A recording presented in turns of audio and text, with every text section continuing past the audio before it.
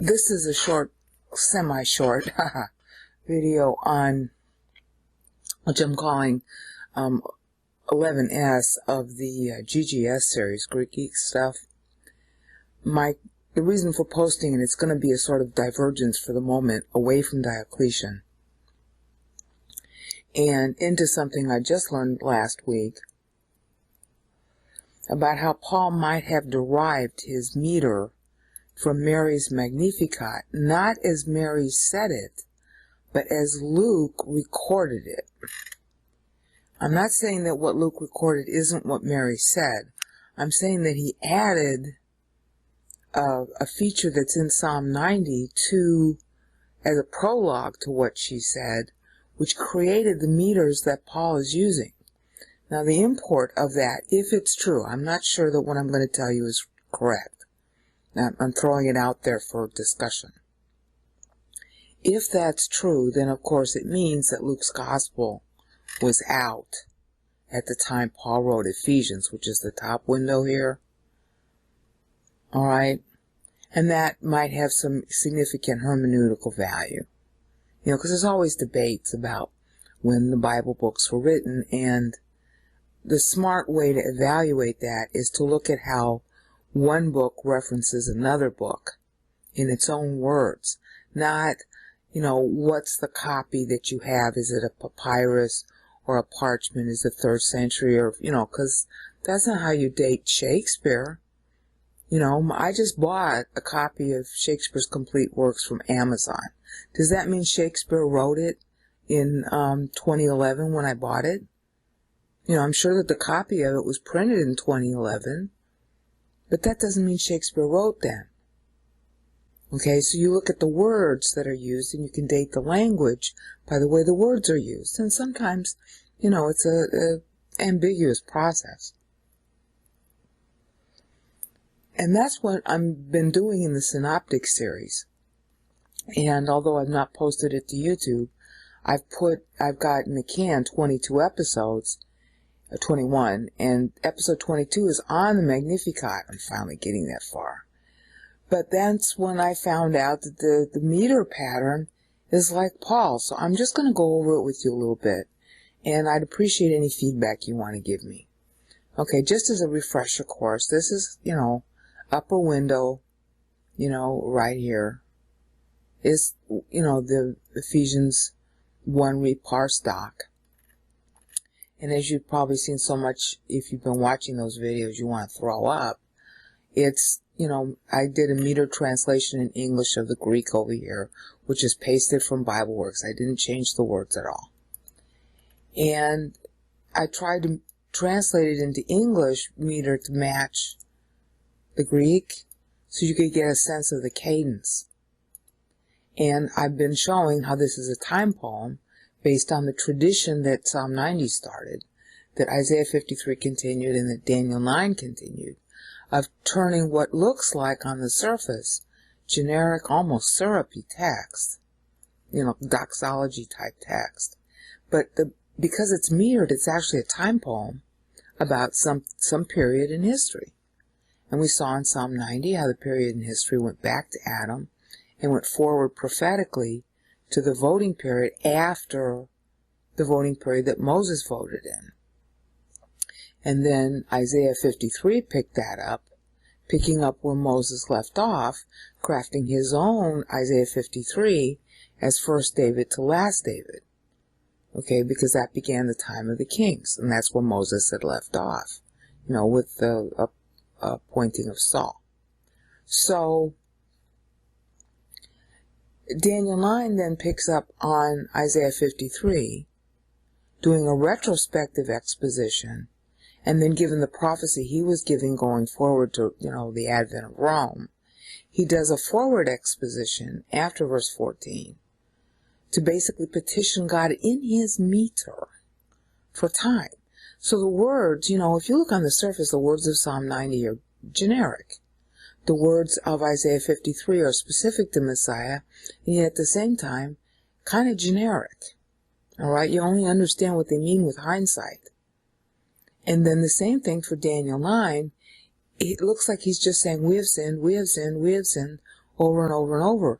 But what he's really doing is crafting a timeline, going back to David's Hebron kingship, coming forward to his own date of captivity at which he himself was in Babylonian captivity for 70 years.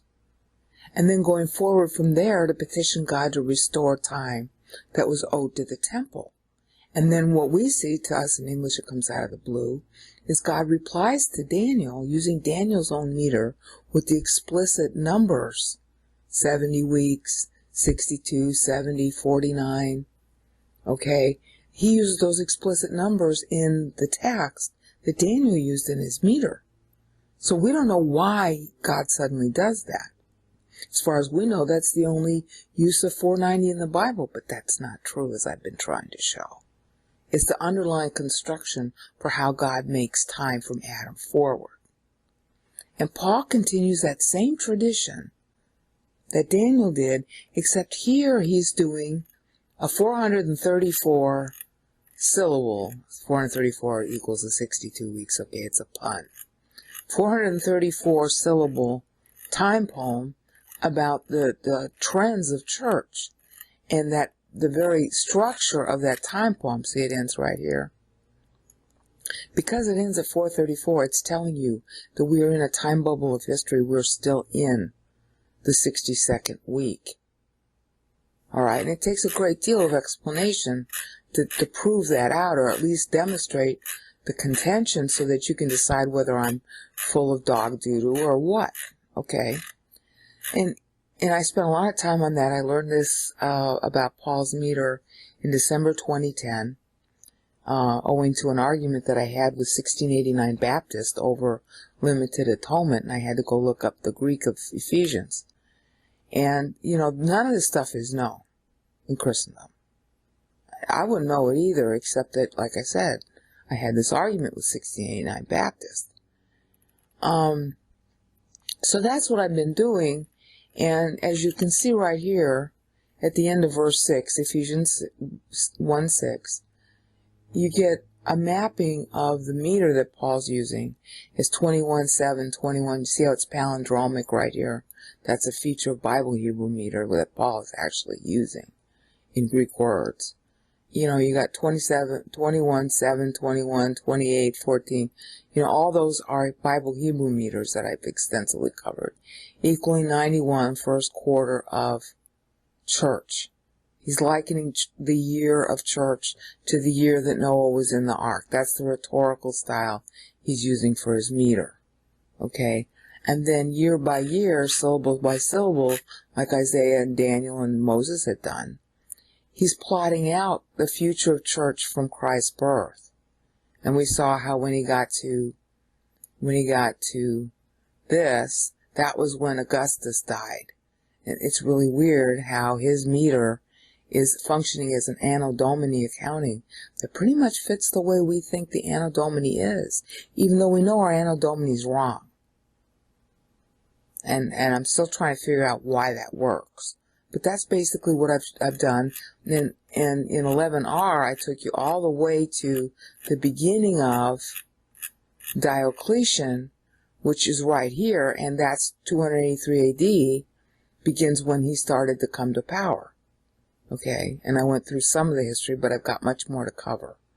Alright, and then what I also showed you was that in the chrono chart, you should view these syllables as years Anno Domini. Alright, so if you went to, for example, let me get it so it fits all on the page here. So if you went to 283, I have these underlined links are books by contemporary Roman and Greek authors about that period. Okay, or about that emperor, like this is about Tacitus, and this is actually, Tacitus' own writing. And this is about Probus that's being discussed by scholars on Roman history. Okay, so here's Diocletian. There's another link on Diocletian, and as you can see, this one is Gibbon. This is the online version of Gibbon that you can read yourself. All these are online links to sources that aren't related to me. Okay, this is at romanemperors.org on Diocletian. And then here's a whole book of a guy who wrote in the 19th century, late 19th century, on Diocletian, which I thought was very helpful, even though he's speculating a lot. And then this is, this is actually, I'm playing a game here, but there's another link at, University of Chicago and stuff like that. So you can look up the links, these syllables are fitting years Anno Domini, and then read off, away from me, other sites that are totally unrelated to me and what they say about the period. So you can evaluate whether what I'm interpreting from Paul is correct or whatever, okay? So, by the time we got here, I was showing how, this 49 in the meter, it's a rhetorical style to use this meter, but it's also predictive of real history. That's how it's used in the Old Testament. And how 49, of course, is the diaspora term, especially used by Daniel, okay, and by Isaiah, actually, in Isaiah 53. So that you can track and see what Paul's doing in predicting church history. And actually it goes, even though this is only 434 years, given the way Paul does his meter, it actually goes all the way to Odovaker. This is basically terminating at the start of Odovaker. Alright, so by ellipsis it includes all of Odovaker. Alright, and I covered that. This particular document is 147 pages long. There's a lot to say. But again, in the chronochart section, you can read segments that are underlined, are websites, usually to scholarly sources or contemporary Latin or Greek, off-site and unrelated to me. Anyway, that's the backdrop for what I'm about to say. I'm sorry it took so long, but let me go back to this part, because this is where we're going to start. Now let me go to the verse. Okay, so here we are back in the verse. And by the way, this Word doc that I'm showing you is in the video description. You can download it, and if you use it in Word, which means you have to make sure that you get the, where's the title page? You have to download, here's where you can download the fonts so you can read it from BibleWorks. I don't know how to use Unicode yet. I have to learn it.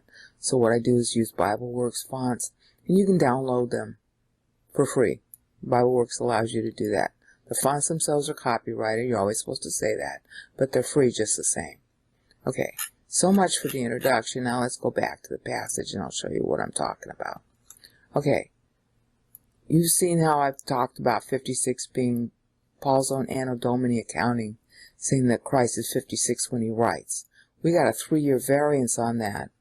And there ought to be a 3-year variance to the Roman emperors here too, but there isn't, and I don't know why. It sounds like our Anno Domini and ends up tying to Paul on the Roman system. So then what Roman AUC calendar is he using? That's what I'm trying to figure out. And then I can adjust to whether we can say Christ was born 4 BC or 1 BC, which really means the end of 2 BC, or the end of 4 BC. It's one of those two numbers. Okay, that fits with the documents we've got and takes care of, I could answer, the objections that are usually raised to either of those two dates. But I haven't fine-tuned it yet, so I'm not really sure what Paul's saying. But what is obvious here is that he's using this meter and it all fits together. Okay, it all fits together. It has all the same characteristics that the OT passages have. So I'm pretty sure I've got the right meter for this passage in Paul.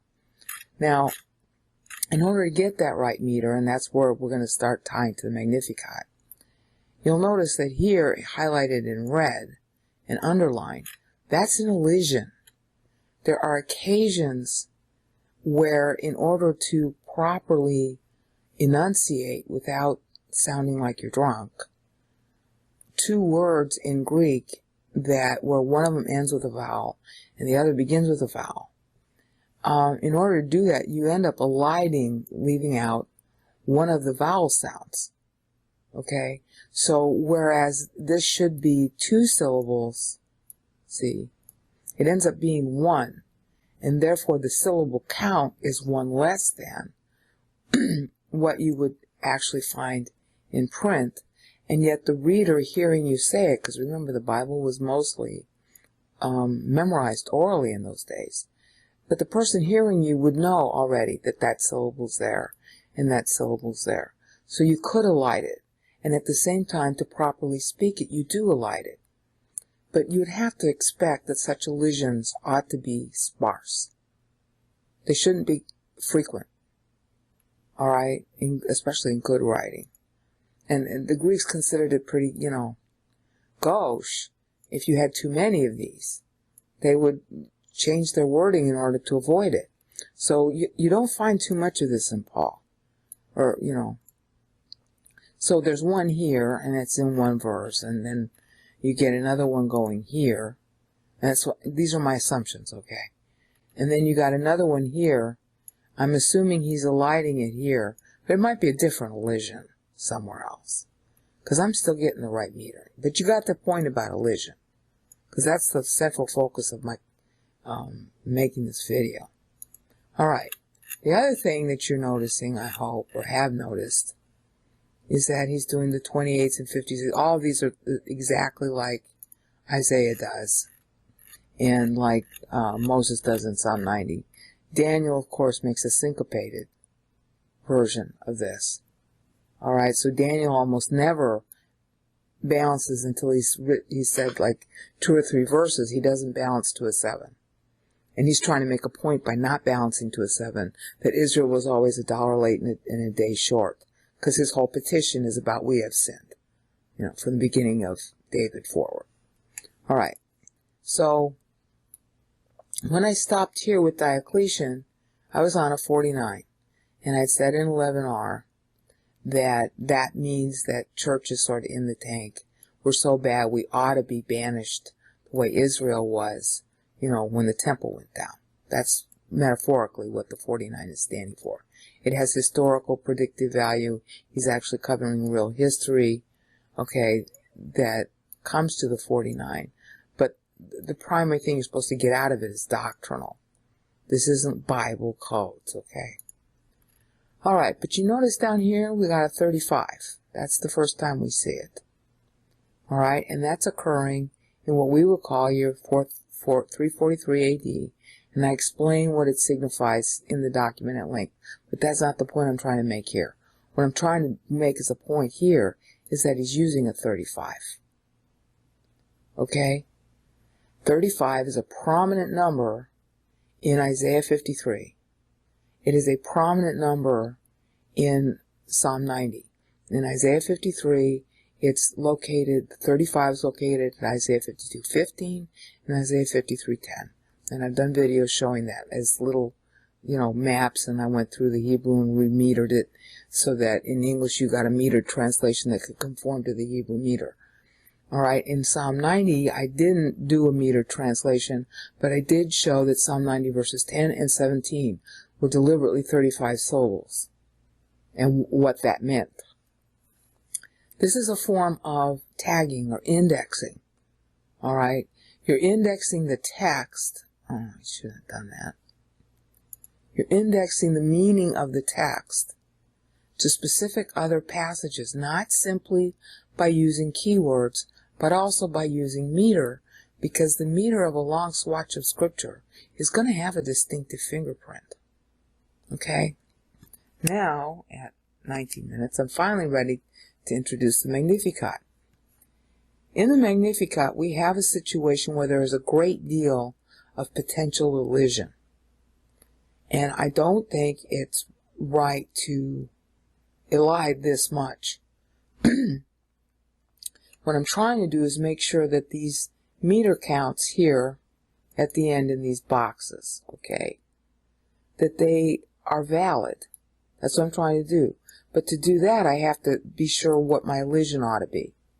If I get a pattern that I can defend, on every single level, because there's like 20 or 30 characteristics of the time poem that have to be met. They're real complicated. If I get that, then I'll know that I have the right meaning. But this all has to balance to a real meaning, all right? And the elision makes all the difference, and I want to show you how much difference it makes. Of course, that introduces the whole point. At the bottom, this is Mary replying to Elizabeth in Luke 1. It's called the Magnificat in common parlance. And I'm coming up with 224 syllables as her own portion of the text. It's divisible by 7. That meets one of the criteria for time poems. And she's saying this off the cuff. She's not, as far as I can tell, when she says this, she's not saying it with an eye to it being put into Scripture. But Luke puts it into Scripture. Okay? That's how we know about it. There are lots of things Mary said that aren't put into Scripture. But this he does put in. So the question, of course, is why? And her text is pretty generic. You know, you've seen this 1,000 times. Her text is generic, but it's not. This right-hand side is her own words, her own meter. Okay, and in the latter pages I have notes explaining why she's using these numbers. I haven't worked it all out yet, because I'm not sure it's altogether valid. Alright? But this balances the way it's supposed to if this was a valid time poem. Alright? That's the thing that's got me going. Now, that's this side of it.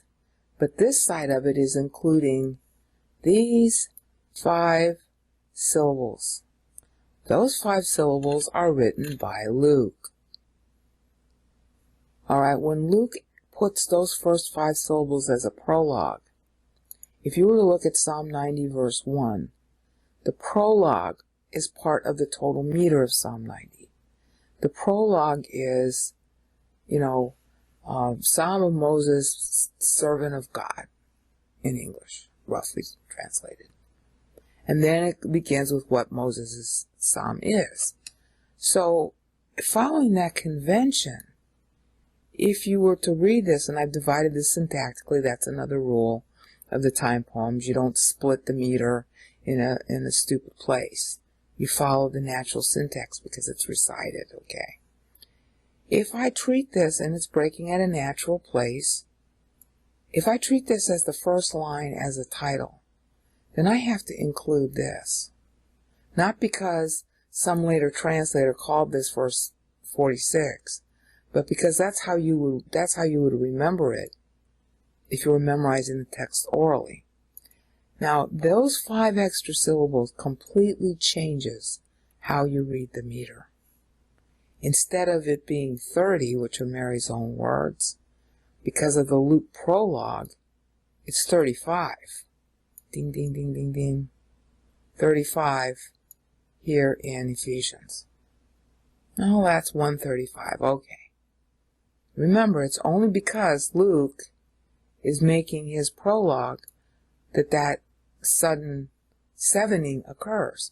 And the rule in time poems, as I've covered extensively from Psalm 90, Isaiah 53, and Daniel 9, who all use this rule, the first divisible by 7 unit, in other words, when the text in the poem is first divisible by 7, that's a date line.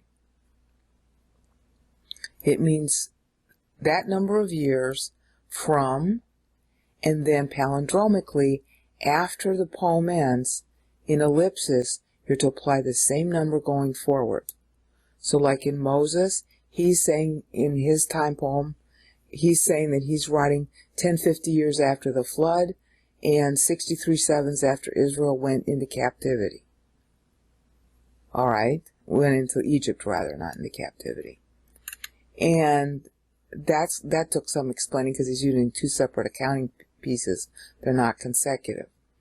But you get to the right, number of years if you follow his accounting convention. So here, Luke is basically adding to Mary's words to give us a dateline when she says them. And then you have to figure out what that is. Alright, and I spent a lot of time in the next 2 pages of this document, which you can download, figuring it out. And then you have the next line that she says it's only 48 syllables, but because of Luke's addition, it's now 53. And this is roughly 14 AD when Augustus dies. All right?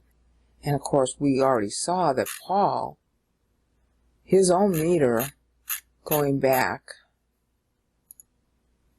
to verse 3,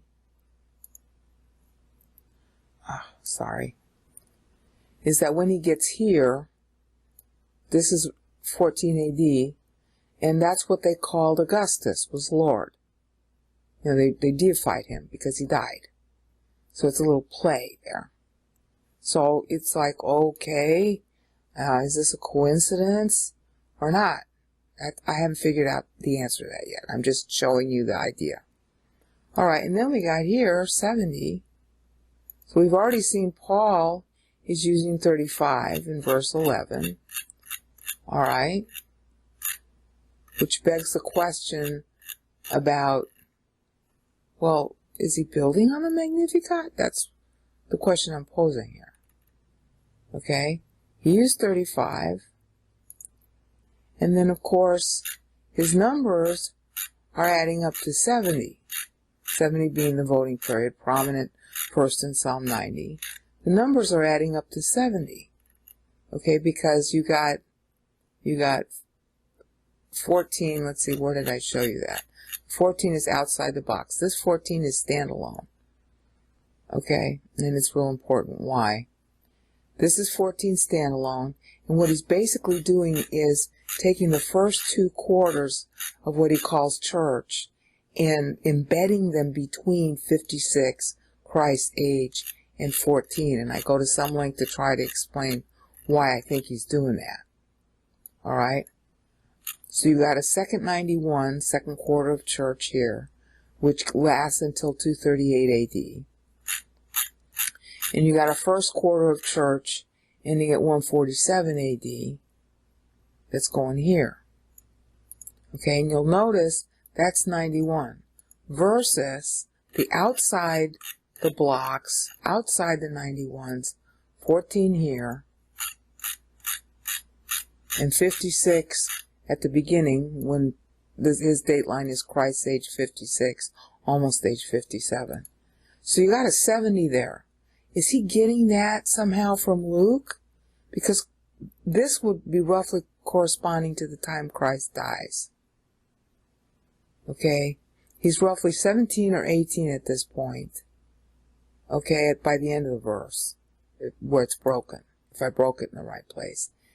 And he'd be roughly 34, 35 here. You're subtracting about a year because remember, this is supposed to be dated actually from Mary's time. And she's just newly pregnant, so you got to subtract a year. All right. So 17 and 17 is 34. Okay. By the end of the verse. All right. You see how that's working?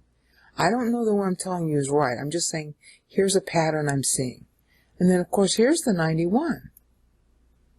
Now, 91, as I explained in the Ephesians doc, corresponds to the number of sabbatical years in a 560-year period, which is the sum of 490 plus 70, which is a basic unit of time that God uses from Adam forward. I spent a lot of videos and explanation on that.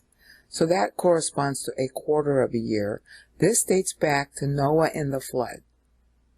All right, and I explain that in my Noah videos and to some extent in the Ephesians 1 Reparse doc, which has all the video lists and all the links in it on pages 4 and 5, so you don't have to go, wandering around my YouTube playlists.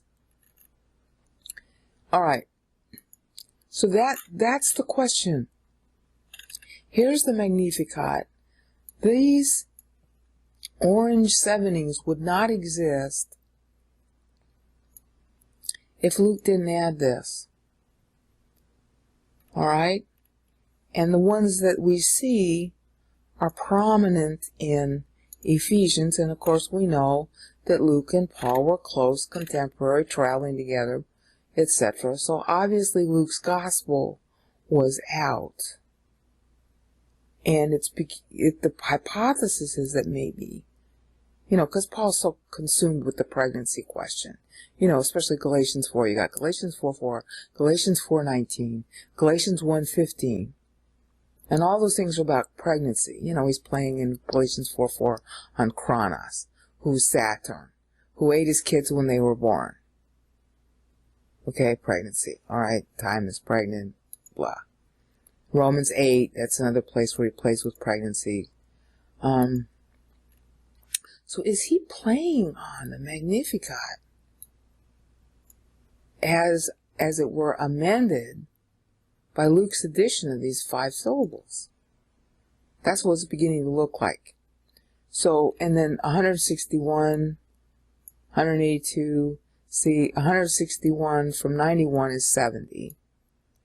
Alright, and then 161 to 82 is 21, very prominent number in Psalm 90, and also in Paul, because he uses 21 a lot. In fact, he uses it as a sort of mainstay, see? He got 21, 7, 21. He uses it palindromically. Alright, there. And that's 28, which is 21 plus 7. And then, that's the last time he uses it, because this last section, from verses 13 and 14, are not divisible by 7 until it results in 91. 91 being a prominent number here. And then that's 91 to 161 is 70. And then that's 21 difference. And then from 182 to Mary's own 224 is 42 syllables, which is prominent in Isaiah and prominent in Psalm 90. So something's going on, right? Isn't that the logical assumption? That due to, and I'm going to increase this window, due to Luke adding these 5 syllables, we start having 70 meter that Mary didn't actually create. And of course, she's just talking to Elizabeth. She's not, as far as anybody knows, she wasn't intending to write scripture. But he's sanctifying it. He's putting it in the Bible. This is now part of the Word of God. First thing we know is that these are really her words, because it's part of the Word of God. The second thing, and in many ways as important, if not more important, is that God means us to learn something from this material. It's not just the syrupy words on the surface in English. And indeed it isn't, because what she's doing, and you have to get into the text, and I'll cover this in future videos in the synoptics, she's quoting specific sections of Scripture. When she does 48 syllables, she's specifically indexing to Psalm 90 verses 1 and 2, which is also about pregnancy. Alright? This, she's hooking up, she's making a play on words in the LXX of Haggai 2:22. She's doing something that a lot of scripture writers do, interpretively quoting scripture, amending the original quote, which you're expected to know, in order to make a point. Like if I said, give me liberty, or give me Christ, or give me death, then I'm replacing the word liberty with Christ, equating liberty and Christ. And if you knew the original Patrick Henry quote, you'd get a lot out of that. You wouldn't think I was contradicting or misquoting. You'd understand why I did that. It's the same thing with scripture writers. They change the Old Testament quotes in order to make points. They're expecting you to know the original wording. Alright? So she's amending part of Haggai 2:22, which tells, Zerubbabel he's going to be seed of Christ. And of course she's seed of Zerubbabel. Going to bear seed of Christ. It's very rich. She's doing games like this. She's playing games like this with the wording. Alright? And she's quoting other sections the scripture that I'd have to cover in a later video. That's not the focus of this one. The focus of this one is really a query to you guys.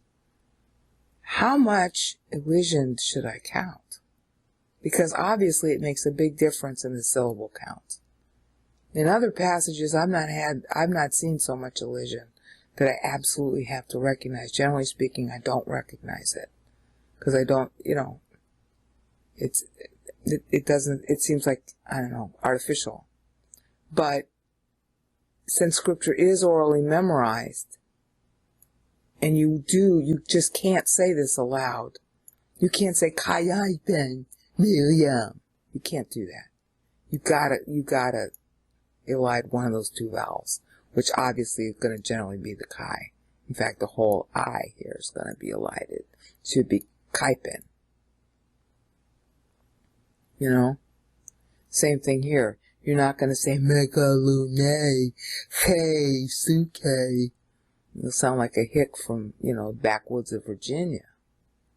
You'd say Megalune Suke. Right? So I gotta elide that. Let's see how I can get out of it. And then again here, the Kai is, frequently elided. Right here. Alright, so those are kind of no-brainers. And this too is a no-brainer. Passe, I'm not going to say it like that. It's going to be passerene. Or I think the old pronunciation should be passerene. Alright, not, modern say K. I don't think that's not how it should have been pronounced in the old days. In languages, the oldest version of a vowel is short. So this would be A plus E. So it'd be I. And if you say it fast, it's I. So it'd be Kai, not K. Right? And I don't care if I don't know. That's just standard philology about how vowels change. So I'm going with that as the pronunciation. So I wouldn't say passerene. I say passerene if I want to do modern, or passerene in what I think is the actual way it should be pronounced in Jesus' day. Okay? But you're still going to elide it. Same here. You're not going to say tau no mautu. You're going to say to no mautu. No. You're going to say this like ton. To no mautu. Nobody would have trouble understanding you say it aloud like that. So that cuts syllables. See? I'm cutting syllables.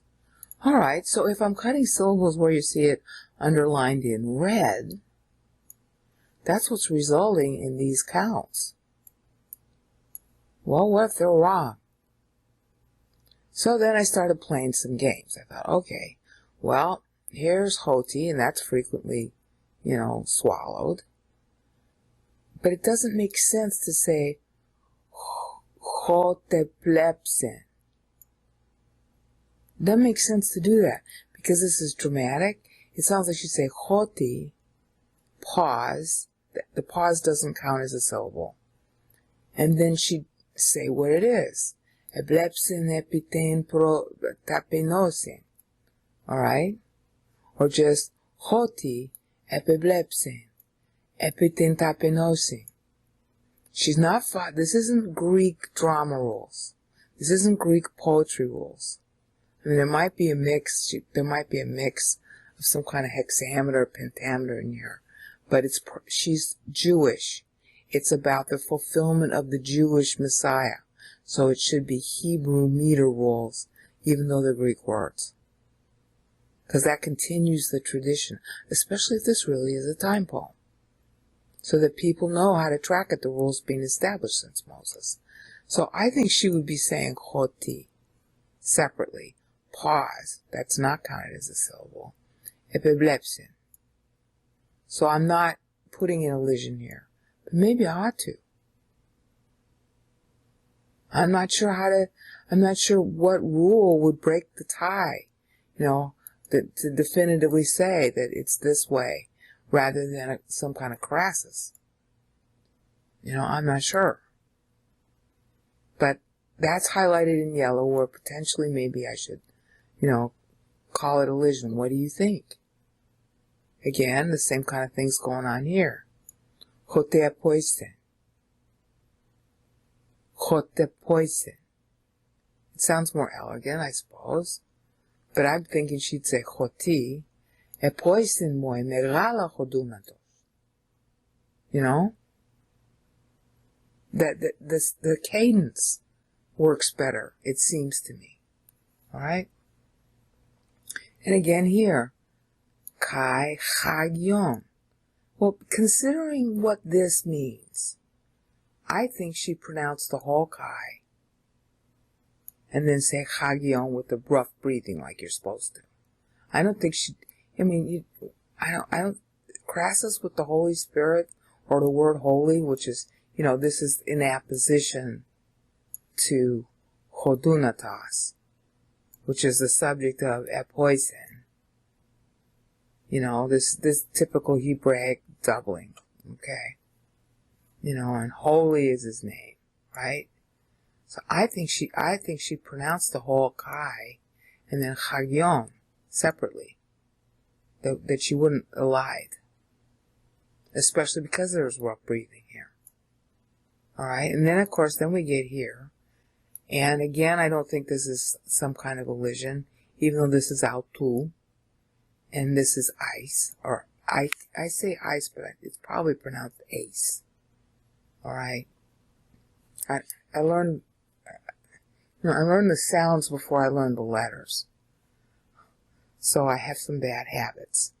Okay? I don't think you'd say, let's pretend it's ice, just for the sake of arguments. I don't think you'd say autice. First of all, that would begin to sound like a dative, which is kind of a play on words given what she says here. But this phrase here is really the Hebrew, me'olam ad olam. Okay, the same meaning. It's literally from generation to generation. Alright? But the real meaning is me'olam ad olam, from forever to forever. It's got that dramatic quality to it. So I think she'd say, chai toeleos autu. Aiskeneas, chaigeneas. I think she'd pause. So I don't think there's an elision here. But maybe I'm wrong. That's why I'm putting it to you. Alright? And then again here we got another rough breathing. So I think she'd really say, chai chupsosin. Okay? Not chupsosin. Especially considering what this means. And makes high the lowly. Right? Same thing here. Antelebet. Now here we might be able to do some crassus. Antelebeto Israel. Antelabet Israel. Antelabet Israel. I can't make my voice go up like you're supposed to, even though I had several years of Mandarin. That's equivalent to a second tone in Mandarin. Your voice is supposed to go up. I can't do that today. Maybe someday I will. Antelabeto Israel. Antelabato Israel. You could say, well, it could be Antelabat Israel. Antelabet Israel. Leaving out the O. So that's sort of up in the air. Alright? And then this one, Menestene eleos. Menestene eleos. You might say Menestene eleos. And that sounds kind of more elegant. Alright? But what if you wanted to stress eleos? Eleos, sorry. Okay? But these are possible elisions that I should count. Which of course wrecks the entire meter pattern. Or at least from this point onward, because this is a good candidate for elision. And then again down here, we got Toi Abraham, Kaito Spermati Autu. I think she'd pause, since this has the same meaning in Hebrew, this would be like Adolam. Most definitely Adolam. And it would be stressed and it would be dramatic ending. So I don't think you got any kind of elision going on here between the U of Autu and ice, or ace. Autu ice. Autu ace. Out ace. That also sounds dative. And that kind of has wordplay too. Sound play on the dative. But it misses, it puts the wrong focus on the most important part of the sentence, which is here. Aishtonayona, forever. Me'olam, adolam. Adolam, in particular, being the Hebraistic meaning here. And of course, that makes 24, but this won't be 224 anymore if there's elision in any of these yellow spots. So what do you think? Do I got the elision? Does the elision make sense or not? That's what I need your opinion on. Now this blue stuff here, I was just playing games with, well, what if I did an elision? Alright? What if I did an elision here?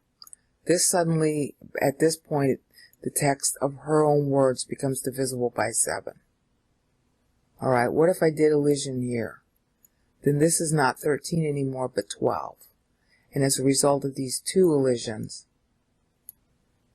this total syllable count becomes divisible by 7. Alright? If I did elision, if I didn't presume elision here, for the reasons I explained, I think that this is too famous a phrase for her to elide it. If I didn't do elision here, then again the text becomes divisible by 7, the syllables at this point. Alright? And then I basically assume no more elision. So the text becomes divisible by 7 here and here as a result of the prior elisions, if I added those as elisions. Assuming that there were no elisions here, I don't have any more text divisible by 7. I don't think I have text divisible by 7 from this point forward, even if I assumed all of these as elisions. Now what that means is, and this is what's breaking the rule, is that the ending syllable count here is no longer divisible by 7 in either place. If so, this is not a time poem.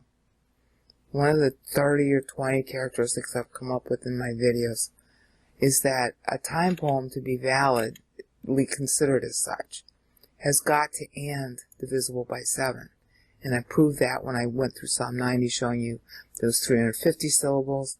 Isaiah 53 was 462 syllables, which has syllables in ellipsis that makes the whole thing 1078 syllables, because he's mapping from first David's birth to last David's death, and I explained what the ellipsis was, because Moses had his own version of ellipsis, which I also explained. So with and without the ellipsis, it has to be divisible by 7 by the end of the time poem, or either you've metered it wrong, or it's not a time poem. Now, I could be making mistakes in here any place, So, and then of course Daniel 9 is the same thing. Daniel 9, his prayer runs 742 syllables, which is divisible by 7. And then just like you're seeing here, although Daniel's using different numbers, Daniel at several points, 5, 6 points, during his prayer, at a syntactical place, it's broken syntactically. Just like these are syntactical units, syntactical phrases, they don't break artificially. Alright? So too in Daniel, he's got 5 or 6 points where his paragraphs are dividing by 7 on purpose. And you can prove why. And you can prove what he's doing. He's actually tracking the history of Israel's kings. And they track syllable by syllable, syllable by year, just like Isaiah had done. He's tracking back to Isaiah. And his paragraphs divide by 7 also. And his ending divides by 7 at 742. And then Paul, of course, is divisible. Let's go back to Paul. And as I had shown before, Paul is dividing at 434 the pregnant 62 weeks, which is the sum of the 364 years the temple is standing as a reimbursement, plus 70-year voting period also as a reimbursement, which I explain at length in both my web pages and the video description links have that, plus this whole document here. If you just want to read parse doc, what you're saying, All the links about this topic are in this document on pages, here, let me just show you, pages 4 and 5. So the bottom line is, see, this is where you'll find the video playlists, and the web page links are on the next page. So everything I'm talking about you can find tracked in this document, just download it. So the question is whether or not Mary's Magnificat is properly properly metered. I mean, in the other three passages, and Paul too, it was kind of a no-brainer. The meter was so clear that it didn't take me very long to do that. I just didn't understand what the meter meant. That's what took the time. Finding out what it was easy. Understanding what it meant took me a while to understand. Here, I can easily guess what it means. I mean, the 224 here, this is dating back and measuring back from Hanukkah, the first Hanukkah, since Christ is going to be born on Hanukkah per Haggai 2. She's playing back to Haggai to reference that. She's also playing Zechariah 3 and 4. It's a long story how you can prove that. I'll show that in later videos. But she's dating, her dateline function goes back to the first Hanukkah and measures forward to the tribulation, and she's also debiting from God's 231 syllable meter in Daniel 9:24 through 27, which is based on Daniel's own meter. Daniel writes in meter and God replies in the same meter. And God's reply is 231 syllables long. Mary obviously knew that and debited 7. Of course, all that assumes that I did this right in the first place. And if I did do it right in the first place, what the heck do all these other numbers mean? Whether, both before and after Luke's addition to the title to make the meter suddenly divide by 7 more often than Mary had done it. Those are questions I can't answer. I'm just noticing a pattern here. So that's my question to you. Now you can see, you can download both the documents that you're seeing on the screen in the video description. And I'm sorry this didn't turn out to be as slow or as short as I'd like it to be. But there's always a lot of explaining to do. So you can download this document that I'm playing with here and download it in the Word version, because that way you can click on the links and just navigate the document very easily. Okay, from footnotes, you always got something at the top here to take you to a new section. Alright. Okay, oh, I shouldn't have done that. Oh, I just hung up the computer. It's going on the internet now, and it doesn't like to do that when I'm recording.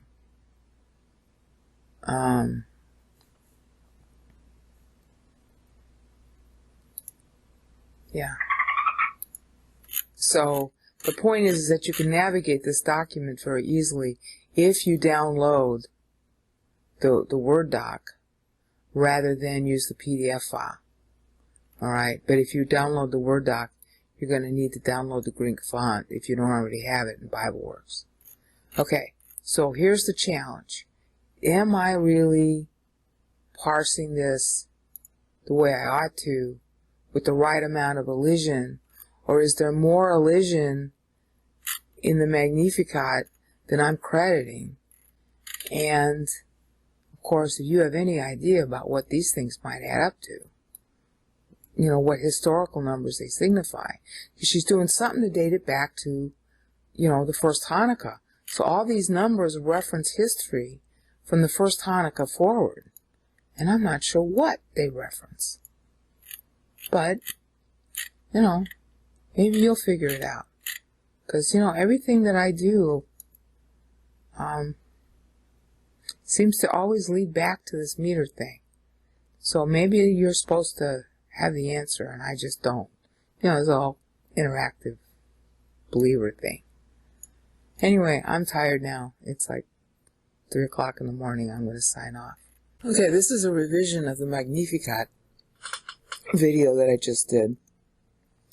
I put a link to this document, and you can find it here in this description too, in the first video I did on this topic, but I really should go through some of the elements of the changes so that you can evaluate it for yourself. I will not be able, unfortunately, to make more videos on this for a while. I will keep on posting the Synoptic Series episodes every Friday, but it's tax time and I've got to do my stupid secular job, okay? So this will be the last video I'm going to make currently for a while. The rest of the videos that I'll be posting I made about a month ago, and I'll just keep posting them at the rate of one a week. Okay, let's go through this. I have changed the meter a lot, and it fits together. So I know that I've essentially got the right construction, you know, and if you see something wrong, I want to hear about it. It takes a long time to get this understood because, first of all, there's nothing known about this kind of meter in Christianity. They've been debating even how to pronounce words and form syllables now for, 300 years. So I have to do a lot of explanation about what I'm finding, and then, wherever it goes, well, that's up to God. Whatever I said is right, I'm sure he'll, witness to that, since he's the real person making me know this. And if it's wrong, well, he'll find somebody to correct it. Okay, so here goes. First of all, you'll notice that it says Kaipen Miriam. It's really important to go through. There's a link in the video description about this whole issue of elision. There was a big debate that went on during Mary's time that was going on amongst the people who spoke Latin and the people who spoke Greek about whether it was elegant or gauche to concatenate syllables. In other words, and it's going to take a little explanation here. In very ancient classical Greek, Attic, for example, especially Attic, they considered it elegant to swallow when you had two syllables together like this. They had a philosophy they call hiatus. And they also had another philosophy they call crasis. It's a philosophy, not merely the language. But the language demonstrates philosophy. That's true of every language. There is a philosophy behind every single language on the planet. It has a philosophy about life that actually results in the way words are formed or not formed. Okay? And then, of course, every language borrows from every other language's philosophies. And so every language is a sort of mixture of elements from other languages as well as its own. Okay? People freely borrow ideas from other people. So that's what's going on here, is that the Latins and the Greeks, who prided themselves on rhetoric, okay, that's really important to know. They prided themselves on good speaking. They prided themselves on the philosophy that went into the speaking. Everything was double entendre, triple entendre, multiple entendre, and you were governed or considered a good thinker if your language demonstrated that you had multiple layers of meaning inside each phrase. It's really important to understand that. You have to understand that Scripture is not meant to be read at one level only. Okay, there is a primary meaning to the text, but there are also multiple connections to other texts in the Bible. Therefore, it's multi-layered in meaning, and all the layers fit together as one building, like a multi-story building. And a lot of scholars know that. The trouble we all have is trying to figure out, what those layers are. And if you don't figure them out, then you're going to misinterpret what you read. And that's, always the problem. So here we go. There's elision here in the red underlined markings. This is elision. This is taking two vowel sounds and putting them together and making one out of them. And the ancient Attic Greeks thought this was a very elegant thing to do. And you can see why. Look at this. Sorry, I'm tired, so my pronunciation is not going to be the best. Kaipen Miriam. Kaipen It's Maryam in the Greek, but Miriam is the Hebrew. Okay? Kai bin Miriam. That sounds a lot better than saying Kai I bin Miriam. When you have to halt in order to say the second vowel, they called that hiatus. Okay? And that the ancient Greeks, particularly those living in Attica, didn't like that. So what they would do is they would execute something they called crassus, aka mixture.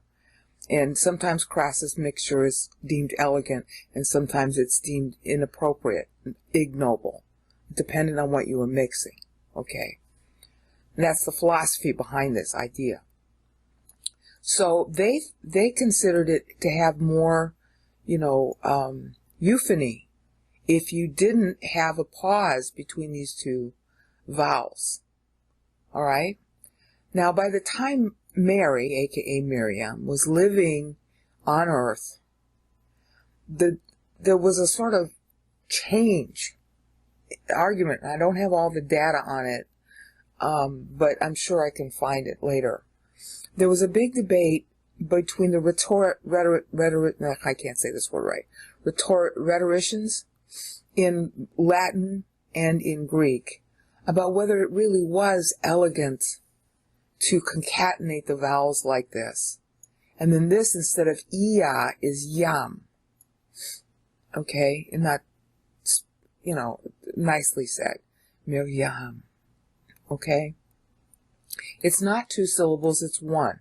That's why I'm marking it like this. Alright? So, the debate was whether or not you were cultured if you concatenated these syllables, these 2 syllables into 1, or not. And then, of course, here, in the ancients, they would have concatenated it. The ancient Greeks did not like having multiple vowel syllables. If they could turn it into 1 syllable, they would. And a good example of that is in Titus 1:12, where Paul quotes a famous Attic Greek phrase, and there's a word there spelled A-E-A-I. All right, to us, that looks like it's 2 syllables, but the Greeks in their meter treated it as 1. And that's key to what I'm doing here. That's key to the change between this video and the last one I did. Because in the last one I did, I'm thinking like a modern person, okay? We would normally make this into 2 syllables. That's not what the ancient Greeks did, and that's not the practice that was the mainstream up until the time of Mary. All right, when she's doing this. And at the time of Mary, that they hadn't yet settled the issue. Okay, now after that, it became more and more accepted and even preferred to take two vowels like this and make them into 2 syllables. Same thing is true here. So what I did with Paul, who's 50 years after Mary's speech here, is there isn't a lot of elision in Paul. But it seems to me he's taking advantage of this debate because sometimes, for example, especially with the word Eudokion, sometimes he's pronouncing the yan as 1 syllable. And that's an anaphora, so it really matters how you parse it. And sometimes he's speaking of it as 2 syllables.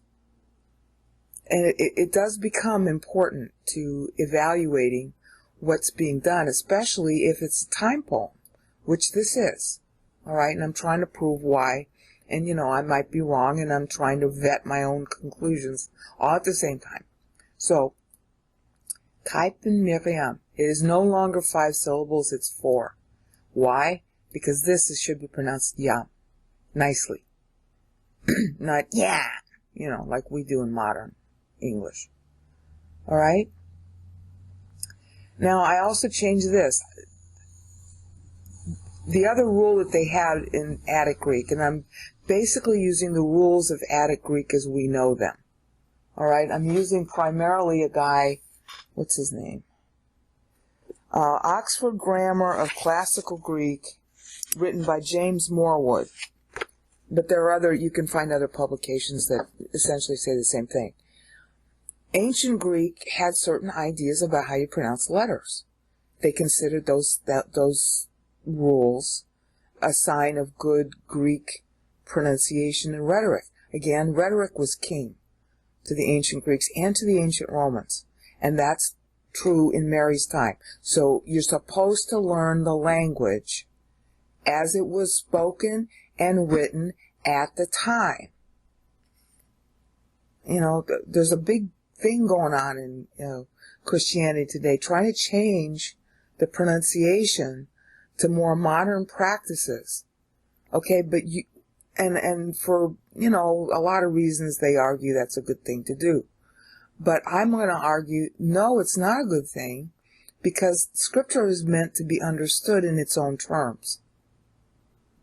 So if you're going to understand Scripture for what it's trying to tell you, you got to try and go back to the rules of the time. That's what I'm doing here. So this, in the rules of the time, you would say as two syllables. This is megalunai, okay? And this is e. So megalune, I'm sorry, I'm saying it wrong. Megalune. Or megalune. This U here, it's a pitch accent. It is not a stress. Your voice is supposed to be in the upper part of your mouth when you say the U. Megalune. The sound, your tongue, where you're making the U sound is in the upper palate. Just, off your palate, not down in your mouth with your tongue low in your mouth. Okay, that's how you're supposed to do it, and I can't do it right. Megalune. Okay? Megalune. It ends up sounding like an accent because we don't know how to do it right. But you say the whole word, because this thing here, the hey, that little apostrophe, that backwards apostrophe, is a rough breathing mark. And the Greeks invented it in order to prevent having a vowel and a vowel. You had to have some kind of consonantal sound between them. That was considered elegant. So they invented the hey sound. They didn't write the little apostrophe on top. They just knew it. We write it in, today. As of about 1,500 years ago, we started doing that, in order to remind us that that sound ought to be there. Megaluneche. Megaluneche sukimo. See how that sounds? Megaluneche sukimo. That sounds nice. Megaluneche sukimo tonkurion. Okay? Now, I'm still not pronouncing it as nicely as I should, but you get the cadence. It works. So I took out the elision that I had initially put in there.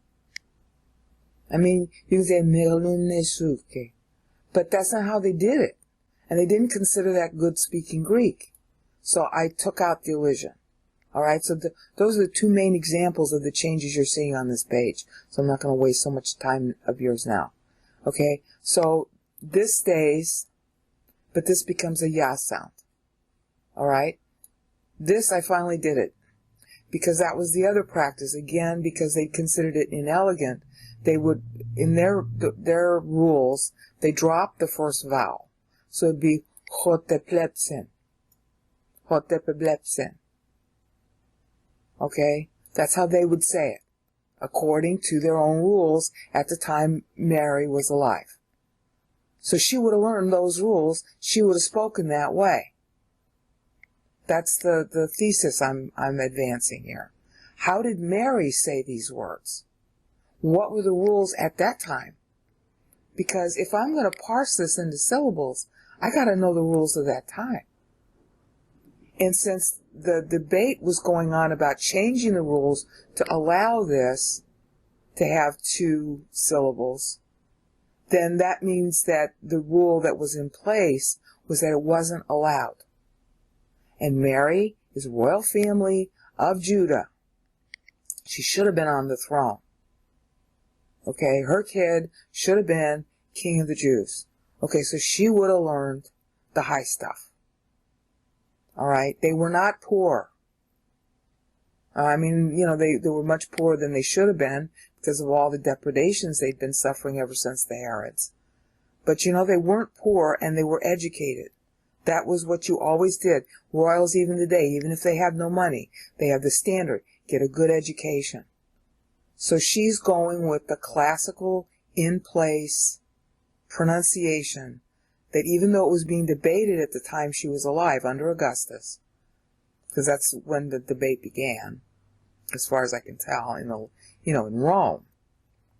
And it was, the Greeks and the Latins were both talking about the same things. Their languages were a lot alike in structure in those days. Even though that debate was going on, she would have been, and I'm going to show you, she would have been 35 at the time, so she was raised with the more classical understanding pre-debate. That's my philosophy for following the metering here. Okay, so now I'm treating this as ellipsis. The E of Hoti is left out, and it's Hoteplepsin. Hoteplepsin. I have trouble saying that word. Okay? The other thing that I changed, as you can see, is that I have now parsed these into individual phrases. Okay? And I'm doing it based on the rhythm and based on syntax. You don't break, and this is an unfortunate practice in modern Hebrew recitation. And it was a feature of Greek recitation then. Sometimes they break a word like there in order to get their meter to match. That's stupid. Okay? A really good writing style doesn't have to go to that, doesn't have to do that. And when you hear the recitations of the Old or New Testament in Hebrew, for example, they break syllables just because it's every sixth syllable. And of course they use that horrible Sephardic pronunciation. I can't stand it. Alright, sounds like you're hearing Arabic instead of Hebrew. Alright, so I'm not doing that. It's a phrase, and when it ends, that's the meter that's intended. Assuming, I counted the syllables right. Alright, so it's breaking in little syntactical units. And you can argue whether I did that right or not. Okay? Now, that's the next change. So as a result of it, if I start accumulating the meter count at these little phrases now broken down, I still come up with a similar but not the same total, because now I'm adding elisions. So that's going to reduce my syllable count. But I'm getting extra insight about when the meter is divisible by 7. The key to Bible Hebrew meter is to look for paragraphs that are divisible by 7. They are keys to understanding what the passage is about, because they're telling you, they're connecting the words, which are often generic in time poems especially. They're connecting it to specific periods of time. Alright? Here, Mary is connecting 35 to this phrase, he regarded. Oh, and I should have said, when I translated it in English here, I matched the meter. In other words, this is 12 syllables, so this is 12 syllables. And you can argue about the smoothness of my translation, but if I have to choose between smooth translation and playing on something the Greek is trying to say, I'll opt for a clumsy translation. Okay? I'll get back to this in a minute. I gotta take a side trip and explain this one so you see what I'm talking about. Megaluno, that's what this verb is. It does mean to magnify, to exalt, but that's really its figurative sense. It literally means to multiply, specifically by produce. And Mary's making a pun. She's going to produce Messiah. Okay, she's the field in which Messiah is planted. Alright?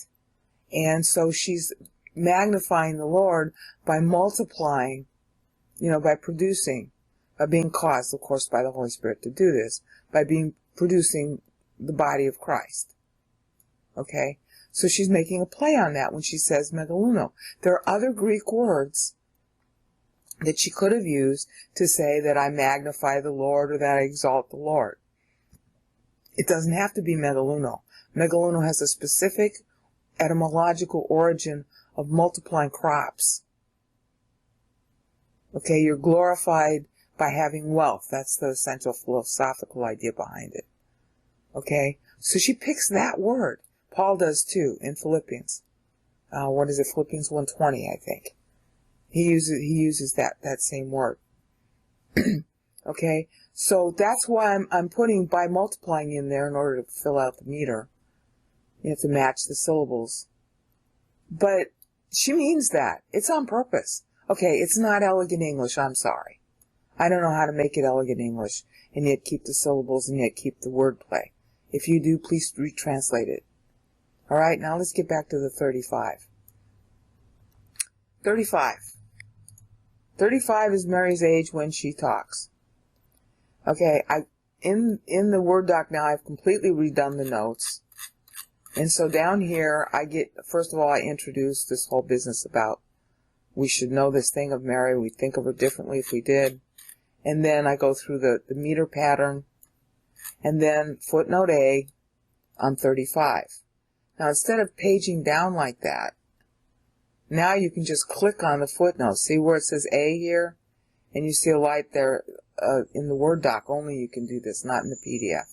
You can click on the A and go straight to the footnote. And then if you've configured your Word correctly so that you have back buttons, and that comes from using the customize feature right here. See? You take the commands out and you can literally move them. Okay, you can move the commands to do, take this for example. I could just move it out here and insert that command as part of my menu. So one of the commands I inserted is a back button and a forward button. So it operates just like a browser. So you can click on A and read footnote A on the 35, which is very long. It's at least 2 pages long. Okay, to explain what 35 means. She's saying she's 35 at the time. That is a date line. That is required. If this is a time poem, the first thing you do is your very first paragraph, divisible by 7, has to be a date line that can be vetted. And this can't. She's saying she's 35, so she's saying she's, talking when she's age 35, which a royal person she should be dating in terms of her own age. That's proper. She's a royal person. You always dated in years from the king. Okay? But the second feature that is also a rule for these time poems going all the way back to Moses, which Moses himself uses, is that you have to take your first dateline paragraph and you're also phrasing it in terms of the number, here 35, times 7. And that is to tell you what she's datelining from. She's datelining from Hanukkah, the first Hanukkah. And her whole poem, that's another rule of these kinds of poems that I'm finding out from just watching how they're done in the Bible, is that your last paragraph also has to be divisible by 7, and it also has to tell you what it's datelining from. Alright?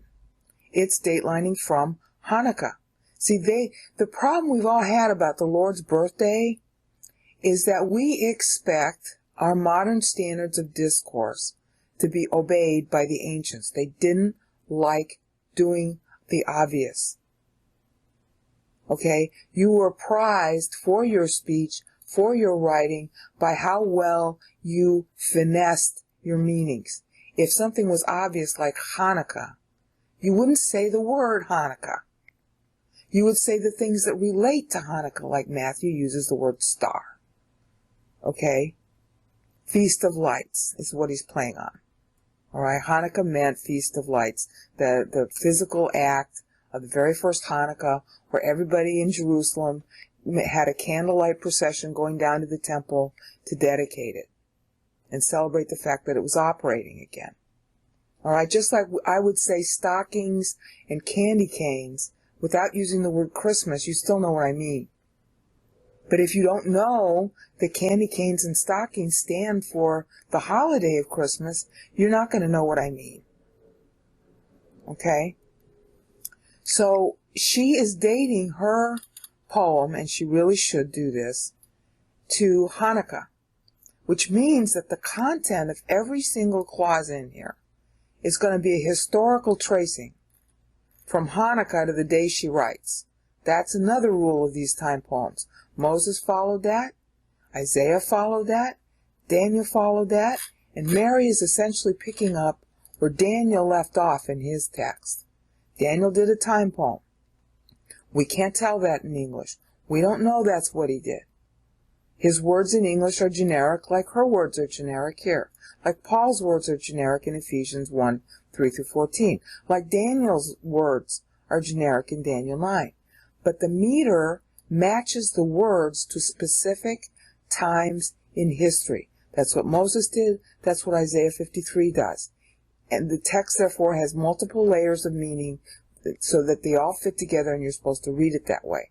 That's how we should be reading the Magnificat. That's how the people who got it did read the Magnificat. But because we don't know the meter, we don't know. That's what we're supposed to do. So in later videos, in the Synaptic series, when I get here, and I might end up putting them here in GGS, I'm going to go through what history she's covering from 245 years before 5 BC when she writes, circa 5 BC. It might be 3 BC. I'm still not clear on Paul's own Anno Domini accounting. Paul is either saying that the Lord was born at the end of 2 BC, which is the most likely interpretation of his meter, or he's still going with what we would call at the end of 4 BC, but to him it wasn't, he didn't have BC AD. Okay, it's a math error on our part, the BC AD. We made math errors when we came up with that. It's a long story why. So it's one of those two dates. So when I say she's talking in 5 BC, it might really be 3 BC. It's Adar of either 3 BC or 5 BC when she talks. So I have to go back 245 years prior to that and explain what happened in history so we can see how her syllables and her content is tied to those specific years, just like I've been doing with 11 GGS and Paul on future church history, because we know that that history is now, so we can understand what he's doing. All right? So that's what she's doing here. And she's stressing 245 years ago, as well as 35 years ago.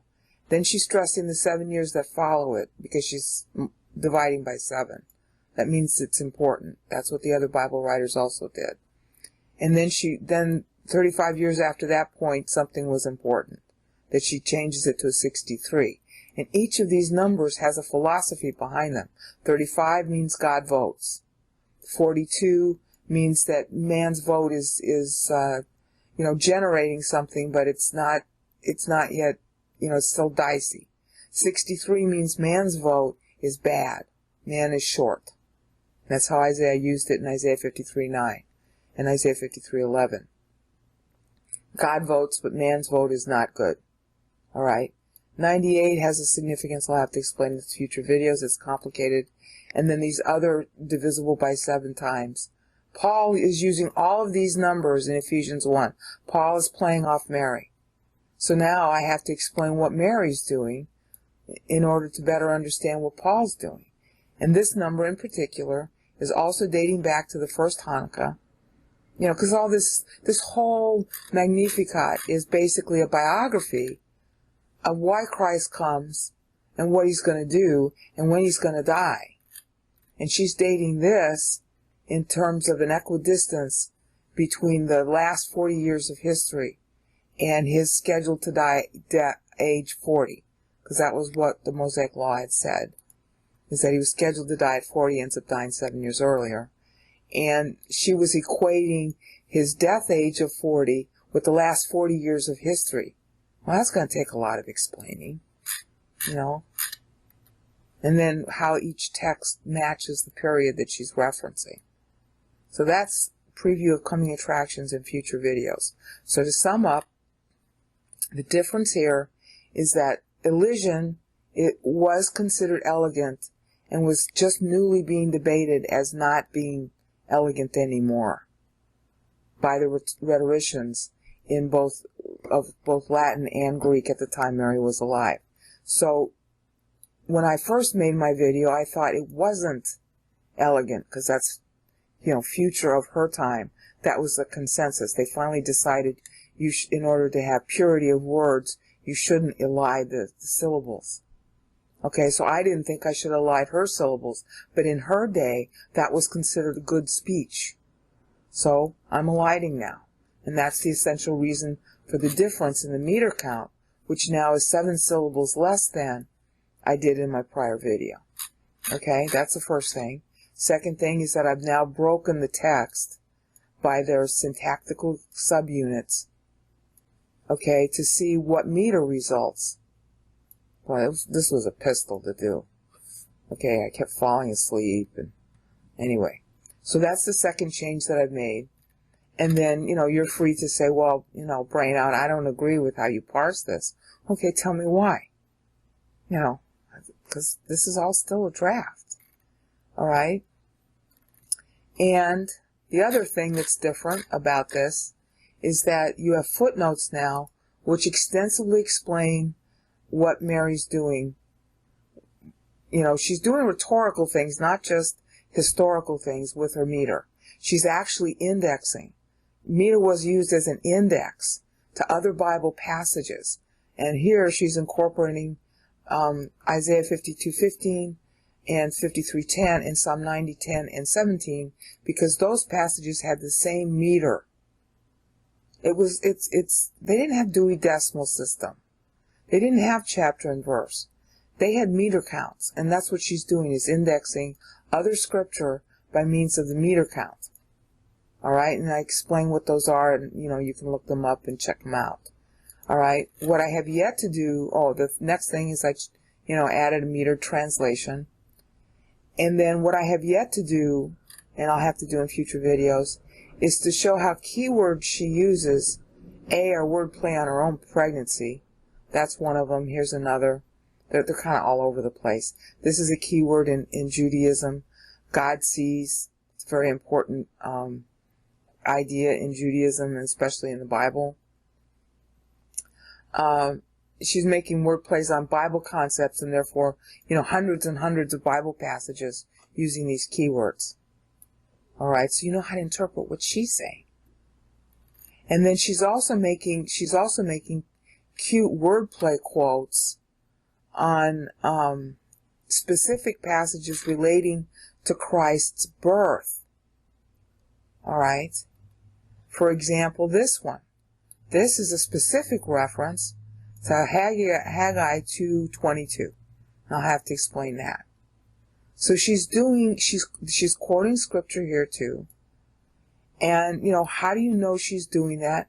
And why is she doing it that way and in this order? And it's going to take a lot of explanation. Now, that's just the tip of the iceberg on this thing. Because what this really means is that there's a whole rhetorical style in of Scripture that would be extremely helpful to hermeneutics and resolving a lot of our Bible debates, especially about when Scripture was written and when people talked. There's a whole genre here that Christendom doesn't know anything about. The Jews do know about it, but their idea of it today is garbled. Okay, well, a lot of our ideas about Scripture are garbled too. So you pick the pieces apart and you try to find the non-garbled portions. So I submit that this is something that, could make a lot of money for the universities and, scholars busy in Scripture literature, whether you like Scripture or hate it. It's a whole genre of analysis that isn't out there. And, I'm 58 and I hate doing this kind of analysis, so maybe that's God's sense of humor to call it to my attention. And the only reason I know about it is because I had arguments with people on YouTube, and because my pastor said things I didn't understand about how believers are used to buy time. So I asked God, how do I find proof of what he's saying? And you're seeing that proof unfold. For the last 4 years I've been making videos on this topic. And now, newly, on Mary the Magnificat. Okay, this video is for masochists only. I've got a break in my client work, so I'm making this video. Ha! What I want to do is show you the difference in meter styles to give you a sense of how you go about finding the meter. It's not easy. I mean, sometimes it's easy, like what you see on screen in Psalm 90. It's kind of a no-brainer. But with Mary's Magnificat, it's not easy. So I want to show you where she's coming from, first by going back to what she's taking it from. All right? We got here on screen Psalm 90, and it's divided into 7 paragraphs. That's the style of Bible Hebrew meter that Mary's using when she uses Greek words. okay, because she's Jewish, okay? Just like Paul is using Bible Hebrew meter with Greek words because he's Jewish. You know, Christ is Jewish. I don't know why people forget that. All right, it's real easy to understand Psalm 90's significance, and the Jews know this, but they don't recognize that it's 84, 70, 70, 70, 56. They recognize the 350, but their tradition is based on Jubilee accounting. So they mistake this as 750s, and that's where they get the common Jewish idea that history has 7,000 years to run. They get that from a false book that's they accredit too much to, called the Book of Enoch. There is no such thing as a Book of Enoch. If Enoch really wrote a book, it would have been in Enoch's language, which was not, Coptic. All right? God preserves the real words that he caused the real writers to write in their own tongue that they originally wrote. Okay? So there's no such thing as a Book of Enoch, but, the Book of Jubilees, which is another apocryphal thing, comes out of, an alleged Book of Enoch, and that's why they misaccount Psalm 90, which is the biblical origin of the doctrine of time. They account that as 750s. This is where the Jews are making their mistake. And of course, their Seder Olam Rabbah, which is the basis for their current calendar, is also wrong. It chops off about 300 years. That's a long story why that happened, and I'm not going to get into that here. But the point is you see on screen a very even, obvious division of the meter. It's divisible by 7 at 84, first divisible at 63, which I've already explained in the Psalm 90 videos. It's divisible in 84. Here's the theme. There's always a theme when it's divisible by 4. Okay?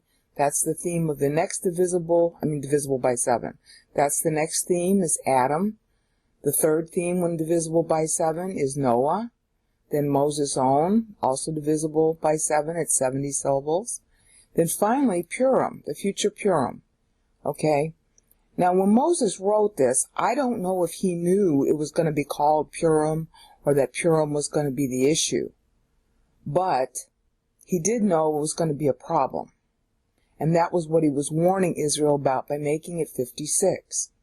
It's really important because I want to show you the origin of the rhetorical meaning of these numbers. They're rhetorical meanings. They're meant to communicate doctrine. This is not, repeat not, Bible codes. They are predictive of history, but they're not Bible codes. They're meant to teach you where you are in time. God has a doctrine of time. Israel was on his schedule. So each one of these numbers has a doctrinal meaning. 84 is the plan of God being completed.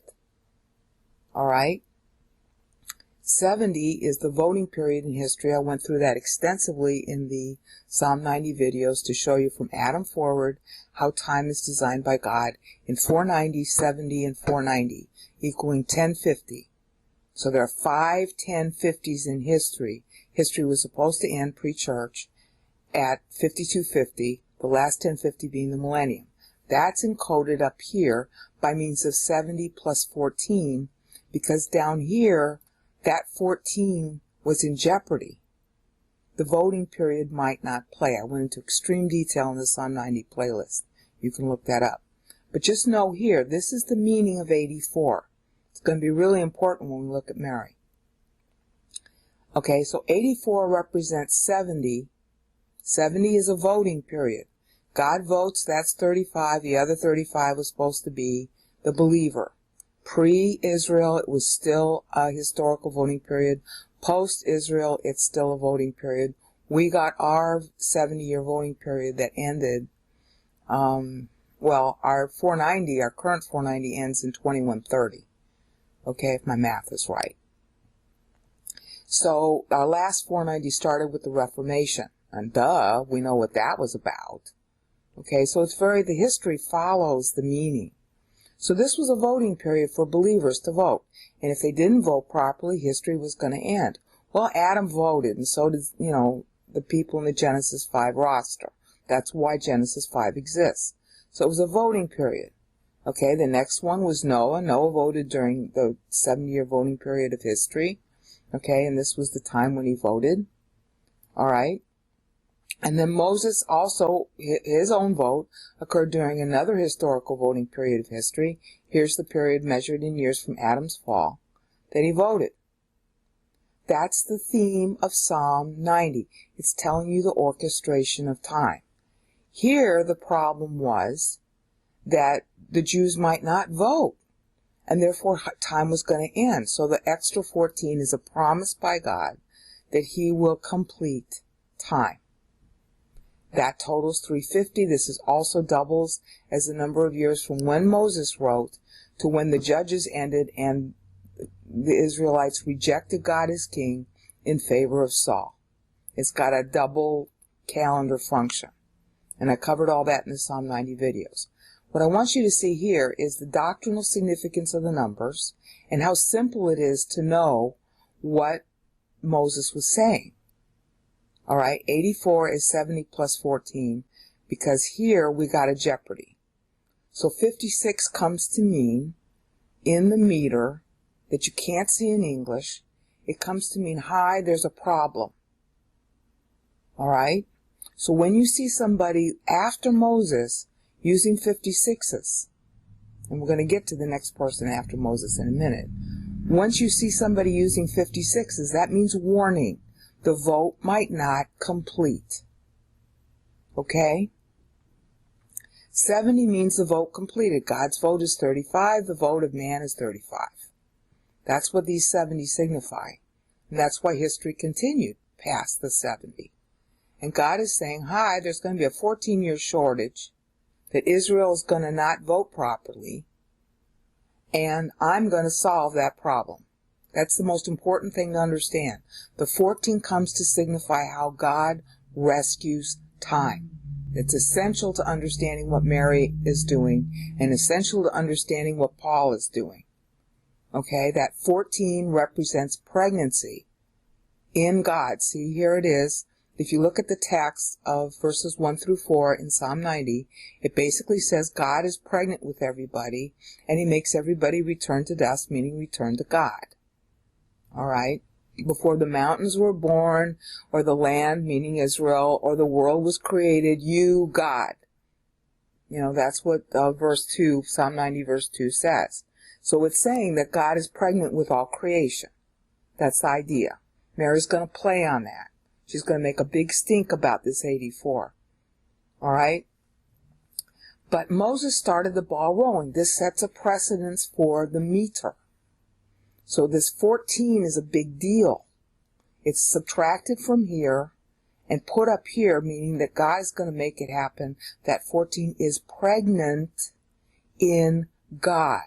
Got that? All right. So now we go to the next guy who is playing on those same meters. This is Isaiah 53 in Hebrew, and I'm not showing you any translation or anything because I want you to see the meter. I'll just explain this to you. Okay, this first part here, 42 syllables, is half of the 84 we saw in verses 1 through 4 of Psalm 90. And he closes it to show pregnancy, time being pregnant in God. He closes Isaiah 53 with the same 42 syllables. Mary's going to play on this. That's why I'm showing it to you. But notice how clear the meter is. You know, there's a guy named Moeller who found the Isaiah scroll or talks about the Isaiah scroll. And the big debate for at least 150 years has been whether the Isaiah scroll reveals that the original Hebrew has missing words. And it's because of that argument that I got involved in this whole meter thing. I'd ask God, I said, how do I prove what my pastor contended, that believers buy time, which is based on Genesis 5, that was his teaching. How do I prove that in the Bible? Just Genesis 5 wouldn't be the only passage proving it. And he led me on this journey. And I ended up getting involved in Isaiah, and I have a thing for meter. And it's like, okay, well, if I can find the meter in Isaiah, I can find out if they're missing words. And it took me like 3 years to work on this, okay? And once I found the meter, I tried back translating the Hebrew into Greek and vice versa to find out what it was. And then suddenly it dawned on me, how to parse it. And this is what you're seeing on screen is what I found.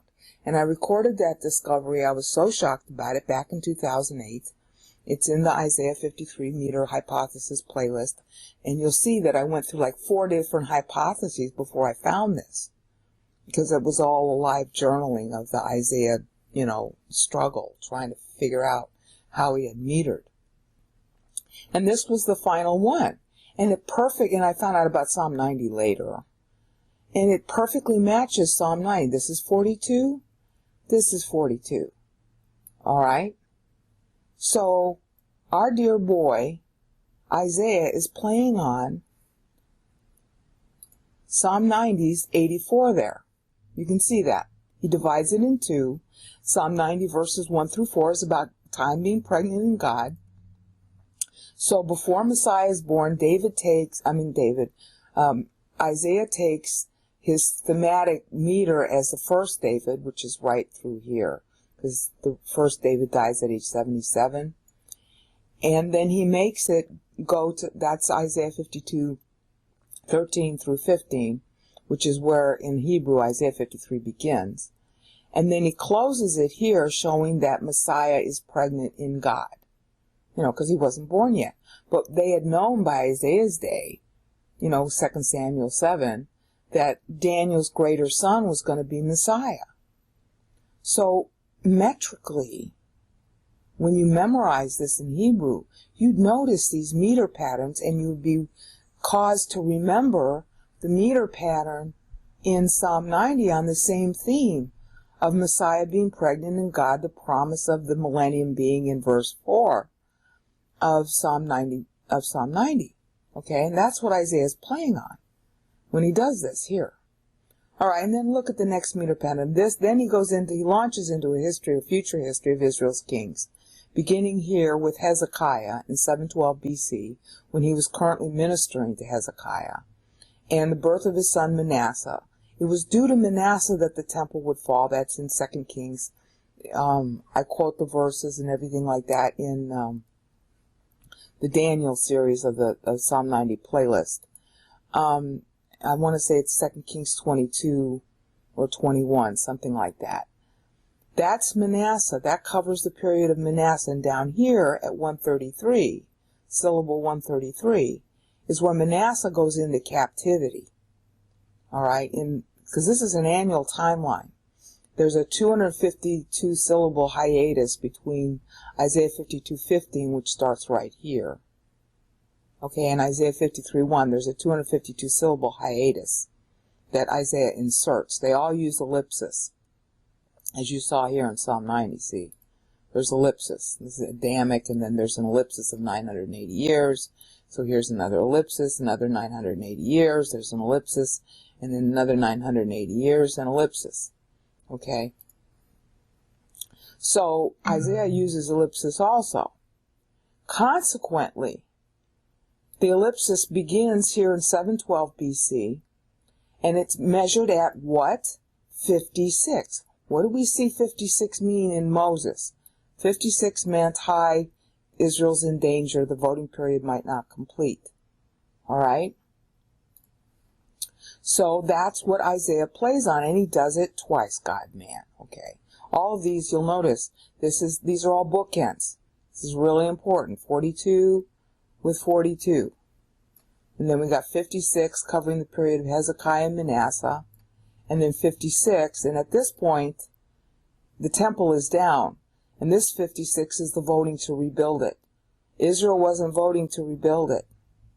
I mean, she ended up voting, but this is the sum of the 49 that Israel was in captivity plus the 7 years extra owed on the 49. That was, the 49 years missed sabbatical years from Rehoboam forward. So that's why Isaiah's putting the other 56 there. And then here is 35 syllables, plus here in verses 4.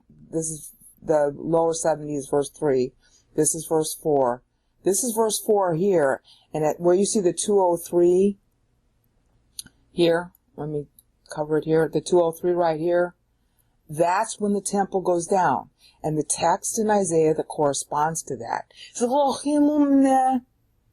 meaning God violated. Yeah, his temple's violated. It goes down. That's 586 BC. And then the next 56 years are all trouble. All right? You know, Israel returns to the land in 538.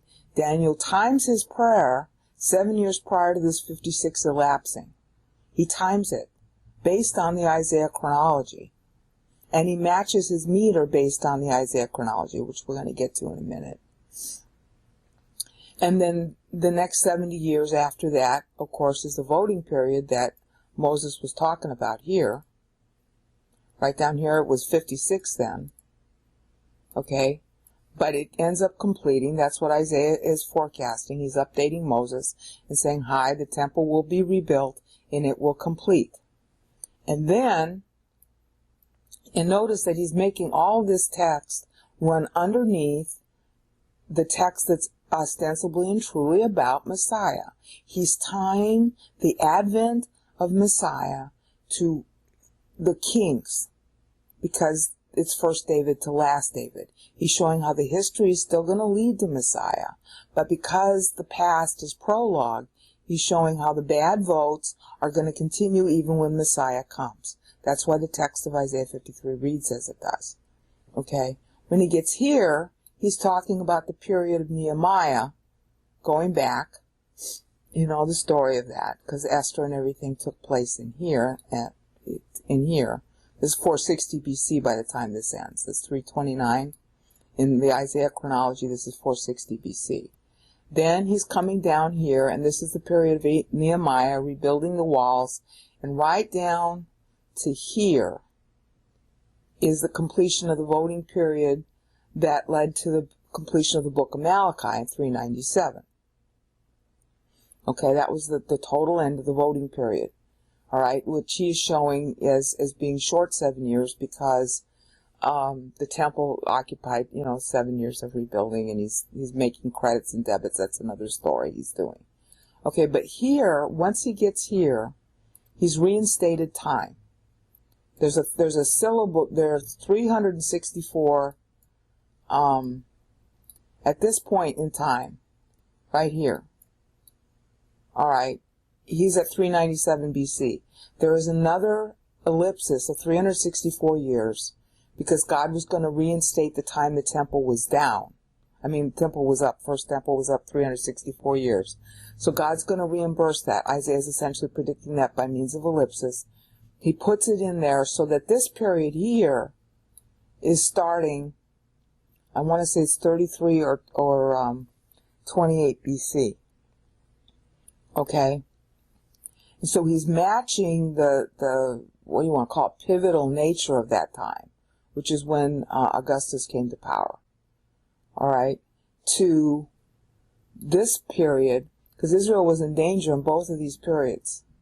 Okay? She was in danger of falling in both of these periods. So he's likening it to the same thing. In other words, God hired Cyrus, then he hired Persia, then he hired Greece. Okay? And because he did that, and of course Daniel will get that update, because he did that, Israel was going to be able to continue existing despite herself. Okay? Daniel's going to plan on all this. That's why I got to show it to you. So is Mary going to plan it. Now, when Mary talks, she's now, at this point, in Isaiah 53:12, right at the beginning, and she knows it. And her own meter is going to focus, therefore, on 42, which we just saw was pregnant from ever since Psalm 90, showing how the pregnant 14 of history gets completed, which is now in her womb. The day she's told by Elizabeth she's pregnant.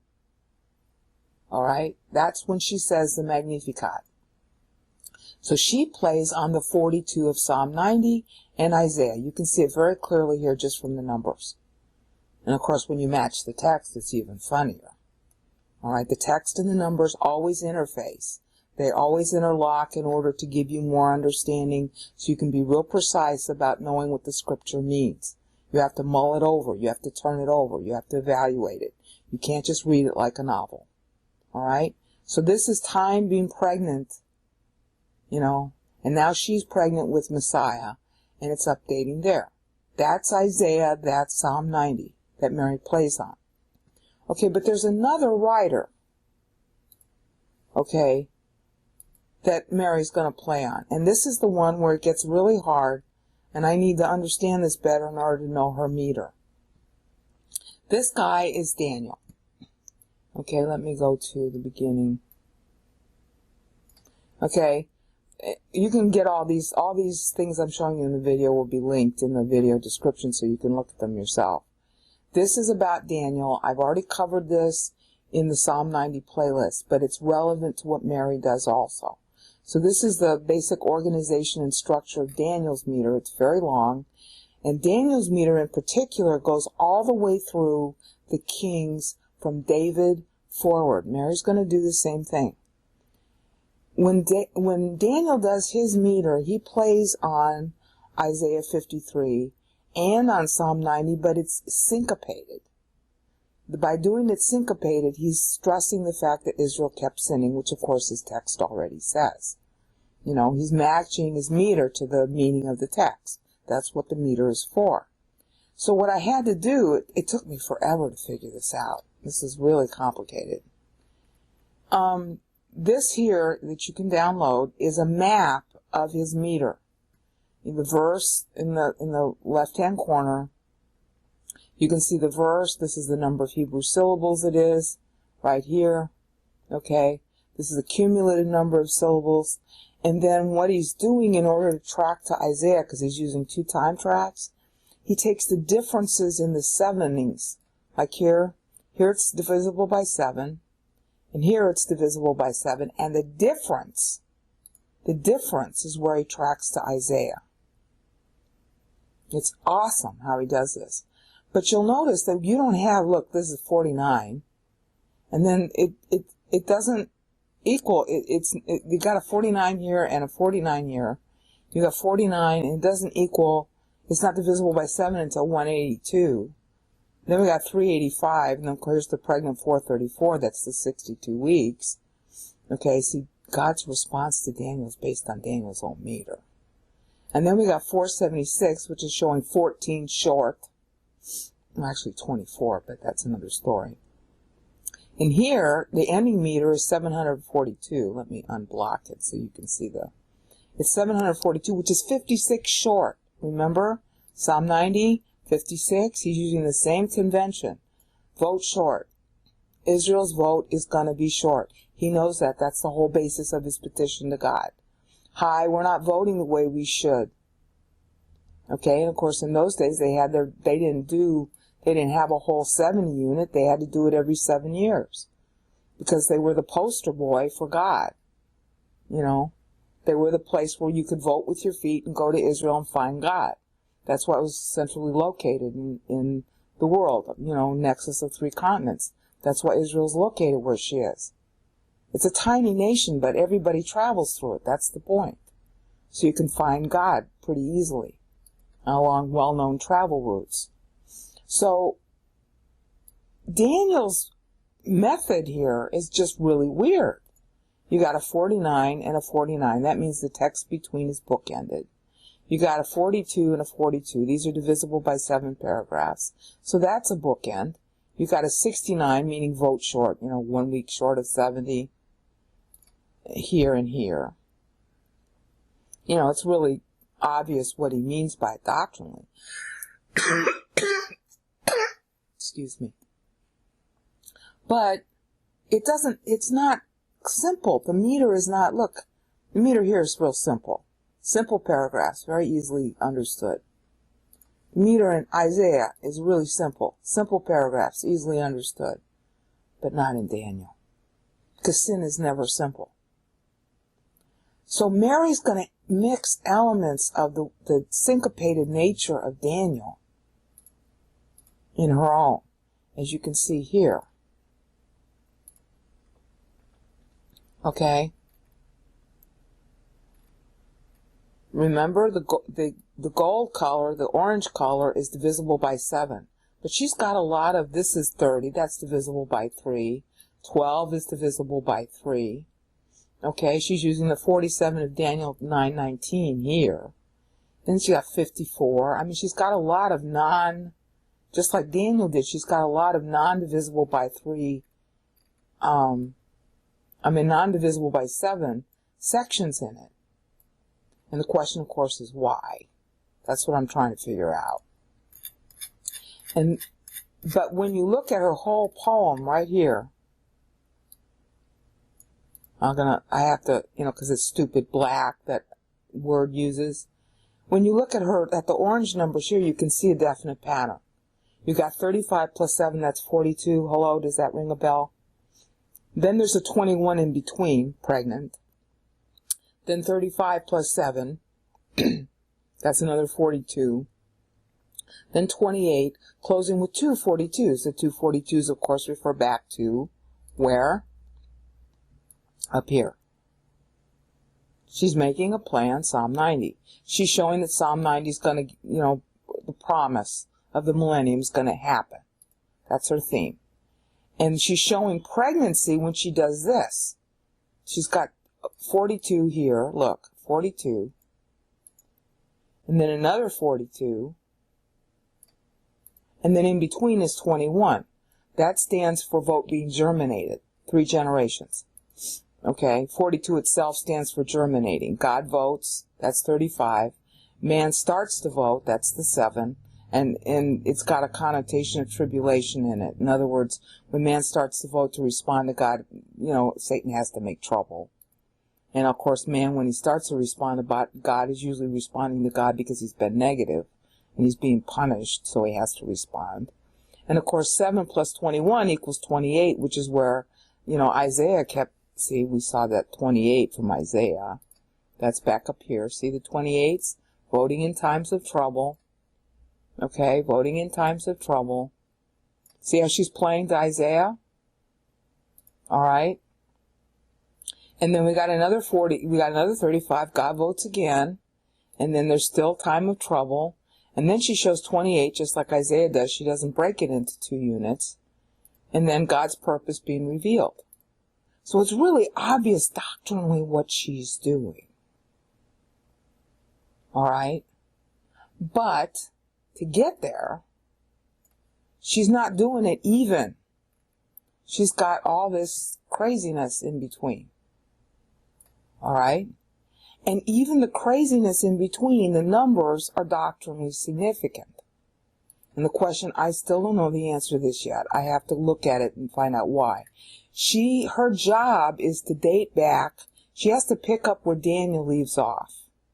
Okay, Daniel leaves off down here in 9:19.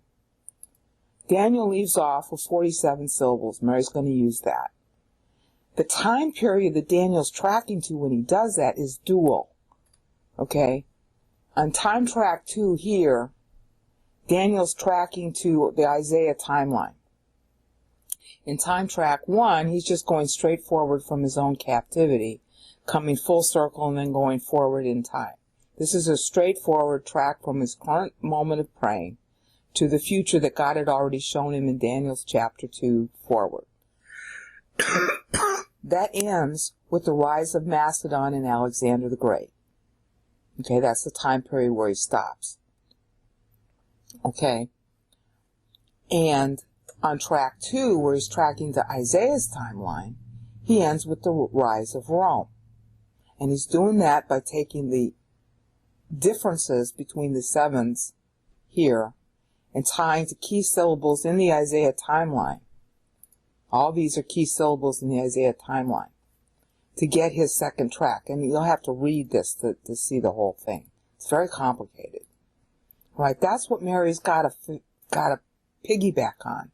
She's got to piggyback on the meaning of Alexander and Rome, which of course then leads to Hanukkah, because Hanukkah came about as a result of Alexander.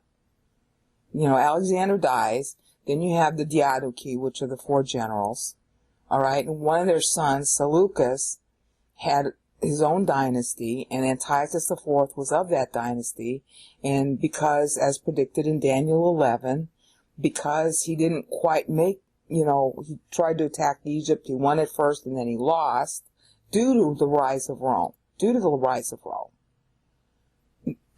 Because he lost due to the rise of Rome, he got mad and took it out on Israel. And that's where Hanukkah came about.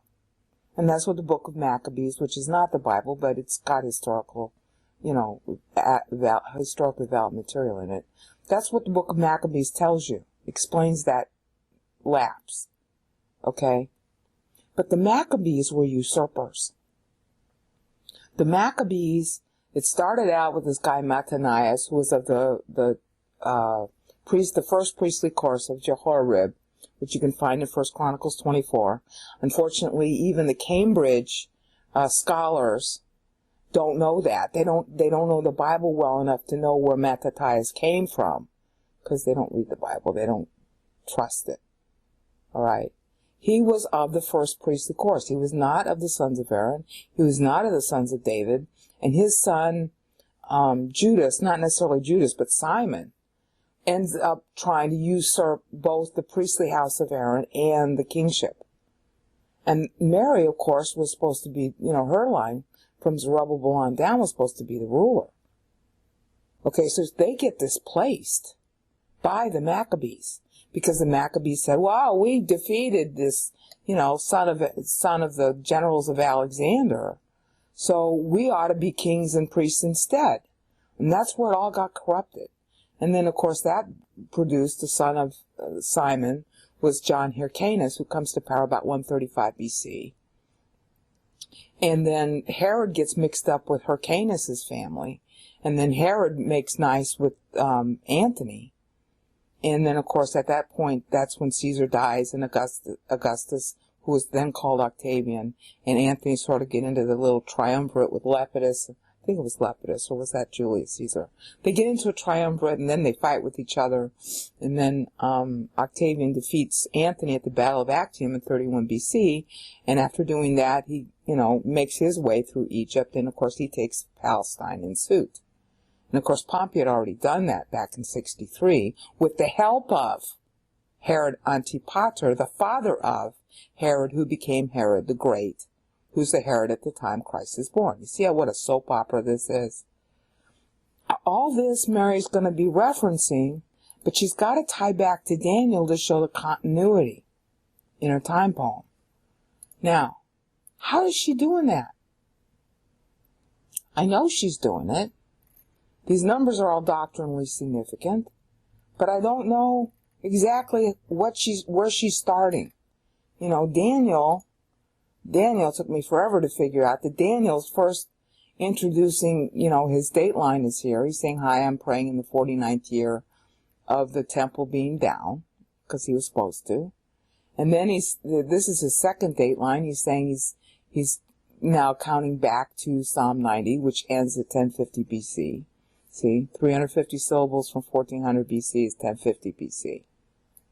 See, that's when the Judges end. That's what the book of Judges, why it was written. It's to show that Moses, what Moses predicted came true. And then the next thing Daniel does is he dates back to David's reign starting at Hebron, because what Isaiah had done is he started with David's birth here and ends with his death. That's what the 77, the 77. The 77 is David's death age, which scholars also don't know about because they're busy looking at Josephus instead of the Bible. God, it makes me sick. If you're a Bible scholar, look at the Bible, not at other scholars. And certainly don't look at Josephus. No offense, but a lot of what that guy wrote is just garbage. Anyway, so she's got to play on this syncopated pattern of Daniel. And so she's probably going to do what Daniel's doing. He first introduces dateline. He has a second dateline tying back to Moses. Then he starts with David's reign in order to tie back to Isaiah, who starts at David's birth. Okay? And then he goes through a chronological timeline of the Israel's kings. Each one of them. You can see this on screen and read the doc. It'll take you forever to read it. I'm sorry. It took me forever to write it. And then he comes full circle to the rise of Macedon so that he's showing what's the meaning. He knows the meaning of what God showed him as far as, that man of time with the head of gold and the chest of silver, blah, blah, blah. Okay. Where is Mary doing this? I don't know yet. But at least if you were a masochist and you've gone this far in the video, you understand a little better about how this works and that it's a real pattern. And it's really obvious that somehow, even if I got individual syllables wrong, I got these paragraphs right because they're doctrinally meaningful. Now, if you see something else, I want to know. But maybe as a result of watching this video, masochist that you are, you too have a better sense of it, and maybe you'll come up with something that I don't know about. This is just a sidebar video on the timing of Hanukkah. The main place where you're going to find this is going to be in the book of Maccabees, which is not Bible, but it does have some accurate historical data in it. And that's one reason to look at it. So we're just going to briefly go through this. Kittim.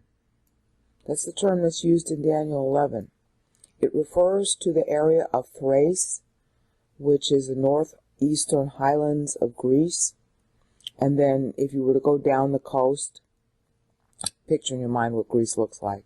You would go down the coast, if you were going to go relatively straight down the coast, as little angle as possible, you'd hit Crete. And then to the right of Crete, for, I don't know, it looks like 200-300 miles, you'd hit Cyprus. And then if you went like another 200 or 300 miles, you'd hit Israel. Okay, going west once you hit Crete. Not east once you hit Crete. So, this is yet another entanglement of Greeks and the Jews that has really been going on since Solomon. And it's really kind of important to know because that's why Daniel is written the way it is that there was a lot of what went wrong for Israel was that she was too enamored of Greek culture. That's always been her problem. And the people who are called the Philistines are really the original Palestinians. Okay? They're not Arabs. They're Greek sea peoples who came from this group of folks in Thrace. There were other Greek sea peoples also, Dorics, blah, blah. But these are the ones who ended up doing most of the traveling and staying. And so that's one of the reasons why they're mentioned. Now, Solomon had a real close relationship with a guy named Hiram, king of Tyre. He was originally, his people had come from this area. Okay. The Tyrrhenians ended up getting into this cult, which, Solomon himself even supported, of the god of Chemosh, or Chemosh, however you want to pronounce it. That was one of those gods where you had to burn your kids in the god's lap in order to get good crops. Really gross culture. But that culture spread across the northern coast of Africa and became known as Carthaginian. The Carthaginians were very good traders, as was Hiram. And what basically happened was the underbelly of Greece and Italy became very much a Carthaginian lake. All right, and eventually, when the Latins started fighting each other, the push of Persia, you have to think about this as a leftward moving population power problem. Persia kept pushing westward. That finally got to the Scythians and the Greeks, and that's what caused the big clash between the Persians and the Greeks, starting with Darius the Great. The Greeks, meanwhile, had always been, for at least 1,000 years, been, sea peoples and traders and all that good stuff.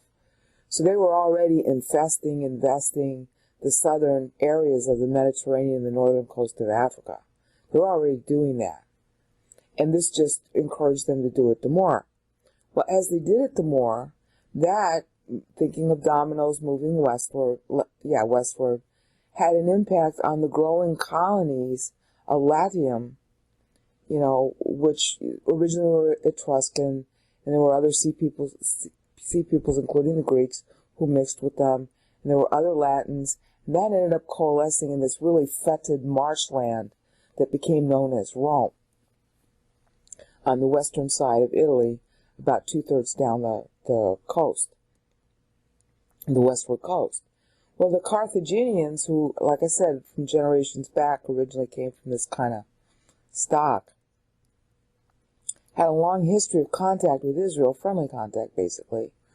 And they were, building Carthage, because there were more than one Carthage, on the North African coast, and their trading was so phenomenal, and they gained so much power and control of the seas and blah, blah, blah, that started upsetting Rome, what became Rome. And that's where you've got the 3 Punic Wars, which is where Daniel basically closes Daniel 9, his prayer.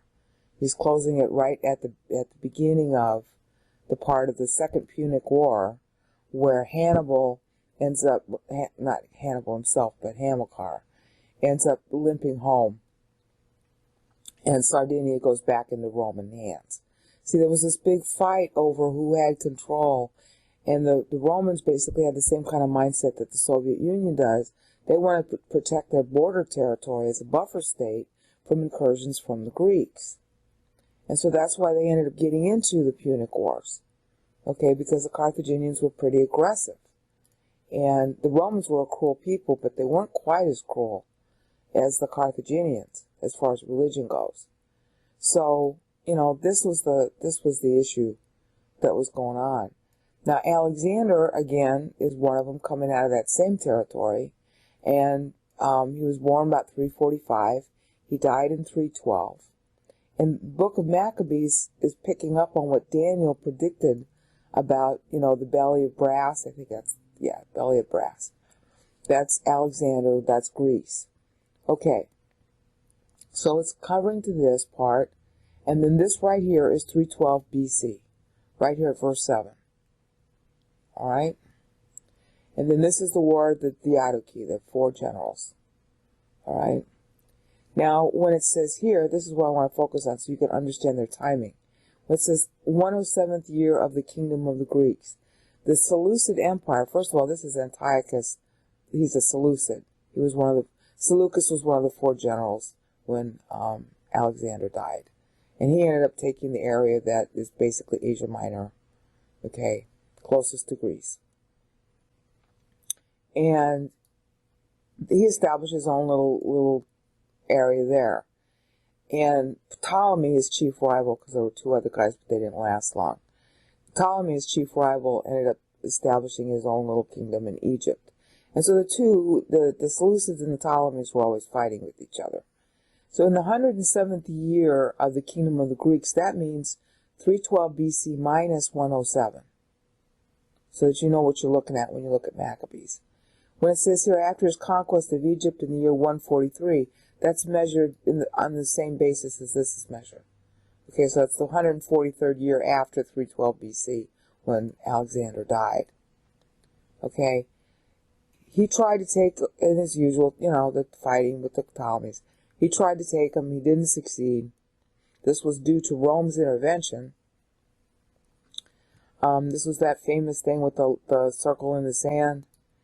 He didn't do too well, just as Daniel predicted. He turns about in fury and he advances on Israel in massive strength. This is the beginning of the 2300 days in Daniel 8. I want to say it's Daniel 8, 13, or 14. Okay, this is what they're measuring. That's why that verse is there. Okay, I mean, just because it's not Bible doesn't mean it's wholly inaccurate. I mean, 2, 3, and 4 Maccabees are rather wacko. But one Maccabees has got some genuine history in it. Okay, so this is 170 BC, okay, when the 2300 days begins. Okay, you can maybe call it 169 again.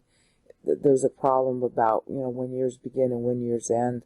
So what we call, 160, 170, and what they call 170 are going to be different because the fiscal years are not the same. All right, so, but the point is, it's about that time. That's when the 2300 days gets measured. So that's what the guy is doing here. Whoever wrote Maccabees is measuring that time. Alright, so he's going to 143, and then, which is our 170 or 169. And then 2 years after that, that's when the abomination occurs. So it's about 169 in our terms. Okay, when this happens. Right here. And there could be a big lapse here too. Because this thing lasted a while before Antiochus actually left. So in other words, he had a conquest of Egypt in 170, but then Rome got involved, and there was about a year and a half hiatus, okay, before he comes back. Okay, and he had plundered Egypt in his wake, and that's what he did to the temple in 143 from 312. And then 2 years later, that's when he does the abomination and stuff like that you can read about. Okay, and then, I hope I don't go too fast here. It should be 148.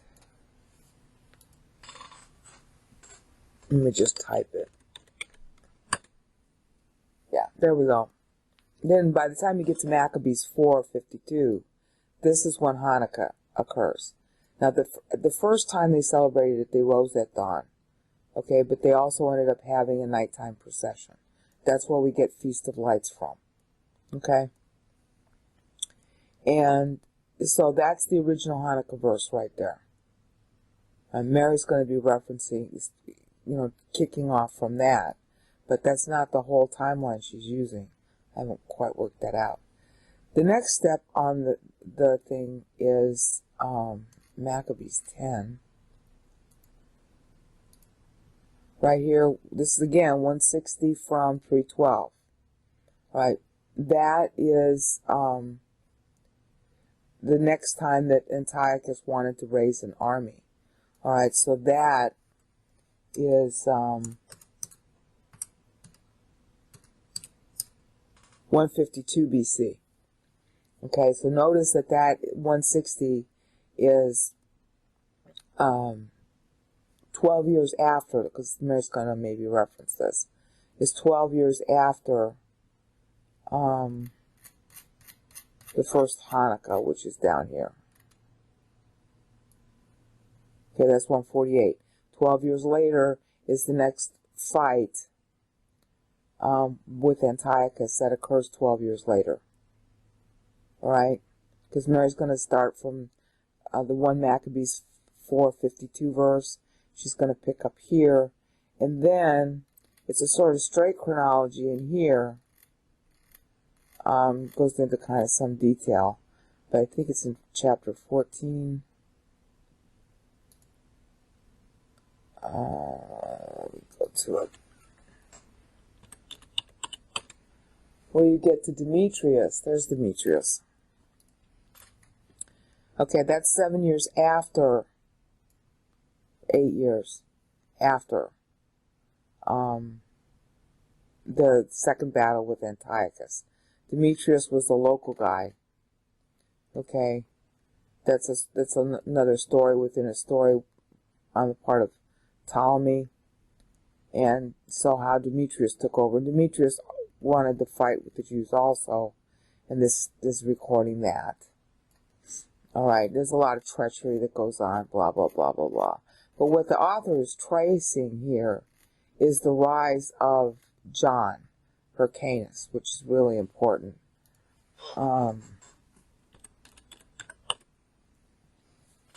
Right here. This is when John Hyrcanus comes to power. And that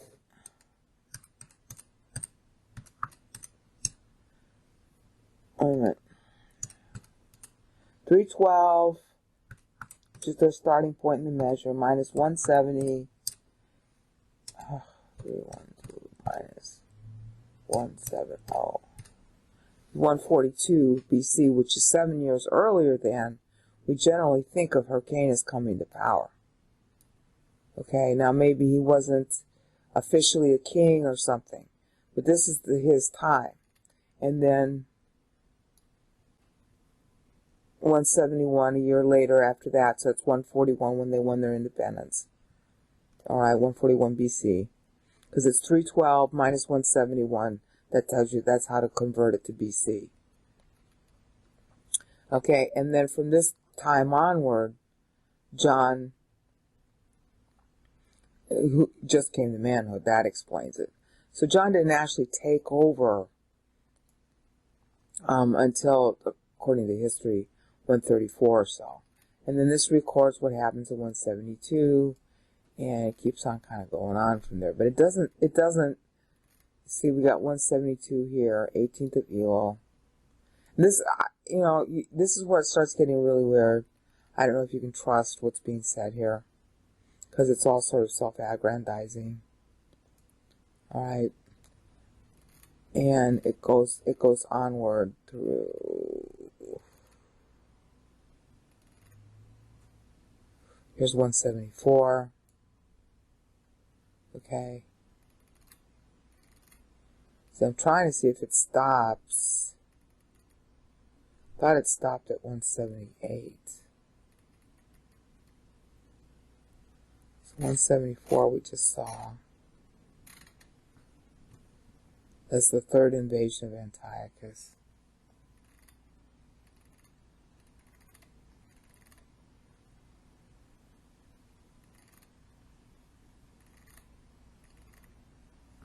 And here are the exploits of John Hyrcanus.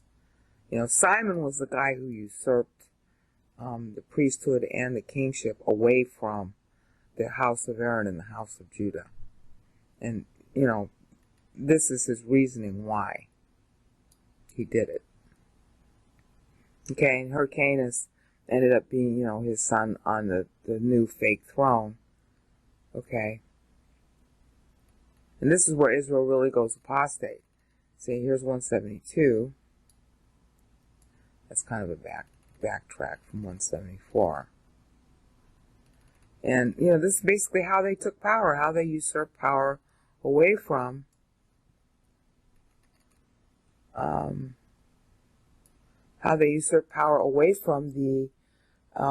the rightful houses that the Bible had set up, that God set up. So, Israel was caught between a rock and a hard place. That's the story that's what makes Book of Maccabees relevant, is that on the one hand, she was being attacked by Antiochus. And on the other hand, and you have to blame the houses in question for failing to rise up. On the other hand, she was defended not by her own, but by, a guy from the house of Jehoram, which is the first priestly course in 1 Chronicles 24, and his kids. All right? So they're just taking over everything. And so here we got, this is 169, this was prior. All right, this is their citation of why they can say what they're doing. See, the Feast of Shelters is supposed to be occurring in the 7th month. They're moving it to the 9th month.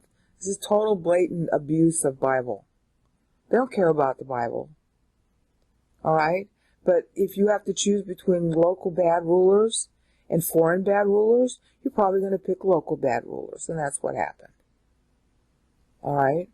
And this is 188, which is 312 minus 188, 124. Okay?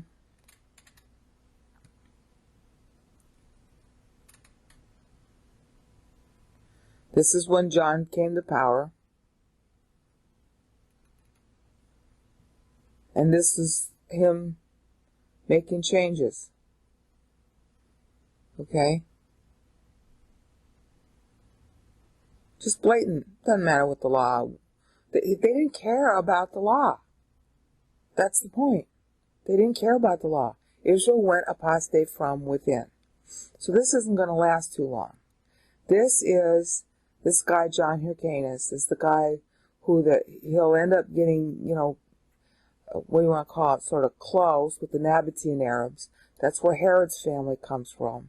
And they will end up basically, marrying into and being traitors to the house of Hyrcanus. And that's how they end up getting involved with Rome. These guys started, under Hyrcanus, they started to really, make nice with Rome, anybody, so that they could get off the Greeks. and the Romans and the Greeks had already had their little ultimatum back in 170 BC, 170, 169, even 168, depending on who you look at, what calendar they're using. All right? So, and then they were also trying to play off the Ptolemies. All right? So all this is basically, diplomatic letters going back and forth, blah, blah, blah, blah, blah. And the games that got played to keep Israel's independence. All right? See? That's 172.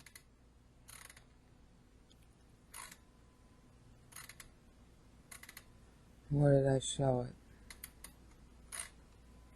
171 was when they got their independence. We just saw it earlier in the video. I'll have to go back and look.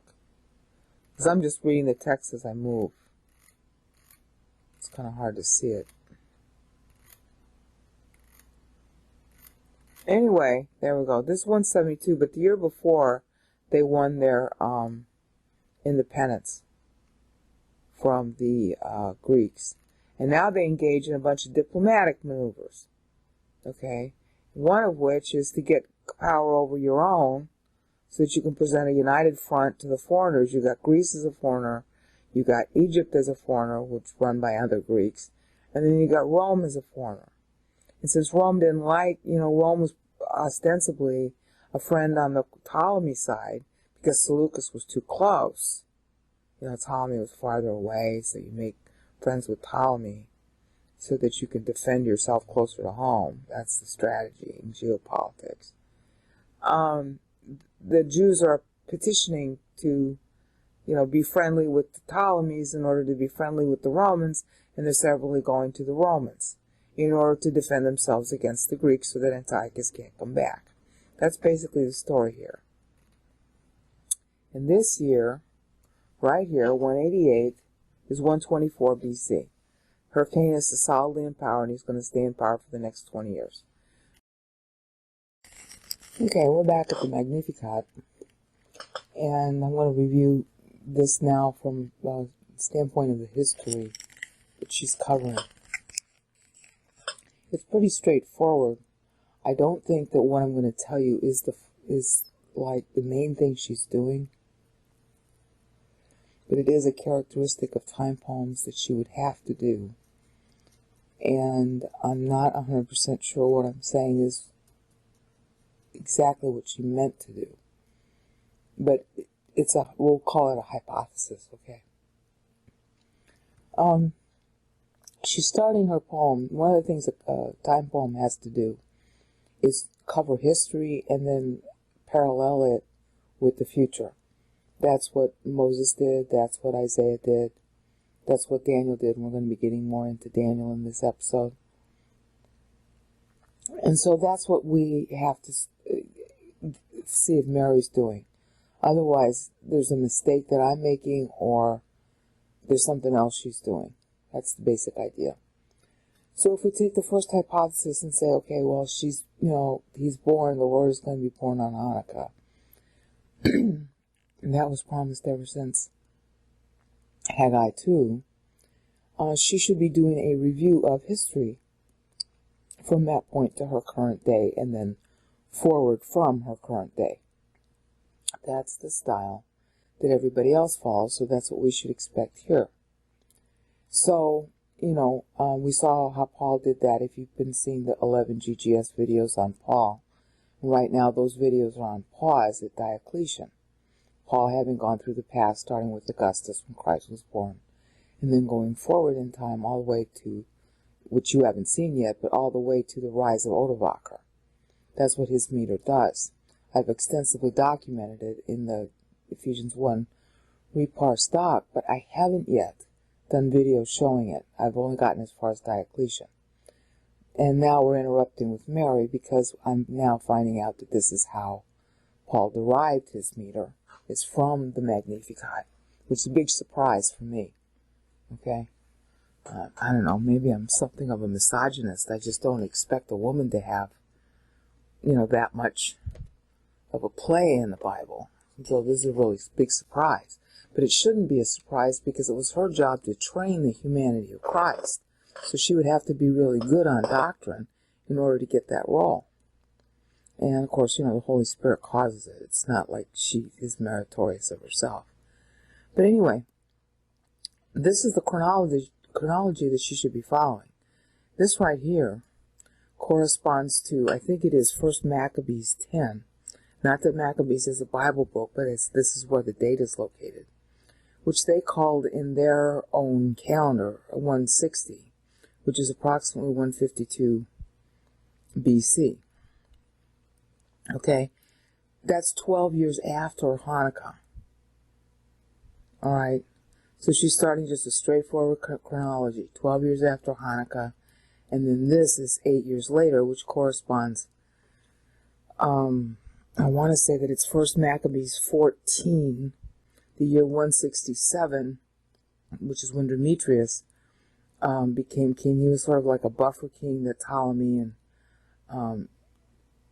fought with. And that was a major change in history for the Jews, that whole battling with Demetrius. So it's appropriate that she benchmark it here. This is 12 years after Hanukkah. This is 20 years after Hanukkah, therefore. This, in the Maccabees book, is designated year 171, and this is when John Hyrcanus started to come to power. Now, you have to understand a couple of things that make this kind of important. It was when the Maccabees rose that the royal houses of David, and the high priestly house of Aaron were set aside by the Jews. In other words, they were fighting with with Antiochus. And in order to defeat him, most of them had given in or just accepted the problem. So the Maccabee means hammer. Okay, so a guy named Mattathias, who was from the first priestly course, this is something that the Cambridge scholars forget to analyze. They claim they don't know where Mattathias came from. Well, the Bible tells you, and so does the book of Maccabees. He's from the first priestly course. That tells you his family line. Sometimes scholars just drop the ball. Okay? That means that he was not of the house of Aaron. Some of his relatives might have been.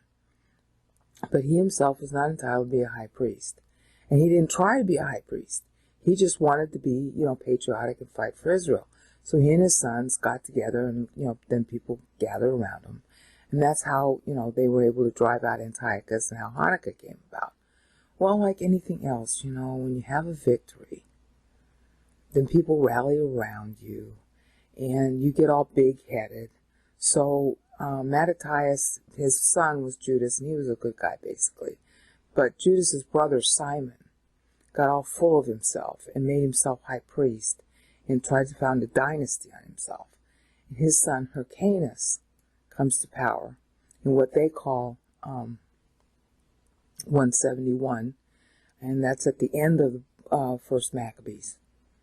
All right, he comes to power, and that's approximately 134 BC. Okay, there's going to be a year or two variance here because you have to adjust for beginning and ending of year. Hanukkah occurs at the end of the year. Okay, so this is about 30 years after Hanukkah occurred, first Hanukkah. And then that brings us down to this next bit, which is about 129 BC. And that was when there was a major victory against the Seleucids, and that kind of won Israel a lot of independence. All right, so that was 5 years later. This is still under Hyrcanus. All right.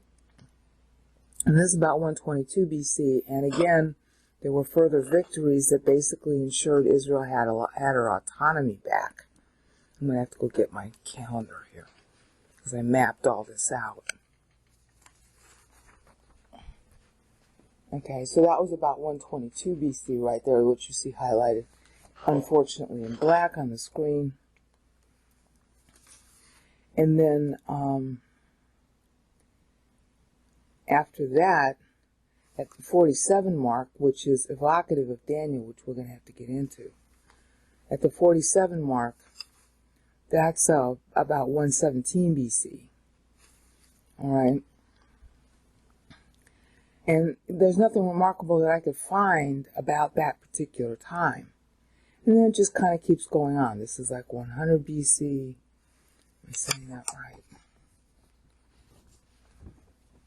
That's 100 right here. So is it there? No, 109 right here. This is 100. And she's marking it. When these things are orange like that, she's saying that those dates are significant. And I don't know why they're significant. That's one of the problems I've been having with her meter, is that either I'm doing it wrong or there's a significance in her meter that I don't know about. And then you come down here to 75, and that's 88, 89 BC, 88, 89. Depends on whether you're calling it beginning or ending of year. All right, 83 is about 81, 80 BC. This 90 is standing for about 73, 74 BC. And here you've got something semi-tying to it that I could find anyway, but maybe it's not. At 98 is a significant doctrinal number, even as 63 is, 42, and 35. So she's benchmarking this particular period here with a 98. The doctrinal meaning of the time is signified by the way she's marking it. In other words, this is God votes, this is God votes and man germinates, this is vote short. In other words, Israel's vote is short at that time. That's how she's characterizing the time. So here at 98, that is kind of like, that's a millennial number. When her son begins his 98th year, that's when the millennium is going to happen. And that was long known ever since David. So it's a pretty significant number. And the time period to which it ties is 65, 64 BC. Well, we all know that Pompey came in and took over, so the whole line of the whole dynasty of Hyrcanus came to an end in about 65, 64, 63 BC. All right, so she's marking that with a 98, which is kind of important because, like I said, the Maccabees usurped both houses of Aaron and David at this point. So she's her whole series of rights and that of her cousin Elizabeth are dispossessed at this point. They're reinstated here, except that Herod comes into power as a result of machinations with Pompey. It's through his dad at this point. It was Herod himself was just a kid, or he was not even born yet. And no, he was a kid because he was born much earlier. So, when Pompey comes in, Rome basically takes over the suzerainty of the region.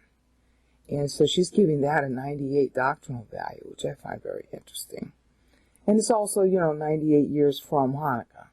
I mean, this is a straight chronology. 12 years from Hanukkah, 20 years from Hanukkah, 30 years from Hanukkah, 35 years from Hanukkah. Okay? So that's the straight chronology. So 98 years from Hanukkah. 98 having the significance of millennium, all right? That was basically when, Pompey came in. Now understand that we say it's 63 BC because we're dating to a specific event, but you don't just walk into Egypt in a nanosecond and take over. There was a campaign that took over, took a couple of years. So the Jews often dated things by when a thing began. So I'm not too surprised to see her say 65, 64 BC. 65 end, 64 beginning. That's the way she's dating it. This is all as of end of the prior year. All right. The Bible numbering system gets everybody confused. Bible always makes distinction between beginning and ending of the year. So it drops one or adds one. And, our BC-AD dating system also drops and adds one. So we get really confused, trying to match up the numbers, okay? So she's equating Pompey, Rome's coming in, as a kind of millennial thing, which it really was. It ended up being, okay? And that's when the Herods got into power, because they played games with the different factions that were playing around in Rome. That on the losing side, actually, Herod had done that. And then when Octavian won over Antony at the Battle of Actium, which is sort of the outflow of Pompey, okay, that's how Herod the Great came into power. Okay, I mean, he came into power through Antony, and then when Octavian beat Antony, he made nice with Octavian, who was then known as Augustus. And that's how Herod got into power. Well, one of the big things that Herod did was to rebuild the temple. The temple was in extreme disrepair. And on top of that, he wanted to ingratiate himself with the people, and he wanted to, he's kind of like a prototype of Revelation 11, where he thought so well of himself, he thought he could outdo what God had done in the building of the second temple. So, I mean, it's a combination of a sort of Antichrist concept of Revelation 11 and a concept of, how do you want to call it, really, doing to the temple what should have been done by the priests. You got to understand, the priesthood was completely corrupted. That's what I'm covering in the synoptics videos. Is that at the time Christ comes, the priesthood was entirely corrupted. And part of that corruption started back here with the Maccabees. Okay? They usurped both houses. Everything about the Maccabean period is apostate. It's horrible. We shouldn't be praising it. And I myself am embarrassed about that, because that was one of the ways that I got into the Bible, was that I heard the story about the Maccabees when I was a kid. And I got all, excited about the menorah and everything like that. Yeah, well, I was wrong. They're horrible people. Just plain awful. There's nothing good about the Maccabees. At all. Zero. They were like what became the Catholics did under Constantine. They were jerks. They were horrible. There's everything bad to say about them. Okay? And so I can understand why Mary would equate Pompey's coming in. Because the Romans were pretty hands-off when it came to religion. All right? I can understand why Mary equates that with the 98 when Pompey came in. But, you had the problem with the Herods, and the priesthood was still corrupt. But it was more free as a result of Pompey coming in than it had been under the Hasmoneans. The Hasmoneans were disgusting, awful people. They hated the Word of God in every way, shape, and form there was to hate it. They were trying to replace the Bible. There's nothing good to say about those people at all. Zero. Okay? And it started with Simon, and it got really bad under Hyrcanus. And of course, Hyrcanus made nice with the Romans, and that caused his own undoing. So then when she gets here, this was Pompey. Okay, roughly. And then this is about 59, 58 AD. BC, rather. Okay? Now that's the end of the first paragraph for her.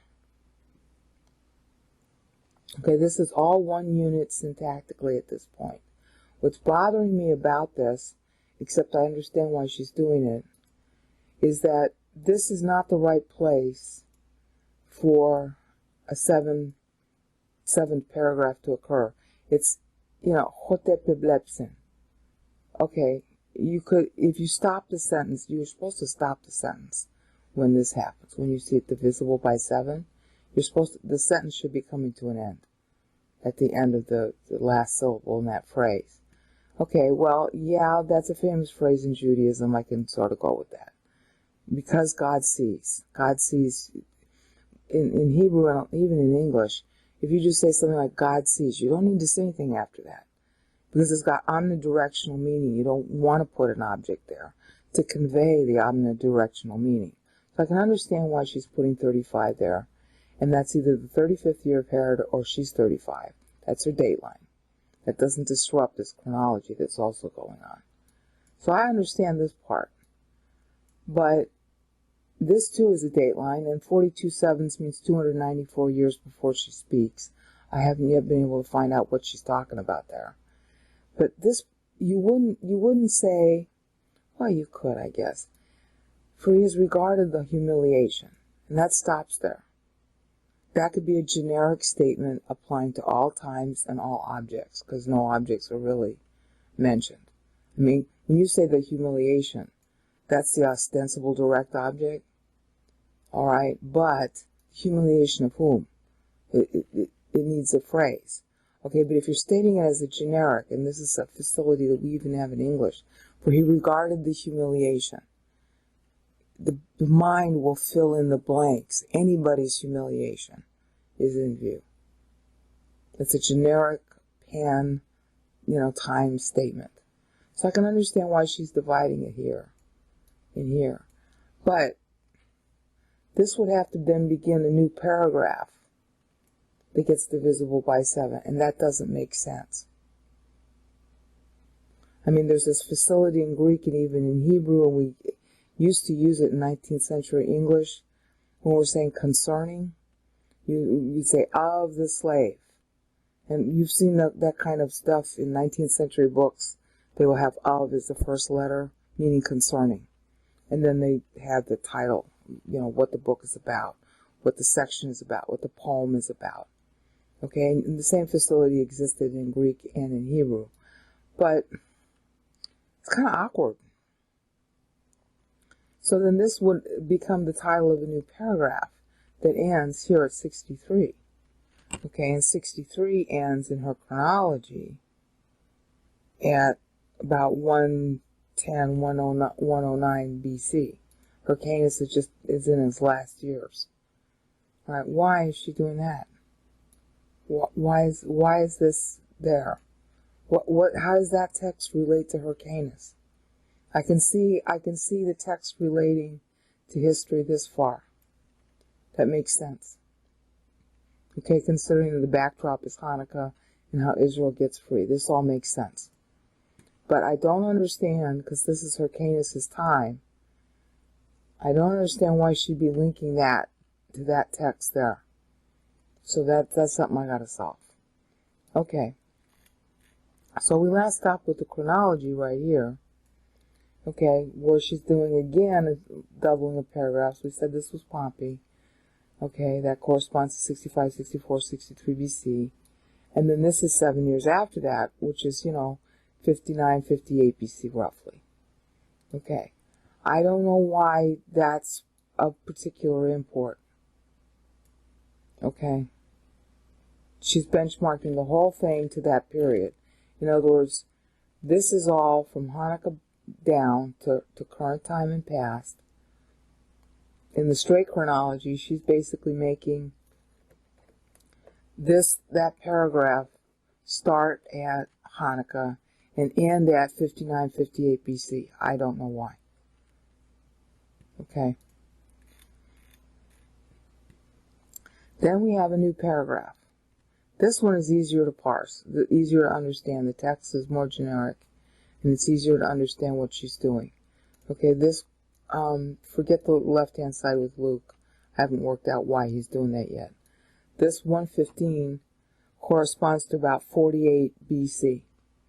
Okay, and historically that makes sense. Okay, then this is corresponding to about 49, 48 BC. You have to add end of year. This is end of year 40 or beginning of year 39 BC. Okay, this is 30 BC. Okay, then this is 2120 BC. Alright, I'm going to get to the really important point in a minute. This is about 1817 BC, and it's this one that I want to focus on. This is the 160th, the year, the 160th year from Hanukkah. At the end of that year is Hanukkah. In other words, your 160th year would have begun on your 159th birthday, and it lasts until you actually reach your 160th birthday, at which point your 161st year begins. Okay, this would therefore be the year containing the 160th anniversary of the temple. It corresponds to late 4, early 3 BC when Christ is born. And look at the text. Those hungry he fills with good things. Now remember when Christ is going to say later at the Sermon on the Mount, when you hunger or thirst for righteousness. That's what, she's quoting this from the Old Testament. There are a lot of refrains about this in the Old Testament. She's quoting this from the Old Testament. And he's the one to fill us with righteousness. See how apt this is? This is the year he's born is going to be the 160th anniversary on the 160th anniversary of original Hanukkah. And that equates to our late 4 or early 3 BC. Okay? Now, that's why I'm really curious, because in our BCAD terms, we would be calling Hanukkah 164. So why is Luke doing that? I don't know yet. It's just a little too cute for words at this point. Okay, so from this point on, she's talking about when Christ is born. She's talking about 9 months future to the moment she's talking.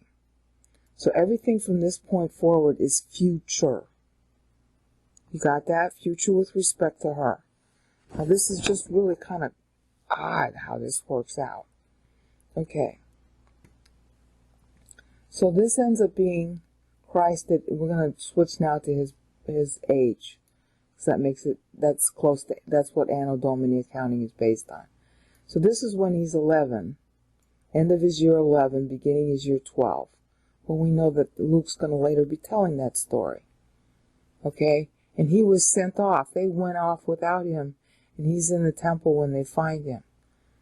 I don't know if this is deliberate. I'm just noting a coincidence, okay? So, end of age 11, beginning of age 12. At age 12, you were considered a man, as far as being able to comment on Scripture in Jewish culture. Alright? Then look at this one. Alright, so that's age 11. Alright, this is age 20, 11 and 12 is 23. And at age 20, you were eligible for military service, and you were eligible to marry. Okay? So that's the 183rd anniversary of the temple. Okay, so remember, this was age 23. 5 years later, age 28. Alright? Now bear in mind, she's talking from the standpoint of the schedule. You know, with hindsight, we know that he died at 33. But he was supposed to die at 40. Okay, so he's age 28 here. Alright? 28 and 10 is 38. And then 3 more is 41. He was scheduled to die at age 40 in his 41st year. He was born on Hanukkah. He would have been 40 years and 3 months old at the scheduled death that he was supposed to die at Passover. Okay, 3 months later. So she's timing this, and that would have been the beginning of the 201st year of the temple. He would have been in his 41st year. You are at your new year on the anniversary of your birthday, because your birthday is an end of year for you, for your life. You're ending a year and you're beginning a new year all on the same day. That's just like how in Israel's time, you know, the day begins at sundown on the prior day. So she's mapping this to his scheduled death. His scheduled death. And then, just like promised to Abraham, and this whole section here ends up taking you to 54, what we will, you know, his age 54. Abraham had matured in 2046, which was 54 years early, 54 years prior to the deadline of 2100 from Adam's fall. She is balancing to the time credit owed the Gentiles from Abraham maturing too early. So that's one reason why Christ had to die, or was scheduled to die, at age 40, so that enough time would be left over to pay back the time credit to the Gentiles. See, when Daniel 9 is written, this whole time credit thing was very well known, and we're going to see that when I go to Daniel in a minute. This whole time credit thing was very well known, that there was a time owed the Gentiles. It was not Israel's time. So it's not listed in Daniel 9. There is a gap that everybody knew and celebrated as Jubilee and Pentecost. And then there was an extra 4 years in there, which was part of Passion Week. Passion Week depicted the tribulation, the first half. the second half. Okay? So she's taking all that into account, which of course she's known ever since you grew up, you know. So she's adding 14, get this, 14 years to his age 40. Because this takes you to 54 when you do the math. Okay, this would be 40, and then this takes you to, well, 41, okay? And this takes you to 54 if you add up all the math from here forward, you get to his age 54 and the 217th anniversary of Hanukkah. So we left off in the Magnificat with the black highlighted text explaining that in Mary's chronology that represents Christ at age 54, having already died at the beginning of the 201st anniversary of the temple. You know, bear in mind that what makes the Bible chronology difficult is that they switch between beginning and end of year because they're being very precise. And so sometimes you're going to get a +1 or even +2 or -1 or -2 versus what you expect. And then when you do the tally, like here, if you were to do the tally from 164, you easily get a 54 left over. When you subtract out the 14, because that's what she does. But when you go through it line by line, like we've done, you'll see that this is 15 or 16. And that's because she's adjusting between the fact that her son was scheduled to die at the beginning of a year versus this tally going through to the end of the year. All right, it's you know, you have to keep going back and forth with it. Anyway, where we had left off was to show that this is a 54. And that's going to be important because we're going to get into Daniel. Because she's tying to Daniel when she does that. Paul's going to pick up on what she does here and highlighted in black to form Ephesians 1:3-14. I'm still in a state of shock over that. And it's very sophisticated kind of number play that she's doing. But before I can even get into that, sorry that this is so convoluted. Before I can even get into that, I have to go back and explain something I didn't understand about this section of text here. All right? What I had said in the last increment was that that section of text corresponded to the period between roughly 120 BC to 100 BC. And I didn't understand why she was benchmarking it, and I especially didn't understand why that text. Okay, I mean, we have been so ingrained in Western society to regard this text with a certain meaning that to think that it has some other meaning that is rather more sophisticated is kind of hard to swallow, okay? But hopefully, if you've been watching the meter videos and you are a masochist like I am, you realize that, hello, when God does a thing, he does it on multiple layers so that you can be walking to Ephesus, you know, because they were a low technology society. You can be walking to Ephesus or threshing wheat. You have these verses memorized, and you can mull them over to you know, learn more about God and ennoble the time that you're spending. Because nobody likes to spend his time in a low function. Okay? That was the design of Scripture. And that's the idea of it. It's supposed to be running in your head so you can be doing the dishes or going and getting your dry cleaning or standing in line at the bus. And you can mull this over and enjoy it and make better use of the time.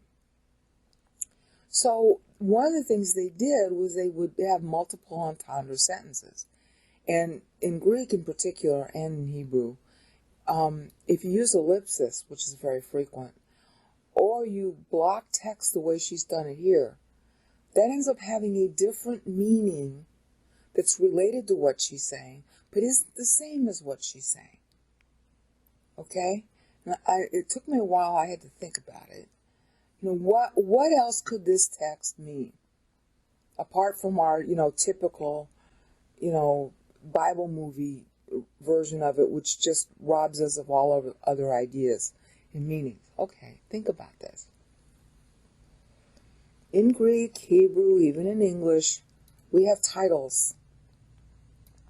The let's start out with a genitive. That's a genitive case there. And our genitive case uses the preposition of. Like if you were saying concerning female slaves, concerning the female slave. Because this word, this ending here, means female. Can't divorce it from the text. That's why I've got it in parentheses here. You're supposed to read that as part of the verse. Of his female slave, 5 syllables. Okay? You have to think a little bit. You can't just look at this and say, well, what is that? If this were all capitalized like that, see, now it has something, it has a different meaning to you when you see that. Oh, it's about. We think of the word about when we see that. About his female slave. All right? They didn't use caps in, that would even be clearer in English. See? Of his female slave. We know immediately that was a title. Okay? But in Greek, this is how it actually reads. And there's no period in the Greek. I just put it there. We know from the prior context that that's a sentence. But in Greek, you had this double entendre. Same thing with Hebrew. Same thing actually in English. If I took that period out and I made it into a title, let's just do that, okay? And in ancient English, you would have periods if you wanted to designate the text separately as a title. So we'll leave it. Of his female slave. That's the title of this section. Now, who's the female slave now? If all you're looking at is this, what is the main depiction of Israel in the Old Testament? Remember, the New Testament hadn't been written when Mary's talking. So she knows the Old. She's thinking of the Old. And as you'll see in later videos, she's frequently quoting the Old in her Magnificat. This woman was not stupid about Scripture. The main depiction of Israel, which after all, this is the timeline she's talking about, freedom of Israel from Greece. Yeah, okay, freedom of Israel from Greece. Yeah, okay, Israel's under Hyrcanus, who is as apostate as he can be. He's kind of like Jeroboam, going wild. All right, this is all about Israel getting freedom, despite the fact that she's being led by a guy who himself is apostate. God uses unbelievers, so why can't he use an apostate believer? All right, Israel's freedom, 129 BC. Israel's freedom, these are benchmarks that really were significant to our history, 122 BC. This is coming 5 years later at about 116 BC. There were things that happened that helped her freedom. And then we go here, and then we come finally down here, and at syllable 63, which she's showing as vote short, and she should show it as vote short, because Israel's apostate. Israel is apostate. She is allowing herself to be governed by an apostate Jew who plays off the newly formed Pharisees and Sadducees against each other, sort of siding with the Sadducees, who didn't even believe in resurrection. All right? So they're apostate. They're completely apostate. The whole Pharisaical thing is apostasy. We Christians have our own version of that, so don't blame the Jews. Okay? They were totally apostate, so 63 characterizes them. And this is the section of history she's talking about, down to, and that's 63, let me just leave it open. Okay, down to, and we'll just leave that 63 gold there. That is the period of 100 BC. Hyrcanus dies during this period. And this is really interesting because Makariosim.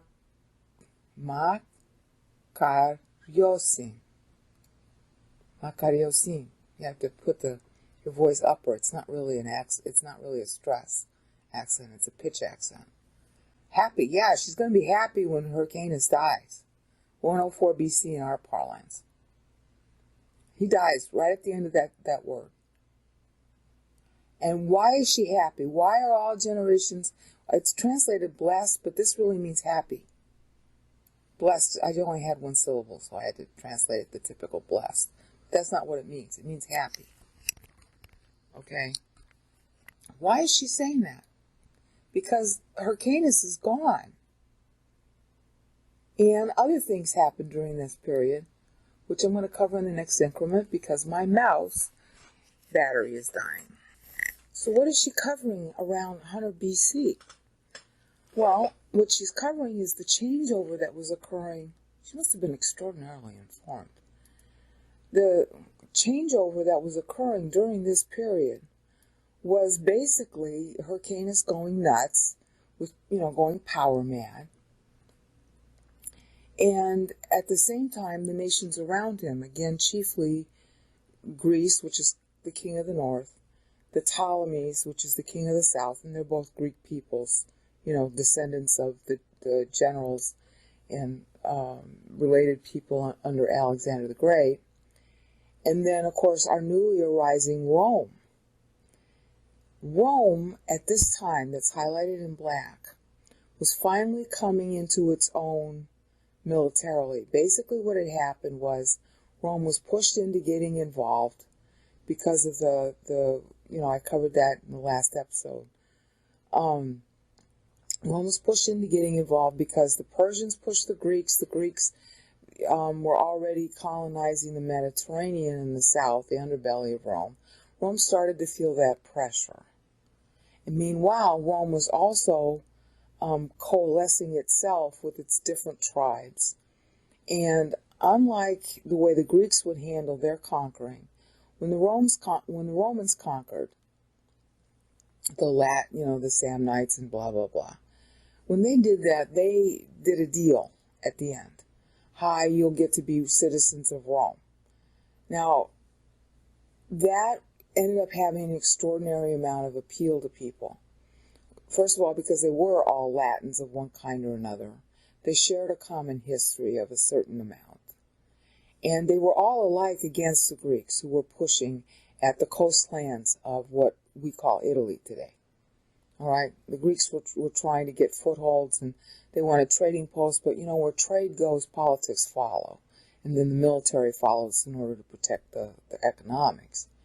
So the Romans started to feel the crush of what was essentially Greek peoples who were calling themselves Carthaginians.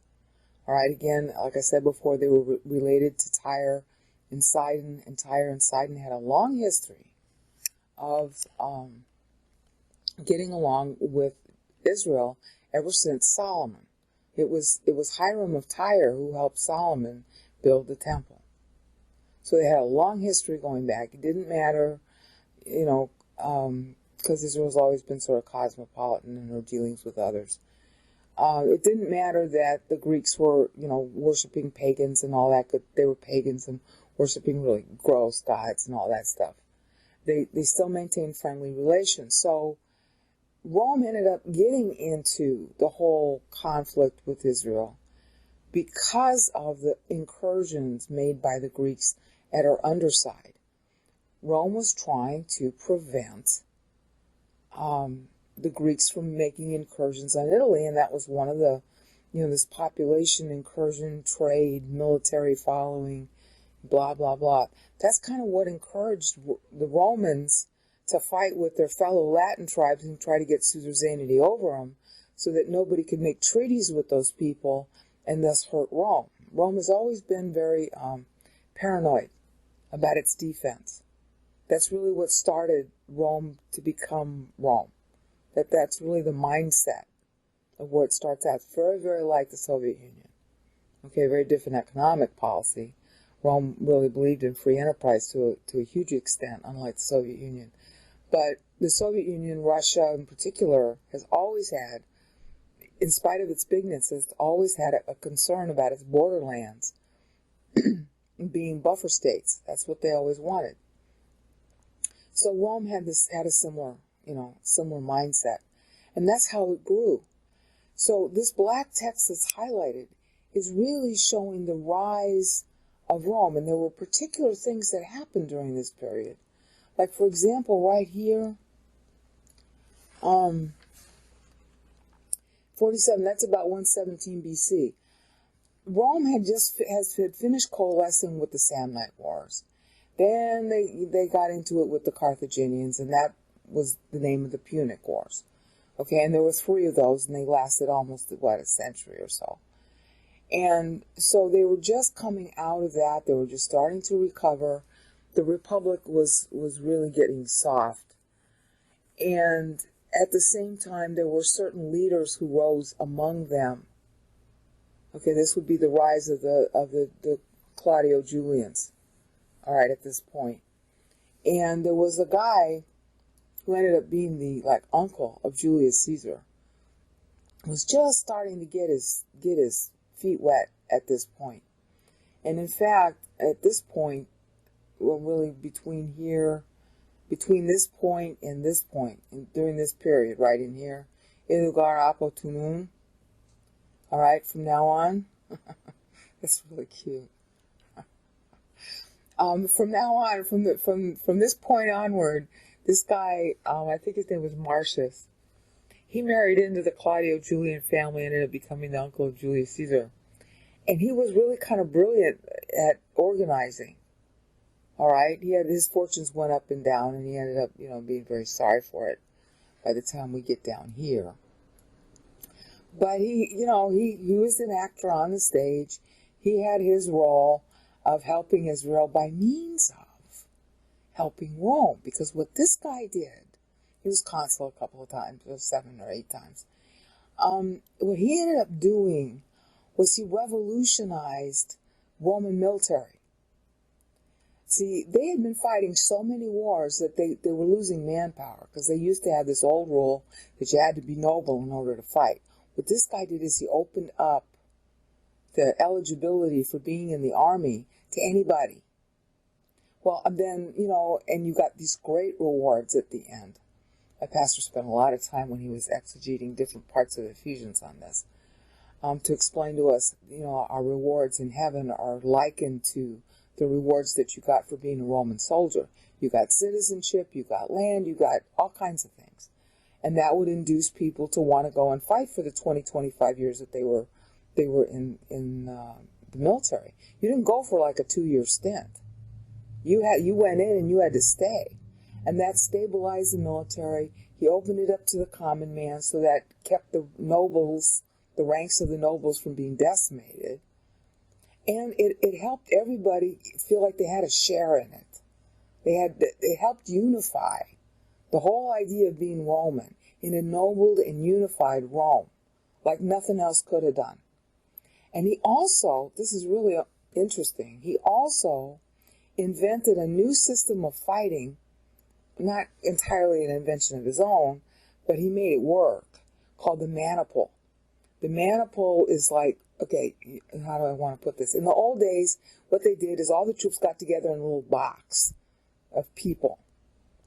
Okay, and you were in like a 4-corner box. And then you just moved the box forward on the flat field. And then you just basically drove through your opposing enemy as long as you held your box together. That was called a phalanx. And there were times when, if you want to be creative, you could take part of that box and sort of open up one side or open the other side, and then get the enemy inside it and then close the box. And that way you'd kill your enemy. Okay, they were considered unassailable for a long time, that method of box fighting. Okay? But when the Romans invented the maniple, they basically had 2 boxes. Okay, but then the middle was a problem. And what this guy did is he invented a way to have a good middle, and so that you could have you have 2 or 3 boxes essentially closing around the one box that the Greeks had developed. It was really, really, really phenomenal how they did it. They made certain other changes too. But the point is that this one guy, this black text is highlighting his lifetime, or his success time. He goes into disrepute right here, about 100 BC. He gets in trouble with Rome. They didn't like him. He was too successful, or whatever it was. Okay, so that's highlighting the change that occurred, that revolutionized Roman history. Rome made its reputation and even started to become Rome by means of military movement. They didn't even have a navy at the beginning. But because of the Punic Wars, they developed one. All right? They didn't really have much of an army either. But because of the Punic Wars, they developed one. And because of the incursions by the Greeks, and then, they suddenly found themselves with all these inventions that they came up with, they ended up developing a really good navy. They ended up becoming masters of the Mediterranean by this point. All right? They had already started back about, back up here, all right in this area. They'd started having a lot of power, but they really came into their own right in here. All right, so now we're going to link it up with the text. Of his female slave, Israel. Mary's thinking on a higher plane. She's talking about herself, but she's linking it to the Old Testament when she talks. It's just phenomenal stuff. For God sees the humiliation. That is one, for God sees, this whole thing is one paragraph ending right here. 129 BC. For God sees. Okay, and by doing it that way, the priestly courses had generic names like that. God sees, God strengthens, God prevails. All the priestly courses had names like that. So this is very evocative and Hebraistic to just terminate the syntax right here. All right? And then you carry it one more, because this takes you down to 122 BC. For he regarded the humiliation. And in Greek, when you have a definite article, it can also function as a possessive. So now you could say it, for he regarded our humiliation, meaning the humiliation of the nation. And to say he regarded it means that Israel got some freedom, which she did, starting in 129 BC. One of the Seleucus Antiochus guys, I forget, I think it was Antiochus VII, was killed, and that freed up Israel a lot more. Of course, that's under Hyrcanus that all this happened, so he took advantage of it. But then in 122 BC, there was also more freedom, from her enemies. This had to do with the Ptolemies and a bunch of other things that were going on, to keep them somewhat at bay. All right, so he regarded our humiliation. You could end the sentence there.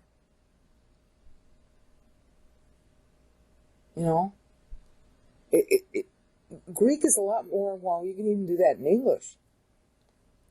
Look at it. My soul magnifies the Lord. In fact, my own soul rejoices. This could be anybody in Israel recognizing the victory. In fact, my own soul rejoices upon my God, my own Savior. Yeah, he's just saved them from defeat. For he regarded our humiliation.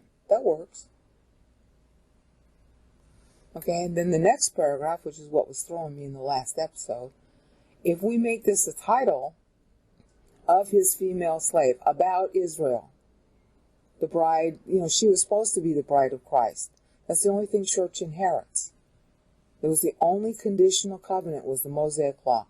Israel broke it, because you break the Mosaic law if you reject Messiah. All right? And they were completely apostate during this time. Priesthood was utterly apostate. It was under Hyrcanus. He himself usurped the role of high priest. He usurped the role of being king. There was total apostasy in Israel at this point. Only the remnant, there was always a remnant who were faithfully obeying. Okay, but Israel herself, God's slave, she was in trouble. That's why that 63 is there. But God delivers her anyway. How many times do we know that story? So, of his female slave, about Israel. Idu, arapotnun. So look at this, from now on. Okay, that's the next 7 years. Okay, so it's starting here, 47, which is equivalent to, at the end of the verse, 116, 117 BC. The verse is starting about 120 BC. Okay, that was when our boy in Rome was beginning to, get influence. In Rome, far away, in Rome. Okay, and they still had a certain amount of autonomy in Israel. So, Idu garapotunun. Look at this, from now on. Alright, and that verse ends at 109 BC. Now, in 109 BC, That was when our Roman guy finally gets into power. He actually becomes consul, I want to say 3 years later. But, to become a consul, you have to go through other offices first. They had this very strict system of how you got to be at the top of the tree. You had to go through certain offices before you get there. He was getting there. All right. That's Rome.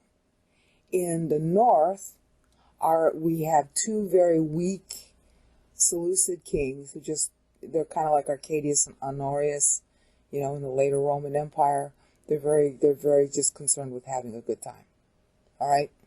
So the king of the north is kind of like not so much of a problem now. Hyrcanus or no Hyrcanus. But Hyrcanus himself digs his own grave at this point.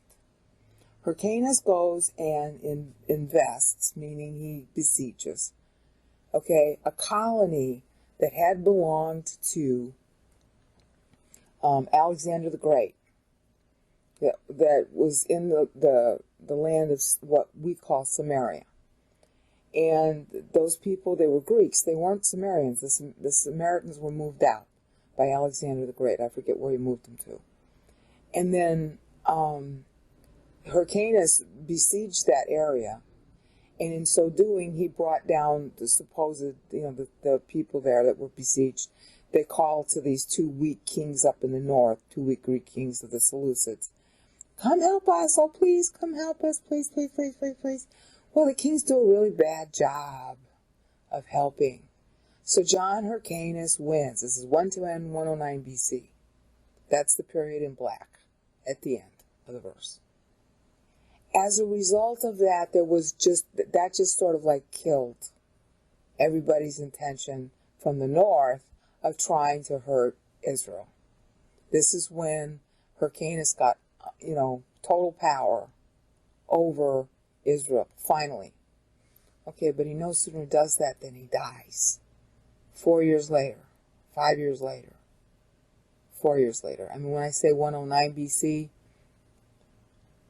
okay, that's at the end of 109 BC. Okay, so 4 years later, the guy's dead.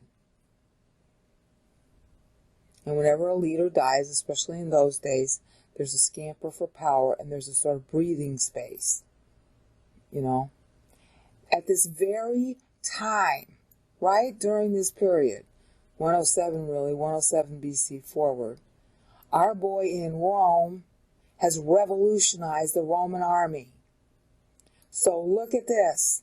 From now on, all generations will count me, Israel, blessed. Yeah, because you know what? Hyrcanus is dead. So now they can start practicing the law better again. At least they had the opportunity. And by the way, Rome is getting, kitted out to come in and take over Egypt, which she's going to do within the next 40 years. So Israel gets like 40 years from 63. She's measuring it at 35. Okay, Israel gets this much time to get its act together, which of course they somewhat do. All right, so that the relatives of Hyrcanus get wiped out. The Romans step in instead. And the Romans have a hands-off policy about religious observance. So now you've got more freedom to be a Jew, which, like Mary is, meant that you learn scripture, makariosing, happiness. Yeah, I'm being blessed because now I've got more freedom to learn scripture. I have to worry about this Hyrcanus guy imposing the wrong days and the wrong months. And yeah, okay, there's still somebody in power as high priest who's, corrupt. But he doesn't have as much power as the guy before, Hyrcanus. Because you got Hyrcanus too following. But the whole line just gets real corrupt after that. Right? Fourth generation curse, okay? So yeah, you're going to call yourself, see, look, this whole section of his female slave Israel. So look at this, from now on, measured from what? Measured from about 116 BC, when our boy John Hyrcanus really comes into his own. Idugar, Apotunun, from now on, he no sooner gets going, he no sooner gets, running around. He finally defeats his last bastion of the Greeks. Then he dies. The apostate dies. He came on the stage. He flapped his lines on the stage. And now he's gone. No longer. So now I'm happy. From now on, from the time he dies onward, everybody's going to call me blessed. Yeah, because now we're more free to be, practice what we learned in the law. Meanwhile, we got another guy who doesn't believe in Christ either, who's busy making a name for himself. That's what he thinks he's doing. Meanwhile, he's helping Rome out very, very significantly, opening up the army to everybody, which revolutionized the way Rome would work. It had massive impact on the culture of Rome to do that. All right? So yeah, everybody's going to call her blessed because Rome's going to essentially become the protector of Israel at this point. It's just 40 years away from this point. But first Rome had to get prepared, you see. God prepares your protectors, and you think you're not getting protected. You think it won't ever, change. Yeah, but from now on, honey, he's been doing it, and you're just about to see it. So all generations will count me blessed. And isn't that what we're doing? Israel is the cause of everything we got. It's a pity that the Jews themselves are so apostate that they reject Messiah. Not all Jews. There's always been a significant number of Jews who believe in Messiah as Jesus Christ. They know that. They have a problem with the fact that he's Jesus Christ and there are these people called Christians. They don't recognize that the changeover. But they still believe they're still saved. There have always been a significant number of Jews who do that. The mainstream of Judaism, like the mainstream of Christianity, is the worst of it. The most apostate is always popular. Okay, but his female slave, now church, is being protected. And look at this, from now on, all generations call us blessed. Why? Because this woman, who represents Israel, was also being protected. She's part of the female slave, Israel. And if they didn't reject Christ, we wouldn't be here. So all generations call her blessed. All generations call us blessed, because all generations should be calling Israel blessed. You get the tie? I'm really shocked myself. This is really sophisticated, isn't it? And how many times have we heard this in Bible movies, and we've only thought of Mary being pleased to be pregnant, which she couldn't have been pleased to be pregnant, because God just signed her death sentence when he told her that. Hi, for the rest of your life, you're going to be under a cloud as an adulterous woman. Hi, for the rest of your life, your son is going to be under the cloud as an illegitimate man. And in those days, that kind of stuff really mattered. That's not good news. Oh, but she's calling it good news. Why? Because she's looking past her personal. Of his female slave. This represents Israel. This was what was going on in history at the very moment she talks, or at the very moment she's talking about. And she's thinking long term. Long term past, long term future. Isn't that awesome? Okay, so in the next increment we'll go on from there. Okay, this is where we had left off. The year is 100 BC, 199 BC, 100 or 99 BC. And this is the point where the guy who is Julius Caesar's uncle kind of falls out of grace. But he was on stage long enough to do his job. Which brings up something I should have said before. I said it when I began the Synoptics video. But, Synoptic series, but I sort of need to do this here. Time poems have, like I said, about 30 characteristics that you have to test to be sure that you're auditing it correctly. And therefore, this whole business about diagnosing a time poem is self-auditing. If you make a mistake, it sticks out. All the characteristics have to be present in order to qualify as a time poem. Otherwise, it's maybe, a mistake, or somebody trying to make a section of text into a time poem. All right? It's very complicated. Someday I'm going to have to summarize what these characteristics are, but I've just been working with them so long, 4 years now, that I just know what to do. All right? One of the characteristics of a time poem is that it's an anthem. You know, like the national anthem, oh, say, can you see? You know? An anthem has its origin, centuries ago.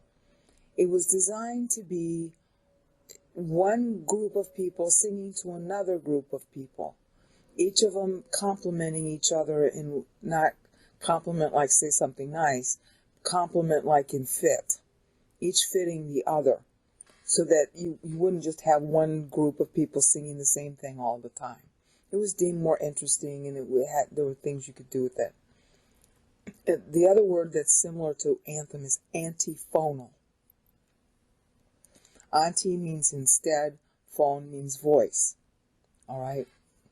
So you have one voice, and then instead another voice, and then instead another voice, and then instead the first voice. Okay, singing back to each other. You see that a lot in our musicals today, like Bye Bye Birdie, or Oklahoma, when you have the big chorus scenes, or, Music Man. You have one group singing to another group. That's what this is. Okay, Psalm 90 functions like that. Isaiah 53 functions like that. Daniel functions like that, except you can't see that function in Daniel except through the meter. All right, because what he's doing is he's reporting a testimony by each king's time. So it's like he introduces little actors, and then on their behalf he says their lines. All right, it's like a little play, a musical play, not necessarily musical, but a play. All right. So when she's saying, my soul magnifies the Lord, it seems like, and on the surface, it's a soliloquy. All right. But it's divided into little sections. All right. We just saw this as one section. Okay. Now we have a replying chorus, basically, replying based on what happened before. All right. That's our chorus. So we have our first chorus group or first singer right here, ending there. And you could even call it two. You could have one singer here, or one speaker, one actor here. All right. Second actor here. Basically reaffirming. Third actor here, ending here. See, these 7 paragraphs tell you where the paragraph ends. And she's ending it in the middle of a sentence, which drove me nuts at first. But that's what pregnancy is. It's something that's not yet born, and yet in development. Okay, so there's your first trimester. It's really clever the way she's doing this. I'm not that smart. She said this right on the fly to Elizabeth. First trimester, second trimester, third trimester, or maybe you just say third. I mean, we call them trimesters today. Maybe they call them fourths. And you could treat each one of those units as a sort of standalone. You've got this one. Then you could say, well, this one is a whole standalone. But this could just be a chorus reply. Depends on how you want to, dramatically depict it. And then you have this section. All right. And now we come to the next one. This is a whole section here with, again, see, she's got 35 and then 42. She's doing the same thing here. From this to this is 35 syllables. Stopping at 98, 63 to 98. You see them both in orange on the right-hand side of the screen? That's 35 syllables. So she's doing another thing a time poem is supposed to do, palindromes. Okay, because in the middle, this is 21 right here. That's 21 syllables in the middle. Okay, this ends at 42 before that middle. Okay, and this ends at 42. From here to here is 42 syllables. Palindrome. You got 42, 21, 42. Isn't that cute? And then sandwiched in between, of course, this to this is 35. And you got 35 on this side. But now you got 28. Because if you take this 42 and link it up here, that's 28 syllables. So it would be The Humiliation of His Female Slave would become the title. Look at this. All generations will call me blessed. Those are the lines of an actor, female probably actor, speaking for Israel. The humiliation of his female slave. Now look at this. From now on, all generations will call me blessed. Why? Because you're humiliated? Oh, yeah.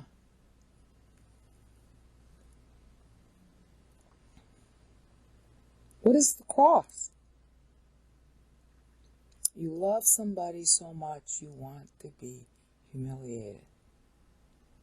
Your joy will turn to sorrow. Your sorrow will turn to joy. What's the Sermon on the Mount? You're humiliated now, but you're going to be called blessed. Blessed are you when what? When you are oppressed. It's easy to understand how the Sermon on the Mount came to be. This was the mother teaching the humanity of Christ. This is how she thought. Isn't that cool? So you got your palindrome. 35 here, 35 here, 28 here in the middle, or you could call it 42, 21 in the middle, okay, followed by 42. Isn't that cute? Just to make sure you get the pun, her son was to be 98 when the millennium began. That was in the chronology ever since David died, and it was memorialized by Isaiah. Okay, in his meter of Isaiah 53. That would have been the 1098th anniversary of David's united kingship. 7 years later, right here, the 105. That would have been the 1104th anniversary of David's Hebron kingship. Okay? Which is 7 years later. So in other words, they're being tied together. The anniversaries are being tied together. For what? This literally means from generation to generation, but it's only 8 syllables. So I had to translate it as from and to. From generation to generation forever, he will be on the throne. As of the 1098th anniversary of David's David's united kingship start, which was when he had to be born, and then die, of course, and measured as the 1104th anniversary of David's Hebron kingship start, which Daniel used. Because remember, we're getting into Mary's ties to Daniel. Okay, so what period in history does this represent? So we go back, and remember she's measuring from original Hanukkah, and the 98 there, as we covered in the previous episode, this references the time of Pompey. Why? Because she had already built Rome the Rescuer through that guy Marcius, who was the uncle of the guy named we call Julius Caesar. Okay, he revolutionized the Roman military at the time, yeah. And because the Roman military was revolutionized, this could happen with Pompey coming in 65 BC. 65, 64, 63. Again, it's a campaign. You don't just march all your troops around the Mediterranean and into Egypt and up and down the Levant in, a few minutes. Took a couple of years. So we call it 63 BC, but that's really where he entered the temple. He had already been on a campaign for a couple of years at that point. Okay, and that was part of the triumvirate with Julius Caesar. I think it was part of I get so confused with these guys. I think it was Pompey, Lepidus, and Mark Antony. No, that was later. Sorry, I get confused with the names. But you got the reference point. It's 65 through 63 BC. All right. And then here is 7 years later, and that ends up being 58 BC. And we'll pick up with that in the next increment, because I've got to stop and explain what that is. Okay, now we're getting into 59 BC and its significance. In order to introduce that, I thought I might as well just go on the internet, search on the year, and see if I could find a decent, looking outline for you. And I found it in this book. A guy named H.H. Scullard. He wrote this book about 50 years ago. This guy Marius that I was talking about, see in the middle here, where it's highlighted with BC, where I'm, moving the page. That guy Marius is the one that I'm kind of talking about. He was the guy who helped revolutionize the Roman army. And, like every character in Roman history, whether it's early Rome or late Rome, no matter how many good deeds he did, he always has some kind of shameful thing, or he gets really in trouble with the people or something at the end. Not that it's his fault, it's just to show you that the more good deeds you do, the more people hate you. Okay, that's my philosophy of life too. It's just don't even, if you want to pursue something good in life that's going to be remunerative for whatever your reasons are, fine. But don't expect that people are going to like you for it. You're going to be disappointed. All right, there are reasons to pursue fame, there are reasons to pursue wealth, and you should do that. It's necessary and good thing for your own soul's training. Okay, because Christ is wealthy, you better learn how to be. All right, and you'll always be wealthy in doctrine, so you don't have to worry if you get the physical kind. But honey, if you get the physical kind, if you get fame and physical wealth, people will hate you for it.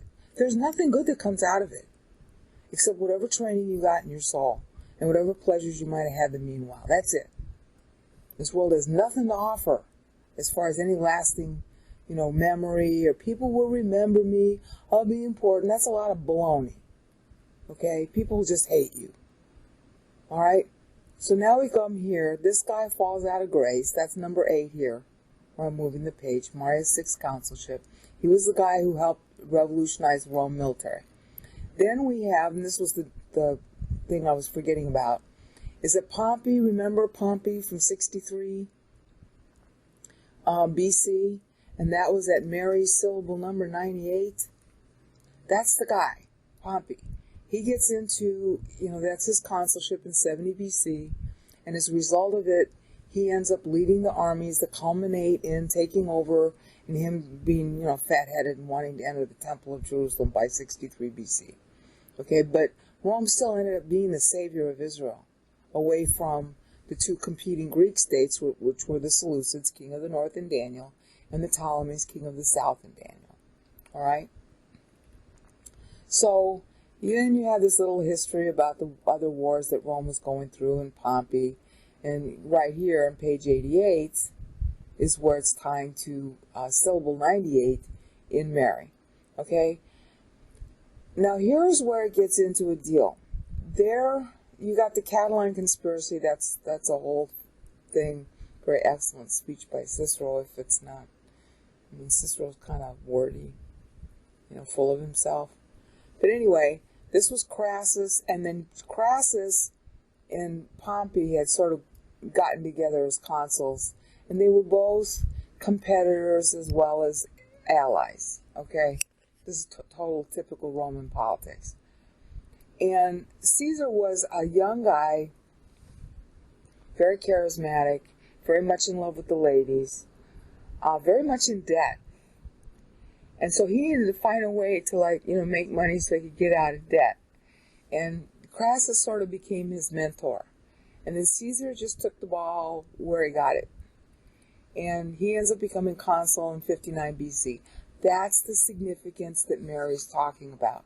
Because it was due to Caesar becoming consul that he could move up the ladder, all right, pay his debts, make a lot of money in Gaul, all right, by taking over a lot of territory, all right, and, eventually become Caesar, meaning, dictator, and eventually get killed because everybody was jealous of his fame and his money.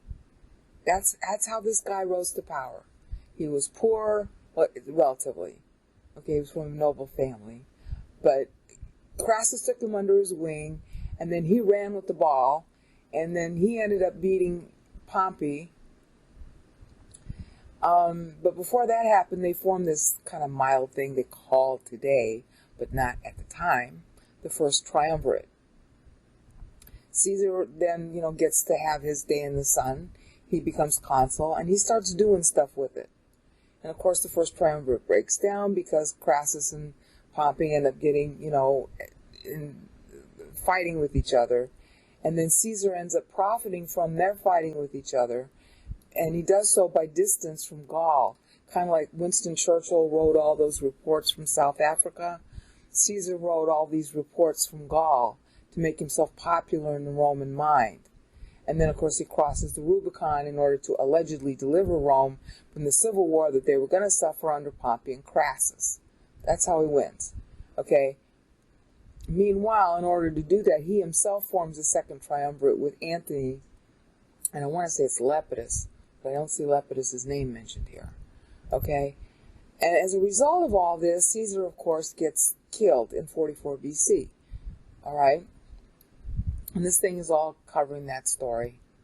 All right. As a result of which, his nephew, known to history as Octavianus, later known to history as Augustus, will end up sort of forming a triumvirate of his own with Antony, and I think that's when Lepidus comes in. And maybe there's a second there. I get confused with the names sometimes. Anyway, Antony ends up going again. No, it's Anthony. Oh, I forget the other guy's name. Not Lepidus. Lepidus was the second triumvirate with Caesar. Anthony, I forget who. It might have even been Crassus. Was Crassus still alive then? Anyway, there was another triumvirate that Octavian was part of, ended up becoming part of, and then they all started fighting with each other, and Octavian finally won. All right, and that's what Mary is leading to when she says, and I'll show you in the next increment what she says. That's what Mary's leading to when she says, holy his name, even his own great mercy, from generation to generation, among those revering him. I'm going to have to explain why I translated it that way. But do you see the chronological point? She's accounting this whole switch over to Rome as a deliverance. See, the paragraph starts here. Even though we know that this is part of the middle of a sentence, and even though any Greek scholar can tell you hoti doesn't begin a sentence, all right, it's got its own subunit syntactically within it. Okay? In proper Greek, you'd say epoisin gar. You wouldn't begin it with hoti. Unless you're trying to be really dramatic, and maybe she is. This is not the normal way to begin a Greek sentence. Just like we say you don't begin sentences with but in proper English, proper American English, you do not begin a sentence with the word but. And you try not to begin a sentence with a preposition. You certainly don't end a sentence with a preposition. In other words, we have rules about word placement and what words should terminate a sentence or begin it. They did too. Generally speaking, hoti doesn't begin a sentence. If you have a word hoti here, you're expecting that some text or idea is in front of it, before the word. The contrast is with the word gar, which is never also at the beginning of a sentence, but it does begin a sentence as a post-positive function. In other words, the proper would be a poisin gar, okay? Or a poisin moi gar. I'm saying it in bad Greek today, okay? So, to see hoti here, you know that the sentence isn't really beginning there. But at the same time, its meaning is one unit here, which of course is easier to see in the English. For the Almighty has accomplished mighty things for me. Then here comes our second chorus. Definitely holy, his name. There's no is in the sentence. It's not holy is his name. It's holy, his name. even his own great mercy from and to each generation among those revering him. And this, historically in Mary's narrative, is ending at 59 BC, which we just saw, is when Caesar first becomes consul, and he takes advantage of it. He's a young man, he's hungry, he's in debt, and he takes advantage of it in order to gain power over everybody else. All right? And people would know that. In her day, the stories of famous people in particular, their stories, their dates, their everything, just like we obsess over movie stars and when they were born, they obsessed over people too. How old were they? What were the names of their wife and kids? When did they come to power? When did they fall from power? All that stuff was the topic of daily conversation. So she would know this. And of course, it was also taught in school. All right. So she's dating this deliverance back to 59, 58 BC, end of 59, beginning of 58, when Caesar was consul, because that's when he started his climb to power. I mean, he had been a praetor and an aedile and all these other offices that you had to be first, and he kind of did it fast. All right, I forget if he did it in the right order. Something tells me he did it a little too fast, and he was dogged by that.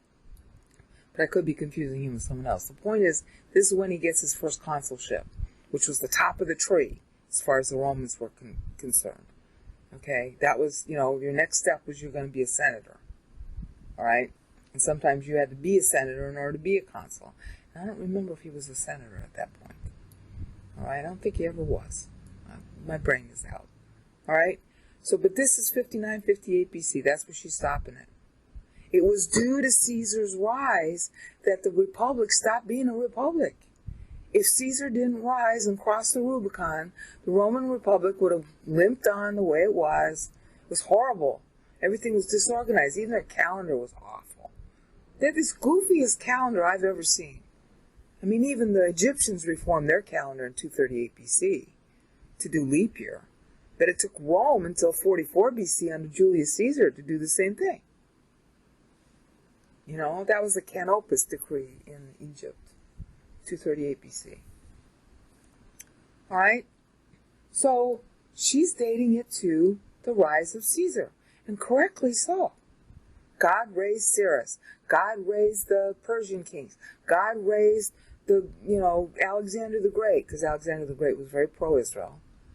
God raised, the competition between the two Greek cities, the two Greek, king of the north, king of the south, in order to keep Israel in the middle. And that hurt her, but that helped her too. And then God raised Rome. And Mary is basically saying all this, dating back from Hanukkah, which is the same date as the laying of the foundation of the second temple, which finishing of the foundation of the second temple, which is in Haggai 2, which she's going to get ready to quote in her next paragraph. So that ends her first paragraph. She begins it at Hanukkah and the aftermath, with the Diaduki and all that. And she ends it with Rome. And she's doing this for a reason. She's tying back to Daniel. Okay, because Daniel did this review of history. Daniel ended his history with the rise of Greek on time track 1 and the rise of Rome on time track 2, which we're going to see in the next increment. But I still have to finish going through Mary here. So that's her first paragraph, ending with the rise of what's going to end up being a hero of Israel. Because if Rome stayed a republic, she would have never been able to branch out and have enough control in order to protect Israel. Even though the people that she was protecting hated her for protecting them. That's what she did. Because, look, where did we start with this? Israel had become apostate under the Maccabees. John Hyrcanus takes power here, and he usurps the houses of David and Aaron, just as his father Simon had done. So Israel needed a savior from herself.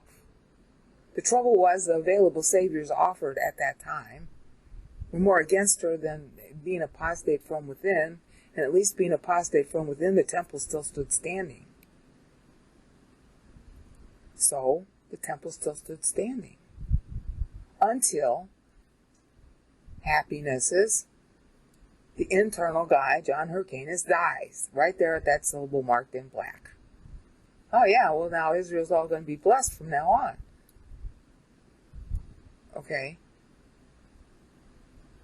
The Almighty is accomplishing great things for her, because from starting here, that's 100 BC at the end, at the 63, that's when Marius changes the Roman military, which allows Julius Caesar to get the kind of conquering victories that he got. See, it was all set up. And as a result of that conquering victory, Rome too was saved from being a republic. She was just a complete washout as a republic. And therefore Julius Caesar came to the throne. They got jealous of him because he had too much. They killed him because he was too smart, too cute, too everything. And his not-so-cute son, but quite shrewd, Octavian, a.k.a. Augustus, ended up taking over and converting Rome to an empire, which ended up saving the Middle East. Because everybody in the Middle East, and this is the point I was getting at, the reason why Rome was a savior is that everybody in the Middle East, especially in Israel, was busily engaged in little petty civil wars with each other, each one trying to take power from the next guy. And that's what our boy Hyrcanus got frustrated when he died. All those factions were there in place, and they were all arguing with each other. They were all arguing with each other. The nicest thing God could do to save Israel from herself was to save Rome by revolutionizing military power so that Rome could take over the Mediterranean world and therefore protect Israel from herself. This is all the backdrop to where Mary is at the time she talks. All that history had to be done in order for her to be able to say what she's saying. So why wouldn't she be saying, the Almighty has accomplished great things for me? Yeah, all of history. Definitely, holy is his name. This could be an antiphonal response. Even his own great mercy, from generation to generation, among those revering him. That ends the paragraph at the advent of Julius Caesar's first consulship. Now, why did I translate it among those revering him? Your usual translation will say to those revering him. This in the Greek is what's called a dative case. Alright? That's why you see it usually translated to.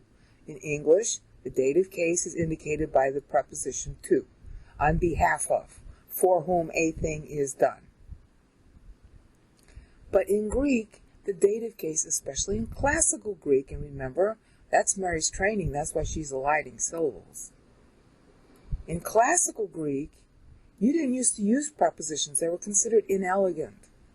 So what you did instead is you just used case endings. Dative here. This is dative case. Twice. To those. In our English, that's how we translate it. Okay, but this also means among those. Okay? If you had the preposition "en" here, which is a feature of Koine Greek, but in classical Greek you didn't need it, and I'm going to explain why you don't want it here. You would have "en" and you'd have plus tois. And that would mean among those. Okay? Among and behalf of. And that's why she doesn't have a preposition here. It's on behalf of, that's the pure classical meaning of the dative case. Alright, but it's on behalf of and among. See, who's going to be saying this? Those revering him. And where is he going to be in eternity? Because that's what it's talking about. See, from and to each generation. That's a tag back to Psalm 90 verses 1 through 2. Oh God, you've been our dwelling place for every generation. That's what we're going to be saying in the millennium, and you're going to be alive to see it. Well, who's saying it? Where is he when this chorus is talking? Who's there among them? God. What is the main promise in the Old Testament? I will be among you. So she's playing on, yes, we're the beneficiaries. That's the dative case, indirect object. But she's also playing on location. Because why? Because the location of the one who's going to be causing all this action is where? The body parts are developing in her womb as she talks. And what's his name going to be when he's born? Emmanuel, God with us. So I submit to you that the right preposition to use here in English, because we already can see the two up here, that's why I put it there, is among. To play on the dual entendre meaning of the dative case. I'm sorry I had to take that side trip on the techie Greek stuff, but somebody I just know is going to say, how come you translated it with among? There's no Greek preposition there. Yeah, and in classical Greek you didn't use prepositions. You used case endings, and you wanted the case endings to have multiple meanings. That was classical Greek drama. If you were a good speaker or a good writer, you always wanted things to be multiple entendre. And that's what she's doing here. All right? So that's the end of the first paragraph. Now we got to get into the second paragraph, because I'm still coming back to why she ties to Daniel. Next time. Okay, so what's the meaning of 48 BC? That's when Caesar crosses the Rubicon. Actually, he did it in 49 BC, but there's a long story. And he wrote about it himself. Okay? On the left-hand side of the screen, about the middle of the screen, you see the title of this book that you're seeing on screen called The Art of Caesar's Bellium Civitae. Sorry, I can't read too well right now. Literature, Ideology, and Community by a guy named Luca Grillo. It's sold by Cambridge University Press, and you can get it at Amazon, and I'm probably going to buy this book for $41. It's half the price as Barnes & Noble, as you'll notice. Okay, what this guy does, and I learned this in Latin class, okay? What this guy does is he goes through Caesar's style of discourse. See, Caesar was sitting in Gaul. He first gets the consulship, all right? That's where we stopped at the last increment. He gets the consulship and he finagles his way into getting governorship of Gaul. It's in Gaul that he made his money to pay off his debts. It's in Gaul that he made his reputation. Meanwhile, he's sort of sitting back away from Rome, which is the time-honored way of getting ready to have power. Okay, I'm not sure how well he planned this in advance, but he wasn't stupid, okay? He knew that his two colleagues, Crassus and Pompey, were going to be at each other's throats, and he wanted to stay away from it. Constantine will end up doing the same thing. Okay, Constantine won. Okay, he's going to end up playing the same game, how you want to call it, about 300 years later. So Caesar's sitting there in Gaul, winning the hearts of the people of Gaul, winning the hearts of the Romans by writing them dispatches. Okay, so he's playing the provincial hero. He's giving them stuff that the popular mind will like. And what this guy does, this guy Luca Grillo, in this book that you see here on screen, is he's analyzing Caesar's literary style. And if my Latin teacher is still alive watching this video, I will be very happy.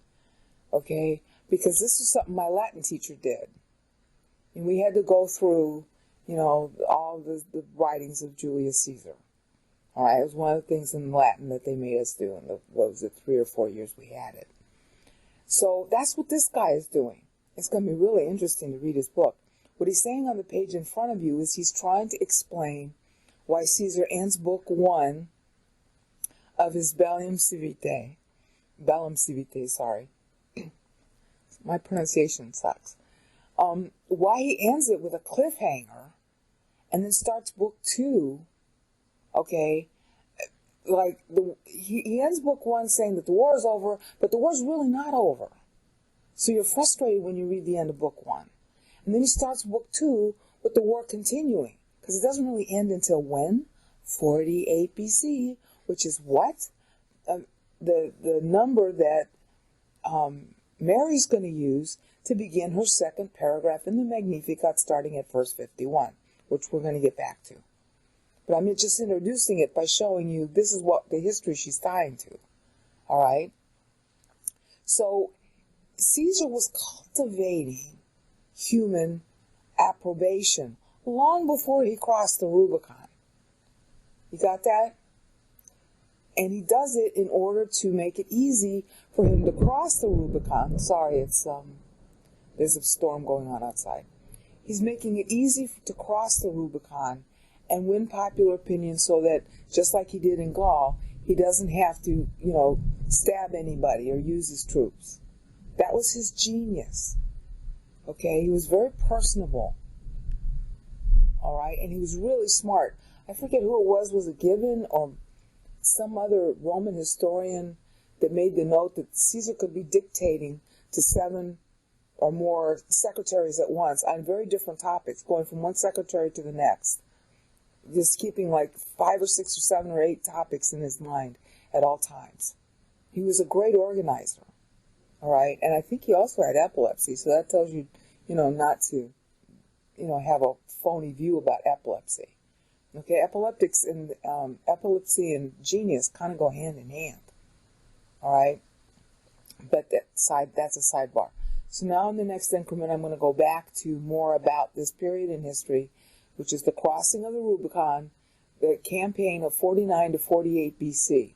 It really doesn't end until 45, but it started, okay, in 49 BC with all kinds of little stuff going on outside Rome.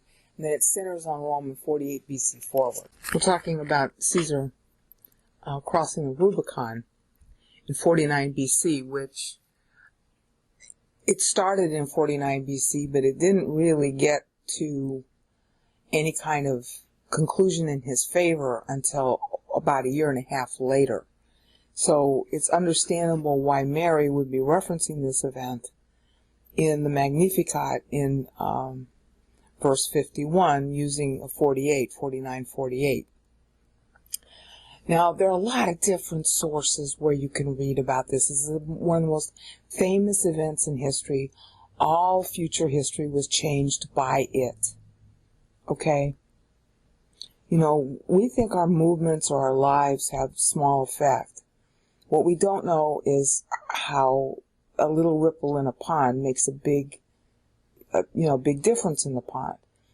Caesar was just trying to make sure he didn't lose power. And where you start to see the meaning of that to him at the time, all right, is right here. I mean, you can find it in any place, but this happens to be a really good summary. Mark Antony, a biography. It's about Mark Antony, but it's a really good summary on what Caesar went through. Mark Antony, a biography by Eleanor Galtz Huzar. And, links to this and the other one will be in the sidebar. This starts, as you can see here where I'm moving the page, at 52 BC. You have to read back that far to understand what had happened. All right, to understand why this, sort of what we call in modern vocabulary even crossing of the Rubicon. That you can't go back after you do that. Why that expression is in our language, why this is such a pivotal moment in history. You have to go back to understand what was going on. And this woman happens to do a really good job of giving you a sort of dramatic, you could almost see it play as a movie the way she writes it. And, there are a lot of different authors you could read about this. But she does a pretty good job of letting you see it as a sort of blow by blow, scene by scene, and it goes all the way through her page 62, which is as far in her book as you're allowed to read online. Okay, so I would recommend that you start there, or maybe start a couple of pages back. Maybe here, maybe start at page 45, you decide where you want to start. But the part of it that's going to really focus on 49 BC starts here on page 46. And just try reading that. because that's the quickest way I can think of, that's actually the quickest way I can think of to read you into the picture about what 4948 BC meant. See, because the whole Caesarian power campaign really it ended up causing a civil war in Rome. It started in 49, but it really started kind of in the 50s because Caesar got too popular. And it didn't end really until 44 BC. He'd only really been in, power as dictator for like a year or two, maybe 3, forget, before they killed him. And Antony ended up being, who was his friend, and it really was instrumental in him getting to power. Anthony ended up being one of his killers. All right? So in order to understand the soap opera and its impact on your life today and mine, you really need to get this story. So try reading this lady first and then, get into the scholarly tomes afterwards. Okay? But this is what Mary is referencing, as we're going to see in the next section. Okay, now we're back in Mary, in the Magnificat. And the highlighted in black section that we're looking at, it's very evocative, the language. Okay, it's the time that we just saw of Julius Caesar crossing the Rubicon, all right, which ended up producing, if you read that text of that lady's book, during 49-48 BC, there's a whole lot that's going on politically in Rome. Caesar desperately trying to not use his troops, partly because he's too far away, but also because he wants to effect, a change. And Pompey, who's his one-time friend, but now, his adversary, Pompey is sort of caught in between two, and Pompey's troops are nearer than Caesar's to Rome. And so the Romans are kind of nervous, all right? If we go for Pompey, his troops are nearby, but then Caesar's troops are farther away, but, Caesar, who's more popular than Pompey at this point. There's something about him that makes them even more nervous. So you got all these factions going on deciding between the two dictators, or the two would-be dictators, okay? Pompey, meanwhile, is going to make an incredibly stupid decision to move his troops in the east, okay? And that's going to give Caesar the leverage that he needs. And it ends up taking the course of a year and a half, because at the same time, what's, hurting Caesar is that he doesn't have enough money. So he's got to first, go to Pompey's territory in Spain in order to take over Spain, in order to get the money and to prevent Pompey from being able to come in behind Caesar if he goes to Rome and crush him in the back. I mean, it's a very dramatic story. There have been lots of movies made about this, but I don't think any of them tell the story as well as that book I just showed you in the previous increment. Tell it so dramatically. Bing, bing, bing, bing, bing. This is what happened. Okay, it's very well said, I think, anyway. So look at Mary's text, bearing in mind that you have stuff going on behind the scenes, but primarily in Rome, them trying to do this in a peaceful manner without using troops. By his arm he exerts authority. See, this is classical Greek drama. This is the kind of thing that Aristophanes did in his plays. The plays will always be about some ostensible topic, okay? Just like here, the ostensible topic, Mary is talking about her pregnancy, all right, and how great God is. I mean, we've heard this since we were kids, and we don't give it much thought. But just like in Aristophanes' plays, I happen to like him, all right, he will have little clauses, little sections of his plays that reference politics current to him. Okay? The play is ostensibly about A, but the satire is really about something happening currently. All good drama has that. Shakespeare's plays were like that too. Shakespeare's plays always took place in the past. They were always on classical themes of the past. But the words that he used in his plays related to current cultural and political events. He was always satirizing something in the present. That's what good drama, classical drama does. And we got it from the Greeks, but actually that's the hallmark characteristic of Old Testament writing.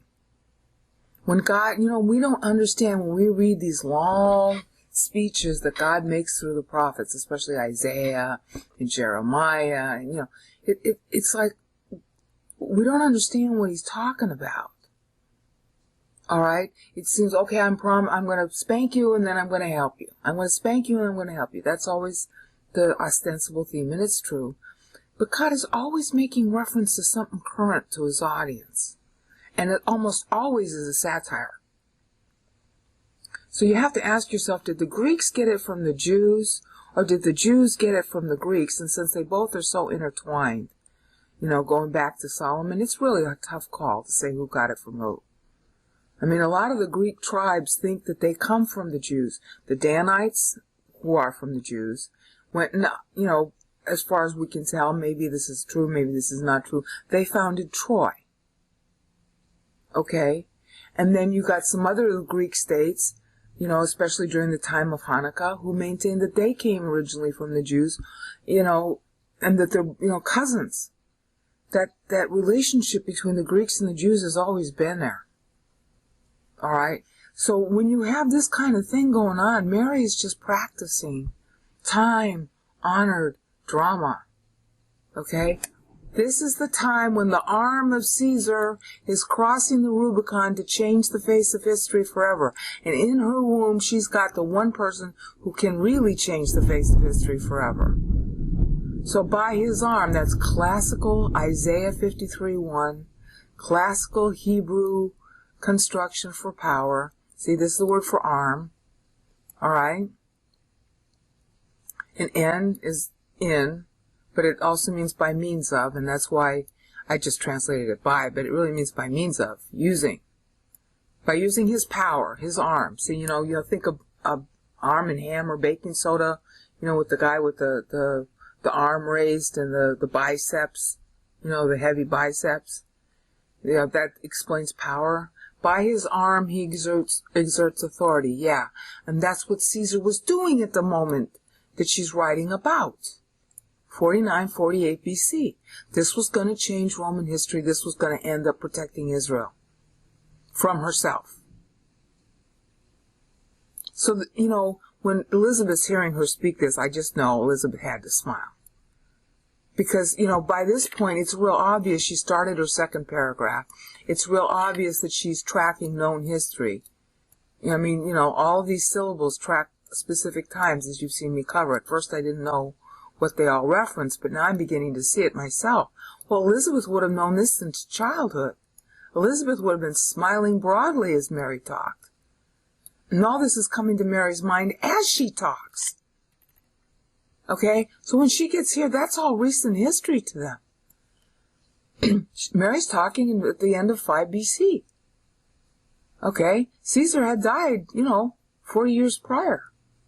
So this would have been a story that they learned on their mother's knee. By his arm. Yeah, Caesar thought it was his arm, but it was really God's arm.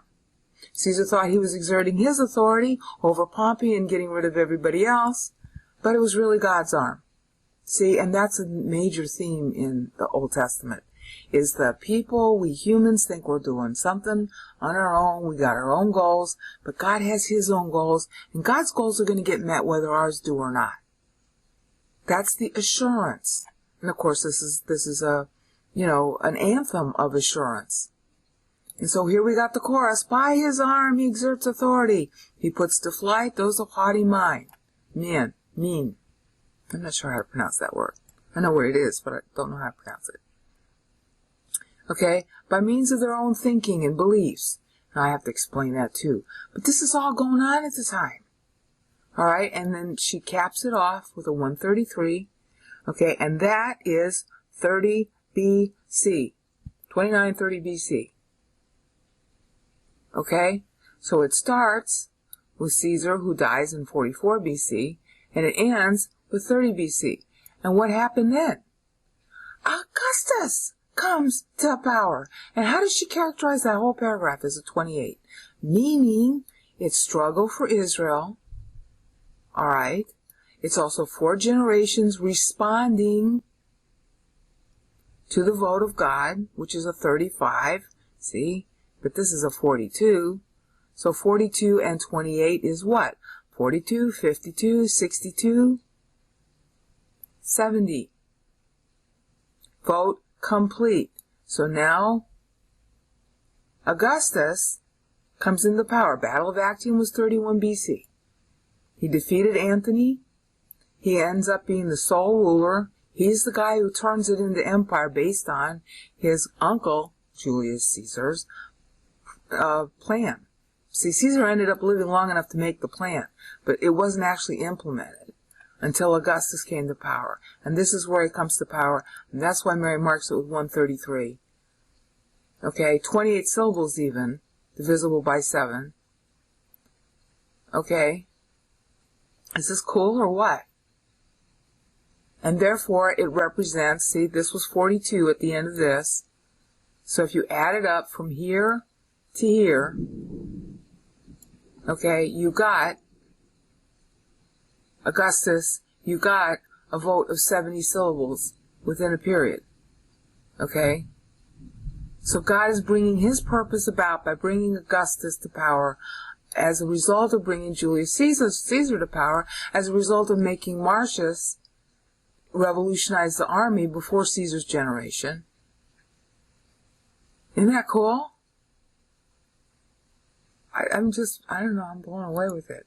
And of course, by the means of their own thinking and beliefs. Right? Caesar takes the thinking and beliefs of the people of Rome, and by using them adroitly, he puts to flight Pompey, and that was Lepidus at that point. I think it was Lepidus at that point. Because it was Anthony, Cassius, and Octavian who were the triumvirate after that. Okay? Is this cool or what? Meanwhile, God is doing the same thing. Okay? God is putting to flight those who won't defend Israel. God is putting to flight, the end of, Hyrcanus II and his crowd. And yeah, okay, Herod comes to power, but Herod's going to make nice with Rome, and Rome is really the protector. And all those people in the Roman Republic was horrible, okay? Oh, he's putting them to flight too. So he can create a stable empire. Sometimes empire is better than democracy or republicanism. It depends on how corrupt it is. All right? No, there's nothing ipse wrong about monarchy. There's nothing ipse wrong about an imperium. It depends on who's leading it. There's nothing ipse right about democracy or republicanism. It depends on who the people are. If you got a bad people, you're going to have a bad democracy, a bad republican government, as we have in the United States today. Okay? So, God puts to flight through what? Human agency, by his arm. And by what? By means of their own thinking. Caesar had his own thinking, the triumvirate had their own thinking, all the different Roman politicians had their own thinking. Yeah, and it did them in. I mean, Caesar was one of the most brilliant men who ever lived. He just blows me away. But for all that, you know what? He did himself in. And who triumphs? God. For who? Israel. Does this fit or what? Is this cool or what? And I promise, I'm still getting to Daniel, but I'm now showing the relationship of the text to the time, because that's another characteristic of time poems, is that there's usually a satirical relationship between the text and the time period that's being expressed by the meter. Okay, we had stopped by looking at the fact that this is when Augustus rises to power as a result of winning the Battle of Actium against Antony. And he converts at this point the Roman Republic, although he still calls it a republic. You never trust people who are nice. He converts it into empire, and really that was the best thing he could have done for Rome. The Senate at this point was as bad as Israel. Okay? Everybody in the Senate, if you ever get any time, study this period of history. Because this is when the world was supposed to end. And you'll understand why the more time you study it. Everybody in the Senate was all proud of himself for what he owned or had or who he knew. And people got married to other people in order to look good to other people. Meanwhile, on the inside, everybody was miserable. Same thing was going on in Israel.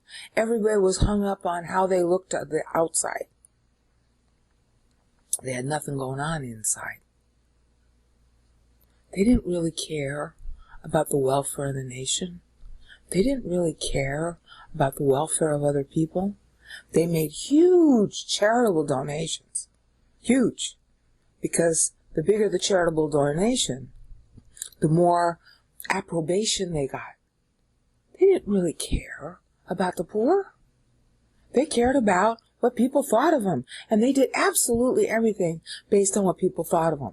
Hint, hint, hint. This is why the world was ending in those days. This is when the world was supposed to end. The world had 98 years on its clock left to run at the time Mary talks. And why?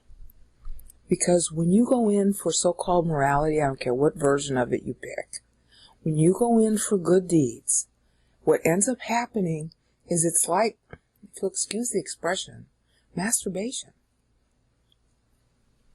It's really what it is, except you're doing it to your ego. You can't, no matter how much you achieve, it's never enough. No matter how many good deeds you do, they're never enough. There's always going to be somebody who does it better than you, and therefore the whole meaning of doing the good deed, the innate enjoyment of doing good. There really is. There's an innate enjoyment of doing good, just like there's an innate enjoyment of eating your favorite dessert. But if you think it's supposed to make you deserving of something from someone else, you don't enjoy the dessert anymore because you think it's your dessert. So it becomes a desert. You get the wordplay there? That's the problem of this world at this time. I mean, all you have to do, if you don't believe that, all you have to do is read what Augustus himself wrote. Okay, it's called Res Gestae. Gestae. First word is res. Res means things, matters. Okay? Just read it.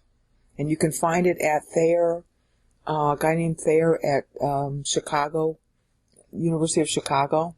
He's got really good websites.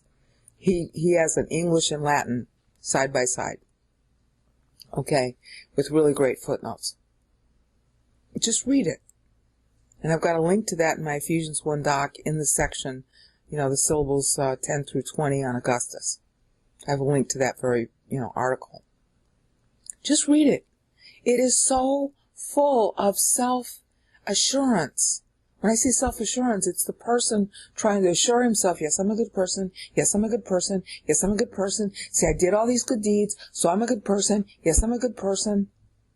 That's masturbation. That's what it is. And the person isn't feeling good afterwards. And nobody who does masturbation feels good afterwards. You always feel kind of dirty. Yeah, because it is. It's not the way sex was designed to be. Man was not designed by God to have to do for himself to feel good about himself. Man was designed by God to be able to look at God and enjoy life that way. It's far more enjoyable to live when you get to look at God all the time, and you don't have to look at yourself. That's the promise of salvation. That's the reason to want it. It's not so much to escape hell, although God gives you a negative reason too. The positive reason to want it so that you can escape having to look at yourself. It's boring. And you can never be satisfied, because you can never perform up to your own expectations. And that, the black is appropriate to this time of history, when Augustus comes to power. It's all about, okay, I did this good deed, I can think good of myself now. And if people think good of you, then you think that it's okay to think good of yourself. Everything's external. You have no internal assurance. So you're constantly doing something on the outside to get assurance on the inside. It's true definition of hell. This is how bad life was. It was like that in Israel with their 613 stupid commandments and the Mishnah mentality.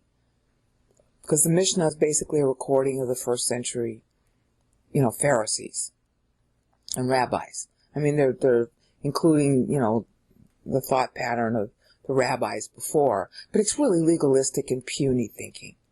Really gross. Makes you want to throw up to read the Mishnah. Except for the parts that are very witty. And, Roman thought was very witty also. And it also made you want to throw up because it was all about, I'm going to feel good about myself. I'm doing this work to feel good about myself. I'm doing this work to feel good about myself. And the cross was going to save us from all that.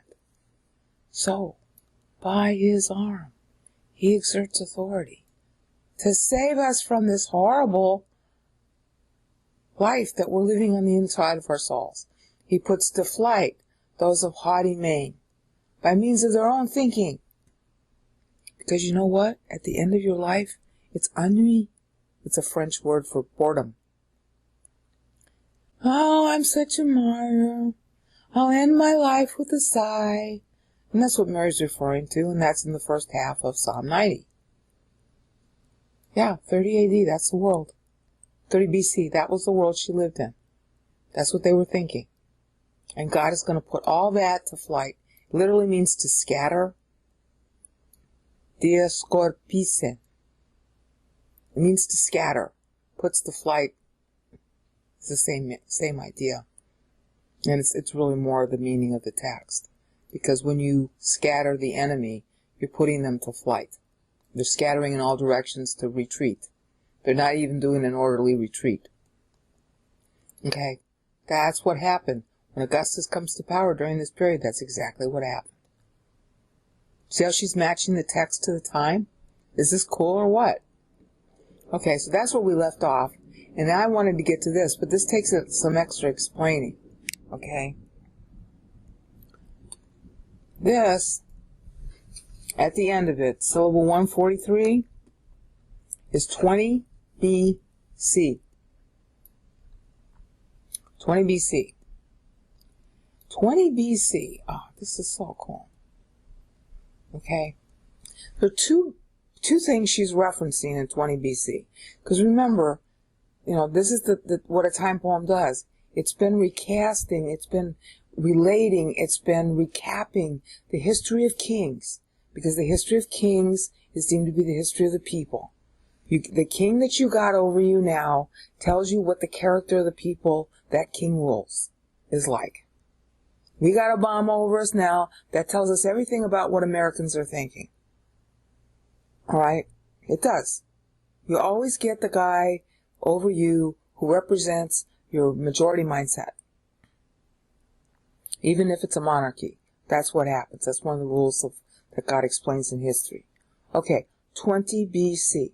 The guy who's ruling has been now, at this point, for at least 7 years. He regards it himself personally as 10 years, because Augustus stated his rule from 30 BC, when he won at Actium. Augustus has been, in his mind, ruling for 10 years, but I guess you could say officially by the Senate's accounting, for 7. At this point, Augustus has concluded a treaty with Parthia, aka what's left over of Persia, which was the number 1 enemy of Rome. This is why, when I go through the synoptics, opening in episode 1, or 2 or 3, I think it is, where I introduced the coming of the Magi in Matthew 2, that was a political powder keg. Persian Magi coming to Jerusalem? Yeah, 17 years after a treaty with Parthia was concluded, Israel was a buffer state between 2 enemies, Rome and Persia.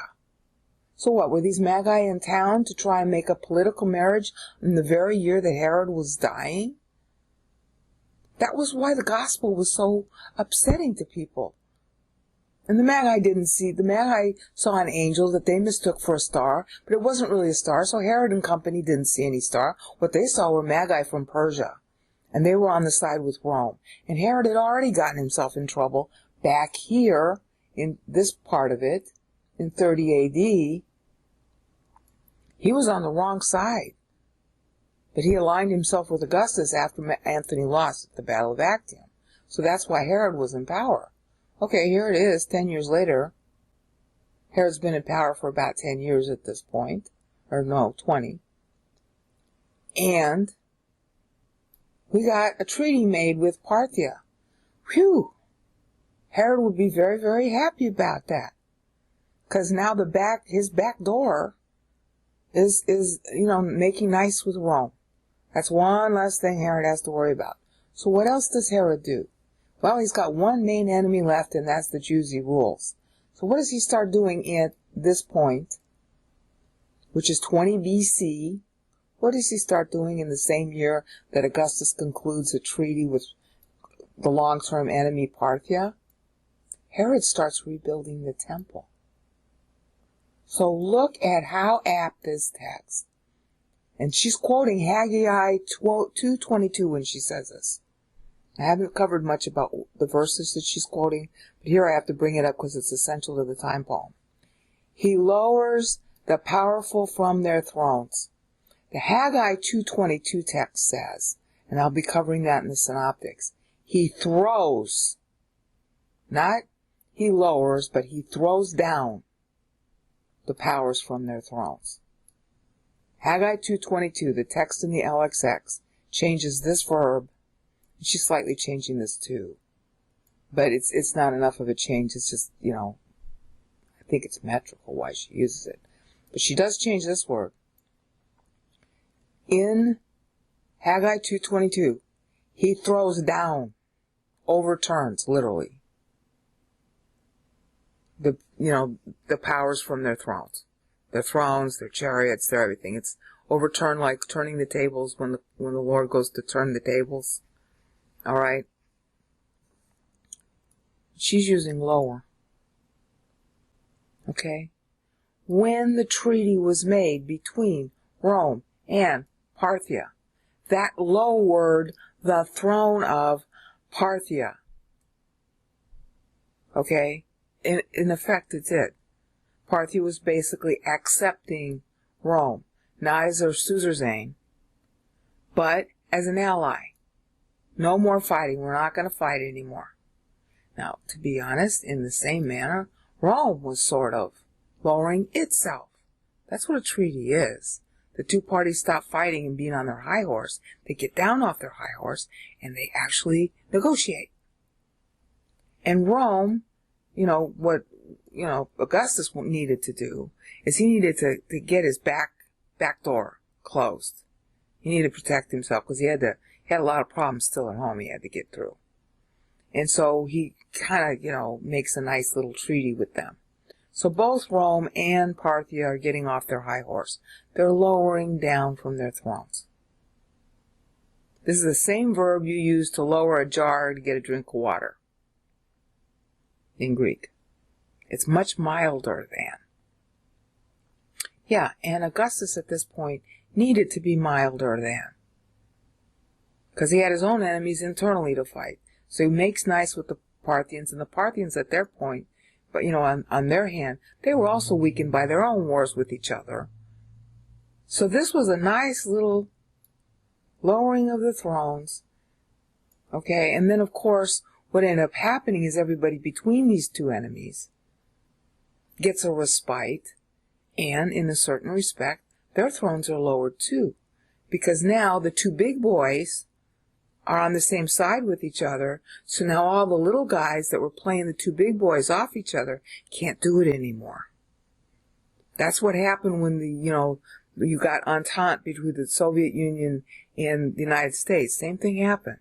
Is a lot of the third world countries were playing us off each other. And the minute we stopped fighting with each other so much, not that we really stopped, but the minute we stop fighting with each other so much, all the little guys in between can't play us off each other. It's like going to mommy or going to daddy. When mommy says no, you go to daddy to get a yes. That's the way a lot of countries have played off the United States and the Soviet Union over the last, 50 years. All right? That's how little countries do. They need to do that in order to maintain their independence. All right, same thing happened in these days. So everybody's throne is being lowered. Is this cool wording or what? She had a grasp of geopolitics, boy oh boy. And it's important to say that because all this is set up so that Israel will be safe, so that the gospel can be transmitted under, more peaceful conditions. God is getting the house of the world ready for Messiah to enter his own house when he's born. All right? So that leads us to 13 BC, which is the end of this phrase. He lifts the humiliated. Okay? And we're going to cover that in the next increment. Okay, back again, and it's now 13 BC. Remember, the main characteristic of 20 BC, the two that she's hitting on, are the treaty with Parthia, because that would be of most, impact on Israel. The treaty between Rome and Parthia, and the fact that Herod was starting to rebuild the temple. Okay, because the temple's got to be ready in time for the temple Messiah, who she's just newly pregnant with the body parts. It's got to be ready. So there's a temple building. This is what she's thinking. There's a temple building in her body to house the Shekinah glory once that body comes out of her womb. So at the same time, Herod is building the outside temple, that the inside temple is going to house inside a body who's going to walk inside the physical temple that represents him on Hanukkah. Is this cute or what? So what do you call that? Lowering the powerful from their thrones. It's got so much wordplay. They're lowering their thrones in order to agree with each other to make peace. That lowers the thrones of all the little countries in the region who've been trying to play mama and papa against each other. That therefore lowers the crime rate, that lowers the brigandage, that lowers the threat of war, that lowers a lot of things. So that frees up what? That frees up the building of the temple, because now Herod can focus on his internal enemies, like Augustus wants to do. They want to make peace with the outside so they can make peace on the inside. Both of them are out to do that. Augustus by means of making the treaty with Parthia, and Herod by means of building the temple. So, they're also lowering themselves from their thrones in order to shake hands with the people and get more popular internally and hopefully lower the thrones of their enemies that are internal. Herod's going to manipulate the Sanhedrin. Augustus is going to manipulate the Senate. You see how all this ties? Is this cool? Okay, so now we have 7 more years of that. Ending when? In 13 BC. And what happens then? End of year. Tiberius gets to have co-regency. That's such a sad story, I tell you. That poor guy, he worked so hard. And his dad, Augustus, who wasn't really his dad, and he was a stepson. Livia was his mother. Tiberius was always the least liked person of Augustus. Augustus wanted everybody to be the heir apparent until nobody was left but Tiberius. Okay, and Augustus is going to die not much later, but, it's 13 BC, he dies in 14 AD. So he does die later. But everybody else, there was nobody left to appoint but Tiberius. And Tiberius really deserved to be appointed. And he gave up everything, even his wife, who he loved, in order to get that job. In order to get appointed co-regency here, he had to give up his wife and marry, I think it was Julia, the niece of Augustus, who was I think her name was Julia. She was a real, playgirl. They didn't love each other. He couldn't ever see his wife again. It was horrible. I think his first wife, Tiberius' first wife, was named Calpurnia, if memory serves. But I get the names mixed up with Roman history. I don't know why they all sound the same to me. Okay, but the guy gave up everything. He finally gets appointed co-regent in 13 BC. All right.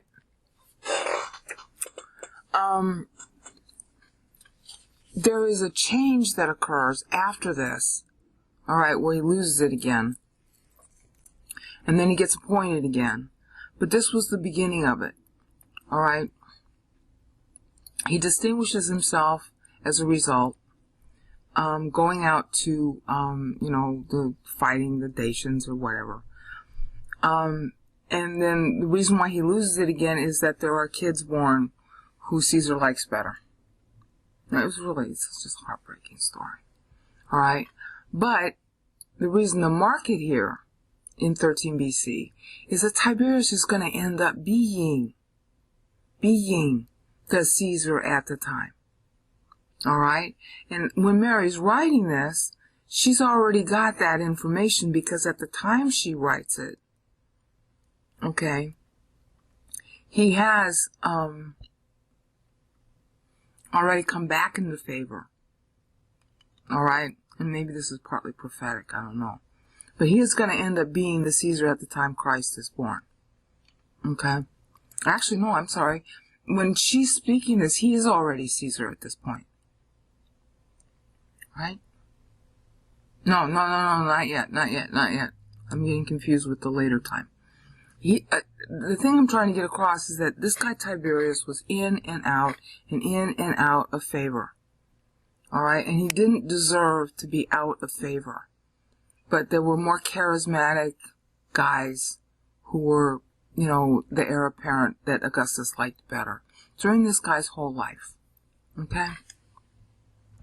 So that's why 13 BC is mentioned, because it's bringing up the tie to Tiberius. Which, when Mary's talking, it's 5 BC. And at that point, there was only Gaius, the little nephew of Augustus. There was only Gaius, and I think there was another one. Oh, I forget his name. There were 2 that he still preferred to Tiberius. Like I said, in and out. And then they all die except Tiberius at the end. So, see how apt this is? By referencing Tiberius, he's the guy who's been humiliated all this time. Okay? And until his later years, after all of his bitterness and everything, he was a really pretty good ruler and administrator. Okay? So, God lifted him in order to lift Israel. He did a pretty good job, administering. Alright? He doesn't get enough respect, frankly. Everybody's all focused on, how wild he was sexually at Capri in his retirement. But there was a long period there where he worked really hard for Rome. And so God lifted the humiliated. Alright? So see how poignant that is? She knows that story. She's matching the text. And at the time she's doing it, he's not even Caesar yet. But his humiliation was long gone. He'd been long suffering. And he was very loyal to his, cousins and nephews. I don't know, I guess they'd have to be called his cousins. Who Augustus preferred. So that's why 13 BC references Tiberius.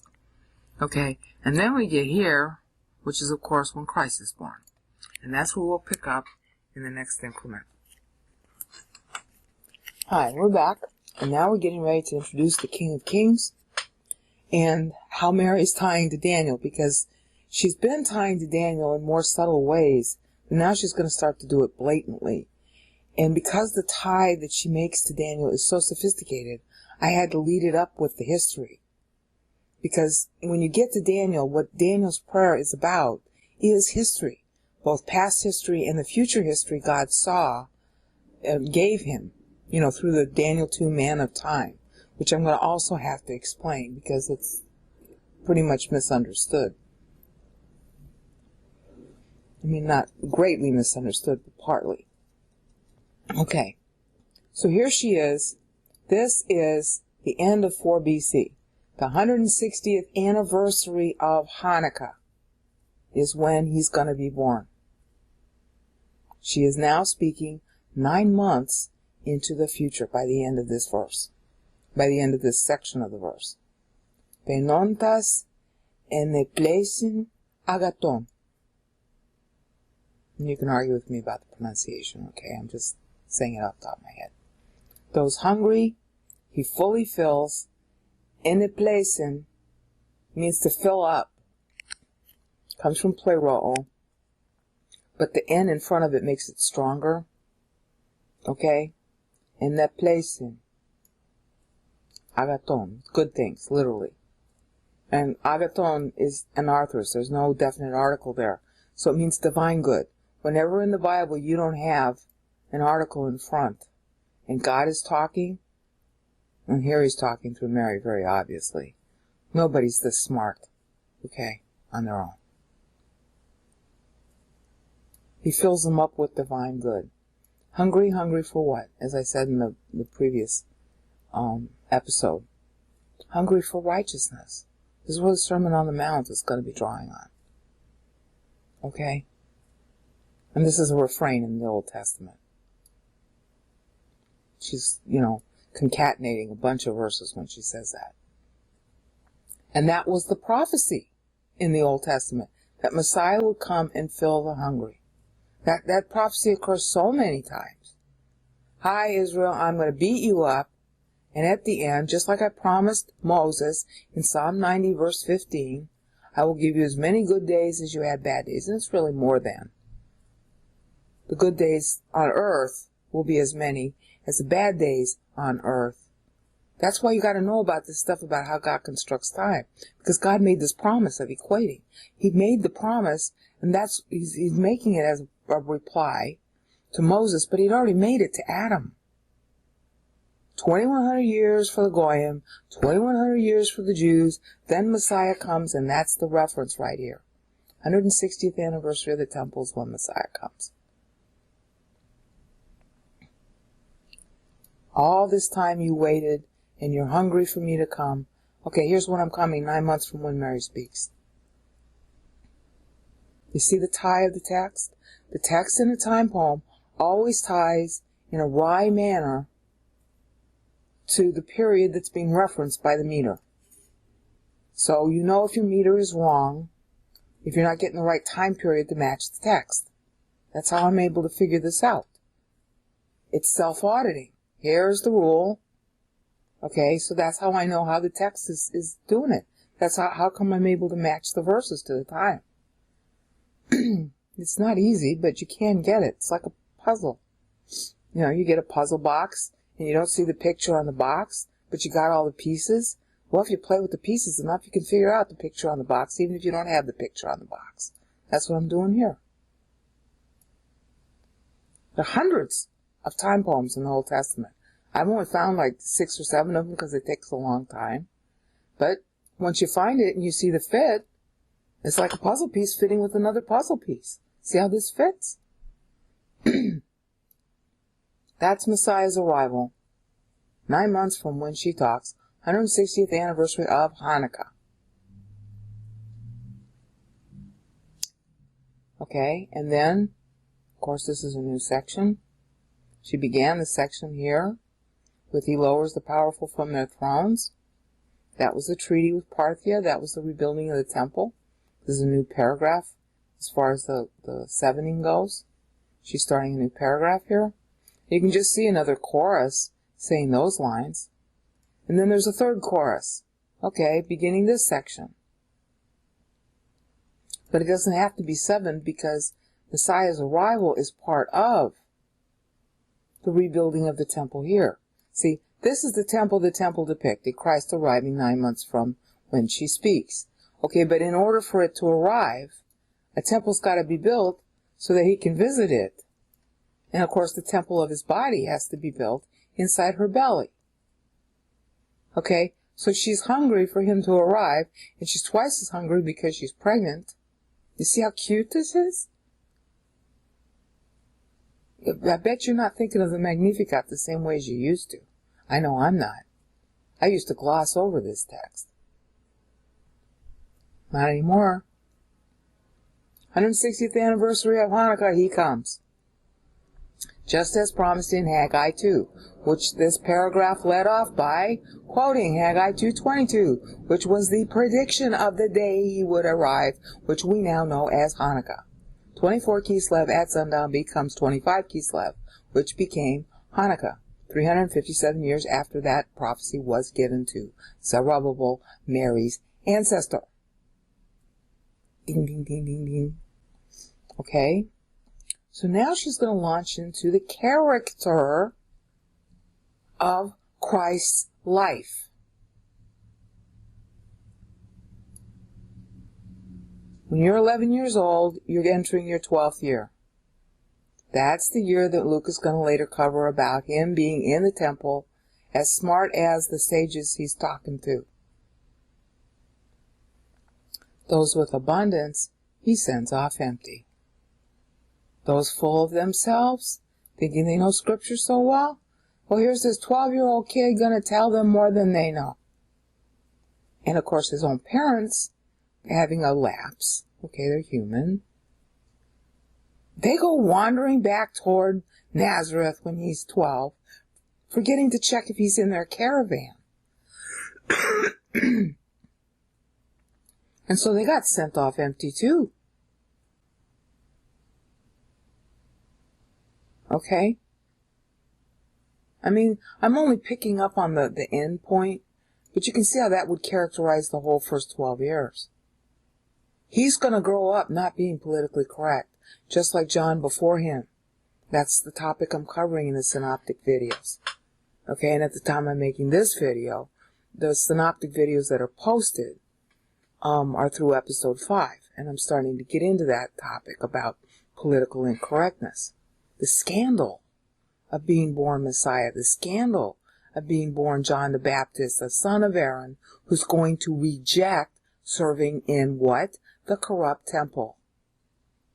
The one of the guys who is eligible to be high priest is going to reject the whole thing and wear camel's hair and eat locusts instead of eating the priestly food he's entitled to and should do as proper service under the law. Yeah, politically incorrect. Those with abundance he sends away empty. Abundance of self-importance, abundance of scripture quoting, but no understanding of the scripture they're quoting. He sends them away empty. That's Christ's life. That's what he's going to learn during those 12 years. And at the age of 12, he has the right to comment on Scripture. And that's what he's going to be talking about. And that's why the people are going to be so surprised. Here's this little kid. He shouldn't have an abundance. Oh, we're empty compared to him. Yeah, you are. See, this is what you could have learned. And he's not trying to badmouth them. He's showing them what they could have had. And he's basically, being introduced as Messiah to them. And, of course, his parents forgot about it. And that's why when they finally come back, 3 days journey, I think it's 3 days, they're like, well, why were you here? Yeah, but it was their fault. They didn't check the caravan when they left. So that he nicely says, without chiding them too much, didn't you know I'd be in my Father's house? See, he knows who he is. So they were empty of knowledge about where he'd be. See how apt this is? I bet she remembered what she said here when he was 12. She might not have known what it meant at the time, because she's just basically, these are, common scripture quotes right here. There's a whole, 900 verses or something that have this kind of refrain in them. Yeah, I bet she remembered it here. I would have. Okay, so that's when he's 11, 12. All right, 11th birthday year, 12th year. Okay, and then this next section is 12 years after that. When he's 23, 24. Okay, and that is approximately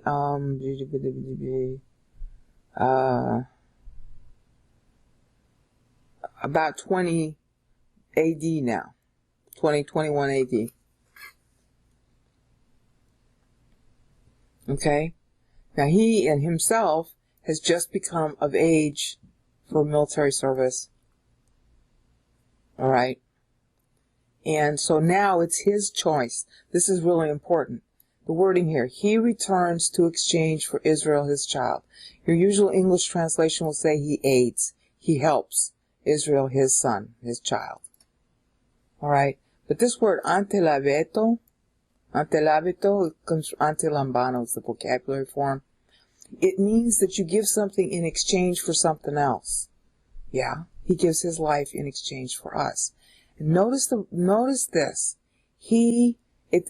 Exchanges is the real meaning, but it's got a concept of giving something in return. And it's also got the concept of returning. If you're going to give somebody something, you have to go to them in order to give them something.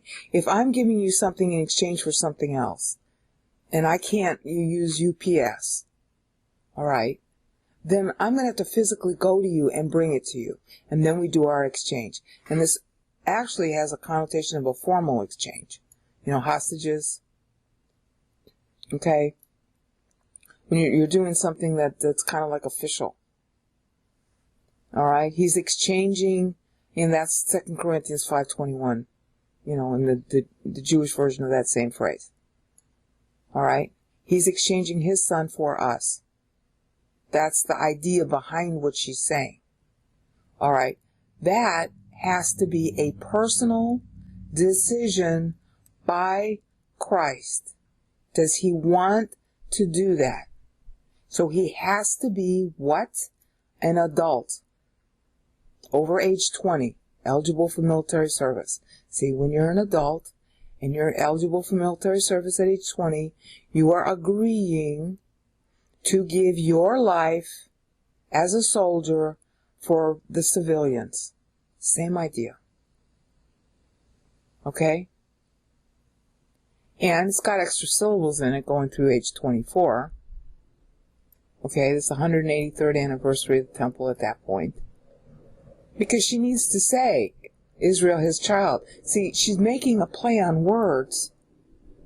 She's got what's going to become a child. She's got the body parts developing. Those body parts are going to be exchanged for what? Another child. Who? Israel.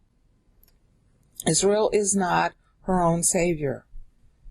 There's a group of Jews, hopefully not too large, that had this insane interpretation of Isaiah 53, meaning that Israel is her own savior, that the suffering servant is Israel herself. That's a pile of garbage. The only savior is God. And no sane Jew interprets Isaiah 53 to mean that Israel is her own savior. That's as blasphemous as you can get. So if you hear any Jew trying to say that Israel is their own suffering servant, just walk away from them immediately. They don't represent true Israel. They represent apostate Israel, even as a whole lot of Christians are apostate. They're just wacko. You have to be nuts to say that Israel's her own savior. Just nuts. I mean, we got nuts in Christianity, we got nuts in every religion, and we got nuts in Judaism too. All right? He exchanges for Israel, not Israel exchanging for herself. And he's got to be over age 20 in order to make that decision. You see how she's matching it? And paidos autu is 3 extra syllables. So that's why it's running to age 24. And of course, at this point, if we properly identified this as 1 AD, 24 years later, it's 24 AD. But that's not exactly the way, our BC AD works, so we're going to be messing up a little bit on our timeline here. So it ends up being 20 AD because we cut out 3 years. It's a long story. All right? It's the 183rd anniversary of Hanukkah by the end of that year. So, that's a number you can trust. All right, and then our next phrase, I'm going to say this wrong. I always say it wrong. Nesteneleos. Okay? It's remembers. I had to use the word recalls to make it fit 5 syllables. Remembers. And eleos is the translation for chesed in Hebrew. I had to translate a great mercy to make the meter fit. Okay, great mercy just doesn't even begin to cut it. Chesed means absolute, tender, loving care, no matter what you do. There's just no one-word translation you can use for it. We usually use mercy or loving kindness. Loving kindness is a little bit better, but it's got too many syllables. He remembers his loving kindness. Too many syllables. Okay? That's 5 years later. Alright? So here he is, age 12 by the end of this. Age 20, we'll say 12 and 12 is 24. Well, he's entering his 24th year at the end of this. And then he's entering his 28th year, he's entering his 29th year at the end of this. Now what happens after his 29th year? That's when Tiberius is in his 15th year. Because according to Luke, as we're later going to see at the end of Luke 3, it's toward the end of Luke 3. When Tiberius is in his 15th year as Caesar, having been lifted up by God, when Tiberius is in his 15th year as Caesar, Christ is about to be 30. So she's linking that up here. Or Luke is putting it here because he's going to say that. You know, take your pick. It's a very cute device here. Because if you were Greek and you were reading Luke in order, by the time you got to that part about Christ being 30, and you knew this timeline of Mary's time poem, you would be reminded of it. Because that's when Christ makes his decision to actually announce himself.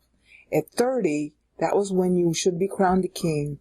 At 30, that's when you entered temple service. At 30, that's when, if you're going to be a public person, you announced yourself. He waits until he's 30, just as David was 30 when he was crowned at Hebron. He remembers. God remembers his loving kindness by his son choosing. See, he had to make this choice before he hit 30 in order to train. Now he's about to be 30, Tiberius' 15th year. Your 15th year of rule is the year in which you're going to have your 15th anniversary. See, that's why people get confused about the Bible timelines. They don't recognize beginning and ending of year. That's one of the big problems with the scholars, is they forget how to count beginning and ending of years. Okay? When he's about to be 30, it's Tiberius' 15th year as Caesar. That's when he's got to recall his role and be ready to say, okay, I'm going to take it. He's got to announce himself publicly. You can't do that before you're 30. That was the custom. And David didn't announce himself. I mean, you know, he wasn't crowned until he was 30 at Hebron. So before that, when he's in his 20s, he's got to make a decision. All his life he's been trained for this. But now he's of age, and it's his decision now, not just his upbringing. And this is when he goes public, which he's going to do in Luke 4:19. Preview of coming attractions. I'll be covering that in the Synoptic series, probably episode 30 or something. It's going to take a long time to get there. That's 188 of the temple from Hanukkah. And then, this last part is going to cover his death. Alright? See, he's just about to be 30 here. Then we got the next 13 years, which goes way beyond. Because he's only going to live 3 of them. See, that's why she's numbering it at 13. She's got other reasons for doing that also. But the next 3 years, katos elelasen. Okay, that goes, because he's really in his 34th year, I'm sorry. Katos elelasen. Alright, in the aftermath. It doesn't quite break the way it should. But then he doesn't die here the way he should. This was his schedule. He was supposed to... Oh, I'm sorry. I'm saying this wrong. Start over. He's just about to be 30 here. He's supposed to die 10 syllables after that. So, katos to elalasen. My bad, Greek. So, katos elalesen. That's 9 syllables. And look at this. Pros. Greek pros means face-to-face with. That's why I translated it here. That's its literal meaning.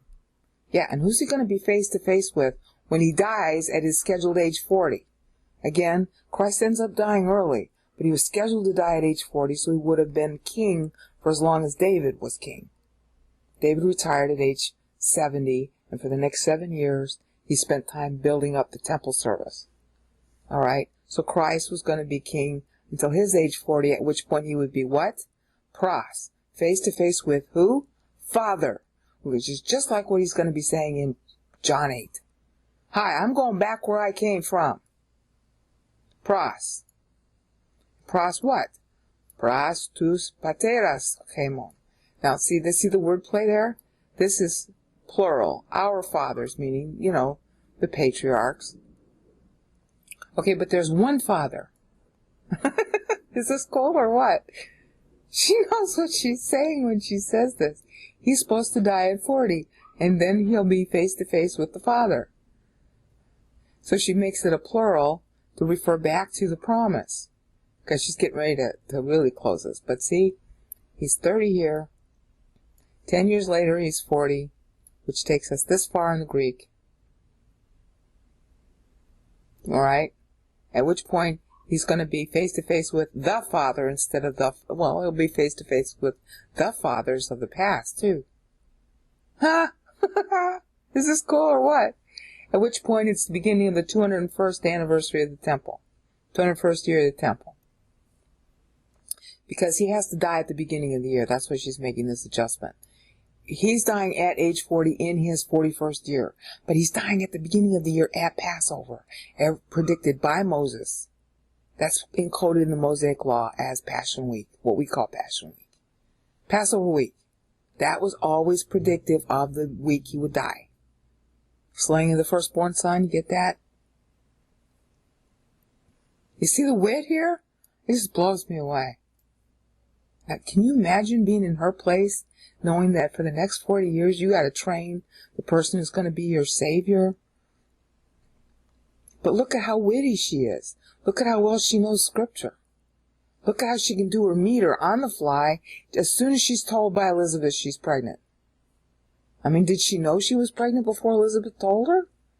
Maybe while she was writing there. What was it, a couple hours away from where Elizabeth was? Maybe not that far, maybe 10 minutes. I don't know how far it took her to get there. Well, she got there before nightfall.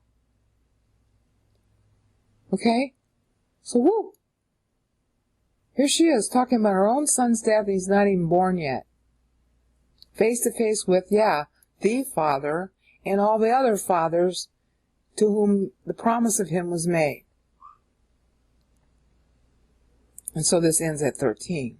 You double portion Ephraim and Manasseh. That's the cute part of it. All right.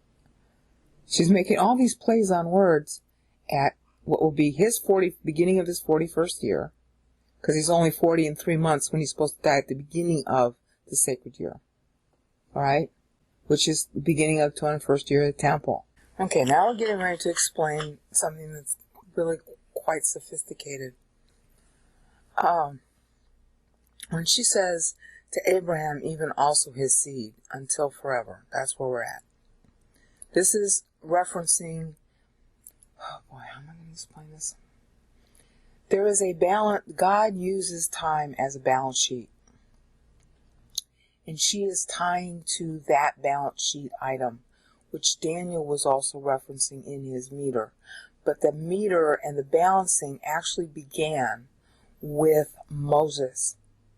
All right, in Psalm 90, which you're going to see here. Okay. You saw this when I began. I think it was Magnificat 3. I was explaining that Moses' time poem is divided into pretty evenly, even segments here, each of which represents a 1050. This is the last 1050 of history, okay, with the 14 pregnant inside that Mary's going to be using.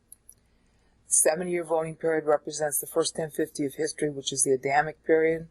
And, here I explained the years that are involved. And then the second voting period of history follows 980 years afterwards, which is the period during which Noah voted, and that's how come we're all alive today. Okay, this is when Noah voted. And as a result, he also supermatured, and that's how come we're all alive. Then 980 years more follow. That's 2 490s. And then the next voting period was the one that Moses lived in. And it was his vote that caused the Exodus. Okay? And if you don't believe that it caused the Exodus, go look at Numbers 14 and its associated passage. I want to say in either Exodus or Deuteronomy, where God offers to wipe out all of Israel and just start over with Moses. So Israel is attributed to Moses. They were, just like us, rebellious that much at that time. But he wasn't rebellious. He voted. So that's why Israel got to live. That's why we get to live. Okay? And then the future of Moses period that was going to be in jeopardy, that's why it's represented by a 56, was the period that we call associated with Purim, which is really 467 BC after Purim happened, down to 397 BC when the last book of the Old Testament was written, Malachi, which presaged John the Baptist and the advent of Christ. And if you read the book of Malachi, you'll find out that God says to the priests 200 years before Hanukkah, you guys are so corrupt. I'm not going to talk to you anymore. You're not teaching my law properly. So here's what I'm going to do. I'm going to shut up now. Here's the last book. And, Malachi 4 verses 5 and 6. I'm going to send you the herald of Messiah. That'll be the next time you hear from me. So everybody claiming to speak for God between 397 BC and the advent of John the Baptist, everybody claiming to speak for God, here's another book of the Bible, they're all liars. That includes and stresses, in fact, the Maccabees. They were liars. They started out good like so many people do. We all do like that. And then the power went to their head. And they usurped the houses of Aaron, who were entitled to be high priests. And they usurped the Davidic line, entitled to be king. So, that's why Book of Malachi was written. So, that's why Moses, presaging it, has this equal to 56 rather than 70, and puts the other 14 up here, which Mary is referencing. Now,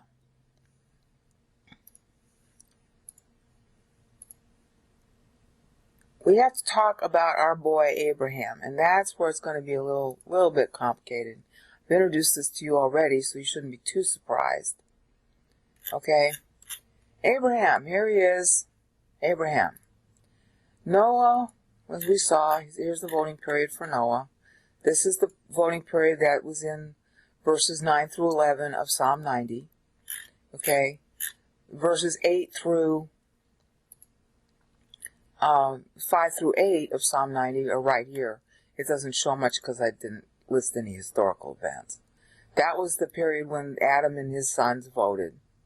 Alright? Next time was Noah, and that's bigger because I have so much to say about it. Okay, that's when he votes and gets his covenant. And his covenant meant a 490-year time grant that expires right here. 2046 from Adam's fall. Not from creation, from Adam's fall. Genesis 3:22. Okay, well, the first 2100 years, and which the Jews today call the Age of Desolation, and they think it's only 2,000 years, because they've forgotten how to count. That 2100 years wasn't up yet, but Abraham had to super mature by 2046 after Adam, because that's when Noah's personal 490 time grant ran out. It's the earlier of. History was supposed to end if Abraham didn't mature. So this isn't technically speaking a voting period, but it is the last 54 years of history for the 2100 years owing to pre-Israel. There was a promise that this time would go on if somebody would super mature every 490 years. As far as I can tell, those are terms of the angelic trial. Okay, I can't find any other reason why it's 490. 490 is 77s, or 770s. Okay? So, Abraham super matured, age 100. We all know the story, and yet we don't know the story. He matured 54 years in advance of the ending of the time for the Gentiles. 54 years early. All my Psalm 90, my whole Psalm 90 playlist focuses on this at the beginning and the ending. The cute videos with the music, okay, to introduce the topic, they all center on this. Israel knew that there was a 54-year credit owing to the Gentiles, and in the Mosaic Law that was memorialized by Jubilee. 50 years. See, last 50 years. The last 50 years was supposed to be a voting period for the Goyim of history. That's what Jubilee represents. And Pentecost, harvesting the Gentiles. That's what Jews think of it today. That's the nickname for Pentecost. It represents the period of harvesting the Gentiles, which is the last 50 years of history. Well, the last 50 years of history, and every 1,000 years there's an extra 50 appended. So that's 49 plus 70, 490 plus 70 plus 490 equals 1050 equals 1,000 plus 50. That's how time is designed by God. Okay? So Abraham's mature a little too early. So how are the Gentiles going to get paid back that on Jewish time? Because Jewish time had its own 2,100 years, which is all going on here that you're seeing roll on screen. Okay? This is when Jewish time was supposed to end. Okay, well, see, the last 50 years begin here, end here. 7 years before that, it's now 7 years, not 54, because that was the deadline of David's own death. 1,000 years after David died, that was when the tribulation was supposed to begin. So it's not a 54-year credit anymore, it's now 57. Why? Because David died late. Or, you can argue, I haven't worked this out 100% yet, or because the temple started late. The temple didn't start construction until 3 years after David died. That's 1 Kings 6:1. And the 3 years after David died are covered in 1 Kings 2, starting at verse 39, all the way to the end of 1 Kings 5, explaining the lapse. Because 2 Samuel 7, after David dies, the temple should have started. That was the promise by God to David. But Solomon dragged his feet, probably because he was in civil war, as illustrated by 1 Kings 2:39, when Shimei had to be executed because he was starting up trouble. So in the 4th year of Solomon's solo, 1 Kings 8:1, 480 years after the Exodus, when David would have been 80 years old, you'd know that if you'd have done your math. Josephus didn't do his math, so Josephus thought David was 70 when he died. But according to the Bible, which is absolutely much more authoritative than Josephus, when David would have been 80 years old, the temple started. That's a 3-year delay. That accounts for this being 7 years instead of 3. There are other reasons for it, but that's the root. That starts before Israel lost her sabbatical years and all that. There was already this problem. Israel could have made it up in other ways, but she didn't. So we got 7 years from there to there, and 50 years from there to there. But 54 of them, 54 of what became 57 years, are owing to the fact that our boy Abraham matured 54 years early. So 54 of the 57 years, really 53 and a half, are owed to the Gentiles. And the remaining 53 and a half, 3 and a half, owing to the lateness of the temple construction, probably. Okay, that's the most probable reason for it. That is called the Great Tribulation in the Bible.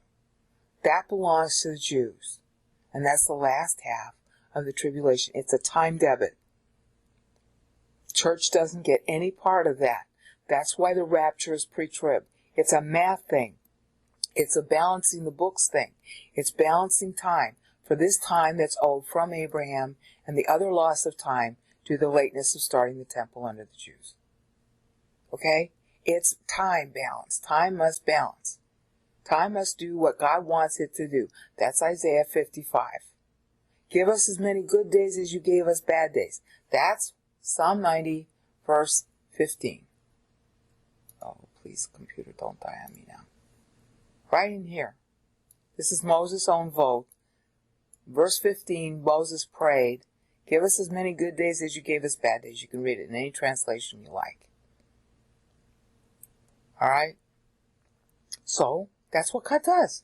And Moses, of course, prayed it because he already knew this whole rule about God balancing time. So he's invoking what God's own policy is. Okay, balance the time like you promised you would. You gotta, you might know God's opinion or God's rule, but if you don't vote for it, you don't get the benefit from it. Moses is voting for it. I have to remember that every day. I forget that, you got to pray for yourself as well as praying for everybody else. And if you don't vote to get rid of the terrorists, and you don't vote to end hunger, and you don't vote for good leaders, you ain't going to get them. You don't vote for good pastors, you're not going to get them. God wants you to vote for all that stuff. God votes for it. Okay, that's 35. But to make it 70, you got to vote too. It's not that God needs your opinion. He won't do a thing that you don't ask for. So ask. Be like Jabez. Ask for everything. That's what I do. And he'll give you what's really good for you. But make sure you ask for everything, because you don't know. Maybe it is good for you. Maybe it's good for you to have $1 million. I kind of doubt it. It's not very much fun to have money, I got to tell you. But maybe it's right for you. Maybe your soul needs that training. Okay, fine. Ask for it. See, Moses did. He asked for time. That's even more valuable than money. Give us as much good time as you gave us bad time. Okay, give me as much good money as you gave me that. Moses asked for it, so we should too. End commercial message on that. Now back to Mary. So, when she's talking about, Daniel uses the same clever wording. When she talks about to Abraham, even also to his seed, until forever, that's taking up 15 syllables. Now watch the math here. We saw in the prior increment that Christ is going to die in the beginning of, it's real important, in the beginning of his 40th year, which is at the beginning of the 201st year of the temple since Hanukkah. Beginning. That's the same thing as saying the end of the prior year. All right? Because he's going to be 40 and 3 months old by the time he's what? Face to face with what? The fathers, namely the Father and all the other fathers who died before him. He'll be dead. At this point, the way the doctrine was working in those days, they were in paradise under the earth. He was going to go down there, tell everybody, hi, I wanted the cross. At age 40, that was the schedule. It ended up happening at age 33, but at age 40 it was the schedule. He was going to go down there, announce to everybody saved and fallen, hi, I wanted the cross, believe in me now. Because the people who are not believing in him that are in hell, they still need a chance to get out. And then when he resurrects, he takes them all with him. That's Ephesians 4, 8, and 9. So he's face to face with the fathers. That means dead. It's got the backwards meaning too. God alive in a theophany, testifies to the patriarchs. Right? Not just the patriarchs, but everybody before her time. All the Jews before her time. Just as he testified, yep. And he's going to be testifying from where? From hell. Talking to who? The saved and the fallen, because everybody's located in Hades, under the earth, at that time. Paradise compartment, that's Luke 22, that Luke's going to also cover. See, all this presages what Luke's going to say. Not Luke 22, Luke 16. Victorious proclamation, my pastor called it. It's also in 1 Peter, I forget where, when Peter talks about it also, about him going down there. Okay, that's biblical. Hell is biblical. You don't like it? Too bad. I don't like it. Nobody likes it. God least of all.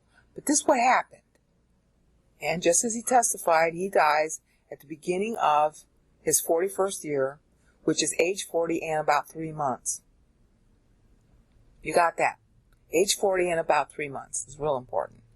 Mary's going to make an adjustment for the fact that this is the beginning of the year. So instead of adding 14, which is what she's really meaning, she's going to add 15. All right? This is 11. That takes you to 212. This is 5. That takes you to 217. She's doing this somewhat artificially in order to make the time poem, because it's one of the rules of a time poem, this has to be divisible by 7 at the end. This threw me for a bit. So, look. He dies. That's an ending. At a beginning. You got that. He dies age 40. You're age 40 at the end of your 40th year. The day you turn age 40, you are beginning your 41st year. Got that? So she's not going to count 14 more years. She's going to count 15 because this is at the beginning of the year. So that's what she does. This is 15. But it has the effect of, if you're thinking, in terms of real math, age 40 plus 14 equals what? 54. And when you take this number, 217, and you subtract it from the initial Hanukkah, which is 164, you get what? 40. So you got 40 dead. See, age 40, he's dead. And this number means that there's 40 years left on the time clock to run until his second advent. This is what she's balancing to Daniel. All right? In between, to Abraham, promised. See, to Abraham. She's referencing the extra 14 years that are pregnant in her, that are pregnant in Psalm 90. See how clever this is? We aren't this clever today. She's referencing those 14 years. Because why? Because the time that's owed is 54 years. 40 plus 14 is what? 54. You got that? Your head might be spinning, but try to wrap your head around that, because now when we go to Daniel, it's going to really be awesome. Okay, now we're getting into the tie between Mary and Daniel. Both of these documents will be in the video description. You can download them. Daniel's the most complicated of the time poems I've yet seen. And in order to understand what Mary's doing, we got to show them kind of both on screen at the same time. Took me, 2-3 hours now to lead up to this. Well, we had left off in the last episode as we were down here. And I was explaining how this is the beginning of Christ's 41st year. And as you probably noticed, I kept calling this 15 instead of 16. Because I was trying to explain that this is at the beginning of his 41st year. So you got to add an extra 1 in here for that. But even so, this sum is 16, not 15. This is a clever thing that is done with Hebrew meter, which causes the scholars no ends of problems, because they also do it with the calendar. The numbers that are explicit.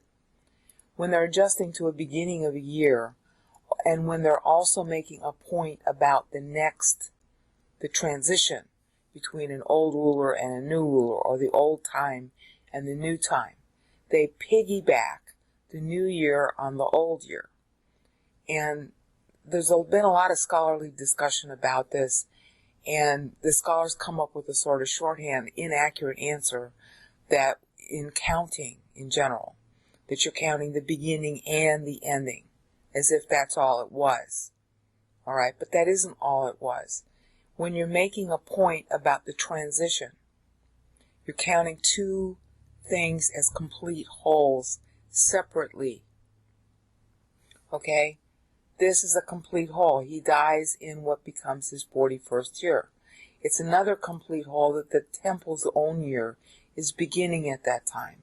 It's another complete whole that there's 14 years old extra to Abraham, counting the 40 that's remaining when you take this into account.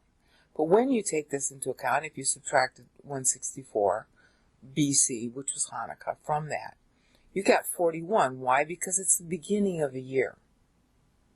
All right, that's, you could say, okay, well, that's what that is. In other words, it's counting one complete whole that's really starting on the same year as another complete whole. So it looks like you're counting the same year twice. And in a sense, you are. You're counting it one time for one complete whole and one time for a different complete whole. But Mary's doing more than that. All right? Because if you counted from here to here, you'll notice that this is 16 syllables just by itself. See, this is done on purpose. He's 40 when he dies. And you can say, okay, well, it's the beginning of the new year. But leaving that out, just adding in a normal manner, you got 56 going on here. See, he's 40 when he dies. You'd have to know that schedule, which is not known in Christendom today. They don't realize that there was a different schedule pre-church for the millennium, okay, because they don't listen to the Jews talk about the different ages. The Jews got it garbled. They say it's 2000, 2000, 2000. Okay, but the story, there is a version of that story in the Bible, which is 2100, 2100, 2100. All right? And that is what's being referenced here. So the problem was, as we saw in the last episode, Abraham matured 54 years early. So the second 2100 that starts for the Jews, which they call 2000, the age of Torah, is their current term for this period, that period. That started 54 years early for the Jews. So there's a 54-year time credit, which, like I said, was encoded in the Mosaic Law as Jubilee, and then by the time it got to the time of the Mosaic Law, and then by the time it got to when Messiah was going to arrive, which Daniel is going to be covering, it was 57 years, not 54 anymore. And that, like I said in the last episode, is probably due to the fact that Solomon waited 3.5 years too long before starting the temple after David died. Okay? So Mary's taking that into account also. And this is how she specifically ties to Daniel, except where she ties to Daniel, Daniel's making the same adjustment for Abraham, as we're going to see. Okay? So you've got this whole thing here takes him to age 40 plus 16, which is 56. You remember that? 56? That was the last paragraph in Psalm 90. The shortened 14 years, the 14 years pregnant, the 14-year pregnancy of time. Okay, that was in Psalm 90, verses 16 and 17, and it was wryly worded, establish the work of our hands. What is the work of their hands? Okay, well, at the time, immediate to the prophecy Moses was giving in Psalm 90, verse 16 and 17, it was the voting period just after Purim, and the problem there was the rebuilding of Jerusalem. Would it stay rebuilt? It had been rebuilt, but it was in danger again. And the people who think that there is some human decree, whether in 457 or 444, sending Nehemiah back, those people can't read Bible. There is no human decree in Daniel 9. Daniel 9:24 is the decree of who? God. Said by who? Gabriel. Humanity, including us dispensationalists, have been tied up in knots over that phrasing. Why don't we look at who's saying the decree? It's God saying the decree. And where did he say the decree? In Jeremiah 25 and 29. 70 years this people. That's not 70 years Miss Sabbatical. It's 70 years this people. The number of Miss Sabbatical years were 49, which Daniel is going to cover. And we're going to see that briefly, because I've covered this already in the Psalm 90 videos. But that means that time is 14 years short. Nehemiah does go back in either 446 or 444 BC, because the walls are down. That renders Jerusalem vulnerable, even though it had been rebuilt. Obviously, the temple was rebuilt in 516, Jerusalem with it. But it was threatened. Okay? So that's why the 56 is recorded by Moses in Psalm 90, verses 16 and 17. Establish the work of our hands. First work of the hands, rebuilding. But the ultimate work of the hands is for there to be hands. For there to be this person named Messiah who returns to exchange for Israel, his child. He's going to have hands. He has to be in his humanity to pay for sins.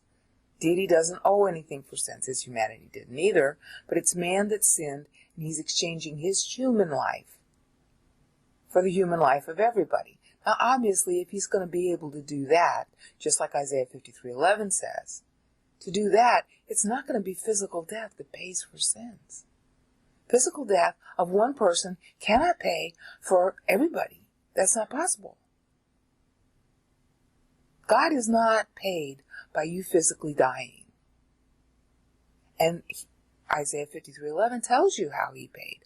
By his mastery of knowledge, he makes righteous. Badato yatzdik in Hebrew. My bad pronunciation of the Hebrew. He was alive on the cross, thinking while sins are imputed to him. Isaiah 53:9, 53:8, 53:7, 53:4, and 5, especially those two verses, 4 and 5. The sins are being hitting him. He was stabbed with our sins. That's what Isaiah 53:5 says. Macholal, that means to stab with a javelin. Okay? The pastor spent a lot of time exegeting that part of 53:5. He was stabbed. Okay, he has to be alive to counterthink when sins are hitting him. Those are all thinkings of us. Alright? Sin is always a thought. The body just follows along. Alright? The sin thoughts are hitting him. The only way they can be paid for is by divine thought.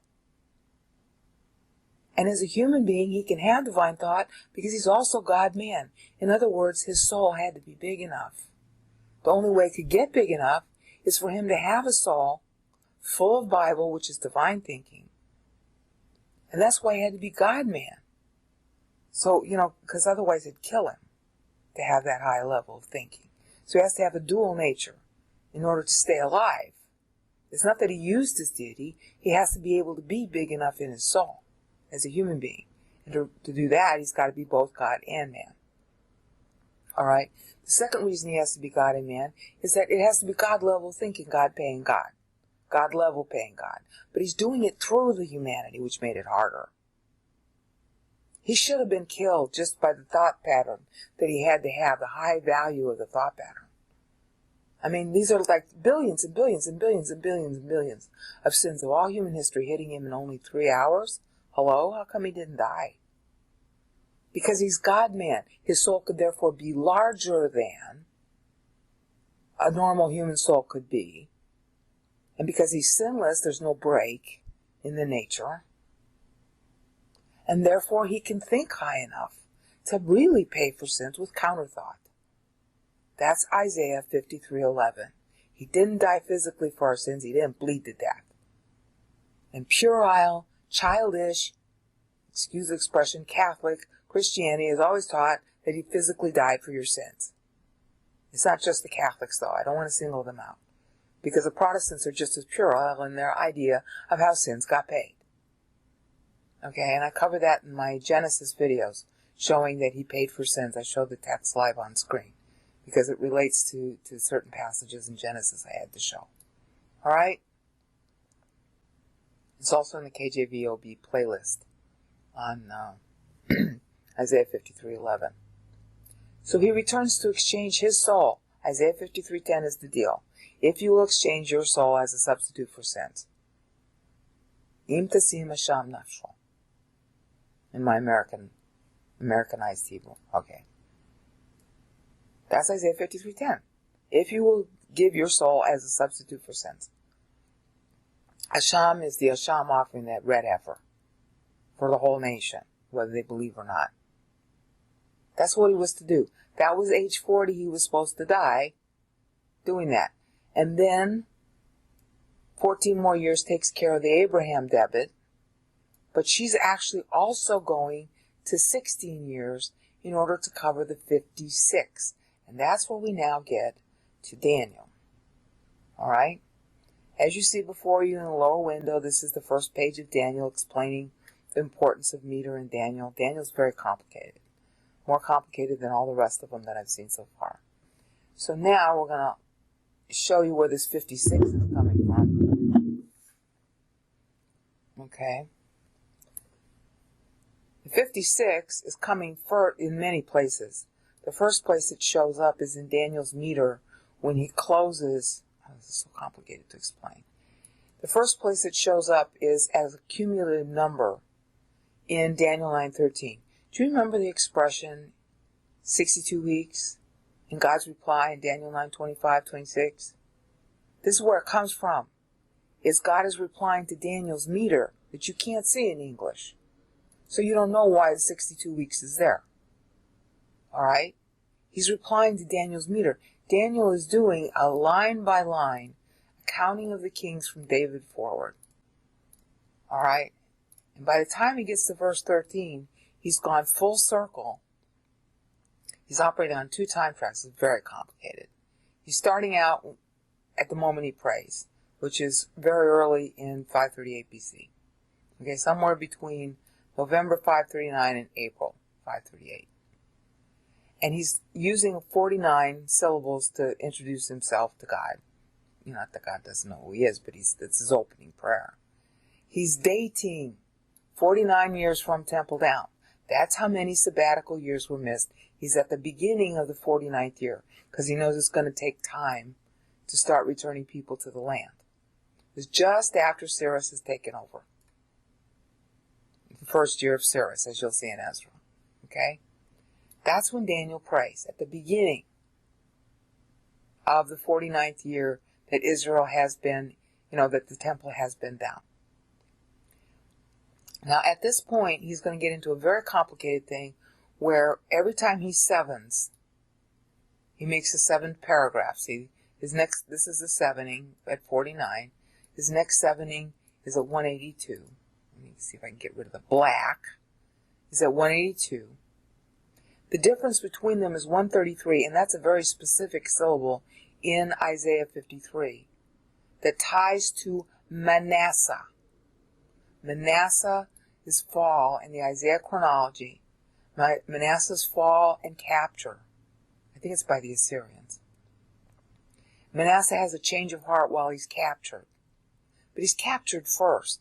And syllable 133 in Isaiah prophetically, annotated that in the meter. Alright? Daniel knows that meter. Daniel's tying to it here. So he's got 2 time tracks. The second time track is again starting from the same current point when he prays. But at syllable 133, he basically uses that as an excuse to jump backwards 133 years in time.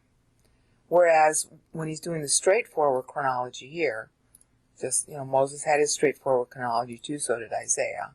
In his straightforward chronology, after he's done his first dateline saying, hi, I'm 49 years from the temple, in his second dateline, which is in Daniel 9:5, saying I'm 73 sevens from 1050 BC, where Moses left off, when Moses ended his Psalm 90, 1400 minus 350, 1050 BC when Saul was chosen over God.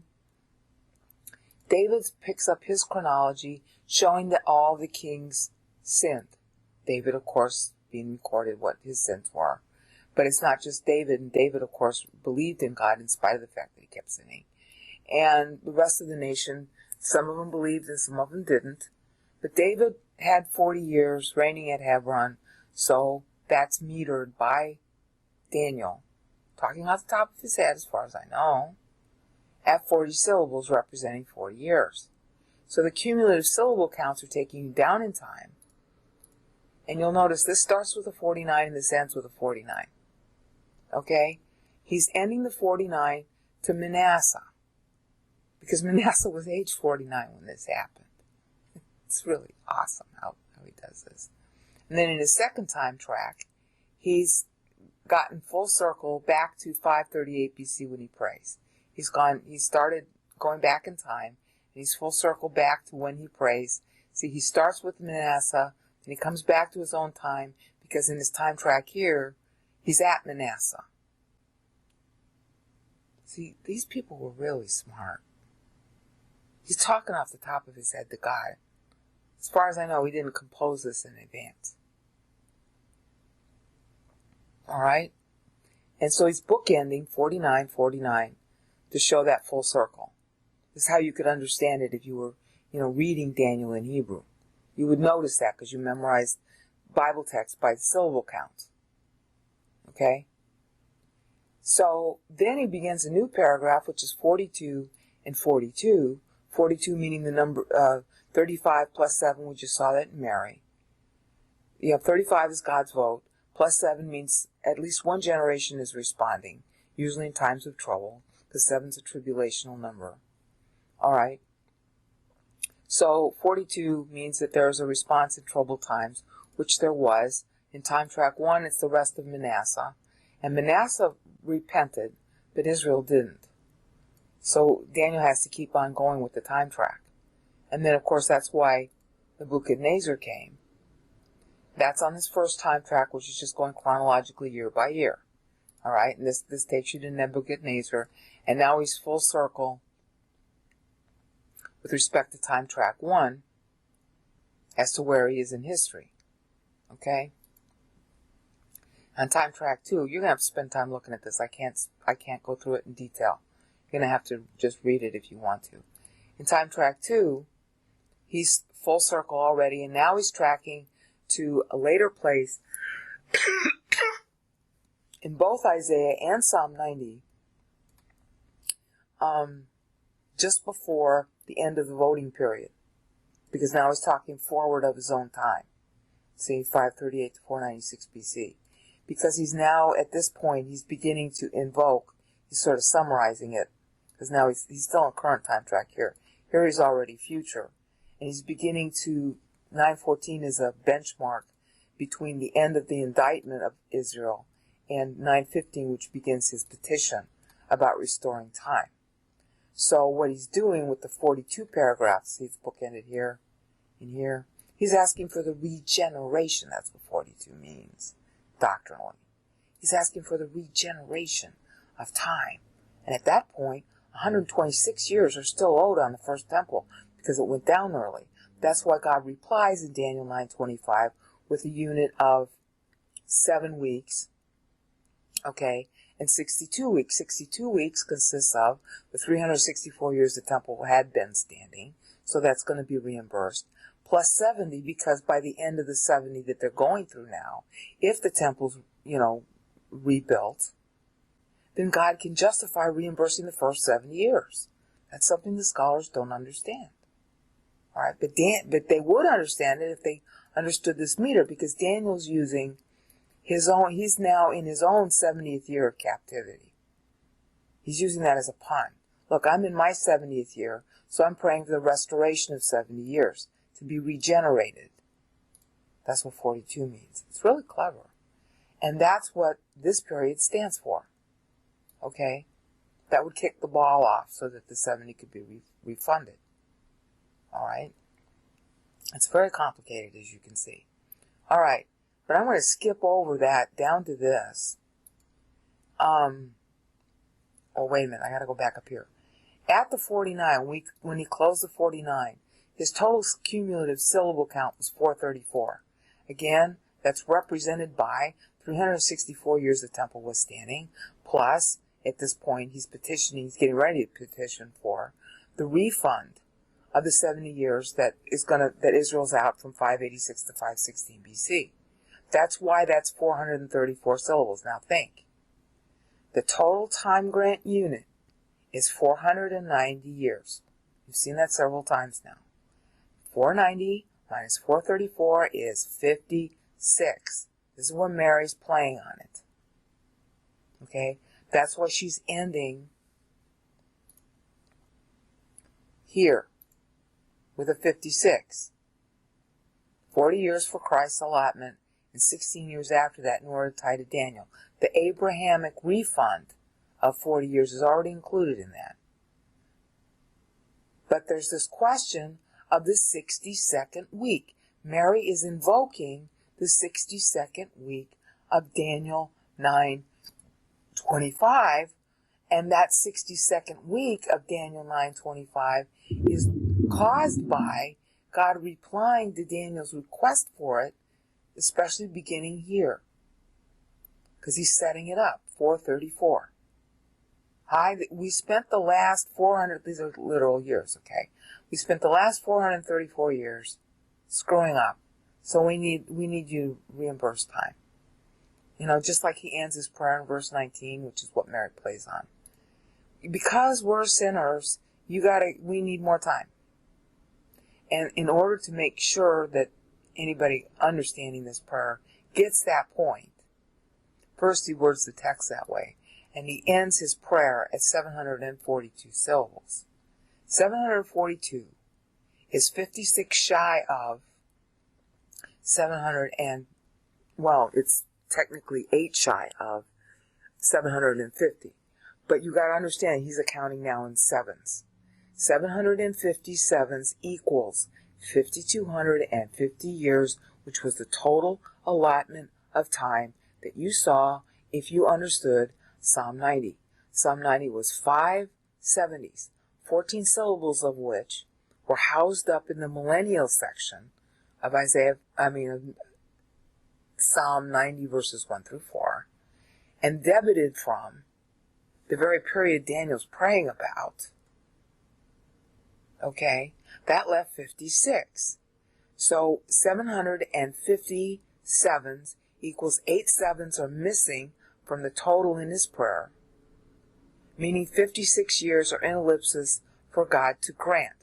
That's the same thing as saying 62 weeks, because there should have been 70 weeks, because that's 490, which you see explicitly in the text of Daniel 9, but nobody knows where it comes from, because they don't know this meter. 62 weeks is 434. That was after 7 weeks, which was 49. See? 49. The reimbursement of the 49 years that missed sabbatical years are being reimbursed. This is how I learned this whole structure. So when I looked at Daniel 9:25, I realized God was reimbursing something. Okay? And he's reimbursing the missed sabbatical years if the temple gets completed by the 7-year period. And that reimbursement follows after 2 70s, because Daniel's asking for it to be reimbursed right here, which he goes on to do right here. See, there's a 14 that's missing. See, 476 is 14 missing from 490, because that part of it can't be reimbursed. Christ has to come first for that part, that 14 to play. See, that's what Mary's playing on. When she's talking down here, she's got 16, but that encapsulates the 14, which is 40 plus 14, reimbursing Abraham. And at the same time, that 14 missing in history, which is reserved ever since Psalm 90, verses 1 through 4. See how complicated this is? Because God's balancing time. And that she learned also from Daniel doing it here. And doing it here. See, doing it at 9:14 is 476.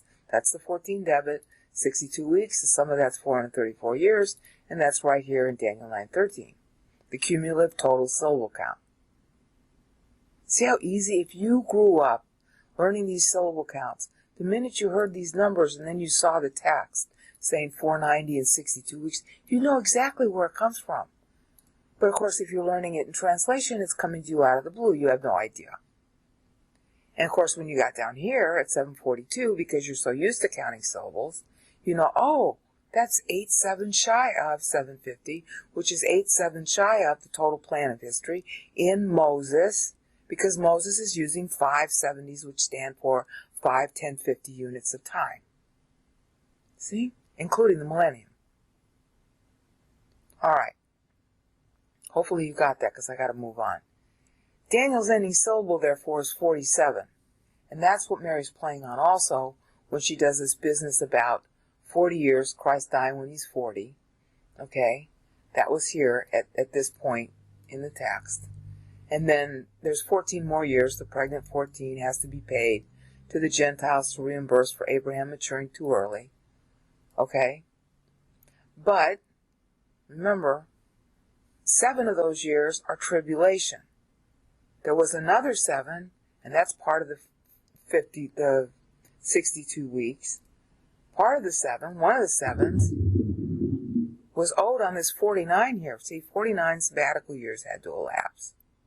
Okay, but there are another 7 sabbatical years due on them. But they can't play. Israel's already out of time. That's why Daniel's debiting 14 there. Just like Isaiah debited 28, meaning 14 negative have to be paid with 14 positive. But there's no time left. So one of the sevens has to occur after Messiah is born and be in where? The 62nd week, because there's only 1 7 after that left. So the 7 years missing on these 49, the missed sabbatical years. The missed sabbatical years, okay, this is the time. Time is up. They got to return to the land now, because the sabbatical years are going to be up. He's praying at the beginning of the 49th year. Okay, but what about the 7 extra sabbatical years that accrued during the 49 missed sabbatical years, where Israel got its Sabbaths for the past? But there's 7 new years that are owing on it now. What about that? Well, that's going to have to be housed in the 62nd week. So that's why Messiah living till 40, if Messiah lives until 40, okay, then if he doesn't die until he's 40, then those extra 7 years are going to be paid essentially by allowing him, by his own lifetime. You know, he's going to have to be sinless, he's going to have to succeed, you know, all those conditions. All right? But if he successfully lives for 40 years, then that first 7 that got missed down here, all right, the 49 missed sabbatical years down here are basically encoded in his life up there. All right? Of course, we know that he died 7 years early, which is why the temple goes down, 64 to 70 AD in the old accounting, or 66 to 73 AD if you want to use, you know, different accounting, depending on what you want to call the BC AD years. Okay? So Daniel has already accounted the shortfall, and he's referencing the 56, which is the sum of, okay, 54 plus 3.5, 56 being, you know, truncated, so it's divisible by 7, but it has the same meaning. It's measuring between the two dates at 56. You're counting one of them if you say 57. All right? So he's counting, he's debiting 56 between the two dates here. God responds with a 56. Okay, that's the 62 weeks. And it's debited, oops, I shouldn't have done that. It's debited here by Daniel because he knows that those extra 14 years can't play. All right?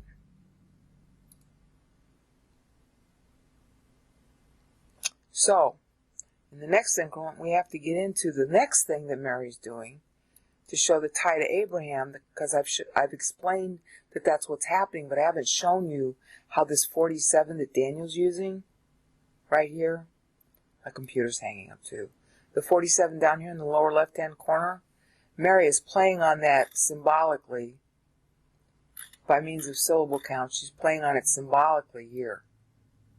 Okay, 40 standing for a year of judgment, 7 standing for, you know, a warning period, 7 standing for tribulation, and of course at that time, ending in 122 BC in her chronology, that's exactly what was happening to Israel.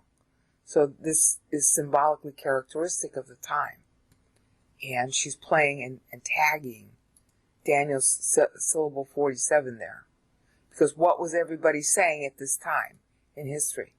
Oh, Dad, please deliver us, just like Daniel is saying in Daniel 9:19. Now, covering the explanation about how Mary ties to Daniel. And since it might have been a week or so since you've seen this, we're going to do a little review first to, you know, save you some time. Highlighted in black is the section where at the very bottom she is reconciling, literally reconciling like a balance sheet to Daniel. Paul is going to kick off on this, and he's going to use the same 56 because Daniel's using it.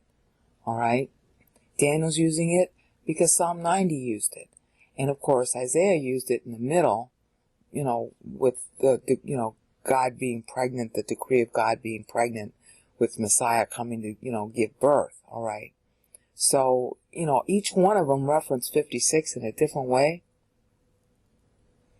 Paul's going to play off Mary because Mary's ending her Magnificat with the character of what her son is going to be like, based on Bible verses, of course, that talked about it. And Paul's going to pick up saying that he's writing in the year when Christ would have been age 56. So you see, they make a lot of wordplay on these meters. And the hardest one to explain is Daniel's. So that's why we got to go through all this extra stuff before we even get to Daniel. We've seen some introduction, but we're going to go through Daniel in more detail. So here in black, highlighted in black, is the time from when Christ was scheduled to die at age 40 until 16 years later. So 40 plus 16 equals 56. And again, you've got an adjustment there for beginning and ending of year. All right? Because he dies at the beginning of a year. That's the sort of kicker there. So you're counting two different things as full units, so you get an extra 1. That's why it works that way. Okay, but let's go back. You'll notice that this page is now looks different. It is the 9th page. See, I still preserved what you've been seeing on screen. This is still preserved. But now, inserted at the end, it's in widescreen so that you can see the time. Because it might be hard to remember what, these numbers each mean. So what I've done is I've inserted the dates. And the dates that I've inserted are, plus or minus a year. Plus or minus a year on either side, because any kind of event that's being pegged didn't really start at that year. Okay? It started a year prior and it probably went on for a year after. Okay? The pegging is usually done in the Bible. They peg things for beginning, and they're trying to show when a thing begins or when it ends. And sometimes they just peg it that way because it's in the middle and it's a meter, because you'll still know what the event is. Alright, so up here at 12, that's 152 BC, as I explained before. This is the verse that's being referenced. Not that Maccabees is Bible, but it was known at the time. Okay? This was 12 years after Hanukkah, aka 160 from the time of the Seleucids, because the Seleucids dated their empire to begin in 312 BC. Okay, so it's the 160th anniversary, 160th year rather, of the Seleucid Empire. That's how that Maccabees dates work. It's all in terms of the Seleucid Empire. Okay, so then this is 8 years later, 144, 143 BC, Demetrius being put on the throne of the Seleucids, and that's in 1 Maccabees 11:9. Then you got 134 BC, that's the rise of Hyrcanus, 129 BC, which she's tying off. This yellow means that she's tying off that section as if it were one syntactical unit. And if you just read it alone, you get one syntactical idea out of it. Especially if you're talking Hebraistically like she is. For he sees. He regarded as, I needed that for the syllables. But in pure Hebrew, it would just be God sees. That would even be somebody's name. Alright? So, 129 BC, that's Antiochus VII. As a result of defeating him, Israel got a sizable amount of freedom. And then this is the defeat of Antiochus VIII. And that's referenced obliquely in 2 Maccabees, 1:7. And Israel got even more freedom then. That was kind of when the Seleucids were so effete that they kind of pretty much quit. This is the rise of Marius, and I didn't cover Marius enough. Marius is one of the more famous Roman people in history. He was a consul who had a great big fight with another guy named Sulla, and I didn't mention Sulla. So I've listed it now. I forgot to mention that in the videos. Okay? So this is Marius rising to power. He became the uncle of Julius Caesar. This is 110, 109 BC. You have to think of it that way.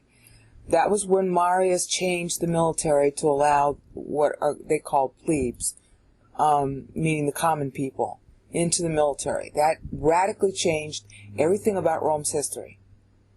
Okay, it gave people a voice that they didn't have through the comitia and the other, so-called voices they were supposed to have. They ended up having real power as a result of this. Okay, Hyrcanus in the same year defeats Samaria, and Samaria was not populated by Samaritans at that time. It was populated by Greeks who were loyal to these people, the Antiochus line. And so this resulted in even more freedom for Israel from her enemies. So these two big things Mary is benchmarking, because they had a huge impact on the future of where Israel was going to be under Rome. Okay, Marius got disgraced by Sulla. There was an ongoing battle between these two guys. It's a major impact in the development of the history of Rome. So Marius is disgraced. Sulla comes to power. And Sulla, it was Hatfields and McCoys between these two people, okay? If Sulla had been the consul the year before, and Marius is the consul now, then everything that Sulla did the year before, Marius has to trash, and vice versa. This is how bad Rome was, okay? So they call it, in modern historians call it, the social war. Sulla versus Marius. That was marked by this time. It had a huge impact on Caesar being able to come to power. Had a huge impact on how Romans thought of what government ought to be. Sulla retired in 81, and that was a major, major, major thing, because it's really rare for somebody who was a dictator to retire. So that speaks well of Sulla to a certain extent, but he was a jerk too. They all were. I mean, nobody's perfect, right? And then this is when Pompey rises to power. And that's the Spartacus Rebellion. They call it the Slave Rebellions. And this is when Pompey goes to the Middle East, and particularly into Jerusalem, okay, and tries to get in the temple, and there's all that, he gets some money from the temple, and blah, blah, blah. This is when Caesar becomes consul, okay, and you'll notice that Mary, as I said before, is likening this period to the millennium. First of all, because it's coming close to the millennium. There's only 98 years left on the clock when she speaks. And this is not, a whole lot before that. All right? Another 100 years. That's still not very much. To the end of, when the millennium's going to come, compared to 4200 from Adam. She's likening that. When she uses this 98, she's making a metaphor of the import of that time. The last 57 years of history were already foretold ever since Moses and enshrined in the Mosaic Law as being a horrible time of history. But then after that comes the millennium. That's the point she's making. Okay, and this was civil war time in Rome. It was on again, off again kind of thing between Sulla and Marius. It was really gross. Okay, but as far as Israel is concerned, this is exactly what needs to happen for Israel to get freed of her own apostasy. So it's really clever that Mary is doing this. And of course there's 35 syllables between the 63 here and the 98 here. Okay? So that's when Pompey's in the Middle East, and again it was a several-year campaign. So, pegging it at 66, going down to 63, when he actually goes into the temple, or tries to.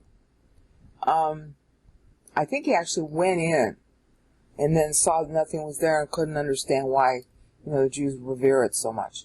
Okay, then this is pegging it at 105. And she's making a point, so that's why I boxed this section, because that's a 7th paragraph all by itself. So when you read the text of that section, it's got its own syntactical sense. Same thing here. When you read the text here, just by itself, it's got its own syntactical sense. We went through that. Same thing here. This is boxed to go to the 42, and that's got its own syntactical sense. Okay, 35 is God votes. 42 means at least one generation of man is voting in troubled times. And that's how she's characterizing the time. And of course the humiliation makes sense. Alright? 63 means vote short. That means Israel's so apostate that God has to step in and do something, which is exactly what is being recorded here in the history. Because if it weren't for Marius making the change in the military, there would have been no Rome to come in and help. Alright? And here's the time when Rome comes in and helps. Caesar, who's marked here, would have never, it wouldn't have mattered that he got elected consul if Marius didn't make the change in the military back here. Alright? So this is a syntactical unit and takes us down to Caesar becoming consul. He's a young man in debt at this time. Crassus is his sort of mentor. And Crassus, Pompey, and the junior Caesar, form what modern historians call the first triumvirate. Really, Caesar was a nobody at that point. But he took advantage of his position. And again, remember, he's a nephew of Marius. That put him under a cloud during the Sulla years. But, when Sulla retired, that all changed.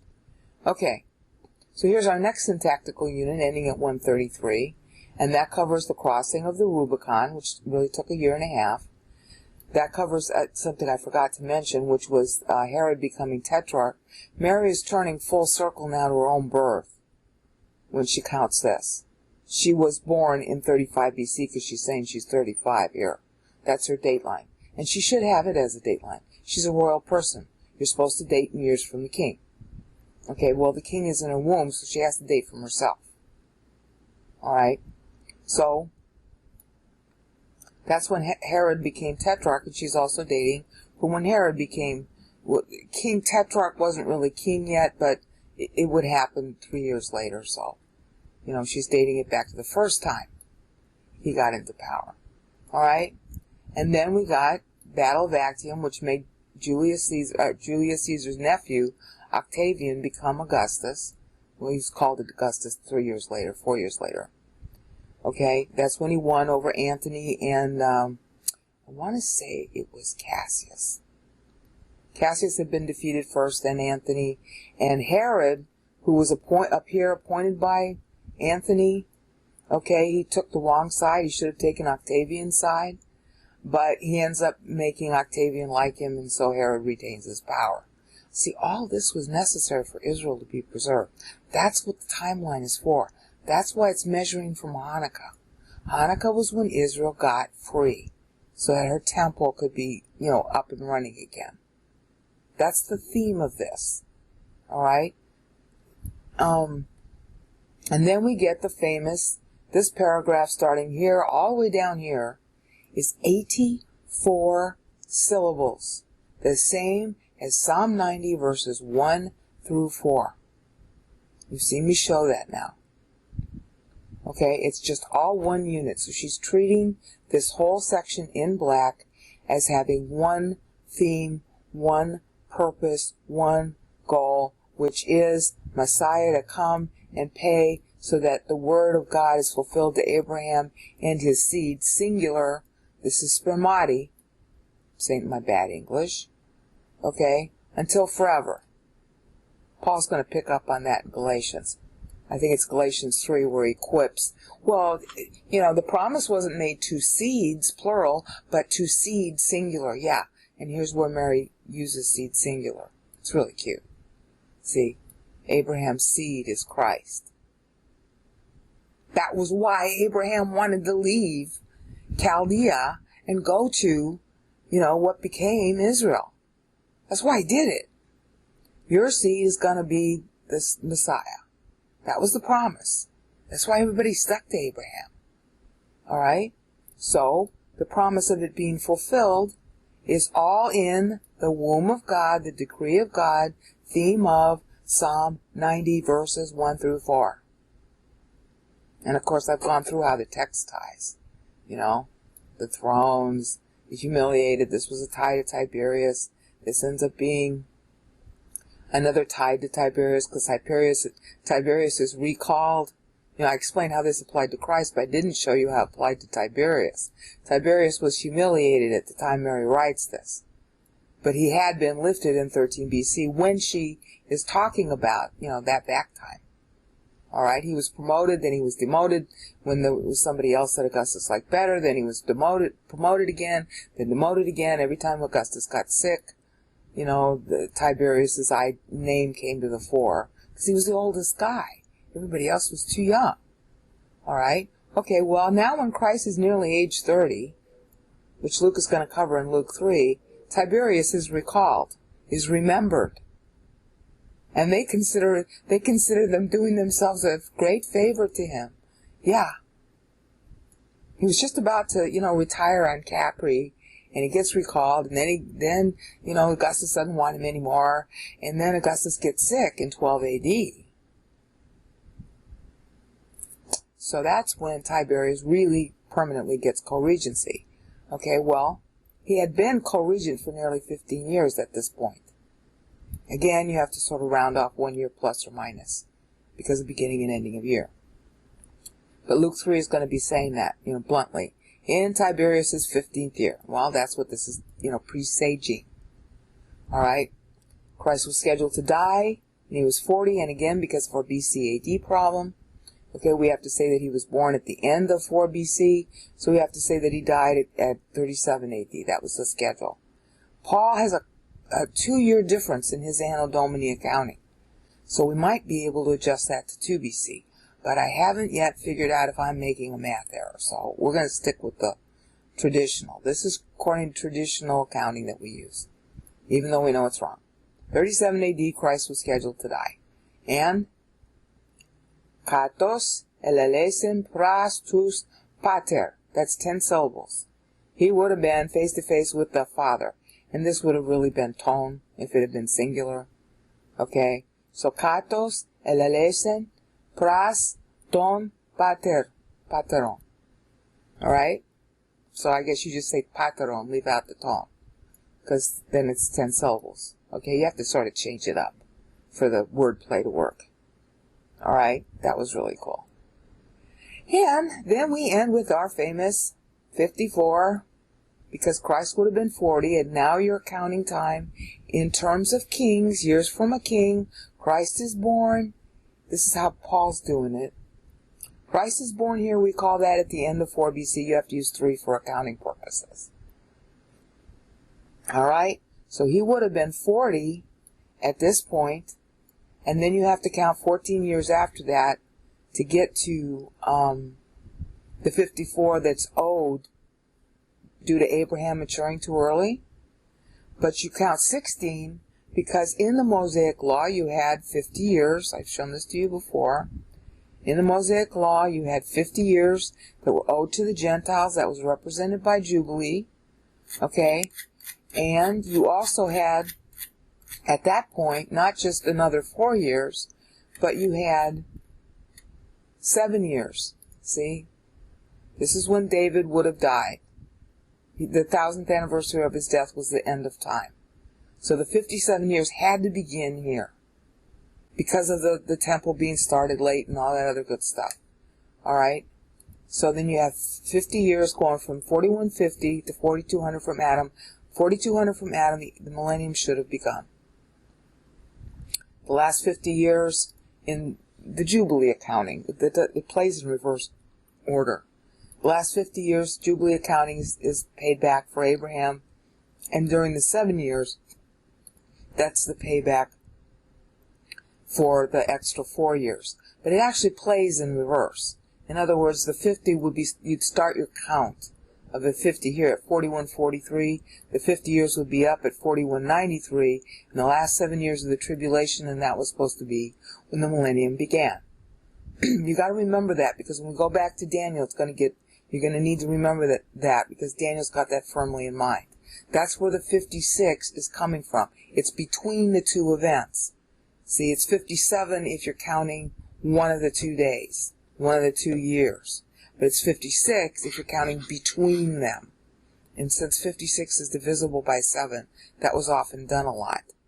Okay, because if you say 56 instead of 57, then you until the last minute you can escape this outcome. That was the idea. So 217 minus 164 equals 41. Again, beginning of the year, it's really 40 years left. Alright? So that's where Mary stopped. She stops here to take into account the 56. She stops here, because that's 57, which I just showed you, from 4143 from Adam to 4200 from Adam's fall. Those last years were reserved for the tribulation and the harvesting of the Gentiles, which included the 54 years of paying back for Abraham's too early maturity. That's why she's talking about Abraham here. She's claiming the credit, but she's claiming it in an updated manner based on this thing. Okay? Because David had been dead already. They knew this timing ever since David died. So she's reconciling to both Moses' too early maturity, Abraham's too early maturity, which is back up here. She's reconciling to that because there's 54 years between 2100 and 2046. And she's also reconciling to the update due to David's death and the fact that the temple started 3 years late. So instead of 54 owing, it's now 57, 53 and a half plus 3 and a half technically. So 50, including the 53 and a half plus another 3 and a half, dates back to David, because that was the end of Jewish time. That was when Christ's deadline to die was, and that's equivalent to 37 AD, which Mary is reconciling to right here. 37 AD. Let's see if I can make that larger. There. 37 AD. See?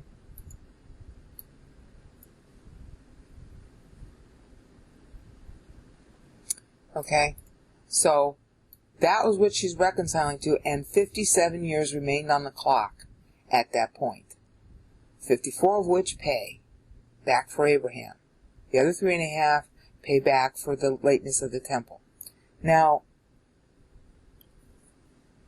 that would assume, and because we know that's not how this turned out, that would assume that the extra 7 years owing on the 49 missed sabbatical years were used up by Christ in his own lifetime, that he lived that long. That would be the 62nd week. But if Christ didn't live that long, then you have 2 7s, and he didn't live that long. Instead of dying in 41:43, he dies in 41:36. So we have an extra 7 that has to play before time can end. So you have, in essence, 2 tribulations. And this particular one, the 7 too early, is going to play in the 7 years that it takes to take out the temple, between whether you want to call it 64 to 70 AD or 66 to 73 AD, which we all know is Titus in the temple. Okay? You with me on that? We got 2 7s now.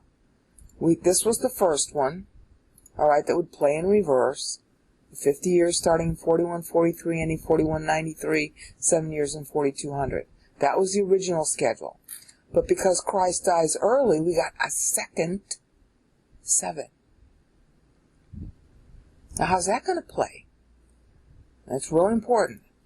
Mary is reserving, therefore, the 14 in here, because at the time she talks, he's not born yet. He could have lived the full 40 years, had Israel not rejected him.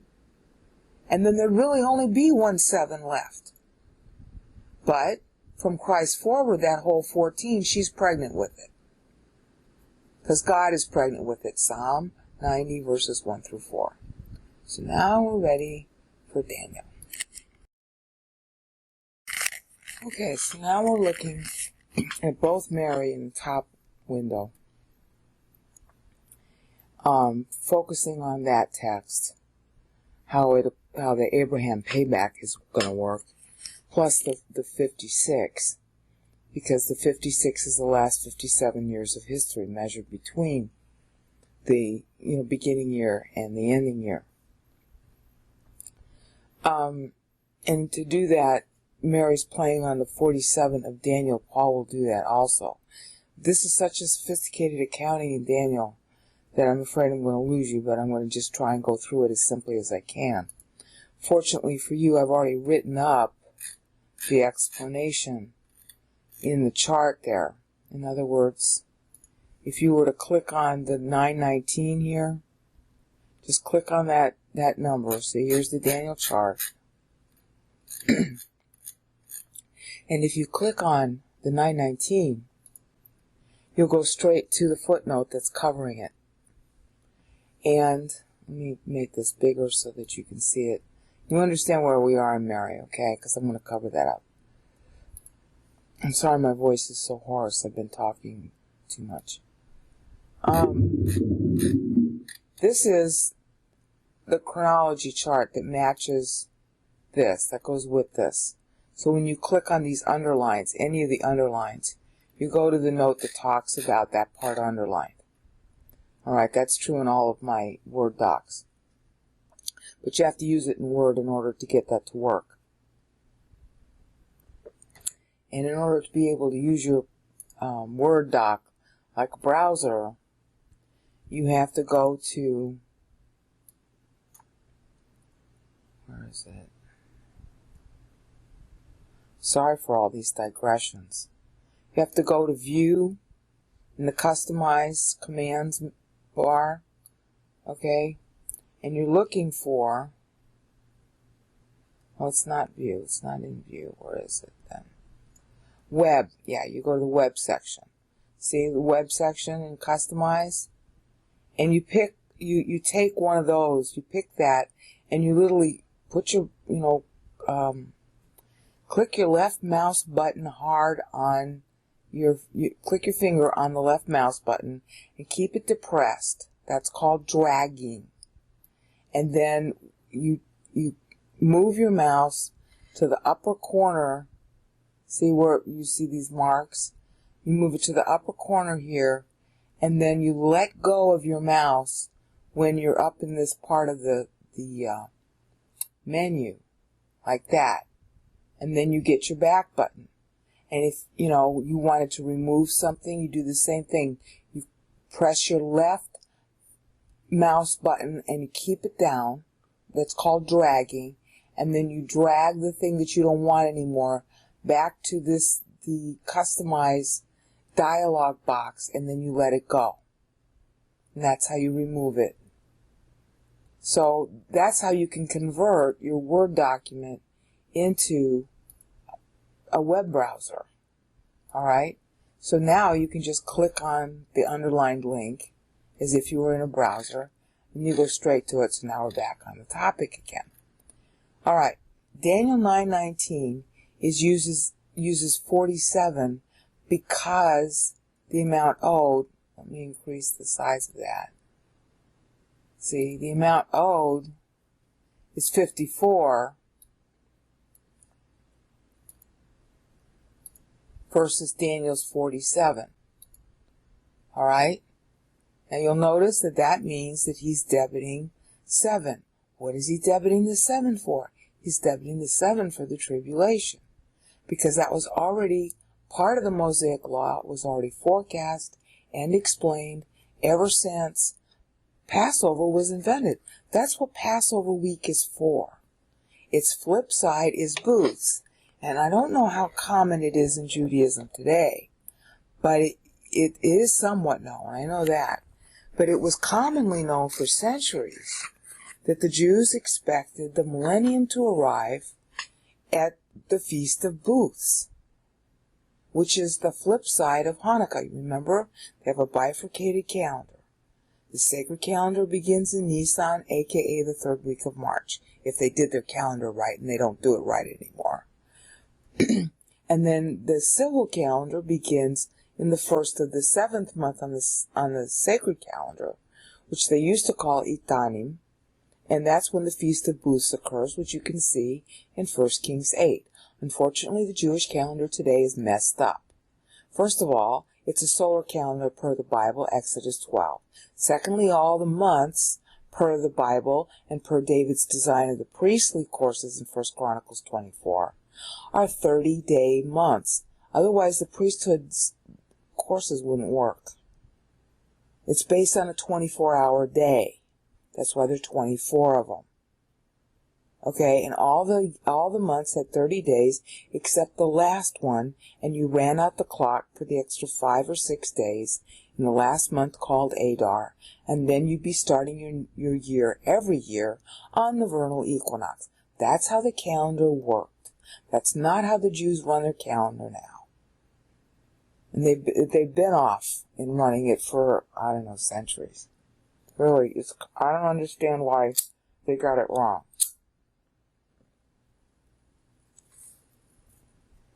But it was wrong in Josephus' day. Okay, that's why Josephus' numbers, they're all wrong. They don't balance. None of his numbers balance to the Bible. Because he's talking off the top of his head, or he's using God knows what. Of course, all the records were probably destroyed at Masada, and, people were pretty confused in those days. So you gotta cut him some slack. But Daniel knew his numbers. And the last 57 years of the last 1050 in history was supposed to be characterized by 50 years for harvesting the Gentile, that was represented by Jubilee, and then the 7-day week of Passover, which was, a lot of Jews thought, would usher in the millennium at the Feast of Booths 6 months opposite the first month on the calendar. If you range the calendar as the first 6 months and the second 6 months side by side, they mirror each other in the first of their respective months. The first month of the sacred calendar is mirrored in the first month of the civil calendar. Okay? The 10th day of the month of Passover is when you set aside the lamb. The 10th day of Tishri, they call it today, Itanim, that's Yom Kippur. You see? The 14th day was Passover on the left-hand side of the calendar, starting on the 3rd week of March, aka Nisan. And the right-hand side of the calendar, the 14th day of that month was supposed to be the Feast of Booths. So it was a solar calendar, otherwise those days would never be opposite each other in a wandering calendar. It would never work. But hey, people don't care about time. They should. They'd feel a lot better about the Bible if they did.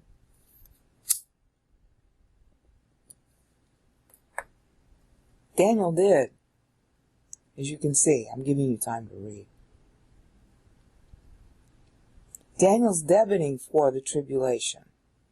They're 54 years old to Abraham. Okay? 54 years old due to Abraham. He is subtracting the tribulation from that. Okay? The other way you can handle it, and I haven't decided which way is decisive, is that he's subtracting those 7, remember? He's subtracting the 7 extra years owed on the 49 from that. See, 49 and 7 is 56. You get the pun? Alright? He could be subtracting the hanging Chad 7 of the 62nd week from there. Which would imply, if he's doing that, it implies he knows that Messiah will die early. I haven't worked through all of his math yet to be sure which of the two he's doing. But he's definitely allowing for that contingency. That's for sure, you can say that. Because this last thing, see, this is short 56 years. Right there. He's putting the whole 14 in here. This is 252, which I've yet to cover, plus 14. Okay? So he's subtracting only 7 from 54. He wouldn't be subtracting anything from 54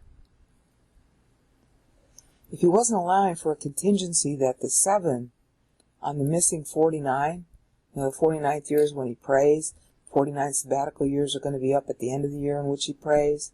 If he didn't expect or have some intimation that Christ would die early, this wouldn't be 47, it'd be 54. This wouldn't be 56, it would be 56 minus 7, aka 49. It wouldn't be a 742. There would be 7 sevens missing, not 8. So that suggests to me that he knew. Okay? Mary, therefore, must have some kind of intimation about it also, because she's allowing the whole 14 here, because she should, because it's possible that he would live that long. Okay, she's allowing the whole 14 here. She's allowing the whole 57 here. She's aping what Daniel does with his total down here. All right, but she's also recognizing the 47 because she included it up at the top symbolically here. So you can use the meter symbolically because each meter has a doctrinal meaning. You can use it as a tag, and that's what she's doing with it. She's symbolically tagging the 47 in Daniel. Okay, right there at verse 19 in the bottom left-hand corner. She is therefore setting up a parallel. That's one of the features of a time poem, is parallelism. She's setting up a parallel to this time in history, and especially this particular section, which is the rise of Marius. So I told you how important that was. Okay. His female slave would not have been delivered if Marius didn't come to power. Wouldn't have happened. Okay. You know, God does everything supernaturally, but it's not magic. He does it through human agents because he chooses to do it that way. We have our own free will, and God knows in advance what we're going to do with it, and then he chooses what he wants to make out of us using our free will. That's something the Calvinists will never understand, and I give up trying to explain it to them. Okay? You have free will. God isn't forcing you just because he knows the outcome, and he tells you just because he decrees it. He's decreed your freedom. That's the decree. You are free. God is powerful enough to make any use he wants out of what you freely do. Nothing stops his purpose, including your free will. Duh. Okay. So that's illustrated here. Marius did what he did because he wanted to do it. He wasn't even a believer. Okay. But God used what Marius did to create the freedom. You know, Marius ends up disgraced. Marius has his purpose. He ends up disgraced by Sulla. Okay. But God used this change to create a Caesar that ended up freeing Israel from herself. Okay? So this 47 is important. Now, you have to, again, each meter has a doctrinal meaning, and one of the few things in which Christendom universally agrees, including Judaism too, is that 40 stands for wandering in the wilderness. 40 stands for you were a bad boy or a bad girl, you didn't do what you were supposed to do, so you're going to get 40 years of wandering. Meaning 40 years of delay, meaning 40 years of remedial training, you know, stuff like that. The number 40 in the Bible stands for some kind of remedial time that you got to spend. And it's almost always literal. Okay? 7 stands for Passion Week. Stands for Booths. Booths on the right-hand side of the Jewish calendar, beginning the civil year, first month of the civil year. They lived in booths to remind them of wandering in the wilderness. Okay, and on the left-hand side of the calendar, the first month of the sacred year was when they were first having an exodus that ended up making them wander in the wilderness, because the first year that they were out, the very first year they were out, they got all nervous about the giants in the land and started crying and stuff. You can read all about that in Numbers. Okay, so the two holidays on either side of the calendar are mirrors of each other, and they cover the same period and the same meaning. So the 7 always meant there was trouble. And it always meant a germination, because, hello, the whole germination of the entire, Israel was due to Exodus, which is celebrated in 7 days.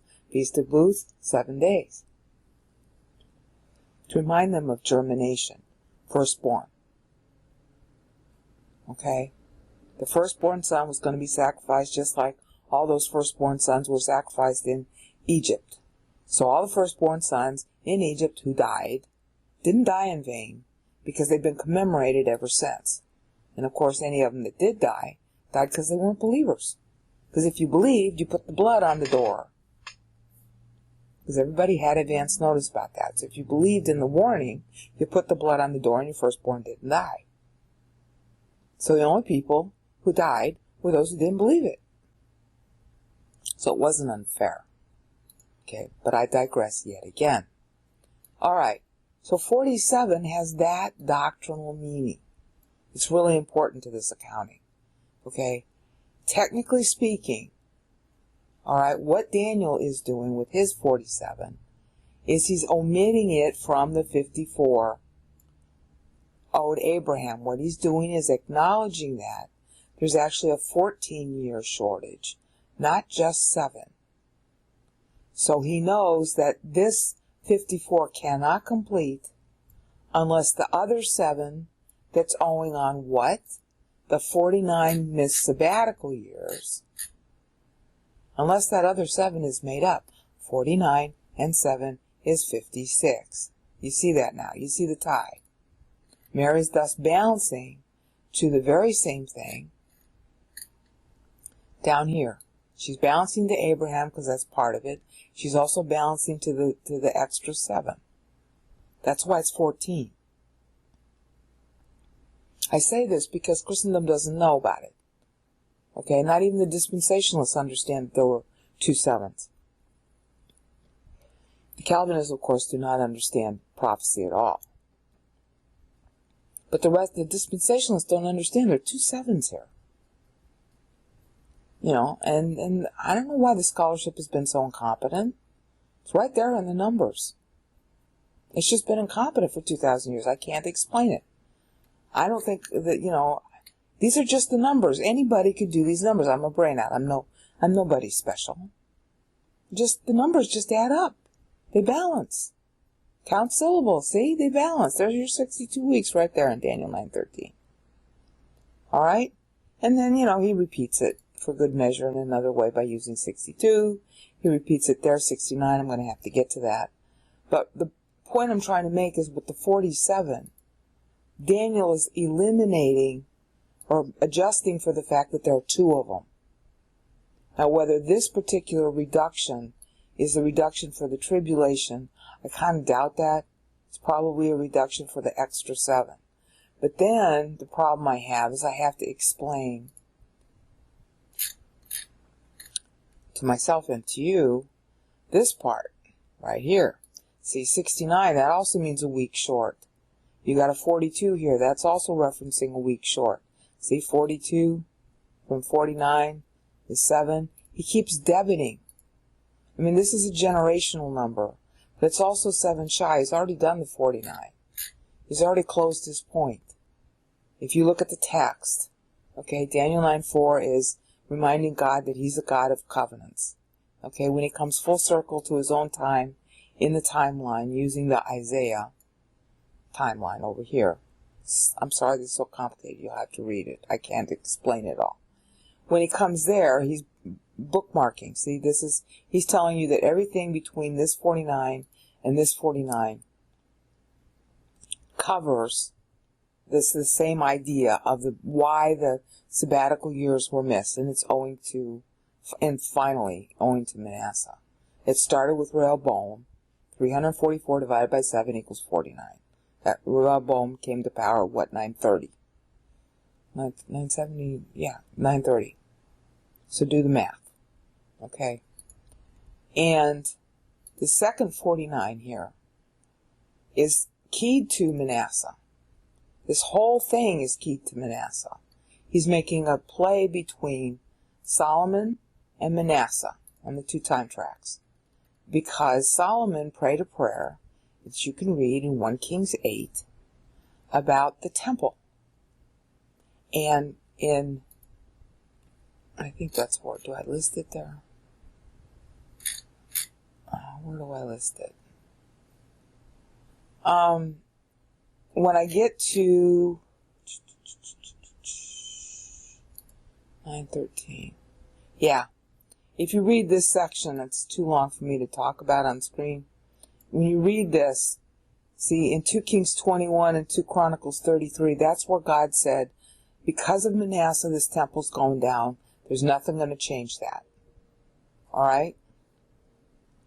So Daniel sets up this dual time track linking Solomon's prayer in 1 Kings 8, okay, when he dedicated the temple, to Manasseh being the cause of its irrevocable downfall.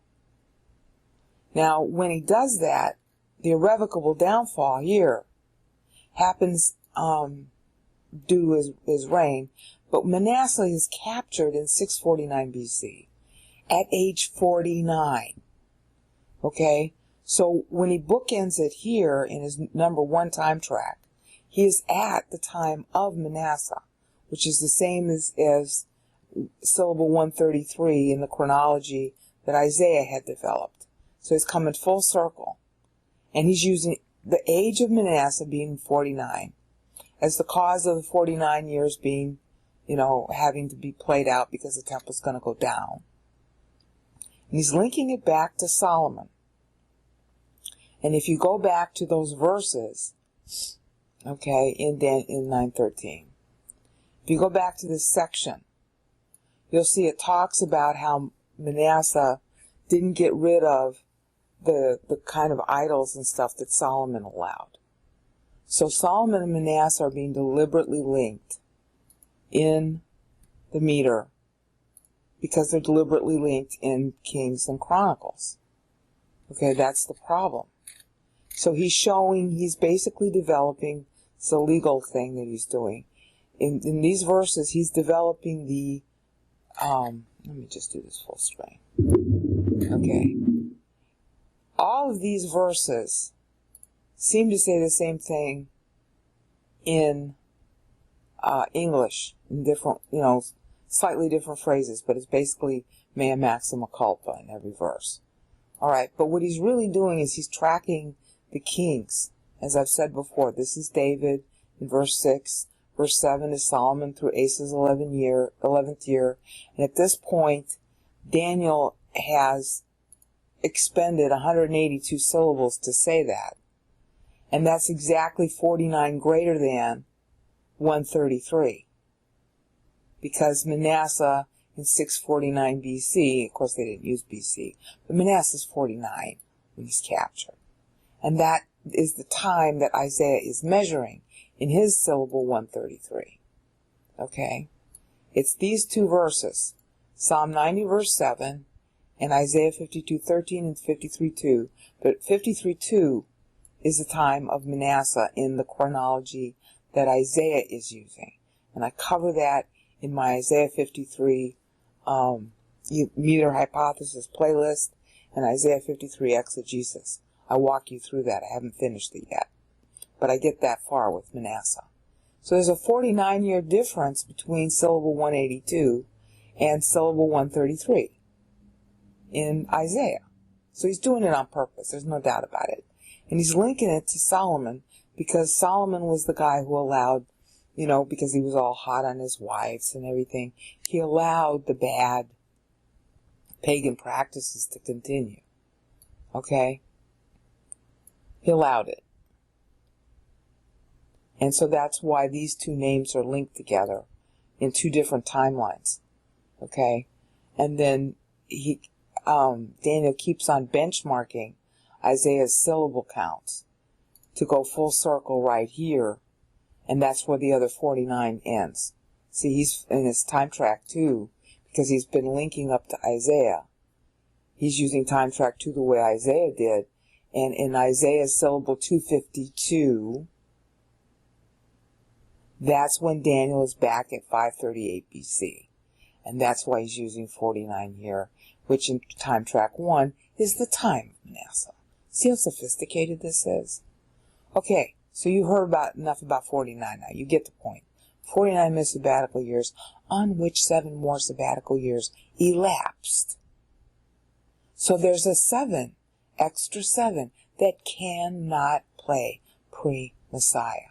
So that's why 434 is used. That's why God says 62 weeks. The 62nd week is the repayment. See, there's 56 years after 434. the 62nd week is to be the repayment of Messiah. For Messiah. He's supposed to live 40 years.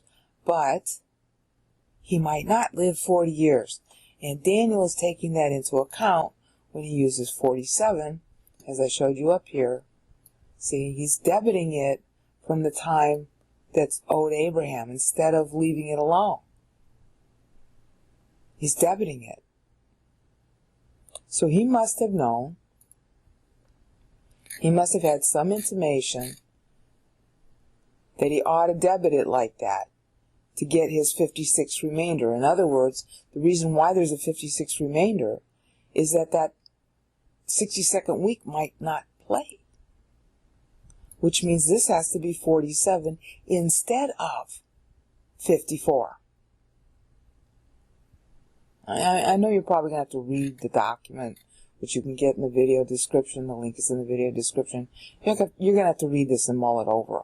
I've been working on this for several years, so it's really easy for me to say and understand, but I don't know how easy it is for you to understand while you're hearing me talk.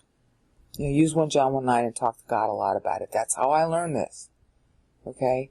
So Mary is taking all that into account by also still using 56 rather than 49. You see that? Okay. Now we have to say one more thing about 47, which we started to say. Remember I said this was symbolic? 40 years stood for remedial, wandering in the wilderness. 7 years stood for tribulation. Okay? A time of, worse than normal persecution. Okay? Remember the 7 lean years and 7 fat years in Joseph? That's a precedent item. In the 7 lean and 7 fat years, what they were telling you is that was 33 and 7 total of 40 years back to back. So that the 2 7 years, the fat years and the lean years were in the middle. So you had 33 years of, regular stuff. And then in 7 years they had a bumper crop because Joseph was the vizier who reclaimed the Fayum Depression in Egypt. Encyclopedia Britannica talks about a vizier doing that, but doesn't say that it's Joseph. Okay, but it's the same time period that the Bible says Joseph was there. So you do the math.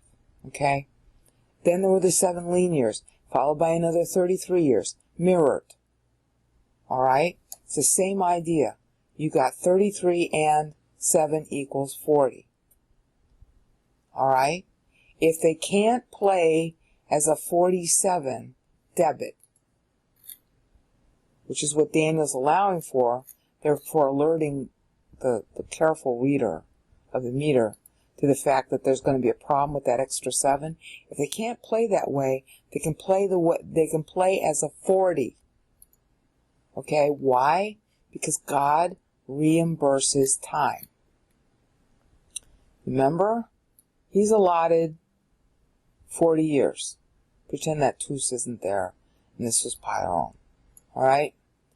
That's 10 years after he's about age 30. So he dies about age 40, which is really 40 years and 3 months. Okay, if that doesn't play, he has at least lived 33 years. You got that? We got a 7 years owed here, being debited by Daniel. Okay, he's lived 33. So 7 and 33 equals the 40 he should have lived. It can be reimbursed if he dies successful. If he personally is successful on the cross, then all that time can be reimbursed. Just as Daniel's praying here for a reimbursement of time to take us to the last 57 years of history, right there. It would still balance, but it balances differently. It's going to balance based on Messiah's age, that he should have been, and the total ends up being what? 40 years. So the 7 is playing in a 40-year period to reimburse the 40 years Messiah should have lived if he even lives 33 years but is successful. The same pattern as the Joseph lean years and fat years. Okay? Now, that means that the temple, gotta come back to this now. Oh, my computer's going bad. Okay, that means that the temple see, here's Christ dying 7 years early. The second temple's 490-year period, had it not been raised, had the first temple not been raised, would have ended in the same year that Christ actually died. So all the time allotted to the temple was completed at that point. But there's one problem. And this goes all the way back to the Exodus. That's when the Exodus occurs, years 2666 from Adam's fall.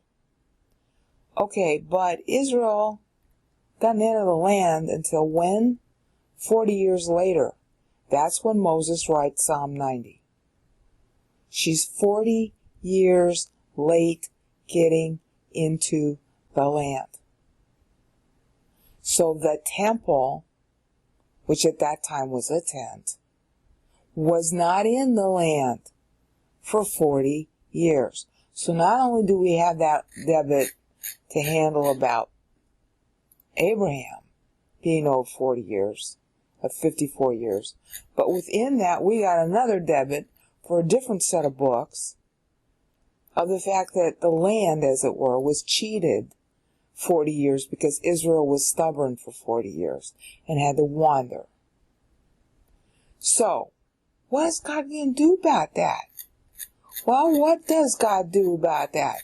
We all know this history, but we just don't know its significance. 4136 temple time's up. 4136 Christ dies, Jews rejected him.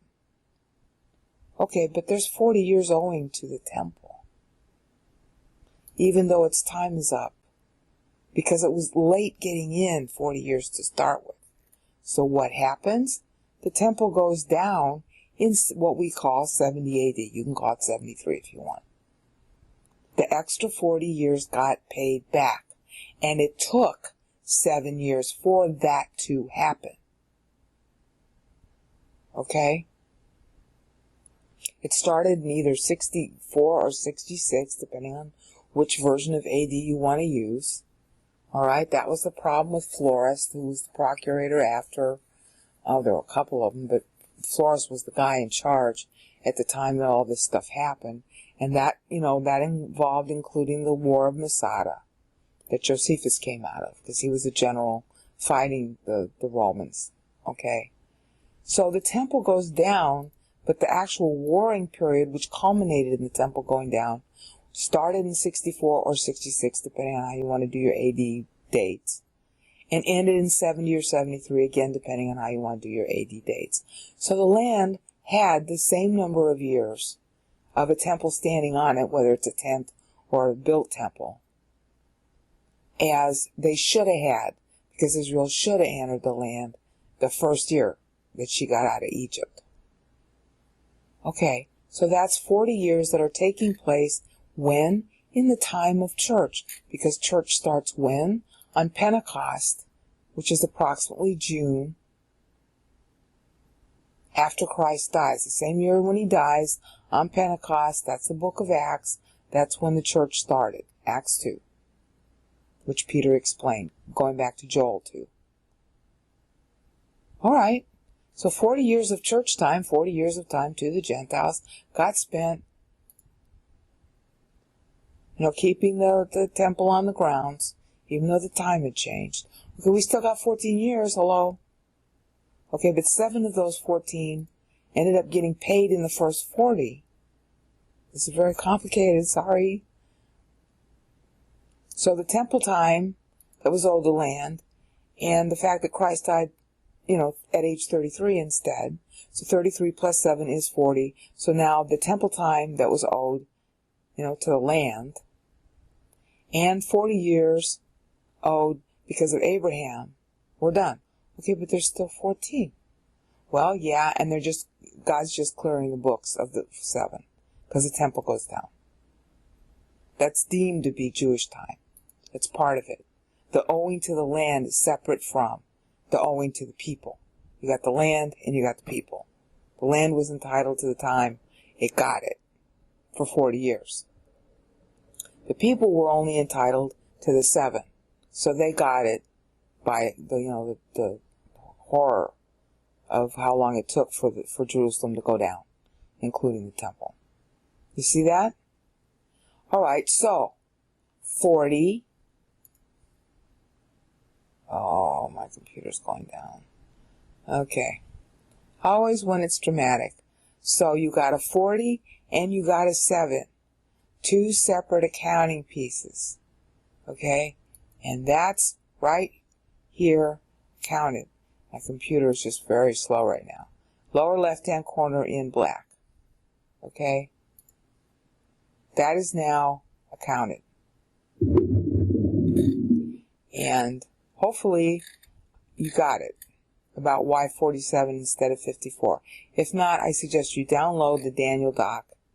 The link is in the video description, and sort of mull it over and compare it to the Mary Magnificat doc. Now we're still in, showing how Mary ties to Daniel, but now the plot thickens. We were talking about the 47 here. In Daniel, my computer is very slow because Microsoft Word doesn't work well when there are multiple Word documents. It used to work really great until they kept improving it to the point where it's really hard to use now. That 47 in black in the middle of the screen on the left is where we left off, and I explained the dual entendre meaning of it. First of all, to signify a net 47 that Daniel was debiting, which made it seem like he knew Christ would die early. Because if he didn't know, or if it wasn't going to happen, or if it just plain wasn't scheduled and there wasn't anything going to be said about it, you wouldn't have this 47 here. This number here would have been 54. Okay? And Mary, at the time she talks, obviously knows about the significance of that because of the way she constructs the character of Christ's life here, leaving it open to what we call 53 AD, but it's his age 57, 56, 57. That really matters to say 56, 57, which I'm going to get into. She leaves it open, knowing full well it might not happen. And then also she had used symbolically the 47 here, and what we covered in the last episode was how the 47 on the one hand looks like a debit, okay, from 54 in order to balance to the total. On the one hand it looks like a debit, but the other thing is that if Christ dies early, and of course we know with hindsight he did, then you got a 40 plus a 7.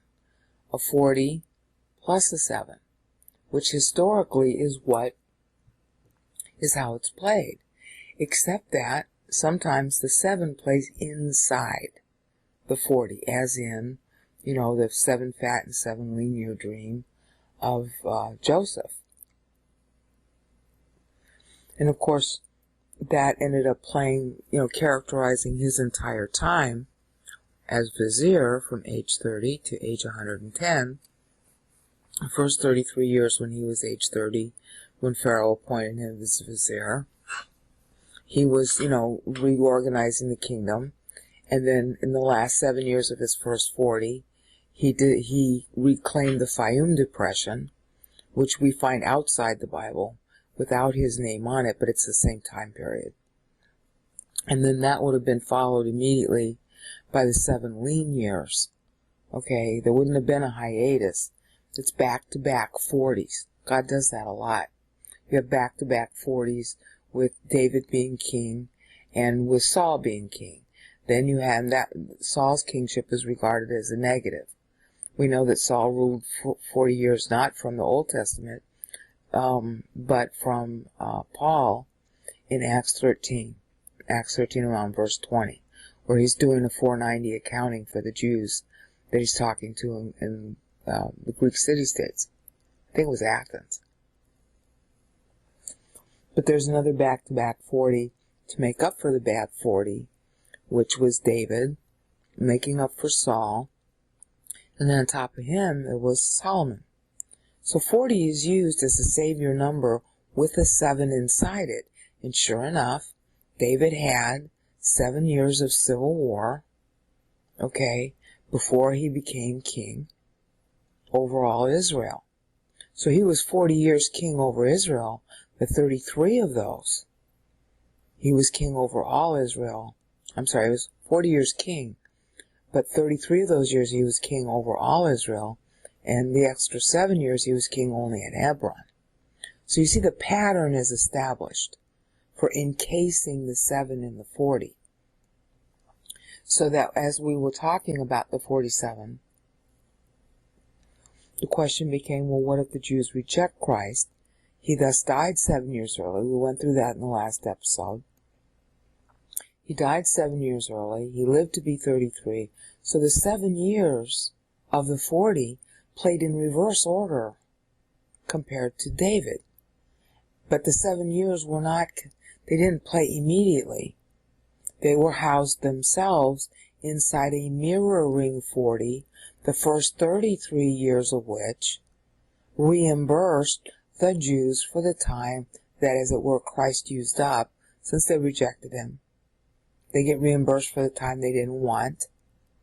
Okay, and then that extra 7 that they themselves rejected got played against them in the last 7 years of the 40. You see that?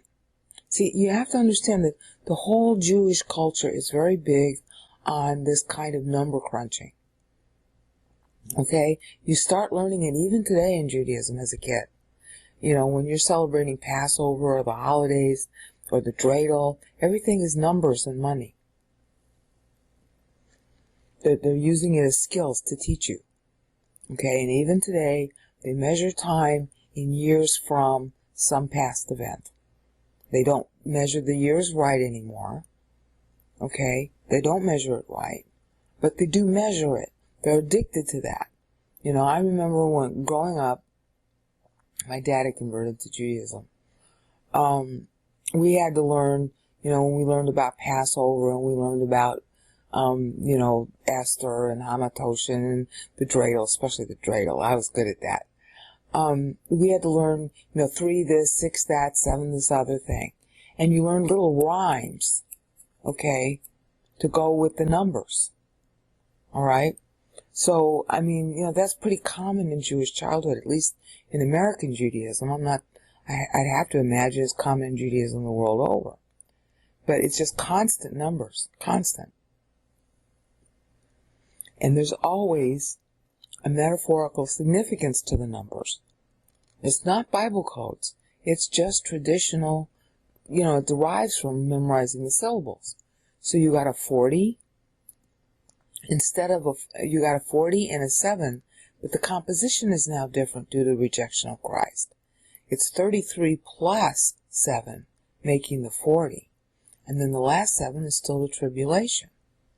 And that's why Daniel's wording and number crunching here is so evocative and, you know, like dual entendre.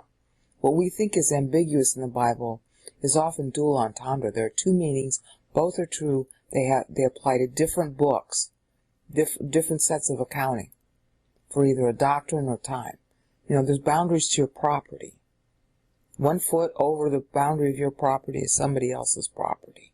That's an antithesis of your own. So often the Bible seems contradictory when all it's doing is setting boundaries and beyond which the opposite is true. But we don't pay enough attention to the wording in the Bible, so that's why we get so confused. So here, look, 47 is debited from 54. Okay, if he didn't expect a problem with the hanging Chad 7 only on the 49 years, this wouldn't be a 47. So right away you're alerted to that. So now look at the dual entendre. He's debited for the fact that the 7 years is in the 62nd week. For sure that's what he's doing. Alright, but he's also telling you, hi, it might play as a 40 and a 7. 47. Get that? Isn't that clever? Now, in the bottom screen, it's not to be, to let you know that Daniel's numbers, didn't escape notice. They didn't escape Mary's notice, and they didn't escape Paul's notice. This bottom screen, let me enlarge it so you can see it, is the meter that I've been doing since December 2010 on Psalm 90. And I have spent time, I've documented how each one of these numbers is an AD date that is surprisingly the same as our own BC AD dates, and I don't know why they're so close. I really don't. It just shocks me. Paul is writing when Christ would have been 56. He's playing on what Mary had done down here when she ended her own home with a 56. It's essentially another AD system. It's just that our ADs don't correspond to 56 because Dionysus cut out 3 years from Augustus when he was calculating ADs. So we have to treat Christ as if he was born 4 BC. Late. It's really late. It's at Hanukkah 4 BC by our standards. Okay. So that comes out to 53 AD instead of 56. But you see, if it's late 4 BC, you add 3 years. Okay, and that's what a lot of people do when they do this accounting. The problem is that your BC dates are going to be screwed up, though. If you just flat add 3 years to AD, your BC doesn't work out. That hung me up for almost, some months when I was trying to balance Daniel. You can't just add 3 years to AD and have the calendar work. It won't work. So Paul, playing off Mary, as you can see in the upper screen, 217 in the right-hand side, Paul picks up where Mary left off. And of course, 47 now, the presaging of the 40 and the 7, this is really a year 47. It's talking about Claudius, to be specific. Death of Caligula and the coming to power of Claudius. And Paul is measuring every syllable to the Roman emperors. Even in one of them, this E part in telematos, he measures that to 2 different, it occurs twice or 3 times. If it's 3 times, he's measuring it to 3 different times when the will, this means the will, okay, will and purpose, he measures that exact letter to the year in which one Caesar makes a will for another person to be Caesar. He does it 3 times, measuring it to an exact person in Roman history that's future of him. And this is incredible the way he does this. And, I've already done the videos that I've posted, taking you, this is the period of the severance. See, this is real easy to look up. That's 238 AD. That's the crisis of the 3rd century. Okay? In the videos, I've taken you up here to 283, and 283 is the year in which Diocletian comes to power. I haven't finished the videos past that yet. So when you're looking at this in Paul, now it's going to make a whole lot more sense because he's playing off Mary. And I haven't shown how he's playing off Mary yet, but he is. That's 40, and that's 7. This is really the year 47 AD. Okay? When Caligula dies, he times it to Epuranias in the heavens. Yeah, that's what Caligula thought he was, a god. So he gets his apotheosis in hell. And I basically, pointed that out.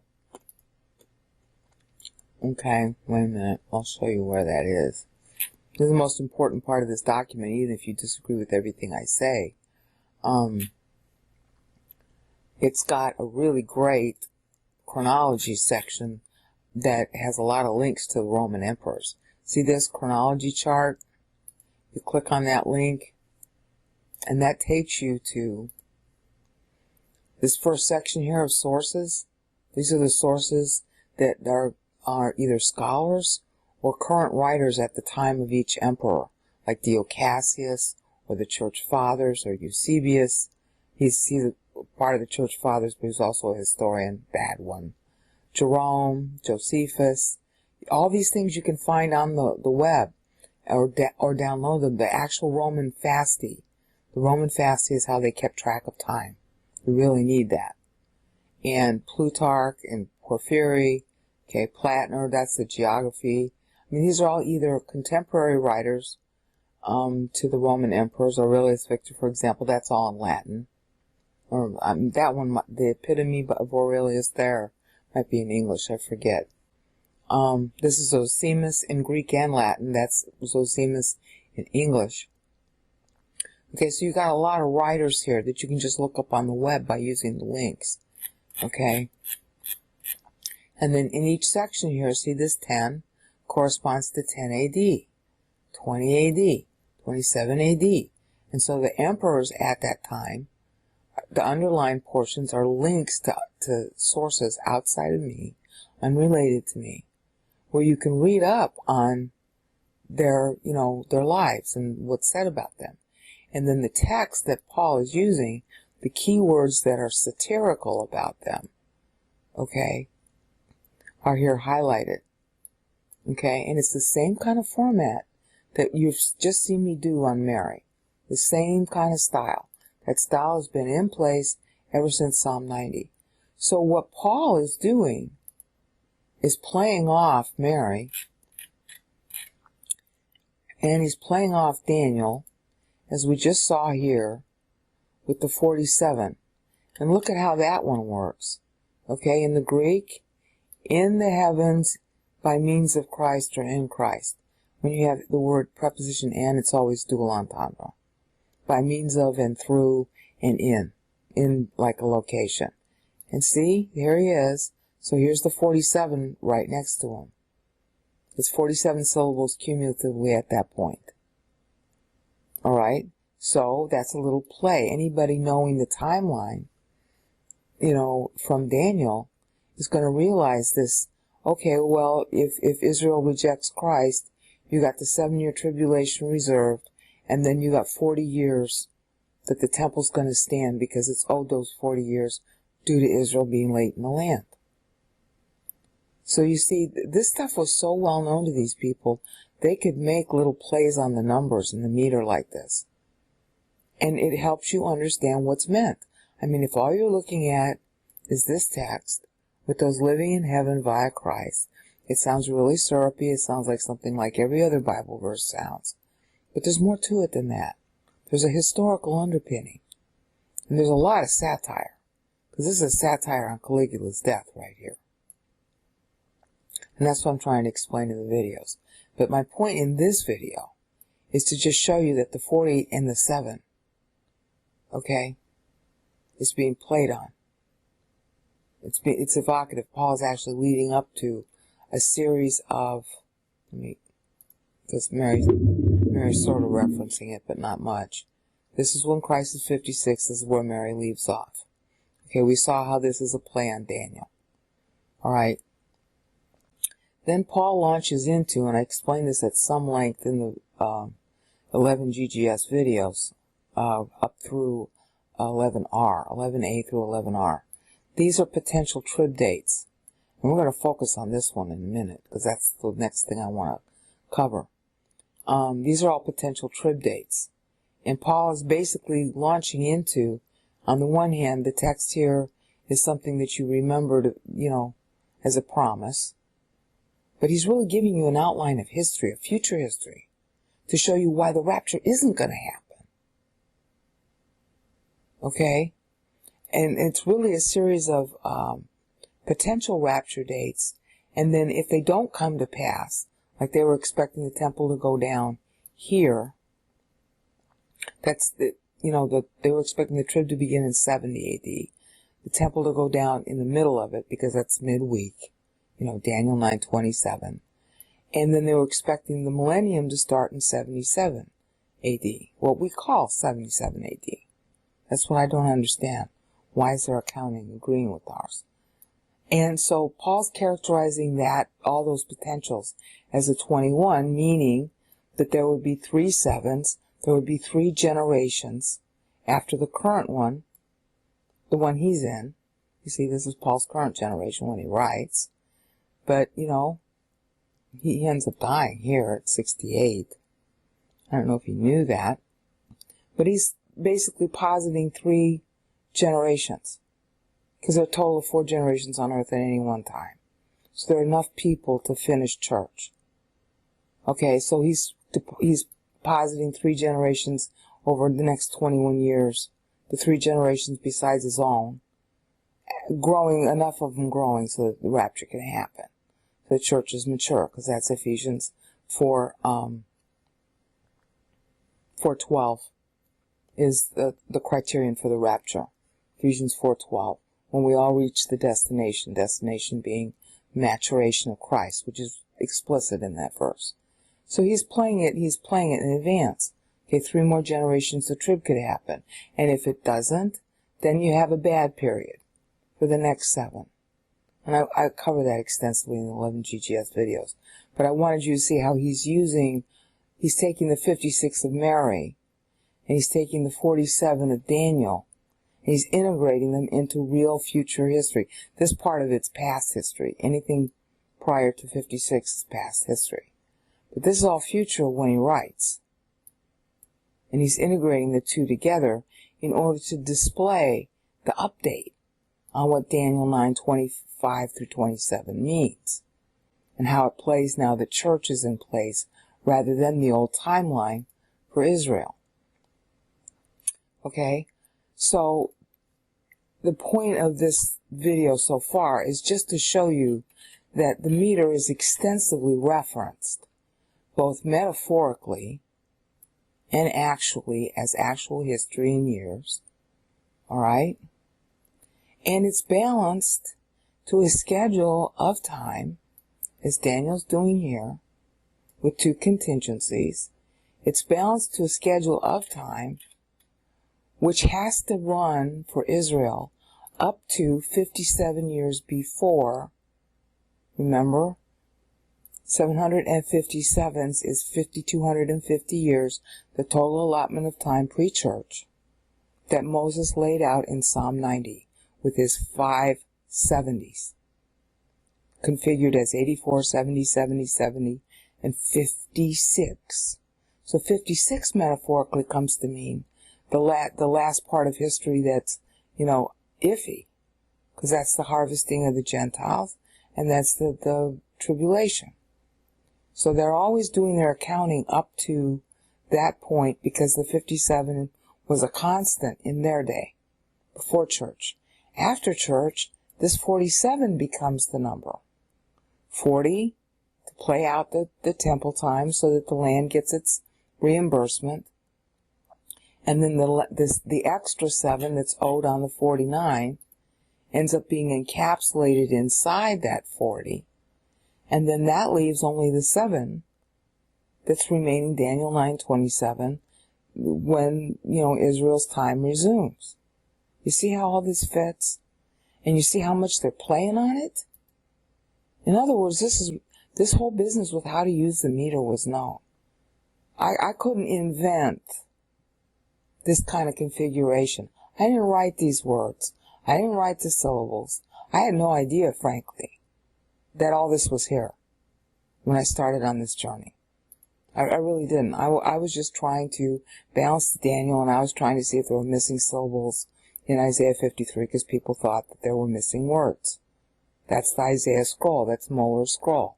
There's an extra word in there that is from the LXX that made, the Jewish scribes think that there were words missing in Isaiah 53, 11, 10 and 11.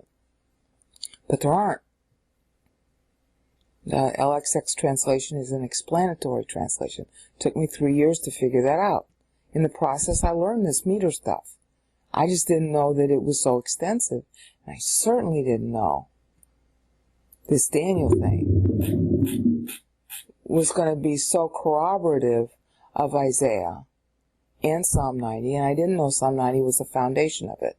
I found that out after I learned Isaiah. So you see, this is something you can actually figure out. If a brainout can do it, you can do it. If a brainout can do it, then why didn't the scholars do it? And the only thing I can think of is that they're too busy quoting other scholars. It's not that they're not smart. Every scholar's underpaid. And maybe that's why. They're too busy with the politics. They have to quote other scholars. They don't get to spend as much time studying the text de novo as they'd like. And so, one generation after the next, everybody has to do the same thing. It got missed for 2,000 years. That's the only thing I can think of. I mean, either I'm a genius or they're stupid. And neither one of those things can be true.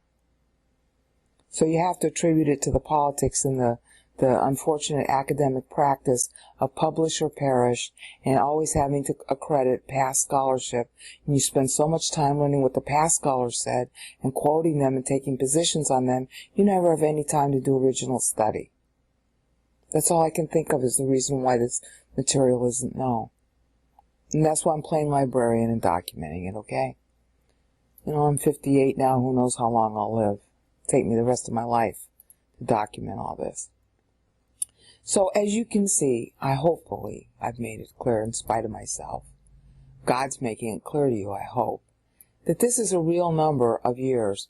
It's also a metaphor, and it also ends up applying with and without Israel accepting Christ. In other words, God's faithfulness to her will still be kept. Those who think that they inherit the promises of Israel are dead wrong. There was only one conditional promise to her. That was brideship. That is all that's left for church to get. And we have no set time, which is the main theme of Ephesians. Ephesians is explaining, starting out with this metered time poem, Ephesians is explaining we have no set time. Alright, that's the whole purpose of the book, which gets short shrift, People make up little homilies about how you should treat your spouse instead of really looking at the text, which, because it closes at 4:34, get that? 4:34, 62 weeks, playing on Daniel. We're still in the 62nd week of history. That's what that means. Paul's explaining why the rapture doesn't happen. And then by the time he gets to Ephesians 4, he tells you what the criterion is. When churches mature corporately. In other words, we fit together as a society. God can, based on all of our decisions and everything that we make, God does whatever it is that he wants to do, and at that point the configuration is complete, and we're mature corporately. That's when the rapture happens, which is pre-trib. Okay, so you see that part, because I got to move on. The next thing I need to do, and this is going to be really easy to understand, is I kept telling you, and you didn't know if I was just making it up or what, that Mary is dating everything from Hanukkah. And it looks really good because if I take real Bible books, starting them there, it's not really Bible. It's not inspired. But it's a real book that you can look at where they measure those years. Okay, and when we know that Christ celebrated Hanukkah, Feast of Lights. We know that's a valid holiday. We know when it happened. We don't need the book of Maccabees to prove it, but we do have it. Okay? So these are all real dates. They really match something that impacted both Israel and, her protector, namely Rome. These are pivotal periods in history that Mary is obviously referencing because there are too many of them. They fit too well. Okay? You got, what? 46 to 55. You got 9 verses here with some pretty extensive and sophisticated metering going on. Alright? And they match. They match in doctrinal content. They match in history that you can vet. So obviously, this count works. Alright. And I showed you how she's playing on the accounting of Daniel, but there was one part of it I didn't show you, but I'm going to show you now, because Paul does the same thing. Look at that. Hanukkah, 164 BC in our BC AD dating system. So, you have to allow a year either direction. Okay? Daniel, date lines, we're now in the middle of the screen. Daniel date lines when he prays as 49 years after the temple fell, which is beginning of the 49th year after 586 BC. So anybody telling you that Daniel was written late can't read Hebrew. Because if you could read Hebrew, you could count the syllables and you'd know this was a date line, because Isaiah does the same thing, because Psalm 90 does the same thing, and there are scads of other places where this is also being used, like Psalm 22, Psalm 89, probably Deuteronomy 32, I haven't parsed it yet, probably Psalm 110:1, probably 1 Kings 8 when Solomon prays. That just came to mind. I have to look at it. All right. So he's saying, using a very, very sophisticated but yet well-established system of dating. He's saying, hi, this is what I'm dating. This is like a date line in a newsreel. Okay? This is why I'm writing this. Okay? And just to make sure you understand that, 24 represents 24 years after the death of Nebuchadnezzar. It's the same year as this. 24 years after Nebuchadnezzar died in 562 BC is this year here, 538 BC. Ding, ding, ding, ding, ding. And in case you missed that, the same date is 73 sevens from when? 1050 BC, where Moses left off in Psalm 90. Now, Daniel isn't doing that to prove to you and me, moderns, who, dispute everything, about when he wrote. He's not doing it to prove it. He's doing it because he's saying that there is a doctrinal significance to the time of his prayer. And if you look at 1 Kings 8, you'll understand why. Because Solomon said, when anybody prays, please listen, God. Okay, then you better be pretty careful about what you pray. Because if anything you pray is going to be accepted, you want to make sure you time it right, and you want to be sure you say it right. Same thing applies to us. We can ask anything in Christ's name and he'll do it. That's a refrain in the New Testament. Okay, so think long and hard about what it is you want to pray for, because you might get it. I mean, I prayed for the terrorists to die, I gotta tell you. I prayed for them all to get killed, and I am very happy that Saddam Hussein is dead. I am very happy that what's-his-face, God, I can't even remember his name anymore. Bin Laden is dead, and some of those other heads are dead. And I keep praying for them all, that I want the Muslims just to all go in the toilet. They either convert or go into the toilet. That's their own religion, is to make you, convert on the blade of a sword, or you die. Okay, I want them to convert or die. That's what they want of us, so that's what I vote for them.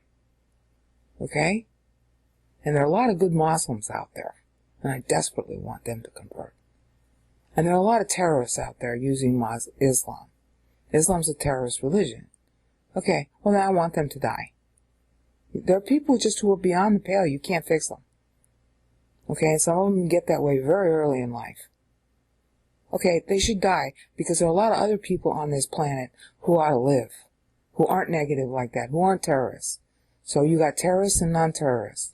Okay, the terrorists should die and the non-terrorists should live. And if it means that those people, the terrorists, die, too bad. The guilty should die. Period. Now, I don't know who those are. I don't want a genocide. But you know what? It's just like what God did to Israel. Hi, you go beyond the pale with me, I'm going to take down your temple. Okay, that applies across the board. So, 49 years is when he was supposed to start praying.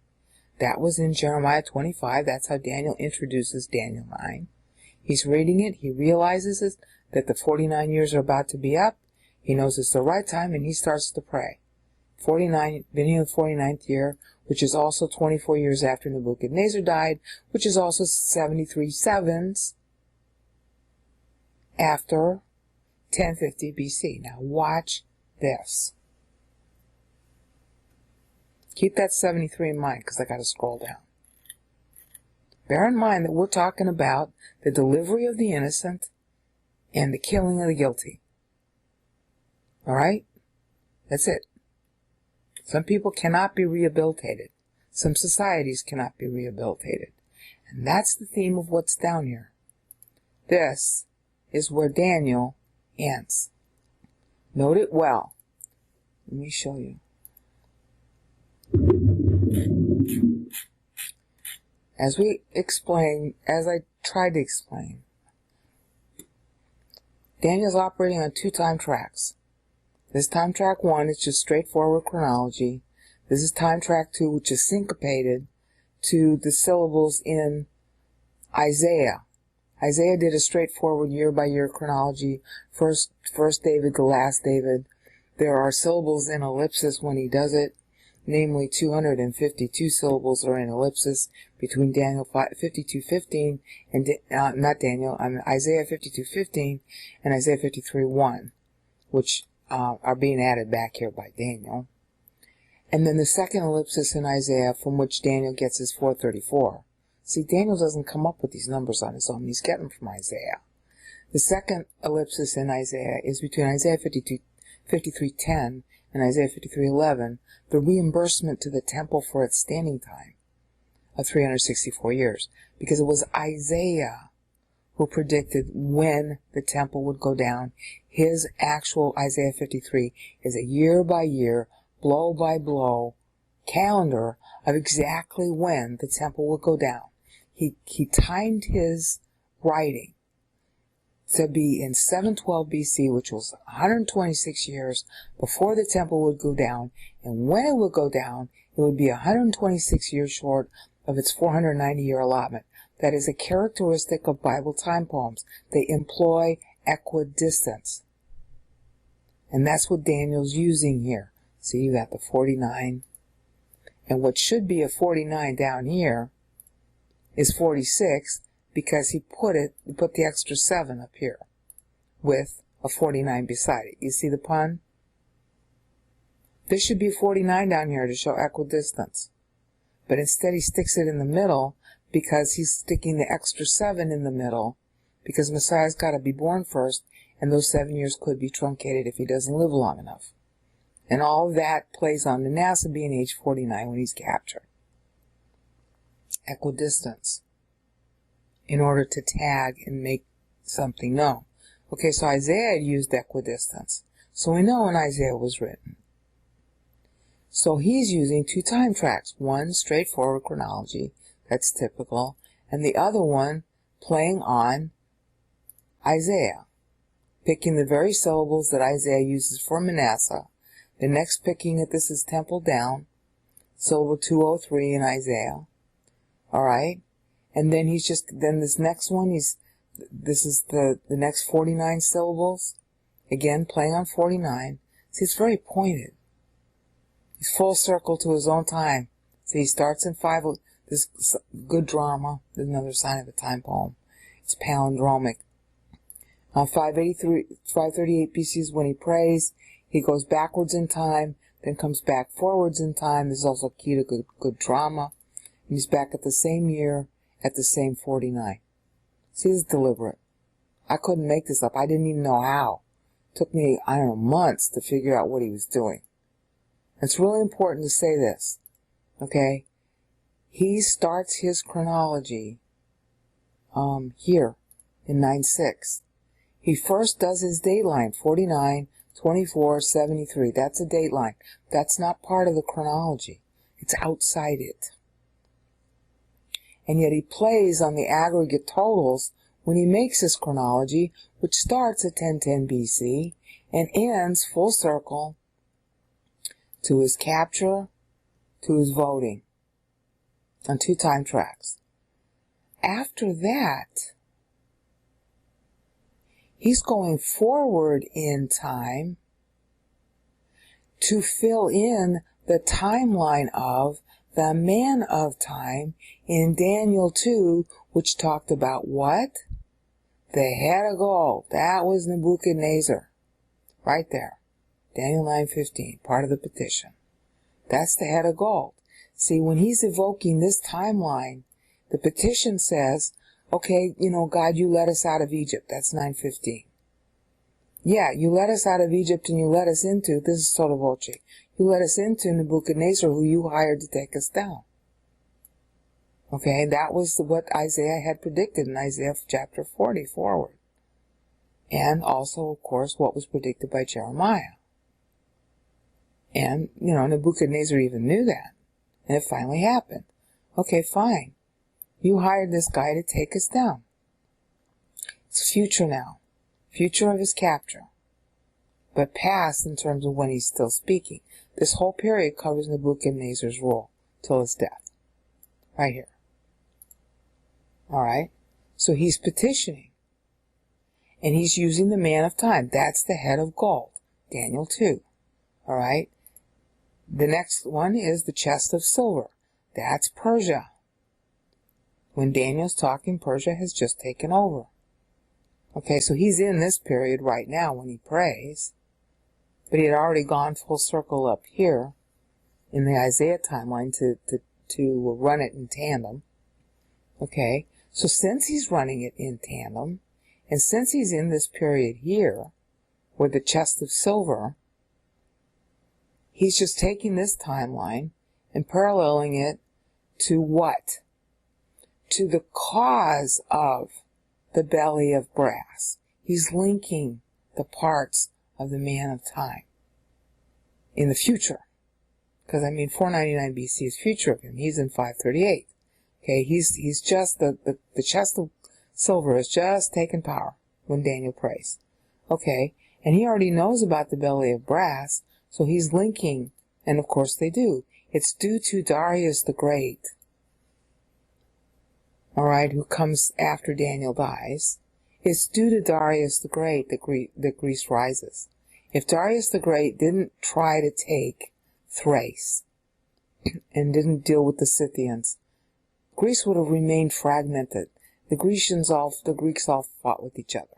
They were proud of their independence. They liked their little petty city-states. They would have never become a nation. Okay?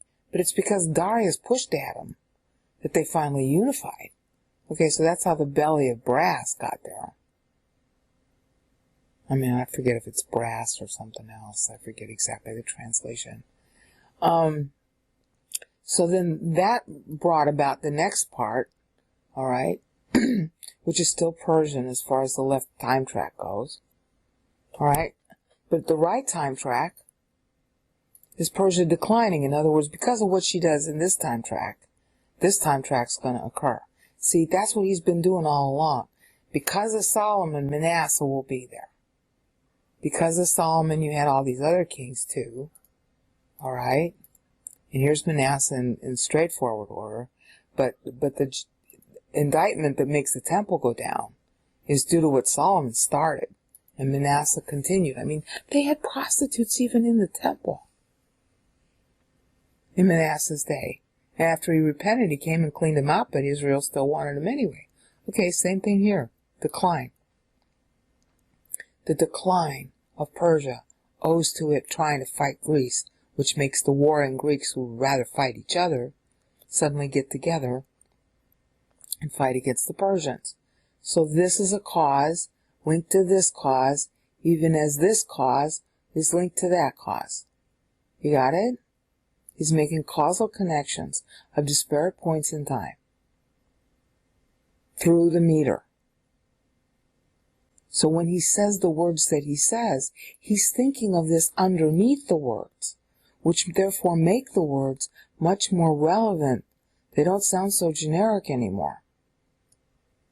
Same thing is true, of course, of Ephesians or Mary's prayer, obviously now. Mary's prayer is the easiest one to see this. Okay? So he's linking these two time tracks. Alright? So the next link, of course, is the rise of Greece and the Peloponnesian Wars that, Greece rises because she's attacked from without. And then when the Persian emperor finally gets smart and he starts playing games with them rather than fighting them, then he backs one side against the other and they fight with each other.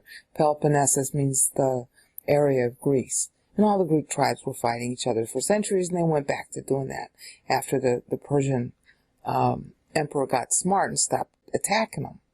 Okay? But then there came this guy named Alexander. See, and it's because of this warring that Alexander came about. He was from Macedon. Macedon is Thrace. Thrace, the Macedonian Greeks, were the primary group of sea peoples who colonized the Mediterranean and Carthage. The Carthaginians come from that kind of stock. So does Crete and Cyprus. That's what ships of Kittim means. Alright? So, that produces Alexander on this side. So he's linking what happens here to the rise of Alexander here. And then again, chronology, in straightforward order, it's just, this is what happens next, Macedon and Alexander. Okay, but it's due to the rise of Alexander that Rome gets into the act. Okay? And by the way, the links in here, the link here on the Wars of the Diadochi, I'm saying it right, and the Punic Wars, those links are really good summaries of the backgrounds of those wars to tie into what I'm telling you. I just found them the other day. Okay, now, if you're still awake, okay, see this date here, and see this date here? Remember that ever since Solomon, okay, of course, David's the cause of Solomon, so there's nothing over here. Ever since Solomon, you have this 2-track thing going on. Okay, whenever he picks up at an Isaiah syllable. Okay, and then after he's picked up through the end of Psalm 90, because he's also tracking to Psalm 90, once he's finished tagging Psalm 90, he just does a straightforward continuation, because this is the man of time in Daniel 2. He doesn't have to quote other scripture because he's got his own from God, in Daniel 2. Alright? Now look at that. Macedon and Alexander is the cause of the rise of Rome, because Thrace and all those people colonized first beginning back at Solomon. Okay, that's why this section and this section are both 69 syllables, because this births this. The Thracians, what we call the Thracians, have always been very strong people. They colonized basically the Mediterranean. That's where the Hiram of Tyre and the Sidon and Crete and Cyprus and the whole thing what we call Carthage. So that was really the whole of northern Africa. Alright, that's where these people come from. It's due to their pressure that Rome stops fighting amongst itself with the other Latins and decides to unite. See, even as Persia pushed against Greece, and therefore Greece united finally, otherwise it would have always been too fractious, so to the Greeks pushing, finally united the fractious Romans. Now, oh, my computer's going funky. Okay. Remember I said, oh, I knew this was going to happen. See that 73 there? Let's see if I can make that really big. Alright. See that 73 there? Okay, I'll leave it in the black.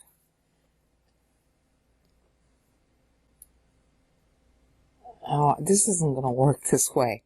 Okay, see that 73 in black? And then you have to look down here, 284 to 238 BC. Okay, can you do that? Let's see. I tell you what. Let me highlight it. Okay, I'm going to highlight this in, I don't know, what color should I use? Let's use blue. Bright blue. Oops, I did the font that way. I should do the highlight that way. Wait a minute. Do the highlight in bright blue, and we'll do you in, oh God. See, every dramatic moment I have always has some kind of glitch. Wait a minute. I was going to be so dramatic, and now I can't. Okay.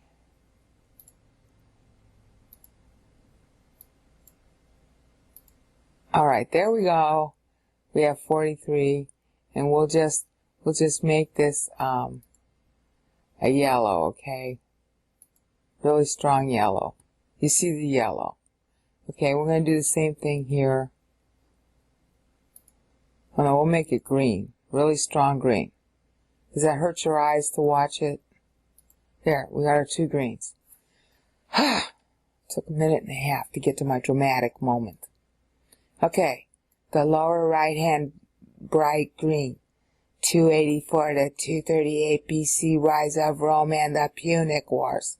238 BC in particular happens to be the year that Hannibal lost Sardinia, and the Romans got so full of themselves they built a navy. Okay? That the Carthaginians really limped home there because they were trying to take over Sardinia. It was a turning point in the Punic Wars. It was during the Second Punic War, which wasn't actually over at that point, but it was a turning point in it. I got that? 238. So let's write that down. 238. Can you see that okay? I'm so excited about this I can't spit. Got that? 238. That's the ending point in Daniel, right? The farthest time track that he's tracking to show the man of time in Daniel 2. You got that? Okay. So now let's subtract the left-hand the left-hand, the left-hand green where it says 73 in big numbers now. So let's do minus 7, 3. We got what? 165. Okay, so that's the end of 165, or what if it's really the end of 238, and what if it's the end of 73? Okay, then 165 could be what? 161, just by off by 1. Wait a minute. 238, we'll subtract 1 here, just for the heck of it. That's, oops, minus 1. Oh, this is going to be more dramatic because it's so frustrating. 237 minus 73, so we'll just assume that there's only minus 1 at the top end instead of at both, because sometimes you have to subtract 2. 164, does that ring a bell? Gee whiz. Gee, maybe that rings a bell. Do you ever hear it ring a bell? Okay, 164. Oh, see, now what's this? What's that? What's that? Oh, you mean to say that Mary was counting her syllables, and Mary was counting both time tracks in Daniel? And she was keying off the same 73 for her own creation? Since it's the second date line, see, 73 years away from what? 73 years from the Punic Wars was what? Hanukkah.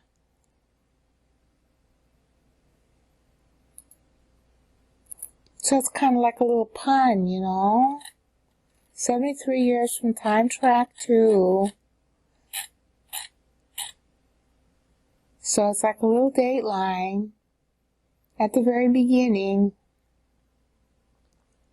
So if you were to add 73, okay, then you would tie exactly back to where Daniel left off on time track 2. Oh, gee.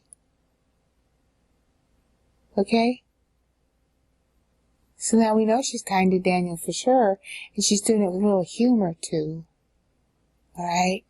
And of course then we got Paul, who in his inimitable style, because he can't resist a pun,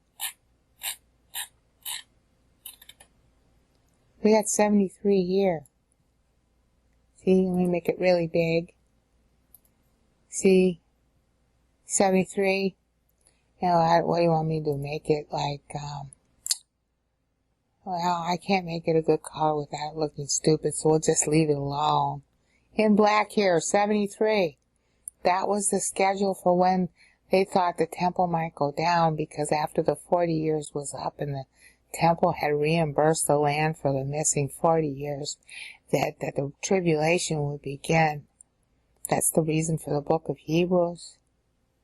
And in mid-year, in mid-7th year, 3.5 years, Daniel 9:27, they expected the temple to go down in what we would call AD 73. What Paul is definitely calling AD 73, because his Anno Domini right here is Christ at 56, really just before he turns 57. So there you go, another 73. So Paul is playing on the 73 that Daniel had used, okay? And my computer's going bad again, of course. So I have all these long delays and I have to make up stuff to say while I'm waiting for the mouse to return. See, there we go. 238 BC. Okay, and 73 from that is Hanukkah. Ding, ding, ding, ding, ding. So Mary's keying off the date line of Daniel right here. And then Paul keys off that as the time for the temple to go down. See, Hanukkah, are you getting the pun here? Hanukkah, the temple had been down and it's restored. It wasn't, demolished, it was desecrated. Okay, well here temple's going to be mid-tribulation desecrated. And what was it Daniel had said in Daniel 7 and 8:14? About the temple being desecrated by who? Antiochus Epiphanes, which was what? 73 years after the end point in Daniel 9's prayer. Beginning to see that somebody's linking the numbers very consciously. And Mary obviously knows what I just showed you in Daniel. So what I just showed you in Daniel cannot be Brainout's invention, because hello, I didn't write the Magnificat, I didn't write Daniel 9, and I certainly didn't write Ephesians 1. Excuse me, they're all playing on the same number. Okay, and of course I go through, the timeline here, and how the text matches it, so you're going to have to watch the 11 GGS videos to understand the wry wordplay Paul's using here. Okay, see, one of which is, if the tribulation had happened here, okay, then this is what we would be saying. See, if the tribulation began right here, we would be holy and blemish-free, because the rapture happens, and we're no longer in this body. Well, then we would be holy, really, truly holy, and blemish-free, because we don't have these bodies anymore. We got our new ones, 1 Corinthians 15. It's wordplay like that all of these writers use. And you've seen it in Mary now. You've seen a glimpse of it in Paul. I will leave you to examine how Daniel does it, because Daniel's, wordplay is quite sophisticated, and you really are going to have to read footnote E, which is, I go through verse by verse, and I cross-reference it with the Chronicles and the King's verses, so you can read Daniel's wry wordplay. See, I take the keywords in the verse and show you how it relates to, like, Solomon and his progeny. Alright, verse by verse. It took me weeks to do this, and I still need to do more work on it. Okay, so enjoy. Now you see that 73 from the end point in Daniel 19, 73 years is Hanukkah, and that's why Mary picks up where she does. Okay, and that's why Daniel is being referenced, and you can know that for sure. It's too complicated not to be deliberate. And You can see preview of coming attractions in 11 GGS episodes A through R. I've already shown you some of this in fall, going all the way up to starting the period of Diocletian, right here, that's 11R, introduces Diocletian, and if you can't, you don't have to wait for me to do the videos, because you've got chronology charts, okay, which have extensive links to classics or other scholars that are totally unrelated to me. And in addition, you can look up any particular 10 AD, 20 AD, 27, etc. And then in the right-hand column, you can see these links, like here's the link to Res Gestae, written by Augustus. Okay, well, pompous stuff. Livy's comments on Augustus, what happened to Herod. You can read all these contemporary materials or scholarly materials at your leisure. Okay, in this increment, I'm just going to talk aloud about the rules of Bible Hebrew meter testing. Because I'm sort of in a quandary about one of the rules. I'm certain it's being met, but I'm not certain that I'm calculating it properly. Okay, first of all, one of the biggest rules that it's got to follow is that this, and this is where I'm stuck, this section here where the 35, I'll put the black next to it, that is a date line. That it's Mary at age 35 or the 35th year of Herod, or probably both, makes sense. That's the most important criterion of a time poem. It's got to tell you when it's written. And it makes sense because one of the things that you do is you come full circle. That's another rule. And she's coming full circle in her timeline right here. Alright? So that buttresses the interpretation. See, the Bible's time poems are self-auditing, so you can tell if you make a mistake or if you're getting it right, because pieces fit together. So if one piece isn't fitting but should, then you know to go look. Okay, but see, this piece here is dating to this piece here, and it can't be a coincidence. Alright, it's just a question of whether that 35 only means Herod's rule, because we know that Herod, became tetrarch in 40 BC. Alright, remember, this is all end of year, so this is end of 40 BC. These are all end of year numbers here, until she switches to beginning of year here. And she does that in order to play 14 and 16, in order to play on Daniel. So I know that the 35 at least references when Herod was tetrarch. And that's another characteristic of Bible Hebrew meter. When they are giving you a dateline, it's got to be years from something that's significant to Israel. It can be something significant measured in terms of time before Israel, if it's benchmarking the time of Israel as a deadline related to that other date. In other words, when Moses wrote Psalm 90, he benchmarked it to the 1050th anniversary of the flood. Okay, well, the flood is the reason why Israel got to be Israel. So it was important. And 1050 in particular is saying that the deadline for Israel to become Israel, for them to enter the land, was no later than 1050 from the flood, which implies another criterion of God's orchestrating time that I haven't been considering.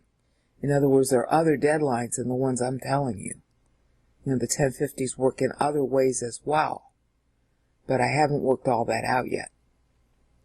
But clearly that's one of them. Okay, that God's schedule was that 1050 years after the flood, Israel would have to be in the land. And, she's entering the land on the 1051st. In other words, the 1050 completed, now she can enter. That was the deadline. And she meets it, because he's dying that year. Alright? That's 1400 BC in our terms. Okay, so the 35 has to at least reference years from a king. And that's why I say it's her age, because she's carrying Messiah, so really rightfully she ought to be dating it by her own age at the time she says it, in order for it to end up being years from a king. And of course that makes sense also, because she's going to end this with a 56, which Paul uses. Alright, so if this is an age, the other requirement is that this also has to tie back to that age. Okay? And she is doing that. So Paul picks up at Christ being 56. That's a lot more complicated than that. I mean, this is not the only criterion for this dateline. But before I come back to the dateline issue, I want to just briefly recap some of the others. The next thing in a time poem is that it's got to have 7th paragraphs with numbers that are doctrinally significant. Okay, 35 is God votes, 42 is generation, 63 is vote short, 98 stands for millennium, 105 is a play on David's kingship at Hebron versus his kingship at his united kingship, this being, the 98 here, being a play on David's united kingship. Here it's only symbolic.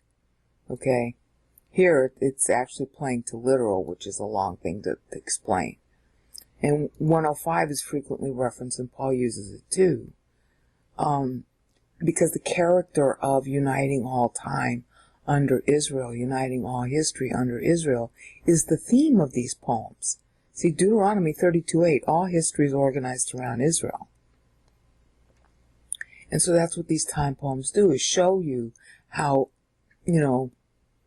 like here it was Marius, the rise of Marius.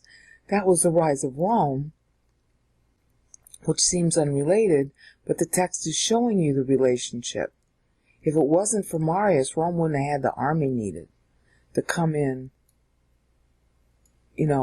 under Pompey and take over Israel to prevent her from fracturing herself. And there would have been no Julius Caesar able to get power. He wouldn't have had enough manpower to cross the Rubicon, because there wouldn't have been enough soldiers, because if they had kept the old rules about only nobles can be in the military, then this would have never happened. Rome would have never become a world power without Marius changing the rules here. So it's rightly that she puts this text with this guy, because it's due to him that Israel gets rescued by Rome. And one of the chief characteristics of Caesar is that he was very pro-Israel. He was very elegant to Israel. Okay? When he takes power, this is part of this crossing the Rubicon. After he crosses the Rubicon, he becomes dictator in 48. And then he does a swing through, through Egypt and Israel.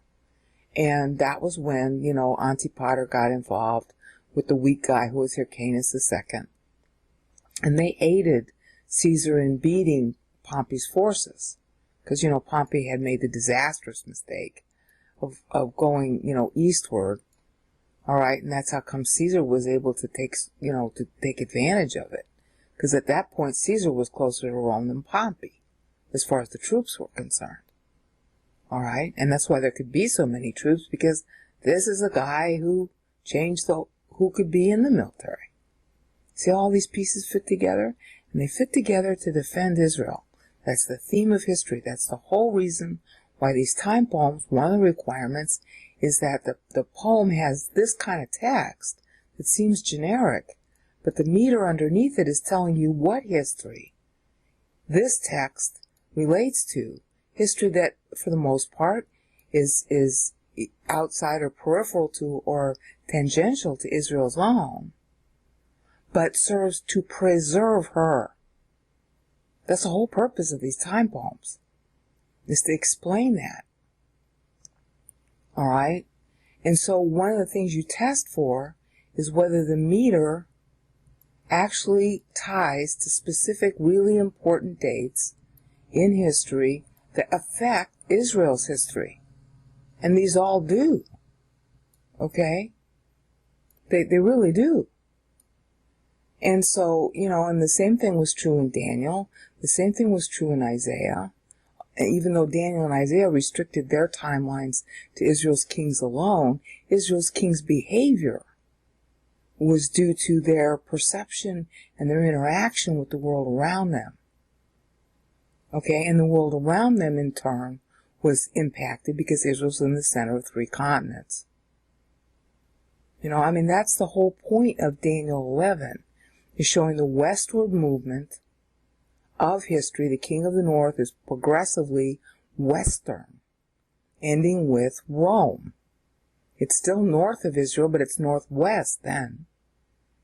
Okay, and that's what she's showing, how Daniel 11 is fulfilled. And in fact, if you were to take this period right here, when Caesar swings down through the Middle East, after he crosses the Rubicon, becomes dictator, okay, until really just a year before he's murdered, or even the year that he's murdered, that whole play, the whole series of movements that he did, and the interaction with him and Israel helping him, that is exactly the kind of pattern that Daniel 11 predicts. Okay, in other words, Daniel 11 is telling you, hi, history's going to repeat itself, and that's why it's really hard to tell one king of the north from the next in the wording that the angel gives, because he's always saying he's setting up parallels between one ruler after the next ruler after the next ruler, north and progressively west of Israel is going to have the same goal, going to do the same thing, but it doesn't turn out the same way each time, so he changes the ending.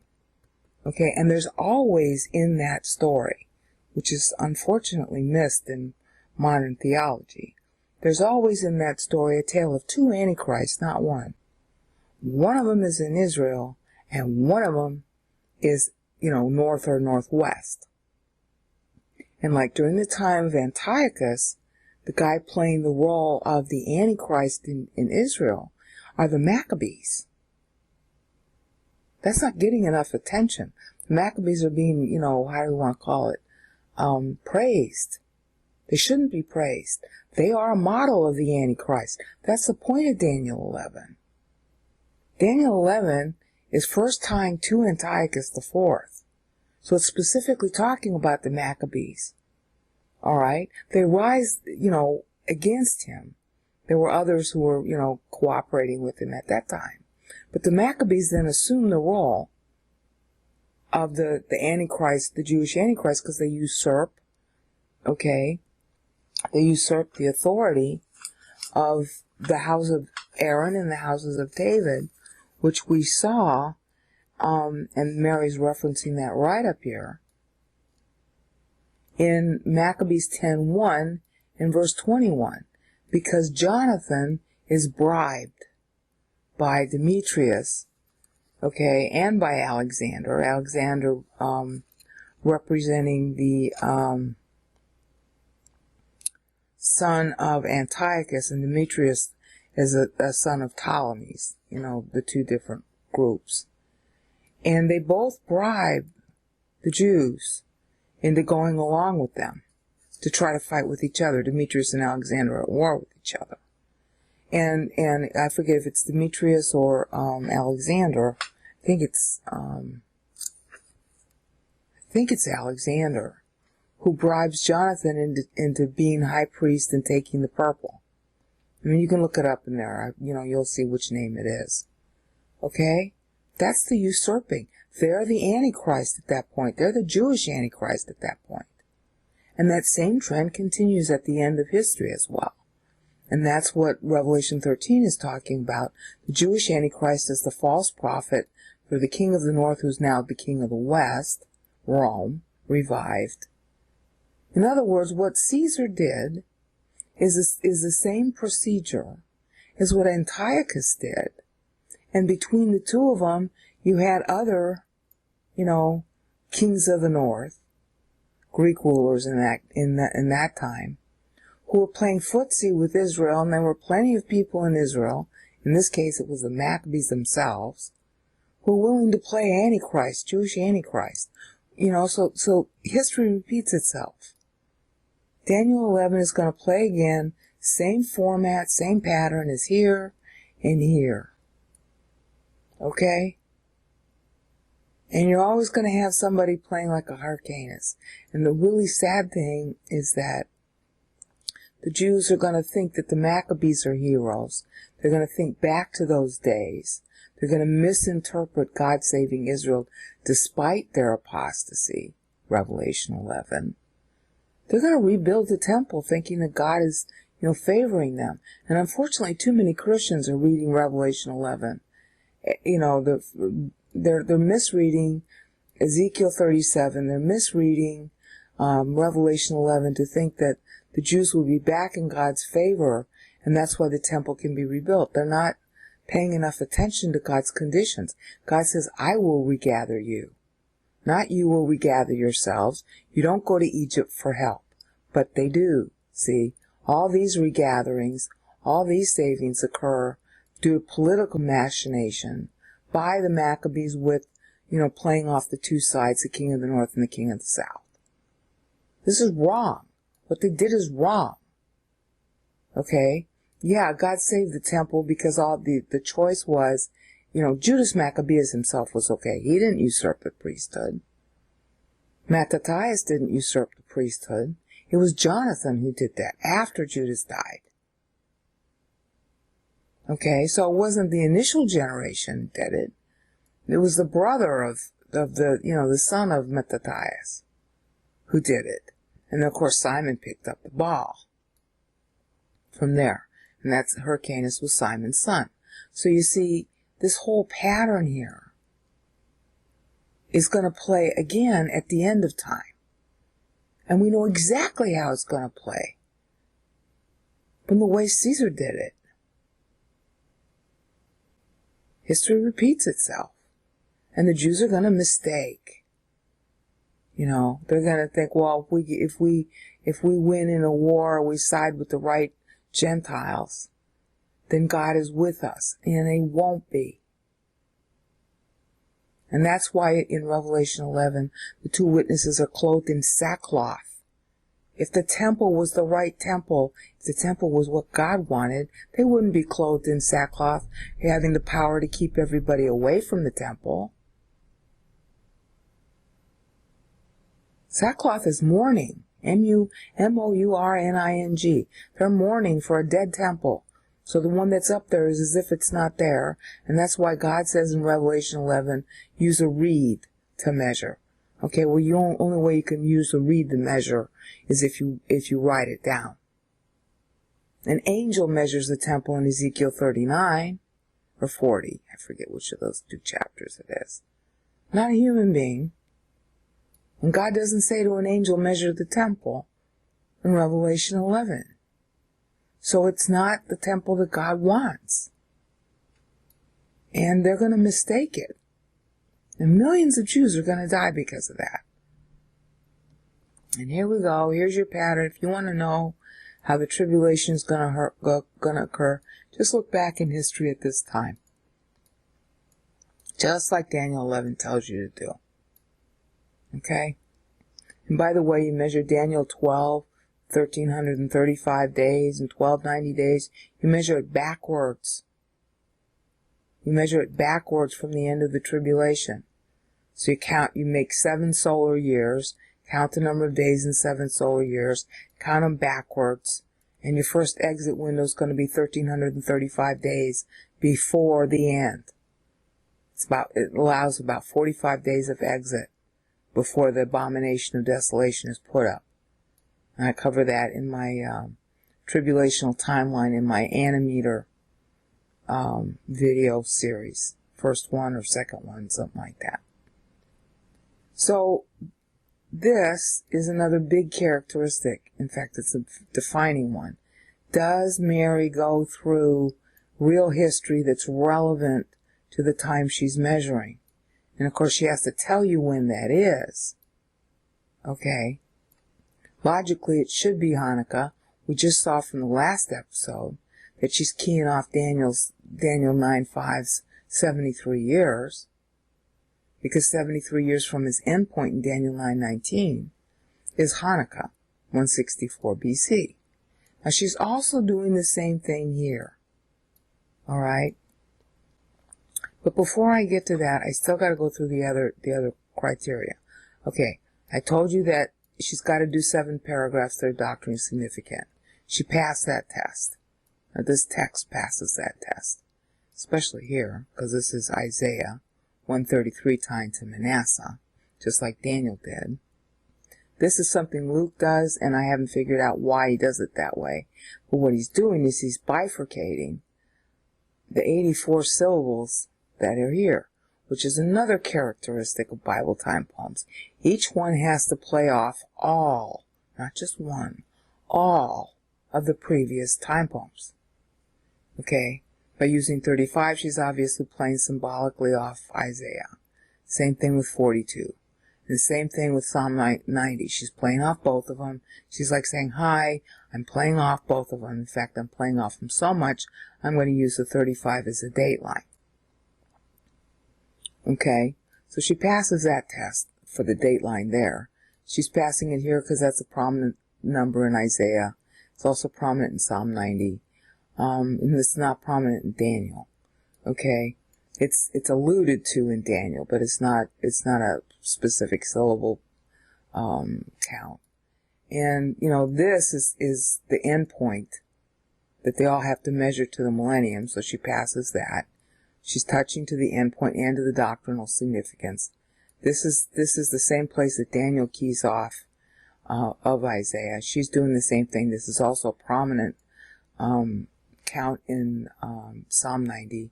And these footnotes document where. Okay, so if you go like here, I'm telling you where you can find it. Okay? I'm explaining, in more detail what I'm telling you right here. And so that brings us to the end, and that's the next characteristic, is that first of all, the end of the time poem has to be divisible by 7. And this threw me in the beginning when I started this Magnificat series, because I counted the syllables wrong. And like I said, these time poems are so complicated, they're self-auditing. When you make a mistake, if I made a mistake here, which I had initially, then something back up here will prove it a mistake, and that's exactly what happened. Okay?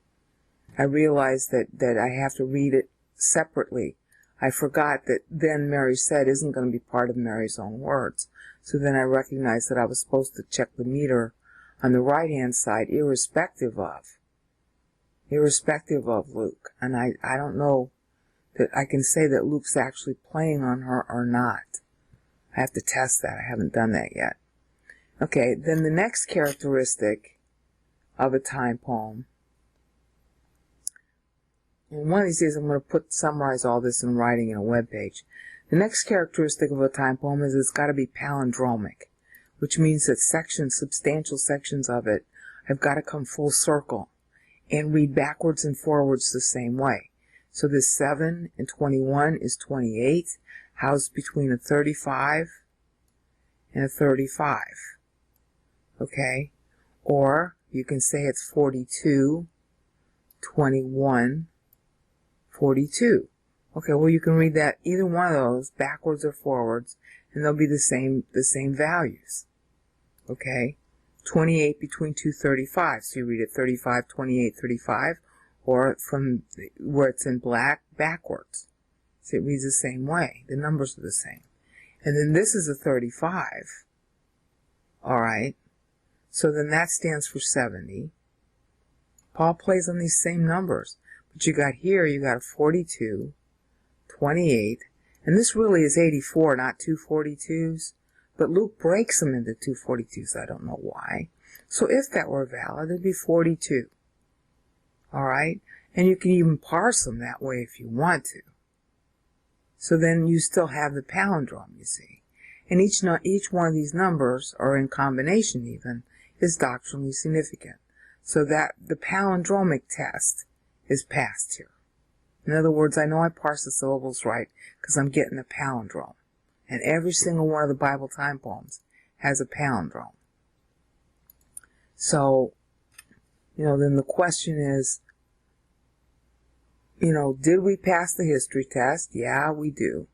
Did we pass the doctrinally significant 7ing test? Yeah, we do.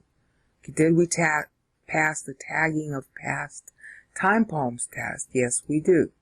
Even here in the 47, that's tagging Daniel. Okay? And then she's passing it here, but this is very hard to explain, and I haven't finished it yet. Okay? So, the other thing, of course, is that the text has to tie to the historical period that she's referencing with wry wordplay. That's true in Psalm 90, that's true, it's especially true in Isaiah, especially true in Daniel, although it's really hard to tell because the sentences sound so much alike. It's true, obviously, I've gone through this now so you can see it in Mary, line by line, okay? Section by section. I explained how each one of these phrases is wry, okay? Okay, upon the event that's covered. And I could say a lot more about it. You never can finish saying enough about Scripture. So she's passing the text tie test. We saw how the text tie test, or we're seeing how the text tie test is working so satirically in Paul, because he's outlining future church history that we now know, and it's awesome. I mean, even down to the letter of Telematos. He ties it to 3 different Caesars who in that very year of that very syllable make wills for the next Caesar and the next Caesar undoes the purpose of the deceased Caesar. Okay? It's awesome how that worked. That's how close this can get. Of course, you expect Paul to be that funny with it. But you don't expect Mary to know. At least I didn't, okay? Maybe I'm being prejudiced, but I just didn't expect a woman to be this good with Scripture. Okay? So, whatever. But, so we got a text tie, we got a history tie. It's annual, because that's the next thing that all the time poems have in common. And then, building on the previous one, she's got to pick up where the latest one left off. Latest one being Daniel, as far as I know. And she's picking up at Daniel 73, which we saw. Hopefully you remember that. Because I had so much trouble proving the 73. Because I had all that trouble with the fonts. Okay? Now, where I'm having... okay, so that's kind of it. Oh, the next thing I should tell you is that all these breaks that I'm using, they have to be syntactical breaks. The 7s have to be at syntactical units. Okay, and I went through that in some detail because at first I thought this wasn't correct until I remembered the Hebraistic use of God sees. Okay, and how it can be our humiliation and how you could do this as a chorus. That's another characteristic of time poems, is you've got to be, they're anthems, you've got to be able to read them like different actors coming on the stage saying lines, or different choruses responding to each other. And Mary passed that test here, especially at the 7 sections. That's where, one actor goes off the stage, okay, in here.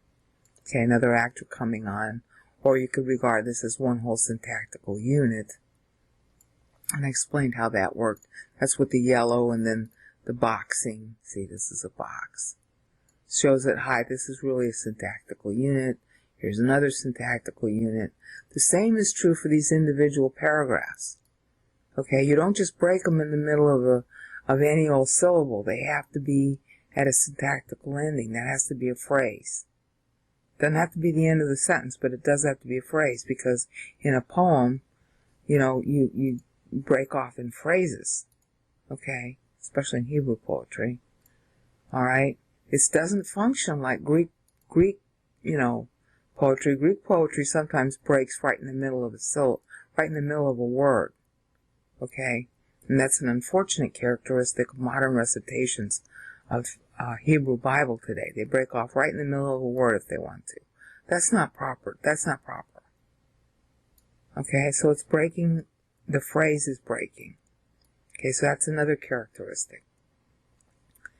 All right, what else haven't I said? Oh, when you have a complete unit like this to start a new paragraph, all right, it's not a hard and fast rule, but generally speaking, there's some kind of equality, near equality of the syllables. Not always. Okay, like this is ending at syllable 105, and this is 217. Okay, so it's not 210, it's an extra 7. But that extra 7 is doctrinally significant. You know, because that's the leftover 7. So it would be equal, except if you wanted to make a point about the extra 7, which he does. Okay. What else? Okay, so the last thing, and in a way it's the most important, is proving the date line. The date line itself is extremely complicated. Let me illustrate by hers. Okay, we talked about 35 being her age, the 35th year of Herod's kingship, or, tetrarch kingship. It's still when he started to rule, no matter what you called him. Remember, the Bible likes to start at beginnings. And I said, this has got to be also her age 35, whether or not it is. I mean, it makes sense. But that's not the only way you prove it. I mean, remember when we started with Daniel? Daniel's first date line was 49, referencing 49 years down from temple down, because the temple had its own timeline. And that he was also 73 sevens from 1050 BC, where Moses left off. So he's tagging Moses, and he tags Isaiah, throughout the rest of his epistle. He doesn't have to tag all of them in the same place. In other words, she doesn't have to tag all the other writers in just one section here. But the tagging has to work if you're going to have two date lines, especially. One of them, at least one of them, has to be a times 7. So it's either got to be 35 times 7 or 42 times 7 if this is her second date line, which it looks like it is. Okay? And then, as if that weren't difficult enough, the thing that your date line has got to be an ellipsis. Okay? From your end point. In one way or another. Okay? It can be an ellipsis as number of years, or it can be an ellipsis as that number, like here, 35 times 7. And the kind of alighting that you do and the kind of measure that you do can be from the end point, i.e. the millennium, which is what the other time poems did, is they measure from the millennium. Their totals are measured from millennium. But she's got to do something that's a 7. If this and this are both date lines, one of them at least, because Daniel used 49, which is 7 sevens. You see how he did that? It's not just a number of years, it's a number of sevens. So Daniel qualified on the 49 alone, even if he didn't use 73 sevens, because 49 is 7 sevens. Well, 35 is 5 sevens. You could say, okay, well, that's all we needed, Mary. Okay, but what if it's 35 sevens? All right, that's something you got to test, because all these things convey doctrine. Okay, the other thing is that if she's using 35 here, she's got to add it back here, because 217 already includes it. So it's an ellipsis, and it's got to add back to something important to show the end of time, how her meter ties to the end of time, because she's reconciling. She's reconciling to the past by using this. She also has to reconcile to the future using that. That's what all the rest of them do. Remember when we went through Daniel? Daniel 9:19 should have ended at 49 instead of 47. But because Israel was going to be short, he either had to end it with a 54 or he had to end it with a 49. But instead he leaves 56 in ellipsis because he put the extra 7 in the middle at Daniel 9:13, when he ended his total syllable count at 434, which is why God granted 62 weeks, so that after Christ was born, he could have lived to be age 40, and that would have used up the 62nd week of history, which was equal to the extra 7 years that elapsed on the 49 missed sabbatical years. Then history would have been made up, and you'd only have the 1/7 of the tribulation plus the 50 years that's left out of the Daniel 9 count, because it was already known as Jubilee. The 50 years plus the 7 years in order to make up the Abrahamic 54. Okay, so where's Mary doing that?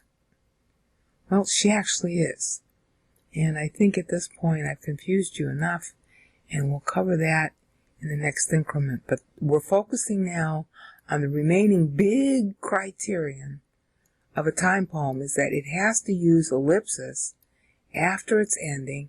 Its ending, of course, being divisible by 7, including the ellipsis, with and without it. And the number, or the number times 7, especially if you have a second date line, all of these have to balance equidistantly as well. See, 217 plus 35 is how she's got to end it, with the 35 not being mentioned. That's got to be equidistant to something, even as this is equidistant to something. Okay? Even as her meter was, talking back to the 73 in Daniel 9:5. Okay, and this has got to be, if this is a second timeline, it too has to be equidistant to something, and it's going to have to tag on here. Otherwise, I got a mistake.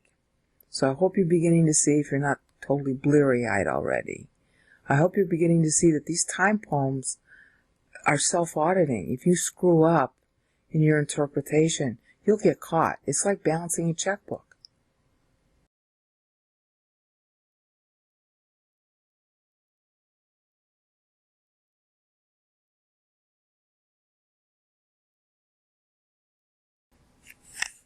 Okay.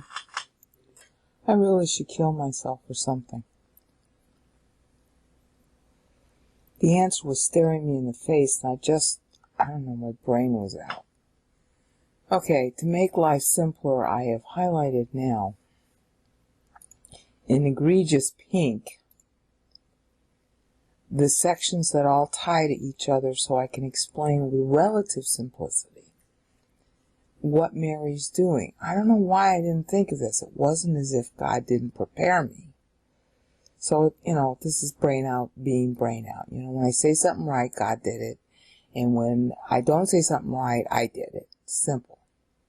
Okay, in pink, upper right-hand corner. That's going past the 35. That's what I'm trying to explain.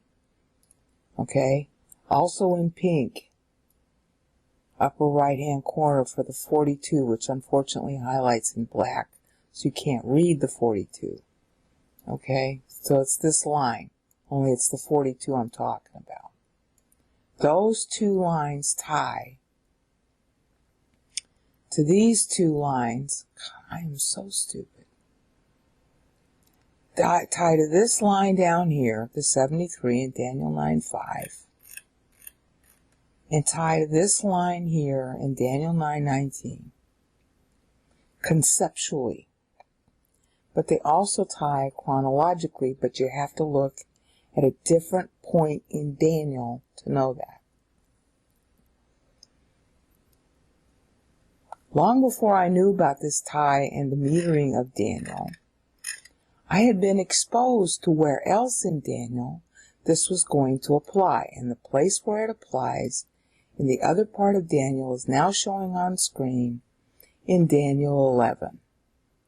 Okay, it's Daniel 11, starting at Daniel 11:6 through 17. This roughly covers the period from what's called the Battle of Ipsus to, it's really important in history, and it's really important that Mary reference it, the Battle of Ipsus until the marriage with Bernice, down here in verse 17. This is a whole paragraph about Well, you have to start in verse 6. This is all about the machinations of the Greeks, known to history as the Diadochi, or Diadochi, probably. So from Daniel, I can't, well, let's see, let me try and get it on the screen. God, I am so stupid. Alright. This whole section covers a period in history from about 301 BC to 250 BC. Be sure you got those dates, because they're key to what Mary's doing. And it's, you know, everything about the Bible is ironic underneath the text.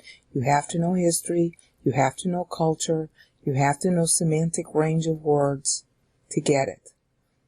And because we don't study these things, the Bible is, you know, confusing to us. And if our parents and our parents' parents and our parents' parents' parents' parents had all studied this stuff like Mary did, we wouldn't have a confusion. Alright, but we do, so we go from where we are. Anyway, what you see highlighted in blue on screen is the key to Mary's meter. And I learned it, and I'm going to put links in the sidebar in the video description. I learned it when my pastor exegeted Daniel 11. He went through the history that you see highlighted in blue. That's how come I understood it. But I didn't associate it with Mary until tonight. Okay? It's March 15th now. You're not going to see this video for some months. Anyway, the point is that this is where she's drawing her meter. Alright? It covers 301 BC, the aftermath really, 299 to be specific. Very specific times. 299 BC to 249 BC.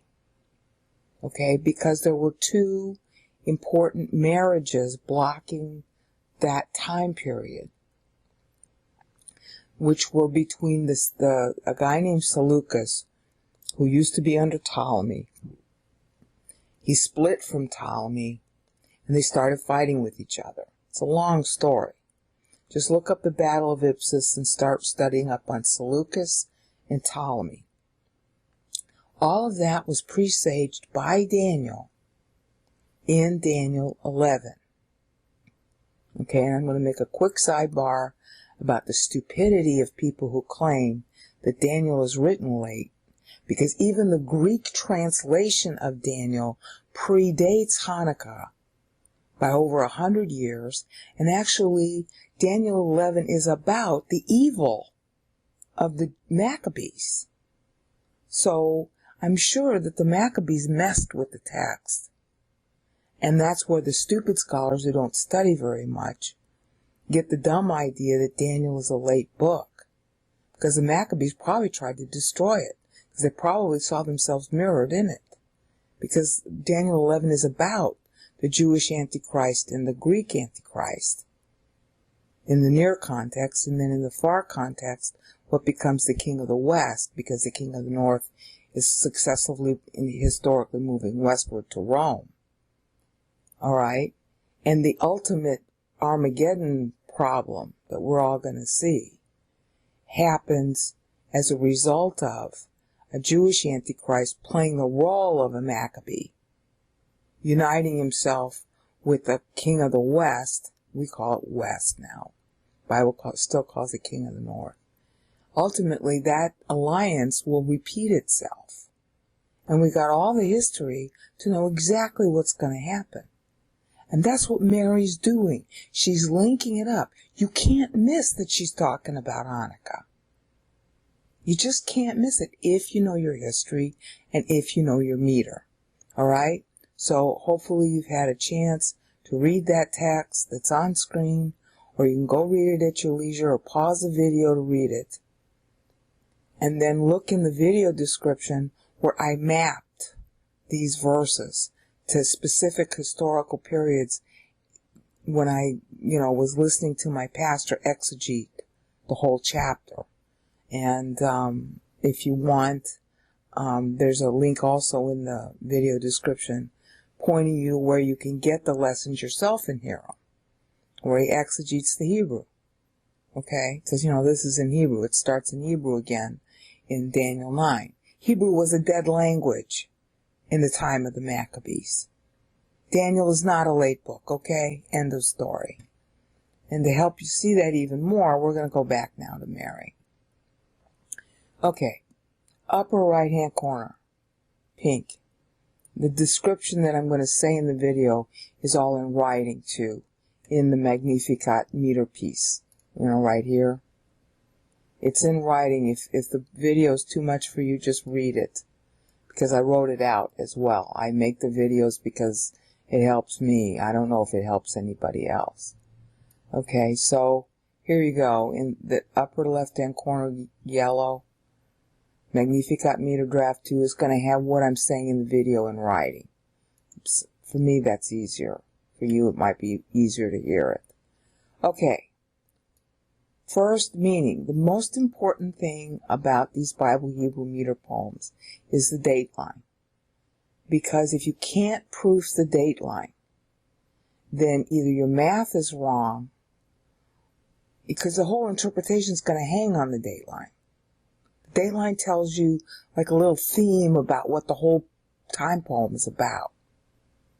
Okay, like when Moses wrote Psalm 90, his first divisible by 7 paragraph was 63 syllables, which means it was 63 sevens, okay, from the time that Israel went into slavery. That's a complicated calculation I go through in the Psalm 90 and 11 GGS videos. And it's also in the 1051st year after the flood. So he's linking up the slavery and the flood together, which is exactly what the theme of his poem is about. Same thing here with Mary. 35. Well, I've already said this before, but I'm going to say it again. There are 2 ways you have to do this. You have to use your date line as a strict number, okay, going backwards in time. It's a triangulation of dates, so there's no mistaking when the thing is written, okay? The style that's employed that I've seen is like here, it's a number of 7s. It's got to be a number of 7s. But that could be 35 times 7, which it is, or it could be straight 35 years, because 35 itself is a number of 7s. And that's what Moses and Isaiah and Daniel had done. That's what Mary's doing, and of course that's what Paul ends up doing too. So you are to read this as, and test it as, 35, okay, that's the footnote about 35, but the version you're going to see is more updated from what you see on screen now. Okay, so she's in late end of 5 BC, okay? I mean, we're going to call it that because that's our ADBC system. It might really be another proper ADBC date, but we're going to call it that because that's the system that most scholars use when they date things, especially Christian scholars. Roman scholars have a slight variance. Okay, 35 years prior to the time she talks. That's the first, most obvious meaning. Just like Daniel down here is dating from 49 years prior to the time he talks. Okay, let me make that bigger so you can see it. Alright, same idea, same style. Alright, so 35 years prior to when Mary talks is 40 BC. That is probably when she was born, because she ought to be dating in terms of her own age because she's royal. And that is, for sure, we know, that's when Herod became tetrarch. So years from a king is how you're supposed to do it, or years from a significant event relative to Israel. Okay? That's the first date back. It's a date back function. It's a rule. Okay, 35 years, that's a no-brainer. Alright? But there's another, and this is where it ties to Daniel 11. There is another way that this is often done, where you take 35 times 7 as your date back. Now, it's not required to do it that way, but it's common. So you look for it. and this is what was hanging me up. There's 35. Okay. You know, could they make it harder to read? And okay, times 7. 245 years backwards from when she talks. Okay, if she's talking at the end of 5 BC, we're just going to add 5. You know, rounded, you have to add a year forward or back. Could be 249, 250, 251. Okay, so we'll just say 250 in round terms. 250 in round terms is when this thing happens right here. A woman. Okay? That's the first thing. That's when that marriage thing happens. Alright?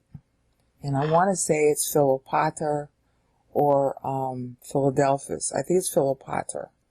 The map in the video description will have the exact name, because I don't want to waste too much time here. Alright? That's the date she's referencing. She's referencing the prophecy. This is a bookending. See, the date she's talking is not only relative to her own birth, here, this 35, it's not only relative to her own birth, 39 is highlighted, but look to the right of it. 35 is not only relative to her own birth, backwards, not only relative to Herod, backwards, but is also relative, and most importantly, to showing that the fulfillment of Daniel 11:17 took place. And she's writing 245 years after that event. What she's doing, and hopefully you notice this, is this a verse about a marriage, a diplomatic marriage, and it's really between the Seleucids, the beginning, they're just starting out at this point. The Seleucids in 250 BC, 249, 250 BC, and the Ptolemies. They alternately fight with each other. That's what this text is saying. They alternately fight with each other and make alliances through their women. And that is historical fact that this happened. In fact, it's so obviously historical fact that people try to to trash Daniel. They just don't believe the Bible can be accurate. I mean, the Bible it's persona non grata on both sides. If it's right, it has to be wrong. And if it's wrong, if it looks wrong, even looks wrong, because you're a bad scholar, then you say, well, see, it's all the Bible's fault. It's just a myth. The Bible can't win for losing. All right? This is historical fact, and it's so accurate to the history of what happened between the Seleucids and the Ptolemies that people want to dismiss Daniel. And the book has been of political football among the Jews primarily because Daniel talks about how bad the Jews are, especially in this chapter. And the Maccabees are forecast in here. They were the guys who really brought on the problem of Hanukkah. I mean, they were the priesthood. And yeah, one of their number finally decided to fight. Okay, but then his sons just completely wrecked both the priesthood and the royal family of David afterwards. And that's exactly what Daniel's talking about, that pattern. Antichrists. Okay? So I don't wonder that the book of Daniel was fought over by the Jews. It was political football. They mashed up the text. There's some of the Greek text, it's just unbelievable. But we have the Hebrew, and honey, they didn't speak Hebrew in the days of the Maccabees. Alright? They were trying to recreate it, and they didn't quite know how. Alright? So, Mary is talking about the diplomatic marriage. Mary is a woman. See? Mary's a woman. Okay? So she's talking, see, of his female slave. So it's appropriate and witty that she date back her own dateline to women. Paul does the same thing in Ephesians. He dates his time to the Severins, and he makes funny jokes about pregnancy during the time of the Severins in his syllables from 231 to 238. It's hysterical. Okay? So this is about the women being involved. All right? So that's the paragraph that she's targeting. And the 42 is doing the same thing. 42 is targeting the beginning of that same period. See, this is 250, 240, 249, 250. And then 42 times 7 takes you to the beginning, which is about 299, when diplomatic marriages were taking place. Okay? And just look up those dates, and look up Seleucus, and look up Ptolemy. 249 BC, 299 BC. Took me a while to figure this out. I'm sorry, I'm so damn dumb. Alright? That's the period she's referencing when she uses the 42, because 42 times 7 is 294. And again, if you add 5 years to that, she's talking 5 BC, you get 299. And that was a famous marriage in order to try and cement the Ptolemies and the Seleucids together so they wouldn't have to fight, just like Daniel forecast in Daniel 11, 7 through 17.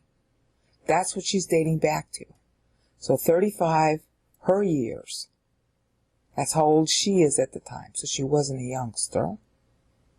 Okay, she was closer to a spinster, which means she was spending her time studying Bible. And obviously she learned it because, honey, there's not a pastor alive who could do this. This kind of meter. Okay? Of course, people don't even know about the meter today. Okay, but she did it on the fly as soon as she's told she's pregnant. Okay, we're really stupid today in Christianity compared to this person. Alright, so 35, that's how old she is, and obviously she spent her time studying Bible instead of getting married. You know? Doesn't say if she was pretty or not. Maybe she wasn't. I don't know. But whatever it was, she was a Bible geek. And if you're a Bible geek, you don't have time to get married. Alright, 35. Or 35 times 7, which is 245, plus 5, going backwards in time from when she talks. That's 250. That's Daniel 11:17. Okay? 250 BC, Daniel 11:17 being depicted here, at the end here. That's the end point that she's referencing. And she's referencing Daniel. Okay? Then the other part of it is 42, and I haven't told you what the straight 42 means yet. I could kick myself, I swear. Okay? 42 times 7 is 294, plus 5 is 299 BC, and that's talking about this period. Actually, it's starting about here. Okay?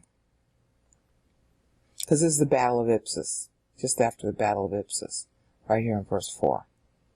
Okay? And like I said, you can get my pastor's exegesis to see it yourself, and you can check these dates. They're very famous dates. They're very famous events that you can find very easily on Google and any scholarly source you want. 299 to 249 BC, which is just after the Battle of Ipsus, which was had a major impact on history. That's how the Diadochi came about. Alright? It's a long story, and it's kind of too hard to tell in a video. That's the period she's referencing. Verses 4, really, which I can't cover. Verses 4 through 17. The end of it, verse 17, is referenced by her 42. Okay? In this line. Okay? And the 35 is referenced by Daniel 11, verses 4 through 7. Okay, now I haven't told you yet. That's backwards dating. I haven't even gotten to the forward dating criterion yet. The other backwards dating date line that she's using is 42. Again, let's take our calculator. We got 42 years plus the 5 when she's talking. That's 47. What happened then? Oh, golly, I am so dumb. That's when our boy Julius Caesar, having crossed the Rubicon and won the dictatorship in 48 BC, makes his triumphal tour through the Middle East to wipe out what remains of Pompey's army. Because remember, Pompey made the cataclysmic mistake. See, he rises to power, and then this is when he goes to the Middle East. Okay, and then he decides he wants to help out Caesar, who he then turns against, so Caesar crosses the Rubicon. Okay, well, the aftermath of this is that Caesar himself goes to the Middle East. That's when he meets up with Cleopatra and he has a son by her, the whole bit. Okay, well, Caesar was very pro-Israel. And if you look at the 42, which corresponds to 47 BC, okay, when he was there, he passed certain laws and he made certain provisions that were very favorable to Israel so she could get back on her feet. It was best thing that could have happened to her was Julius Caesar. Really was. Okay? So, let me just finish this part of it. So, the biggest, most important thing you have to do with the time poem is establish its date line backwards. And they usually, but not always, do a straightforward, see, here's the number, you just count 35 years backwards. But the other way they do it, and she's doing it also, is you count it by number of sevens. Daniel didn't do it that way. Daniel did a straightforward 49, counting backwards from the time the temple went down, because that was so famous and obvious. But he did do 73 sevens here in order to tag back to Moses. So Mary, instead of doing two different lines, because this isn't divisible by 7, that's what threw me for a while. Mary's doing two lines the same way Daniel is, but she's doing it with two lines divisible by 7 to highlight the importance to Israel's history. Alright? 35 backwards takes you to 40 BC, obvious. Her birthday, I bet money. And Herod being tetrarch. Alright? Then also 35 sevens, which takes you back to 250 BC, and that's Daniel 11:17, the diplomatic marriage. Alright? And then the second way she's doing it, she's counting backwards 42 years, and that takes you to when Caesar was touring the Middle East, and the Jews got a substantial amount of freedom from him as a result of him taking over. In contrast to Pompey, who just wanted to, he was anti-Israel, but Caesar was pro. Okay? So 42 plus 5 is 47. That's when Caesar was making his tour. And interesting thing enough, and I keep, it's so wry the way the Lucan syllables add to this. The year was 46 BC when he made the actual provisions for the Jews. But it started in 47, 46, give or take a year. Because remember, she's talking at the end of 5 BC. So I have to ask myself why Luke is doing this. It's like a little wry commentary that's wrapping around Mary. But that could just be a coincidence. So 42 plus 5 is 47. That's when Caesar was making his tour of the Middle East after having crossed the Rubicon.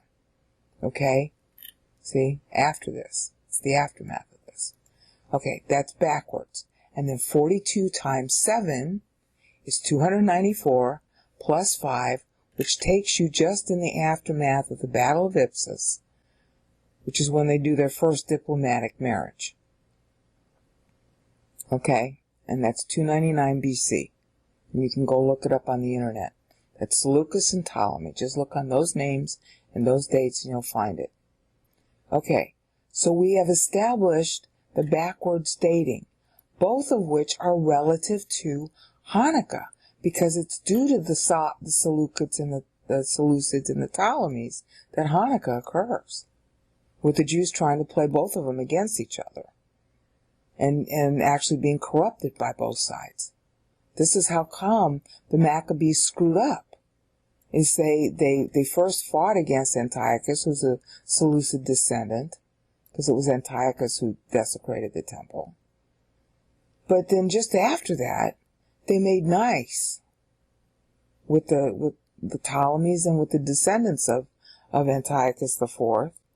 And actually, Jonathan, who was the brother of Judas Maccabeus, the son of Mattathias, he's the guy who got bribed and stole the priesthood. And according, I think the guy was Demetrius, or Demetrius bribed him. And said that he could wear the purple, so he has usurped the kingship. That's just after Hanukkah. Alright? So the Maccabees are the Daniel 11 Jewish traitors. Okay? So no wonder Book of Daniel is political football during that period. We predicted badly against them. Okay? So we know that she's talking about Hanukkah. She's talking about the historical events that led up to it, and she's tying right straight back to Daniel. And Daniel is what? The prophet of Hanukkah. It can't be interpreted another way. If you know the meter, you can't miss that she's talking about Hanukkah. Even if you didn't know Haggai 2. Even if you didn't know she was quoting it in her actual text. Alright, now, the next thing that I have to still keep talking about this date line, is that if you're going to pick a date line, whatever this date line is that you pick, just like Daniel did down here, and like Isaiah did, and Psalm 90 did, is from whatever date line you're picking, you have to go full circle from the past to your present to bookend that date line. See, here's where Daniel does it. He starts with his date line. That's his second date line, tying back to Moses. He comes full circle here. He operates on 2 time tracks in order to do it, because he's linking the juridical cause between Solomon and Manasseh. And then he's coming full circle here, making sure you know that by the 49. Okay, that's his other 49. Okay, my computer's starting to slow. Okay. And then he keeps on going full circle in his time track 1. Okay, and here's where he does it. That's his own capture. Alright, and he's using that because he's now in his 70th year of captivity. And that's, a play on, the 70 years that Israel will be out, and him making his prayer at that time. Alright, because see, in 538, he's in his 70th year of captivity when he prays. Full circle to this, the date he prays. You see that? Okay, so the full circle requirement, therefore, Mary has to meet. Well, here's where she meets it. Let's do her now, full circle. Okay, we got 35 in this line here. Alright, where does she hit full circle with the 35? Right here. He puts to flight those of haughty mien. Yeah, see, this was a defeat of somebody haughty. Okay, and so is this. So see, she's paralleling. You got that? And of course, see, if you took 28, and this paragraph alone is 7. Okay, see? That's a 7. So 7 and 28. Can I make this bigger? 7, you see the 28? That's 28. So this paragraph here is 28, ending at 133, pregnantly, because 133 is extremely important in time poems. Okay, that's 28 syllable paragraph, plus this one, which is 7. Alright, so all of this adds up to what? 35. So she's come full circle. She's come full circle here to her own age. And it's at 35 syllables, just like it was up here. You can't miss it. It's bookended, just like Daniel did. Alright? And then your second bookend, Caesar being elected consul. Alright? Remember, 42 years prior to 5 BC, Caesar was actually in Israel. Okay? And so now, bookending here, and bookending here, alright, and bookending here. She's bookending to him in a number of places. So she comes full circle to 47 BC right in here. I mean, this is the actual time, the first part of it. But then you got the aftermath. In other words, 40 BC happens because 49 BC happened. So she's gone full circle and explained the relationship of her own 40 BC circle in light of this. See, the 42 comes after, but it ropes and causes. See, it's bookended in here, conceptually and time-wise. Alright, and maybe that's why Luke makes it become a 7 here. I have to think about that. So now let's look at the text tie. The humiliation of Israel when Caesar came in 47 BC had been horrible, because they suffered a lot under Antony and Cleopatra and under Pompey. I mean, that's why Herod got in power. Alright? So when Caesar comes in, he leaves Herod in power. Or, yeah, Herod didn't get into power yet, I'm sorry. Because Antony outlived him. That is before Antony, I'm sorry. The humiliation under Pompey had been great, because Pompey was the guy who wanted to, take stuff out of the temple and all that. He was dissuaded at the last minute. Julius Caesar, of course, relented and was really good to the Jews on that count. Alright, so that's 47 BC. Alright, that's down here. So we got the humiliation of his female slave. Okay, this whole paragraph, starting with the humiliation and ending, by his arm he exerts authority. And that's when he passed the laws. And by the way, he's the guy that put in place the tax law, that the Romans don't collect taxes from Jerusalem, but the locals do it. In other words, you won't find a Roman census in 4 BC. The Jews had to do it. Herod was the guy who actually collected the taxes. But anyway, I digress again.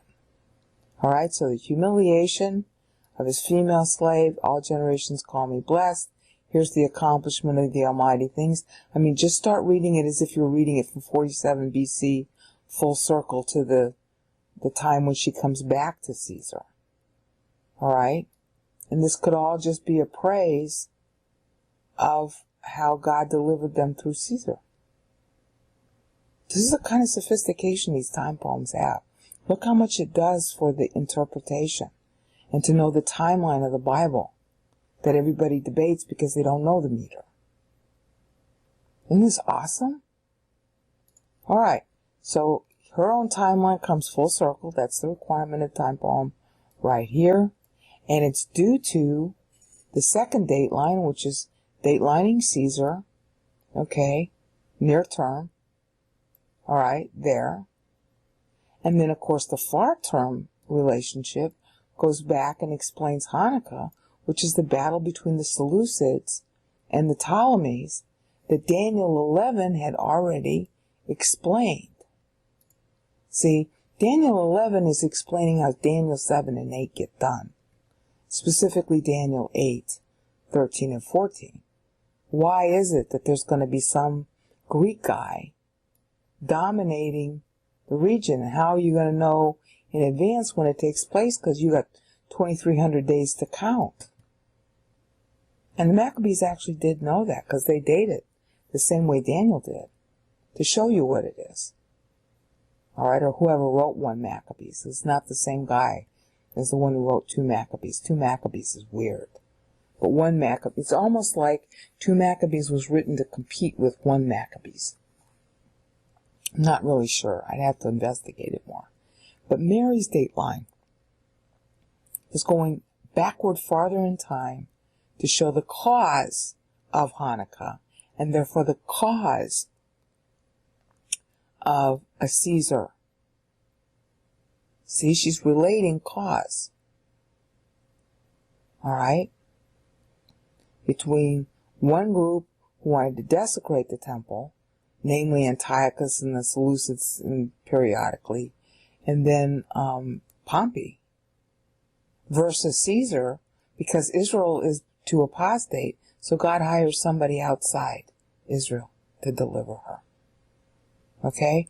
And then she comes full circle, just to make sure you recognize the causal connection, by means of the meter, to her own age here and Herod.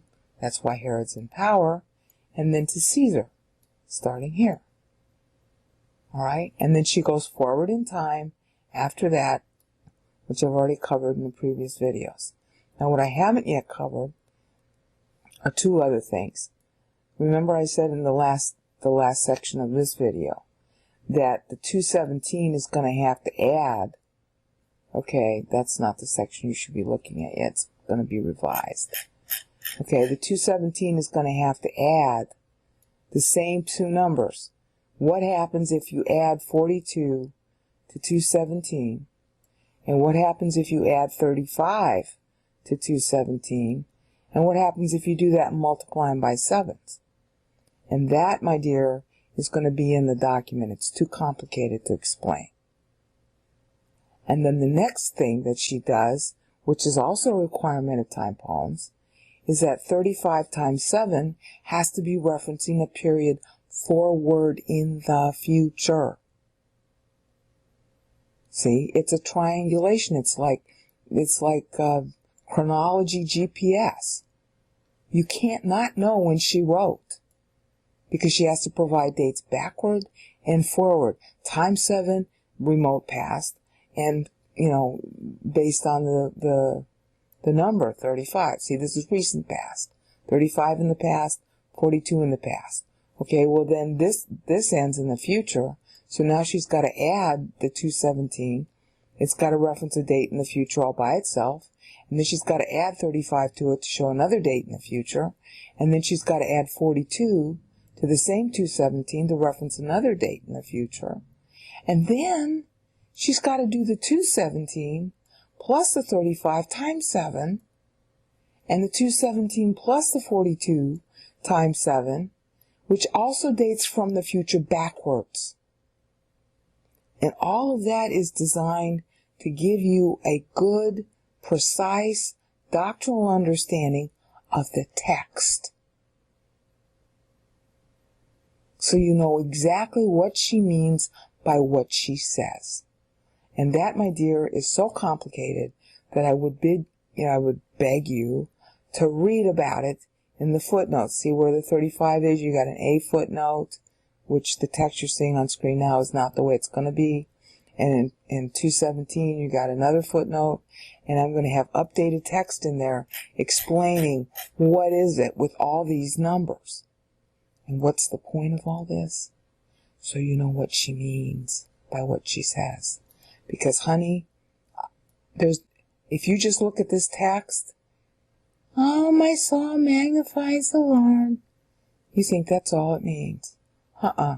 She's doing a complete historical review of history, backwards and forwards to the millennium, just like every other time poem does that looks like it doesn't mean anything on the surface, like Psalm 90, Isaiah 53, Daniel 9, and Ephesians 1.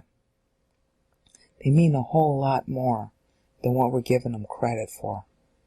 And we would understand our Bibles better, and we could prove our Bible dates better. And we wouldn't be so susceptible to the idiots who make all these arguments against the Bible if we just learned the meter, if we learned to count syllables. All right, this particular increment is going to cover some pronunciation and other things about the language that are characteristic of New Testament writing, but they don't get much attention from scholars today. They used to get a lot of attention, and I think they still should. So we're going to cover some of these things. The primary topics of this video are going to be how Atticisms and Hebraisms are used throughout the New Testament. And in the 1930s, 1950s, scholars really paid a lot of attention to it. Late 1880s too, they did. But modern scholarship tends to lump everything as some, monolithic Koine language, which frankly never existed. Koine has never been pure.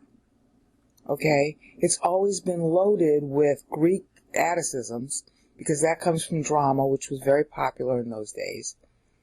And it's always been loaded with Hebraisms because everybody learned the LXX. And that was a 300-year-old translation that had greatly affected not only the Jewish use of words in Greek, but it affected everybody's use of words in Greek in that area. And then along came, the Romans, and Latinisms and the Latin ideas got morphed into the Greek language so that there are Latinisms in Greek. Okay? In other words, the way the Greek language was used at the time the Bible was written, in Greek, whether Old Testament or New, was greatly impacted by the cultures of the people who spoke the words. And so when they spoke the words, when they used the words, they used ideas they borrowed, just like we do in English or any other language on earth. You borrow from the cultures you're around, all right? And if you don't know that and you don't pay enough attention to it, then you're going to misread the Bible, okay? Even if you can read Greek, you're going to misread it. And modern scholars have just sort of thrown all that evidence out, and they make really bad mistakes when they do that. Okay. So we start up here, type in Mariam. There's no big deal there, except that Mary is Miriam in Hebrew. So Mariam is a transliteration in Greek of a Hebrew word. See, there's your first Hebraism. Okay, megalon Jesukemu ton kurion. That's how you could say it. Or you could say megalon Jesukimu ton kurion. You'll notice that I changed the accent. Is it suke or suke? I submitted suke. This, and I keep saying this, and a lot of scholars know this, in Greek, these are not stress accents, they're pitch accents. They're like tones in Mandarin Chinese. You're supposed to raise your voice or lower your voice. Where you see this apostrophe sort of like, it means that you're supposed to be saying the A sound, and it's an A sound, not an E sound. You're supposed to be saying it in the upper part of your palate. All right, I'm not doing it right now because I'm speaking in English and Greek. If I just read it only in Greek, I'd do a better job. But this is not suke, it's suke. All right? Megalune sukemu. See? Megalune sukemu. And you say lune, and this one does get a stress because the rules of Greek pronunciation were that you stress the penultimate accent. That enabled better flow. All right? And it's megaluno. See? And that's the other thing I want to stress here, is that when you're using words that have case-ending changes, that doesn't change the stress on the stem. If you change the stress on the stem to some other syllable, then you render the word unhearable. If you say megalune, Jesukemu, ton kurion, okay, you're gonna mess it up for the people who are listening to you. You have to make sure that your stress stays somewhat loyal to the root of the word. All right, and sometimes you have to switch the stress because of the combinations of words that you're using. But it's megalune. You're not going to change this. So they accented it right there. The ancient Greeks didn't use accents. There was a revival. There was a partial use of them. I want to say around 200 BC. But even in ancient Greek and Attic times, they didn't use that. They didn't write the accents down. So all of these accent marks you see are estimates by later people about how the words were said. So sometimes you just have to ignore it. Okay? Megalune sukemu. See how much better that sounds? Megalune sukemu. Ton kurion. Okay? Ton kurion is how I should have said it. Megalune sukemu. See how that flows? Megalone sukemu ton kurion. And so because it's kurias. That's the vocabulary form. So you keep it. Ton kurion. And they did stress it right there. So you can see they did it right there and there, but this is wrong. You'd be raising your voice, but you wouldn't be stressing that syllable. See how well that works? I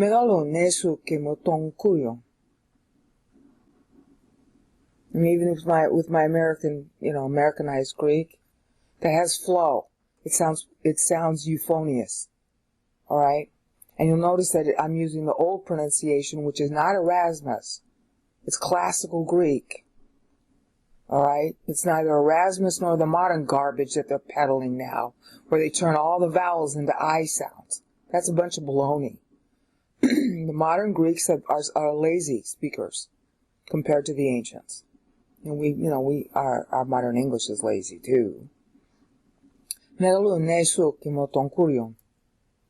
See how that pronunciation works? It has a cadence, it has a beat to it. Alright? And that's going to matter a lot because when she gets down here, it's hotepeblepsin. See, stress is on blep, not on epe. The stress is not there. Hotepeblepsin. See, because it's blepo. The verb is blepo. All right, so you're gonna keep your stress there. Hotepeblepsin. Because if you say hotepeblepsin, first of all, it makes your tongue get all tied up. Secondly, you don't know what kind of verb they're talking about if you're saying it fast. Hotepeblepsin, epitentapenosin, tesdules autu. See how much better that sounds? Hotepeblepsin, epitentapenosin, tesdules autu. See, it's got cadence. Alright, so that's the next thing I wanted to do, is just show this business about you stress the stem.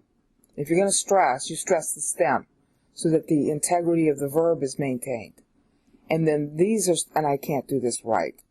Your voice is supposed to go up when you see a pitch accent with a rising apostrophe. And then this, when it's going down, that's like fourth tone in Mandarin. Dang. Okay? Your voice is going down at the end of the eta. Okay? Epe. Dang. Alright, and then the next thing I wanted to cover, because I've been making this mistake, because I learned it wrong. This word here is not ice. It's ace. That's classical Attic Greek pronunciation, and that's the way it should be said. Ace. Okay, this is kai. See, your voice ends at the end. It's going down. Kai. And this is ice. It's much more elegant. And it's actually correct. See, because the ancient pronunciation is, this is always, all vowels in ancient pronunciation of any language are short. Long vowels came about due to diphthongs. People invented diphthongs in order to create I. A-I. And if you wanted to say A, you combined it so that you had E-I. A-E. I. I. I. See how it turns into a long A? I. A. E. I. I. I. I. I. I. See? So it's ice. And the S at the end has a little bit of a sh sound on it. It's not an SH, and it's not really an S, and it's not really a hiss. It's a softening. It's a softened S. And it's kind of like the S in Castilian. That's the closest I can think of to it. And modern Greeks still pronounce it that way today. I've heard them. That's how I learned this. Okay? So it's ice. You sort of really soft, though. Very, very soft and nice sounding. Again, like the Castilian S. Castilian Spanish. Okay. Spanish in Spain versus Spanish in other countries. Alright, so now we've covered stress and pitch accents. We've covered that this is a down voice and that this is blah blah blah. Where was the up sound where you're saying it in the upper part of your palate? Here you're saying it in the upper part of your palate. Here you're coming down and you're saying this really on your tongue. Epi. It's going down. It's down in the back of your throat almost. Okay? And then we talked about how you preserve the stress on the root of the word, the root of the vocabulary form. So this is epiblepsin. Hot epiblepsin. The accent, if you're going to stress it, it's going to be here, penultimate syllable, generally speaking. Okay? Kurion, because it's kurias in the vocabulary form.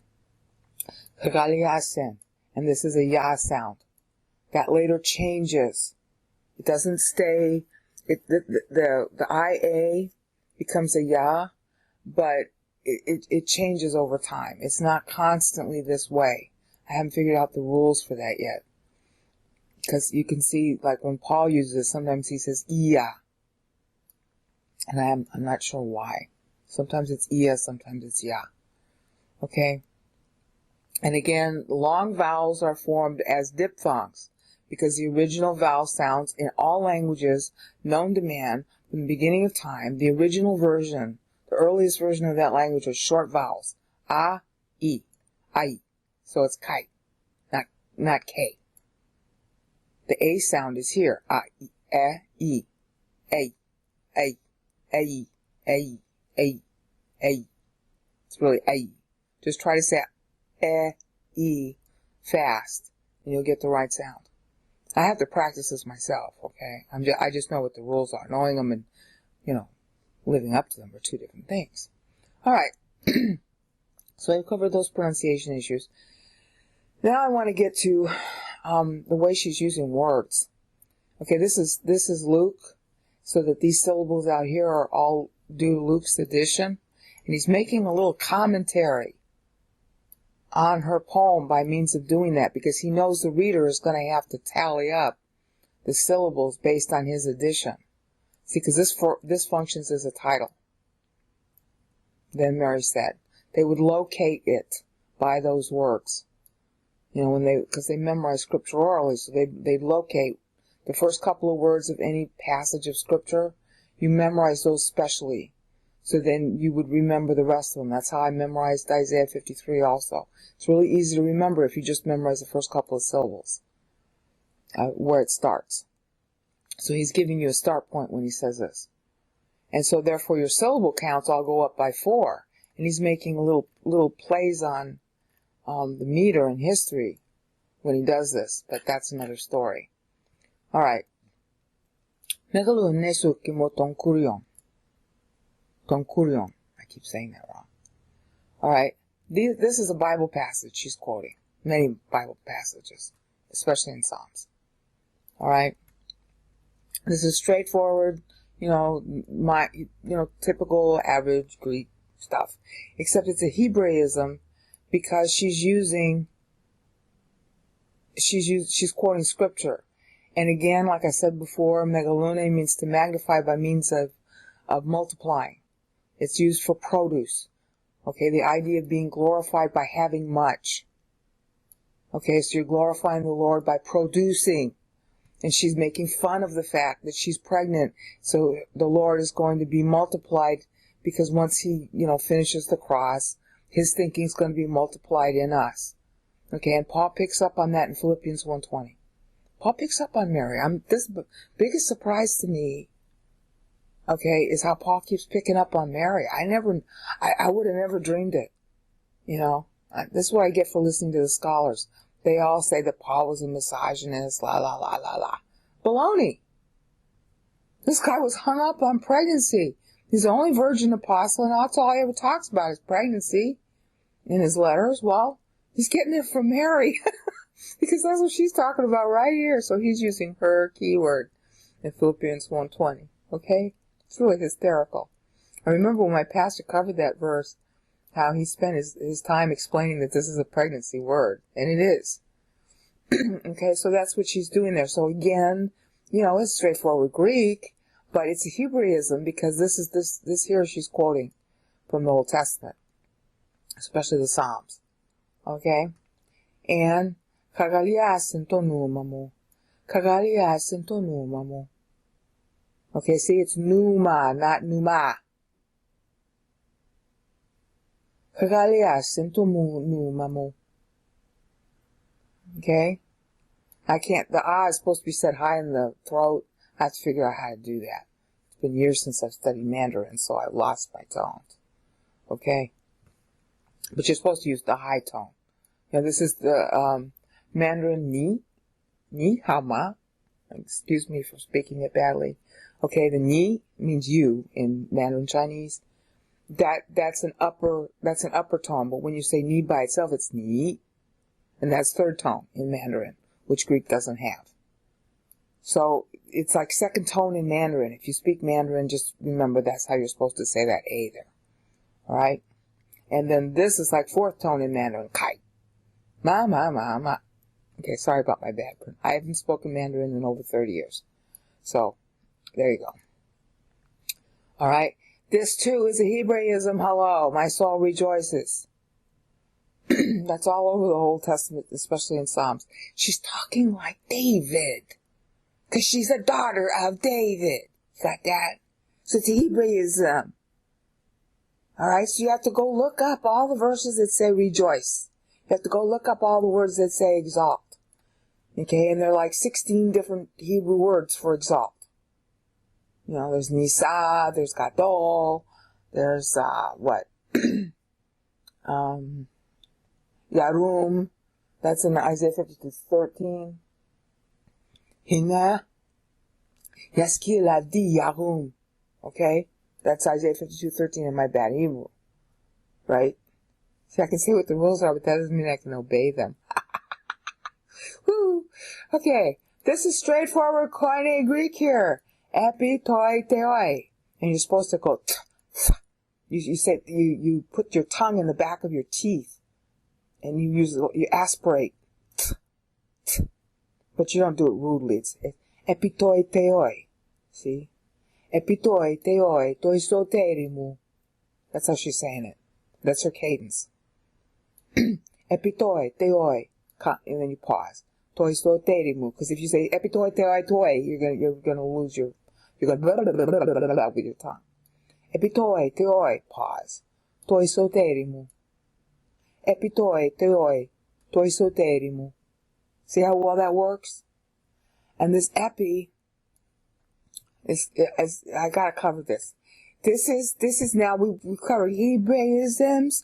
Now we're coming on, well, it's not even earlier than Atticisms.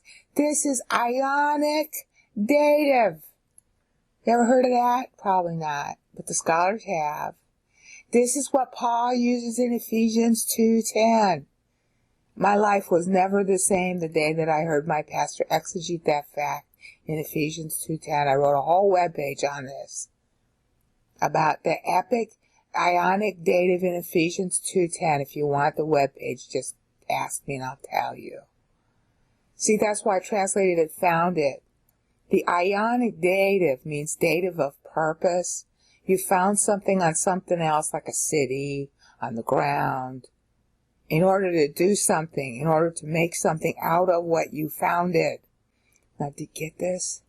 When somebody is founding something on somebody else, or something else, it's the one who's doing the founding that's doing the work. So when it says in Ephesians 2:10, which I bet money Paul is taking right from here in Mary, we are founded in order to do good works. It's not talking about our works. It's talking about the founder making something of us. That's what she's talking about here, because what just happened? She was made pregnant. Epi toi teoi. Remember what Gabriel said to her? The Holy Spirit will overshadow you, will come upon. What's the word? Epi. Means upon. The Holy Spirit will come upon you.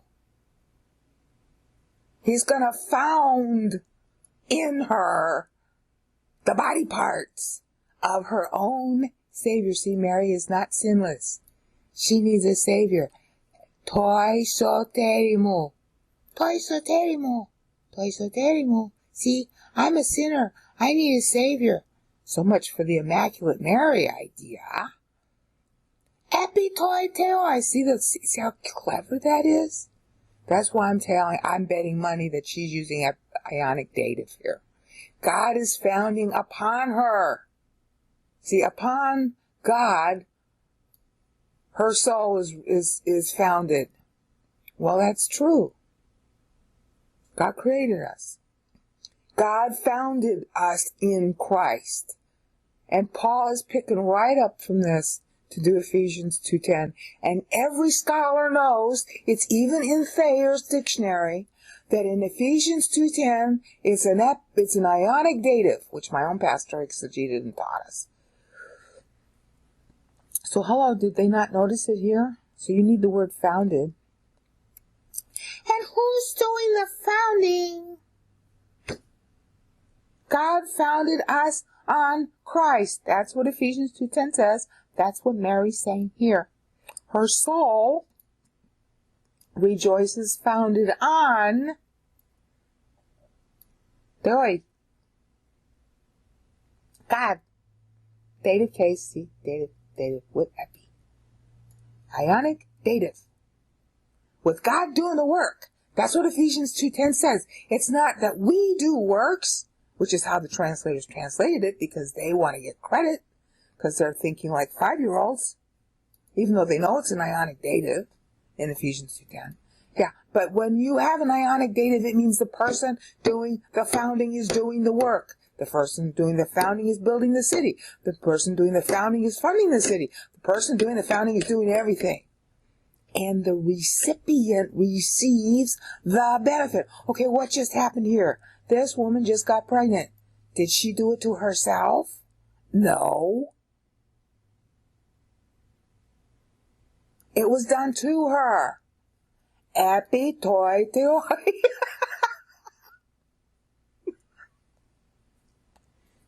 Just like Gabriel said, he'll come upon you. Toi soterimu. Epi toi toi. Toi soterimu. She must have been laughing her head off when she said this. And of course, at age 30, that's when he'll announce himself. Is she being clever or what? Okay, but this is not koine. This is ionic dative that Paul's going to repeat in Ephesians 2:10. Okay? That's why the word founded is there. Got that? Okay. Hotepeblepsin. You got that. Epitentapenosin. Now see, I didn't say epitentapenosin because look at the meter. Hotepeblepsin. Epitentapenosin. See? Da-da-da-da-da-da-da. Okay? Now if I said hotepeblepsin, epitentapenosin, you could argue maybe that's how it ought to be too. But then you're losing the stress on the root.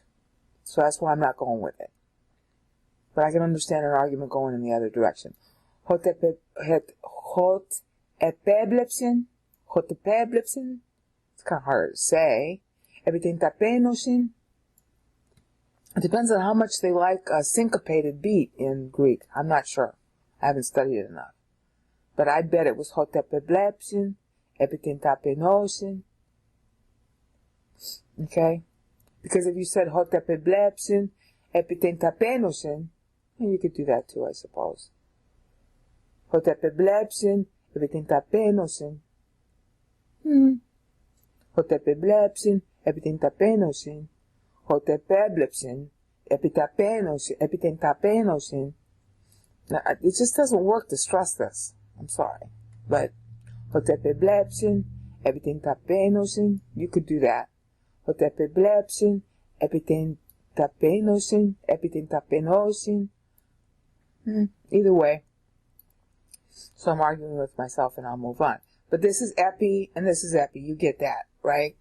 So see, founded upon God, the ionic dative, okay? But this is epi with the accusative case. But it's still an epi. She's playing epi to epi, see? On whose behalf or who's the founder? God. Okay? And then here's the result. He sees her humiliation. But also, If something's founded on God, humiliation is going to result. That's the cross. All right, it's an angelic trial. That's it. There's no way around that. Okay, if you really believe in God, you're going to be humiliated.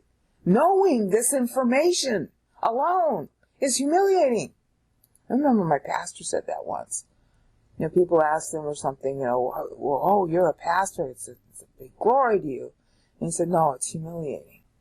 And I look at this and I think I shouldn't even be allowed to know this and live. I talk to God. I'm totally intimidated by what I tell you in videos.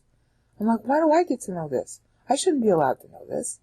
I'm not good enough to know this. Well, yeah, that's why I have Estoy soltérimo. I mean, Mary's not going to say she was good enough to be made pregnant with the Savior. And yeah, that resulted in her humiliation.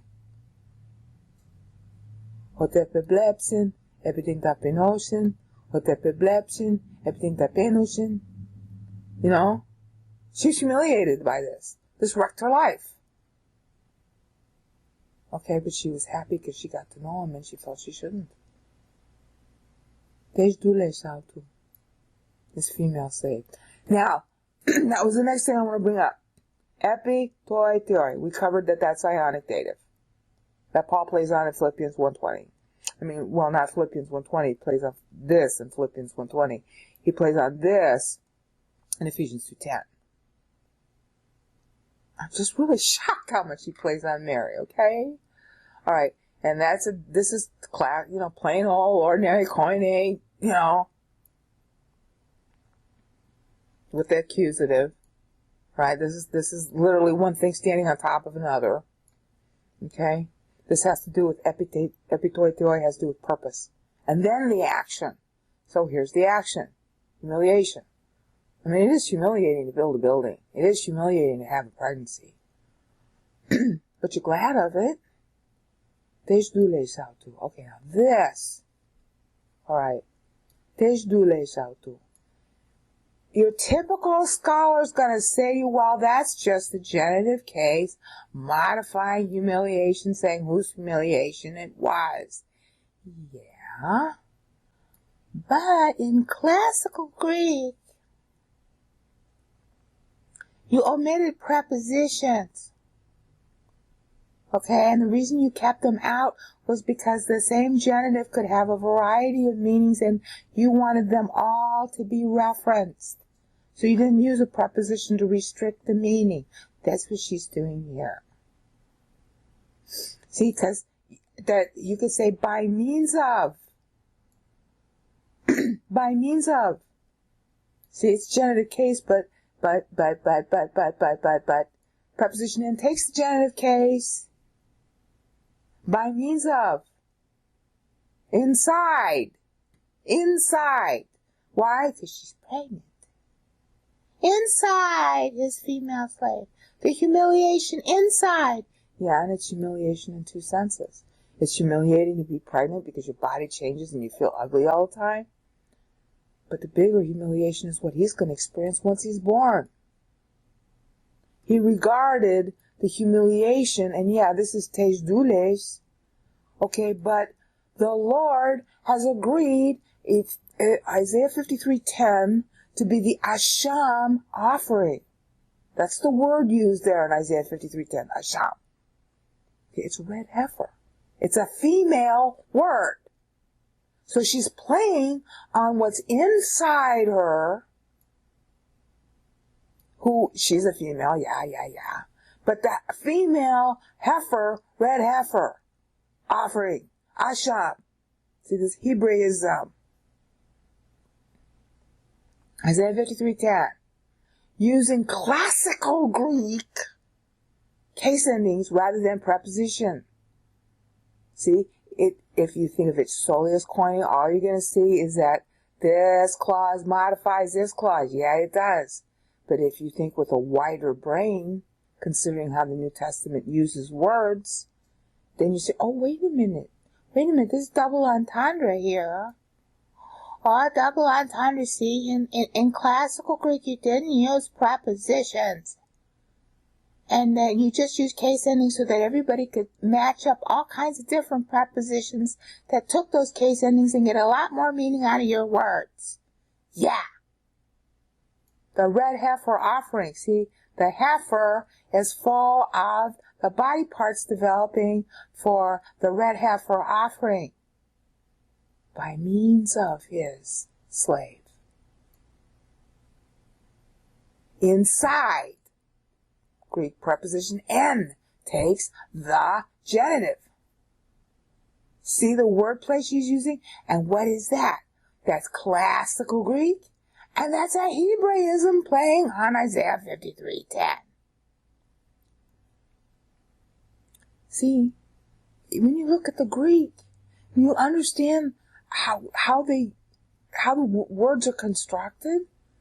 It's not even possible that these words are not God's words. The Holy Spirit had to be filling her to give her this much cleverness just on the fly like that. She has to be filled with the Holy Spirit to do this. It's far more sophisticated than she's getting credit for. And I'm not saying that because she's a woman. I could care less about that. All the Bible writers are using this kind of sophistication, and we don't pay any attention to it. See what we're missing?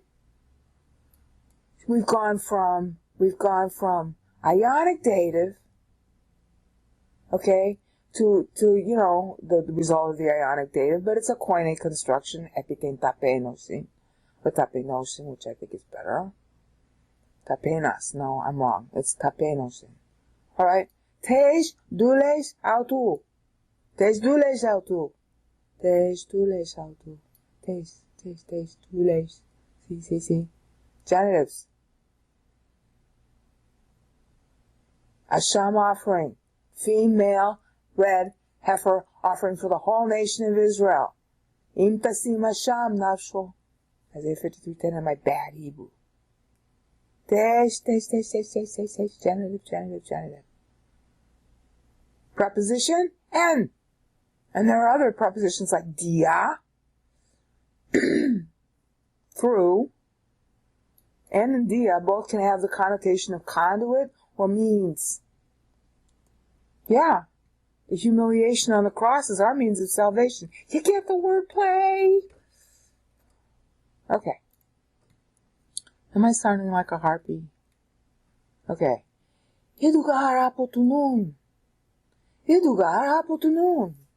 Well, that's really straightforward.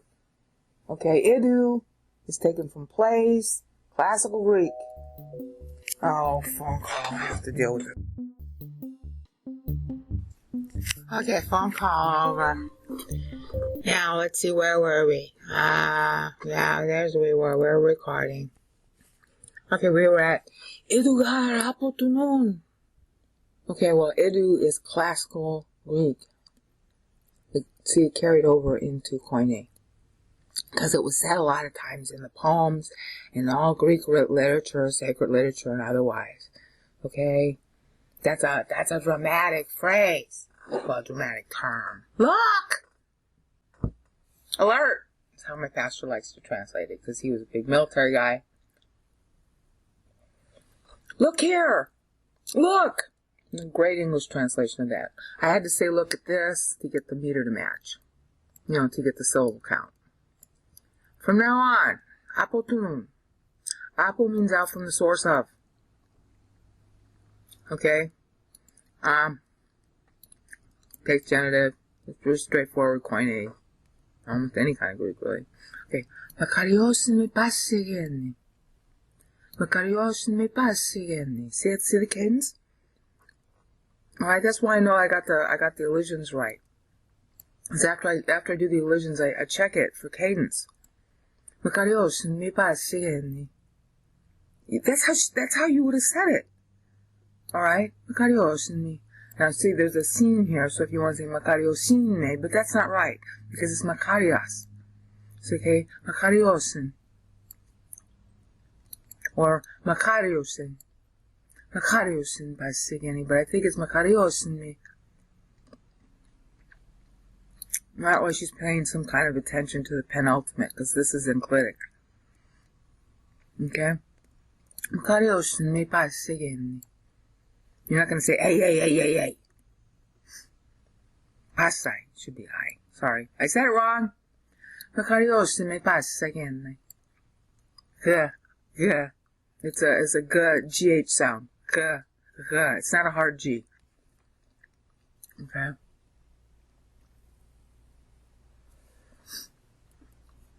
Makarios me passi. Alright. Passa again. Sorry, I did it wrong. Try it again. Makarios me. Probably is even better. Makarios me. Passa again. Okay? And I should have made my voice up at the top of my palate there. I'll have to learn how to do that. Like I said, I'm bad on my Mandarin tones, so I gotta practice those. Okay? Now, see this? That is nominative.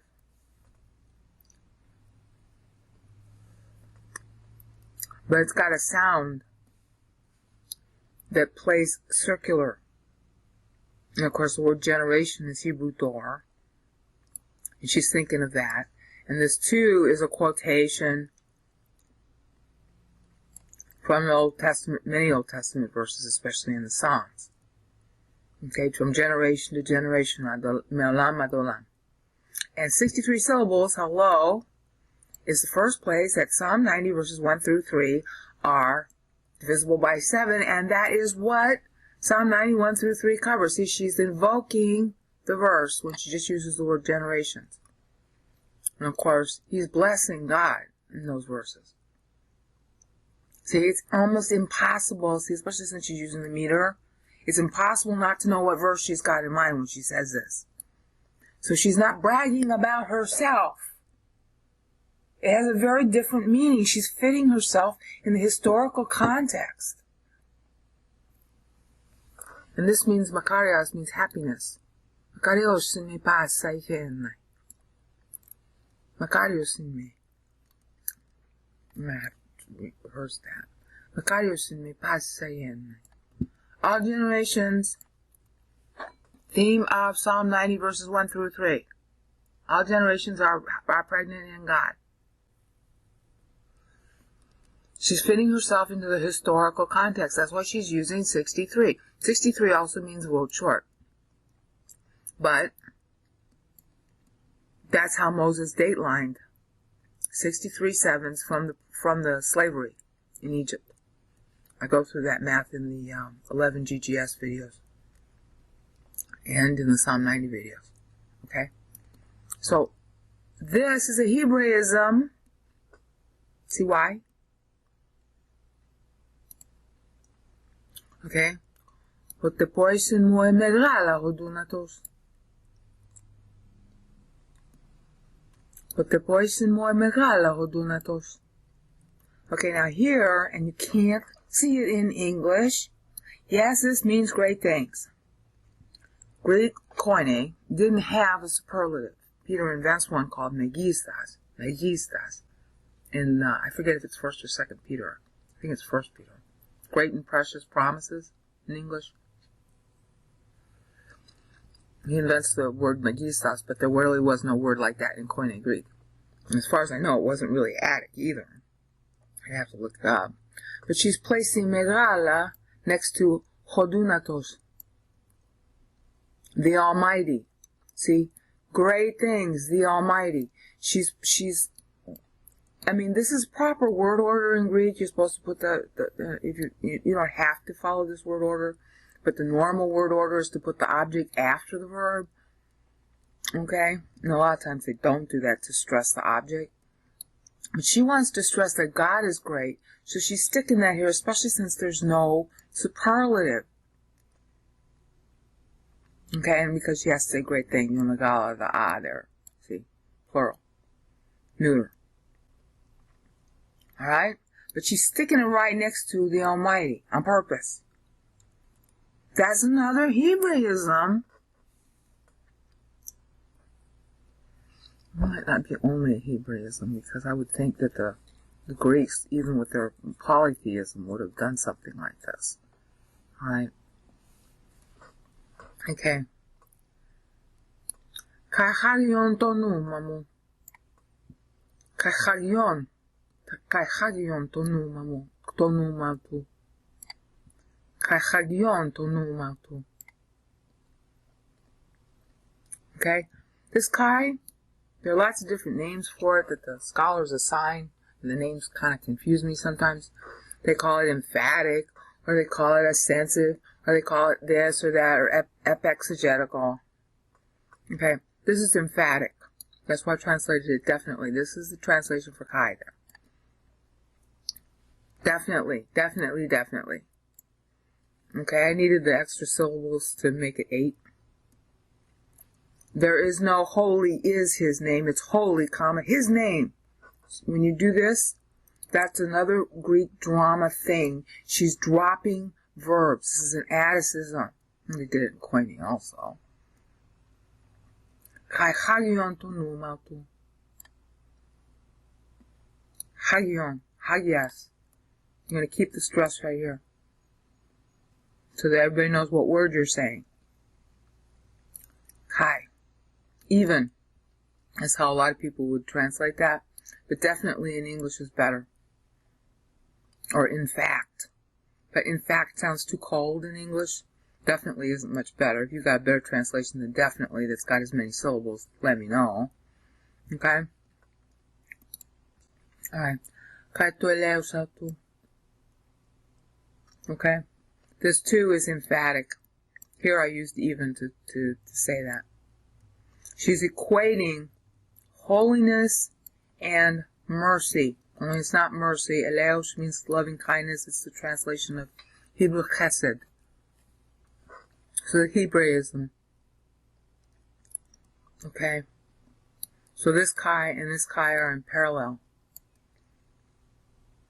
She's equating typical Hebrew couplet style. Tu eleu satu. Kai tu eleu satu. Okay? Notice I said eleos. Okay? It's not eleos. Could be eleos. That's probably even. Kai tu eleu satu. That could be. That could be. I take it back. Kai tu eleu satu. But this is supposed to just be smooth breathing. And it's up high, and that would have the effect of the stress. But eleos is probably better. I have to think that over. But there's another emphatic kai right here. So I translated it even, because I didn't need 4 syllables. Definitely. I didn't need 4 syllables down here. But it's the same kind of usage. Okay? Ace. I gotta learn how to say that properly. Iskaneas kaigeneas. Iskaneas kaigeneas. Okay, and it literally means from generation to generation, but in English I had to just say from and to, because I only had 8 syllables to work with. Alright? This is, this is classical Greek, also, Koine. There's nothing special about it, really. Except that this is a Hebraistic expression for me'olam ad olam, so you call that Hebraism also. Okay? Tois fogumenos auto. Tois fogumenos auto. Okay? And phobeo is the word here as a participle. She drops verbs and turns them into participles. That's an Atticism. When you're excited or you want to be dramatic, what you do is you drop prepositions, you drop verbs, you change them into participles or other kinds of nouns. Verbal nouns. You want to use just nouns. Okay? That's supposed to be more dramatic. Okay? So this is an Atticism. And phobeo means to revere or to be in awe of or to fear. Negative sense of fear. It's got all that semantic range. Okay? To those fearing him is how most people will translate it, but that's not good enough. To those revering him, to those in awe of him. Revering is better here, because it shows the participle meaning here. And some of that usage, with the participle switching from verb, we do that in English too. Alright? Depois em Kratos, para aqui, ó, Nato. Depois synkratos and brachion now too. Okay, brachion, arm. Notice how I'm eliding the E at the end. Depois synkratos, brachion now too. Depois synkratos and brachion now too. Okay, this is a Hebraism. All the words arm in the Old Testament. She's invoking all of those. Okay, she's specifically thinking of Haggai too, which I'll have to get to in a later video. This whole section here is about Haggai too. Alright. Depois synkratos. Literally, poeo. This is the past, aorist. It means to make or to do. It's an auxiliary verb that we all use. It's not necessarily used as an auxiliary verb in Greek, but it has some of that meaning. So it would be literally to make, rule. Kratos means to rule, have dominion over, have power over, have authority over. So that's why I translated it exerts authority. And then and means by means of, as well as inside, in location. But here she's talking about by means of. So by. And I think most translations use it as by. Okay? So this you could argue, well, that's quite but it's got more classical because of the way she's saying it. Depois synkratos brachion tu. Depois synkratos and brachion tu. Okay? But it's a Hebraism because of the fact that she's using arm. And like I said, as we'll see in later videos, she's evoking Haggai too. Okay? Diascorpisen huperefranos. Diascorpisen huperefranos. I keep putting an R sound in fanus. I don't know why I do that. It's wrong. I'm wrong when I do that. Diascorpisen huperefranos. Alright, this is a direct quote from Daniel, and it's also a direct quote from Haggai 2. I'm going to have to cover that later. Alright. When it says he's putting to flight those of haughty mind, that's how I translate. See, this is those thinking highly of themselves. And this literally means to scatter. Alright, but it means to put to flight. It's the scattering that it means the most is military scattering. When you have routed the enemy and they're running off in all directions, they are not making an orderly retreat. They're panicked. And Daniel uses this particular phrase. At least it's translated that way in the LXX. Huperephanos. Right? So this got a classical Greek concept to it because of the way she's phrasing it. Okay? Diascorpisen huperephanos. Okay? And this is definitely classical Greek. Alright? And that's why I have to cover it. She's using the dative again. Remember she used, this is really clever. Remember I said this was I bet money, this is the ionic dative. And that's why I'm using the word founded up here. And Paul is playing on that in Ephesians 10, which everybody knows is an ionic dative.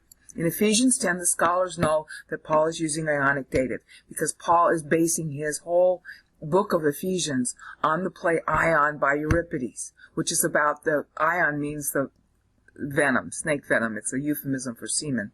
And it was a play about the founding of the Greeks. And what Paul is wryly doing throughout the book of Ephesians is showing the Greeks to whom he's writing, hi, you thought you were founded on a snake, because that's what the play Ion is about. But instead, you're founded on the real God. So when he gets to Ephesians 2:10, he's using the ionic dative, which everybody reading this letter would get. And all the scholars get that too.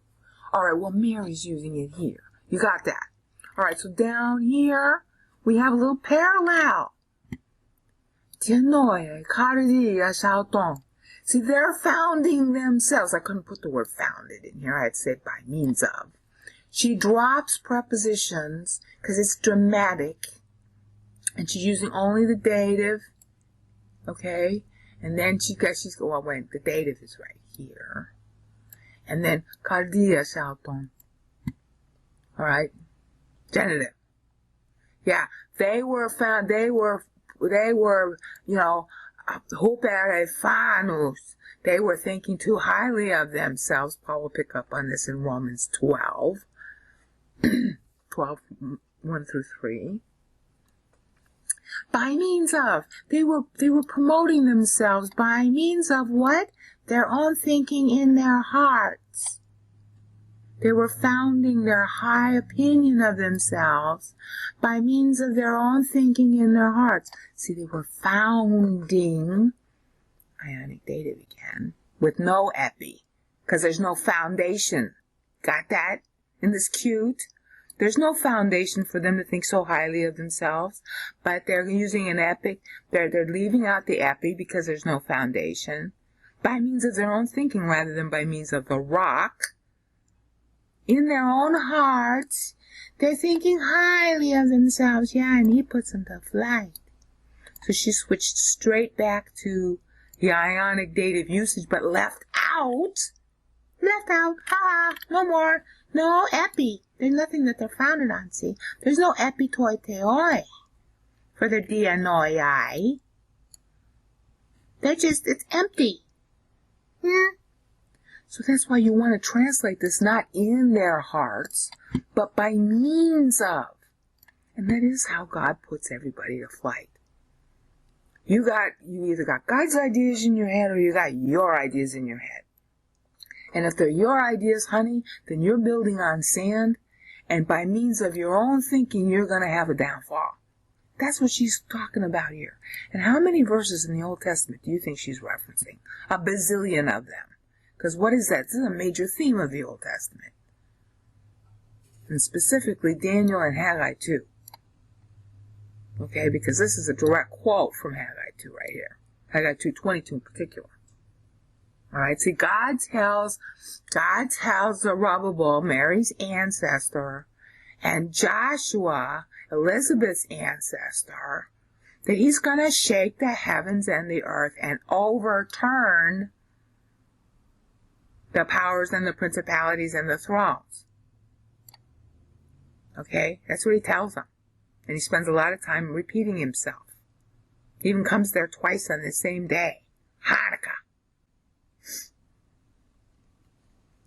So she's so excited about recognizing that, she drops the preposition here, and she's using classical Greek case ending to say by means of, which is what, all the verses in the Old Testament say, like Psalm 37.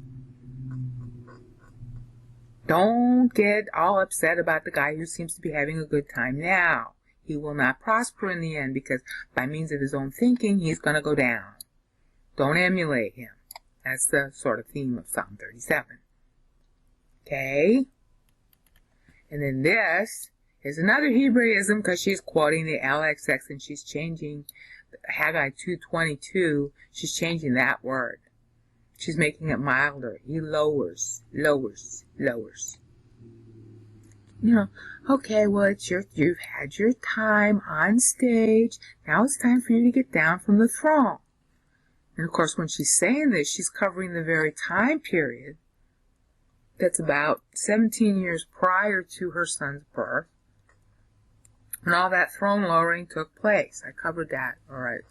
You should have heard that. We covered that history already by the time you hear this video. Katelin dynastas apotronon. Let me start back up here because I stopped reading it. Epoisen kratos en brachionautu. Epoisen kratos en brachionautu. Discorpisen huperefanus. Dianoiai chardias auton. See the cadence? Even with my bad pronunciation, you can see the cadence. Katelen dynastas apotronon. Katelen dynastas apotronon. See how it's got that beat to it? So it'll be easy to remember. It's much prettier than English. Okay. Kahupsosen tapinus. Now, I don't think you should be saying tapinus, although it sounds good for the dramatic effect here. Okay? It should be kahupsosen tapenus. Because tapeno is being, referenced here. Kahupsosen tapenus. But you could say kahupsosen tapinus. I mean, the reader would get that because tapeno is not an easily confused verb. And so maybe what you want to do is you want to stress the fact that it's a plural object, because that's what that means, the us ending. So you could probably pronounce it either way. But you see how this is working?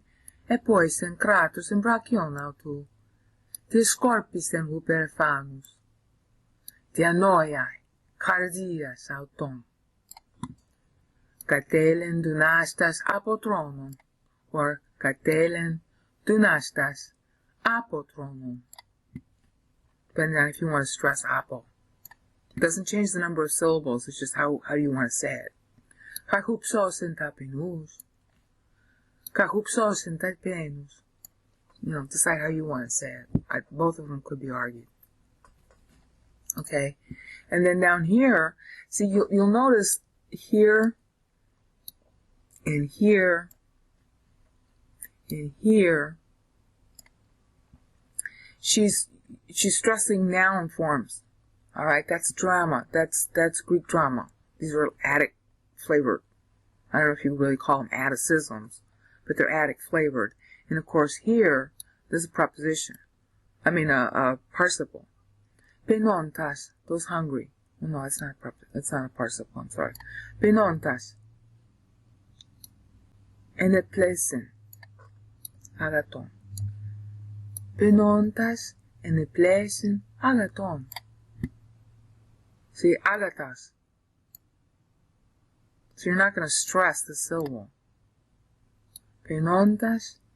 Eneplesen. Notice I'm stressing it here. Because it's plero. Alright? Penontas. Eneplesen, not penontas. Eneplesen. Agaton.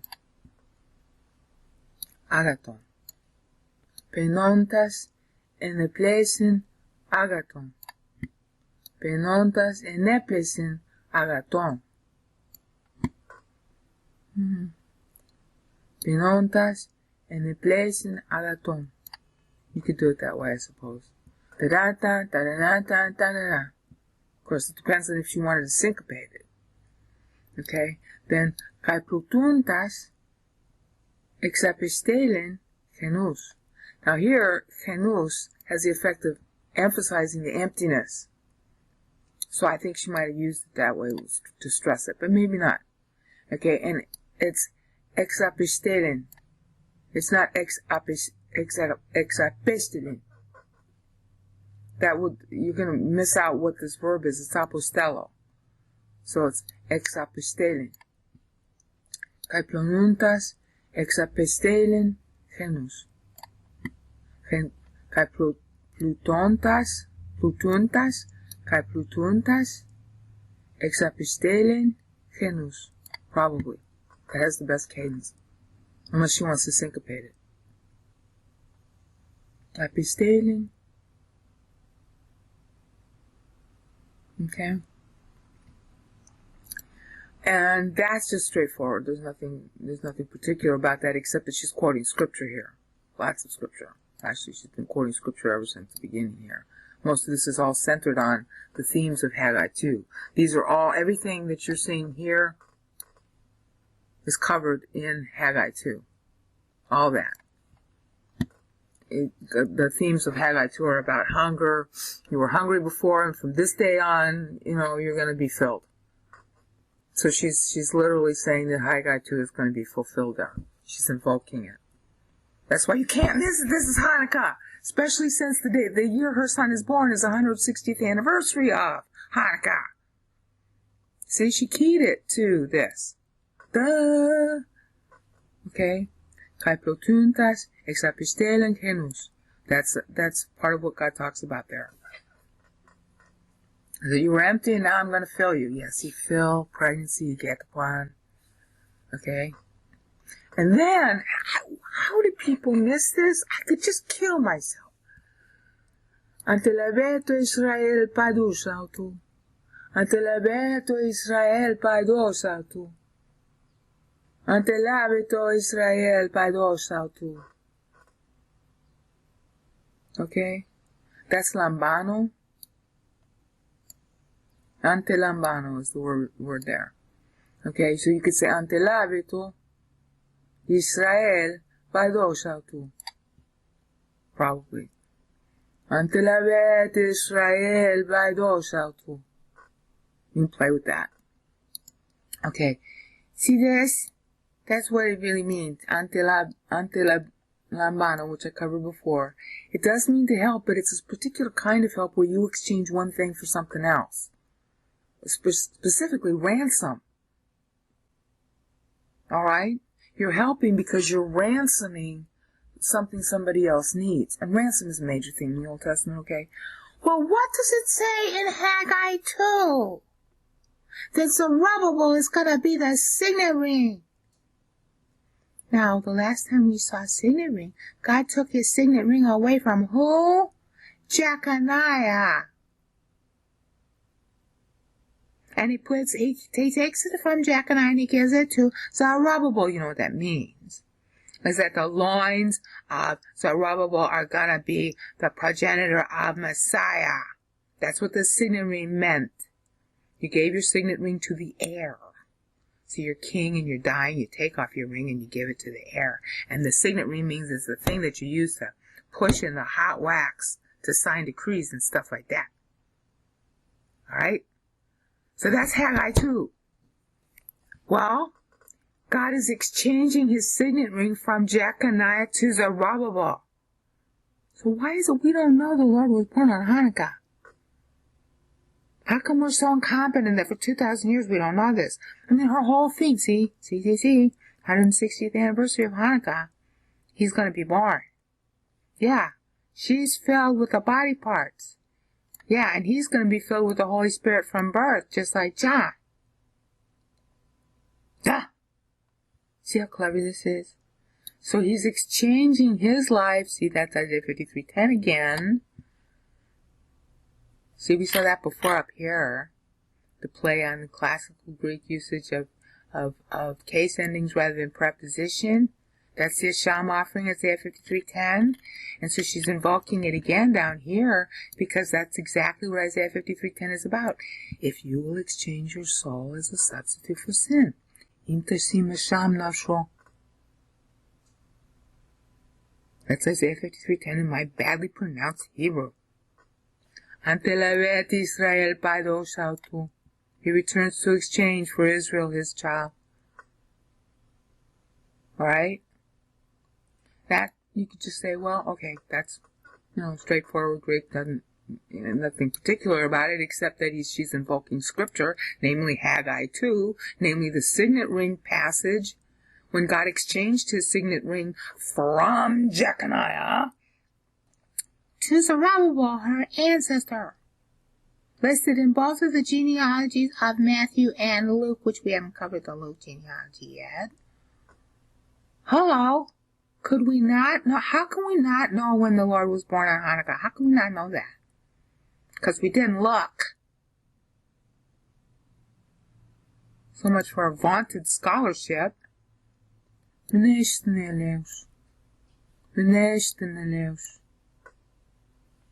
Okay, Zechariah means remember, and that's what this Greek verb means.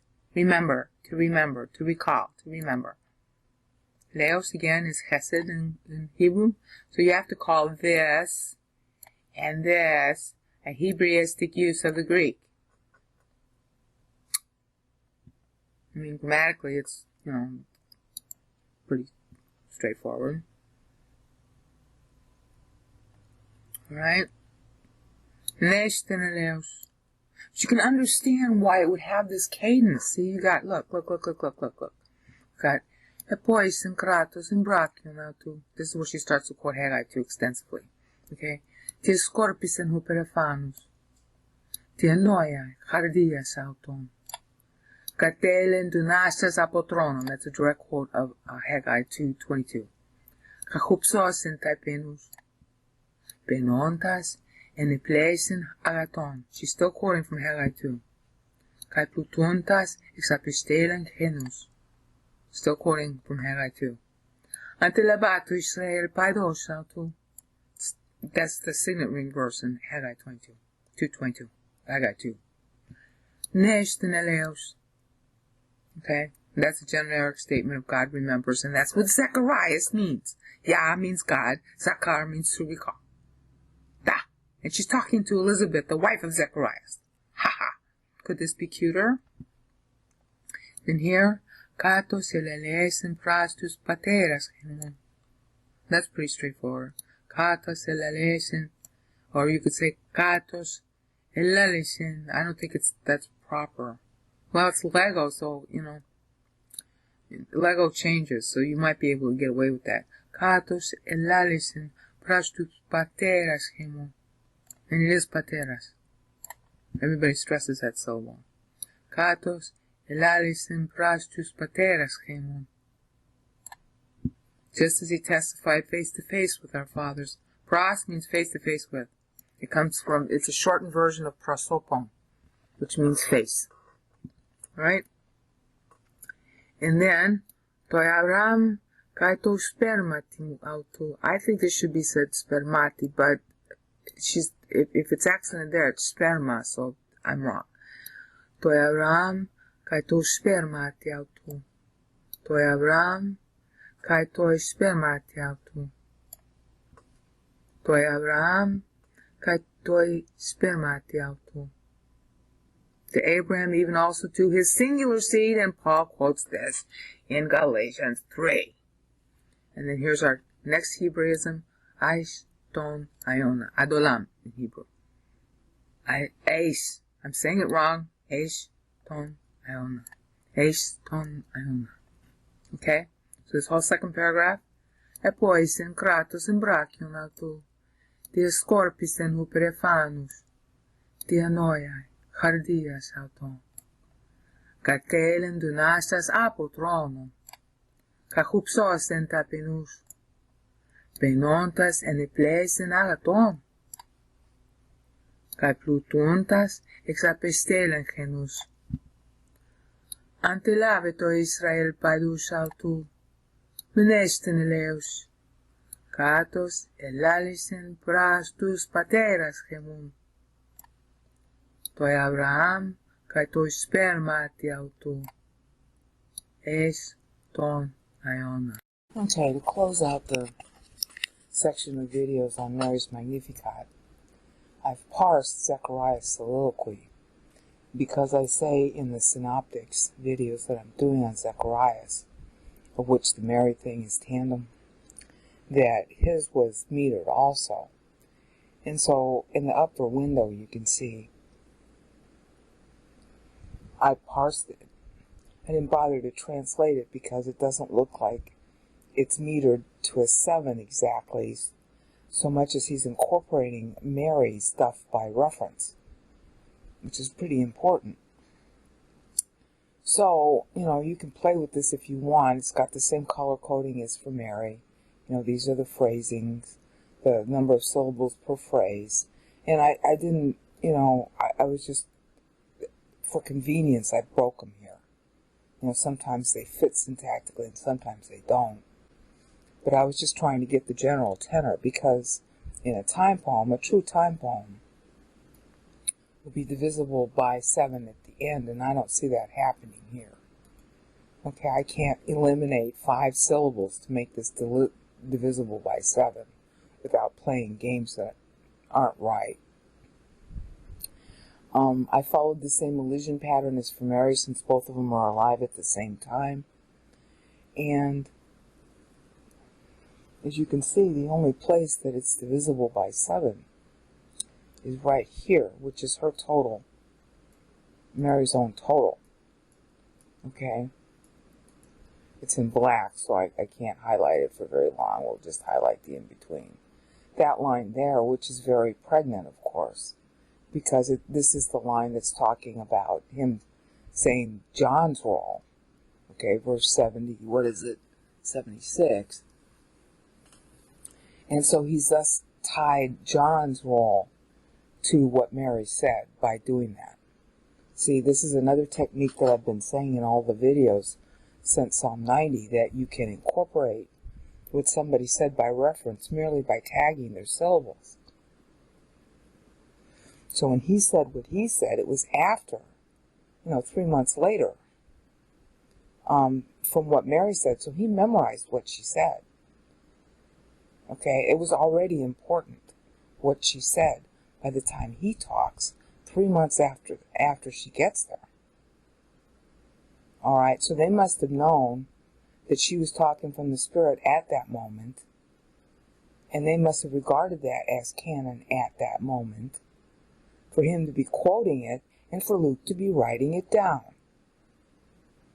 Okay, this tells us a lot about what people knew as canon at the time. Like I keep on trying to say, the study of meter is vital to hermeneutics, and nobody's caught on to it because they're making the wrong definition. The scholars are defining meter incorrectly. Bible's meter is an accounting meter. They're looking for poetic meter. It isn't poetic. It has a poetic cadence, but it isn't necessarily poetic by our standards. We should look at the Bible's own standards, and by these standards, he's just finished incorporating Mary's 2:17 and has tagged on everything he said up to this point to her.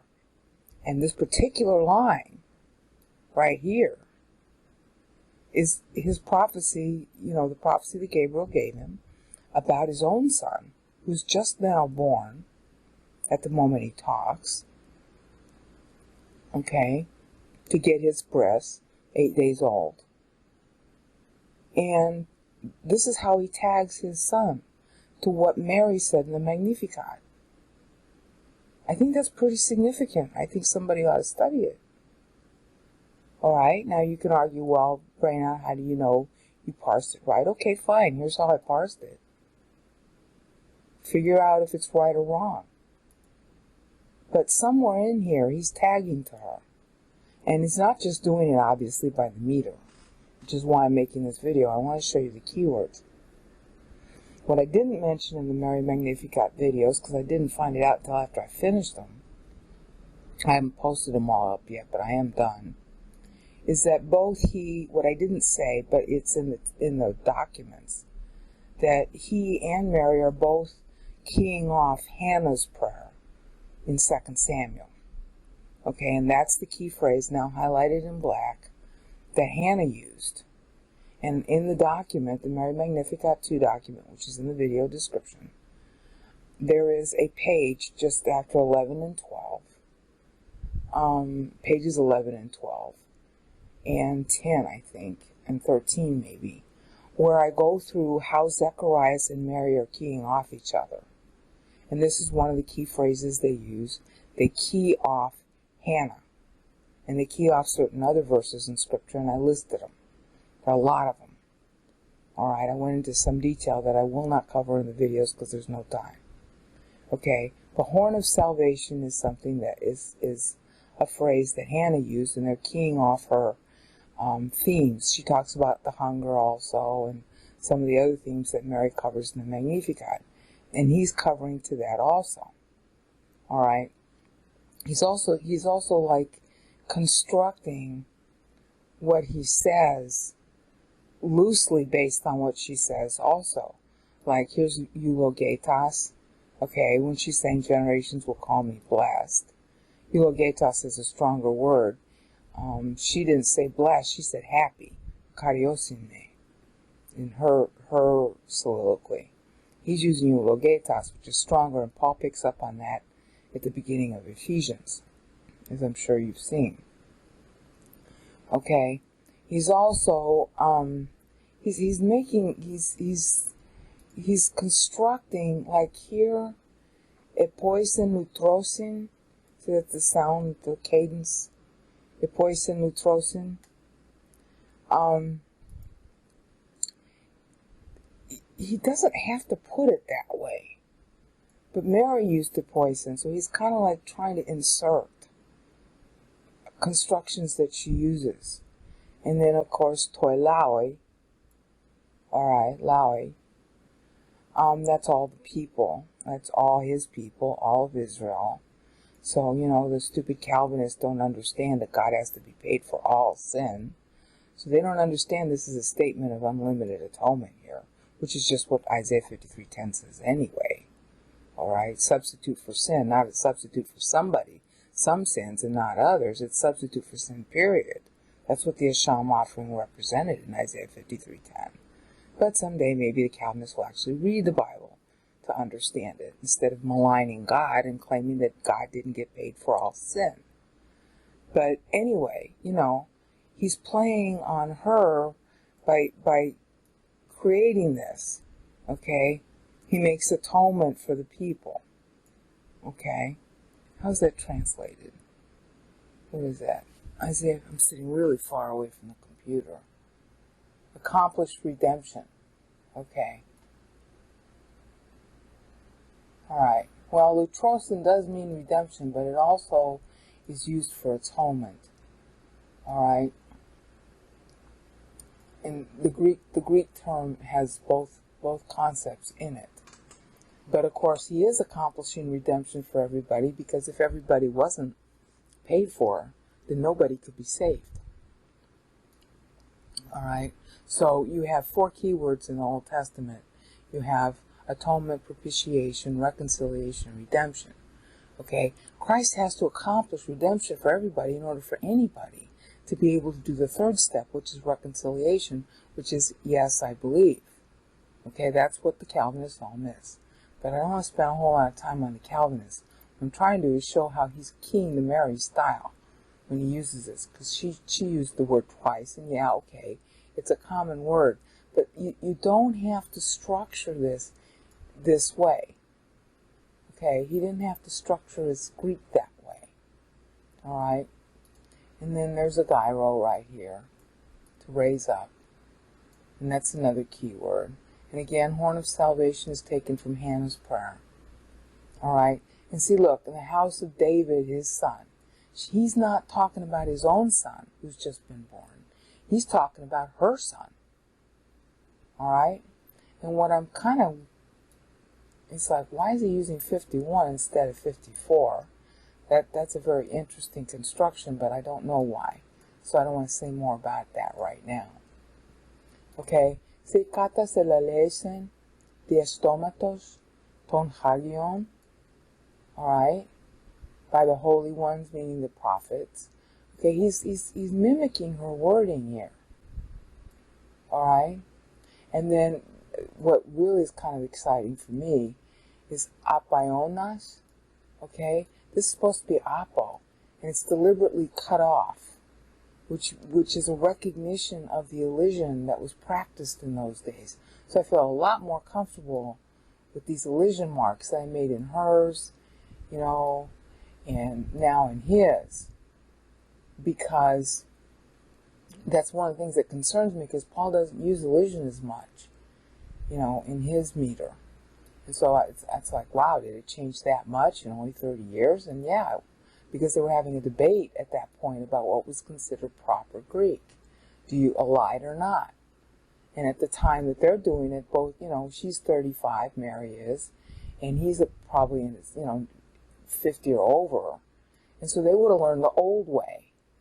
Paul was a young man at that time, so he would have been learning the new way. So that makes sense. I come up with these things, and I make these videos, and I take positions, but even after I do that, I always think, well, gee, let's tweak it a little. What if it's wrong here or wrong there? So I really would appreciate it if you see anything that you find might not be right. I'll always second guess myself on these things. Let's get that closer. And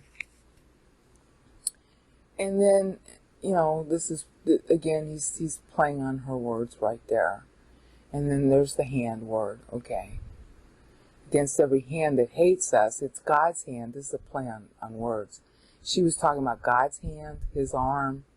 So now he takes the hand, but he's talking about the hand of all the enemies, okay. And of course, I've already gone through the video showing in the synoptics where he's actually quoting a lot of verses there. Okay, that was episode 10 in the synoptics. And then, again, she uses the word eleo, so he's playing on that. Okay, but he's using it with poieo again.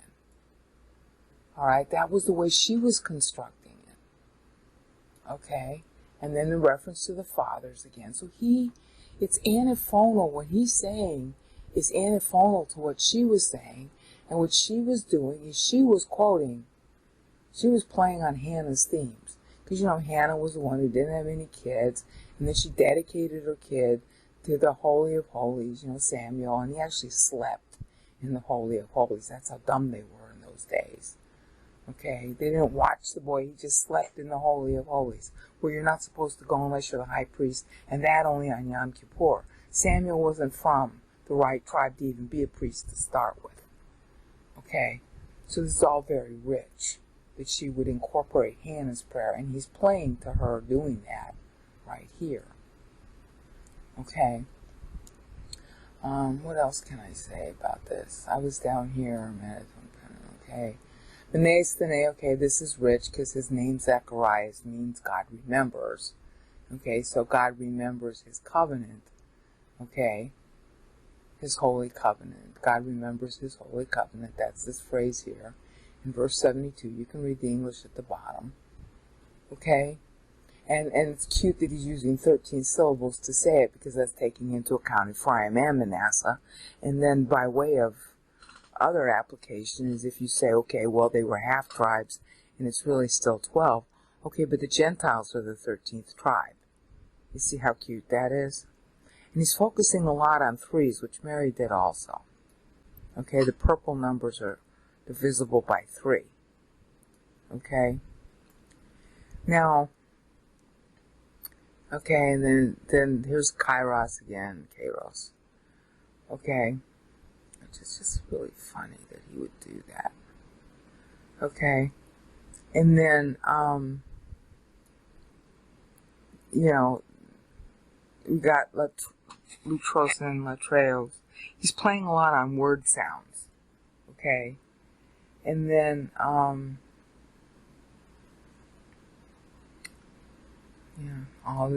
of our days. Okay.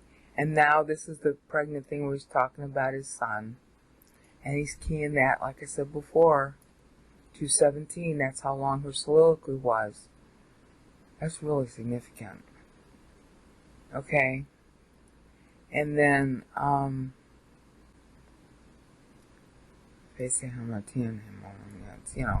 see that he's still keying it to her son.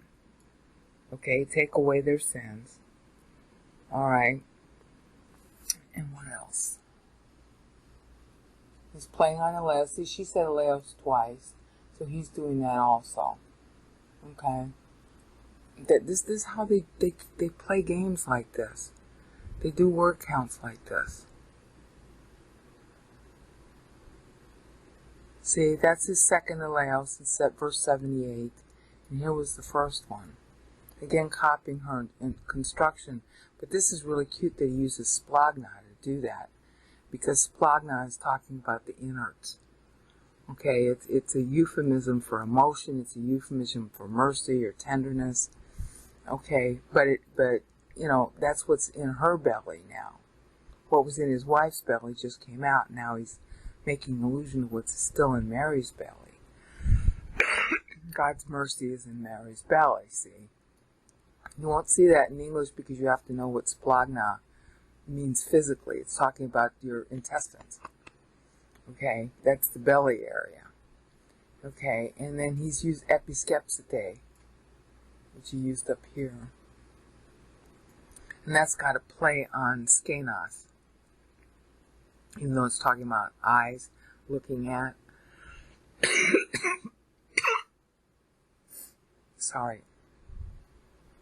And then this is a play on Hanukkah, Anatole rising in the east, light that rises from the east. Okay, I cover that in the Word document. I don't cover that in the videos. Okay, out from the one on high.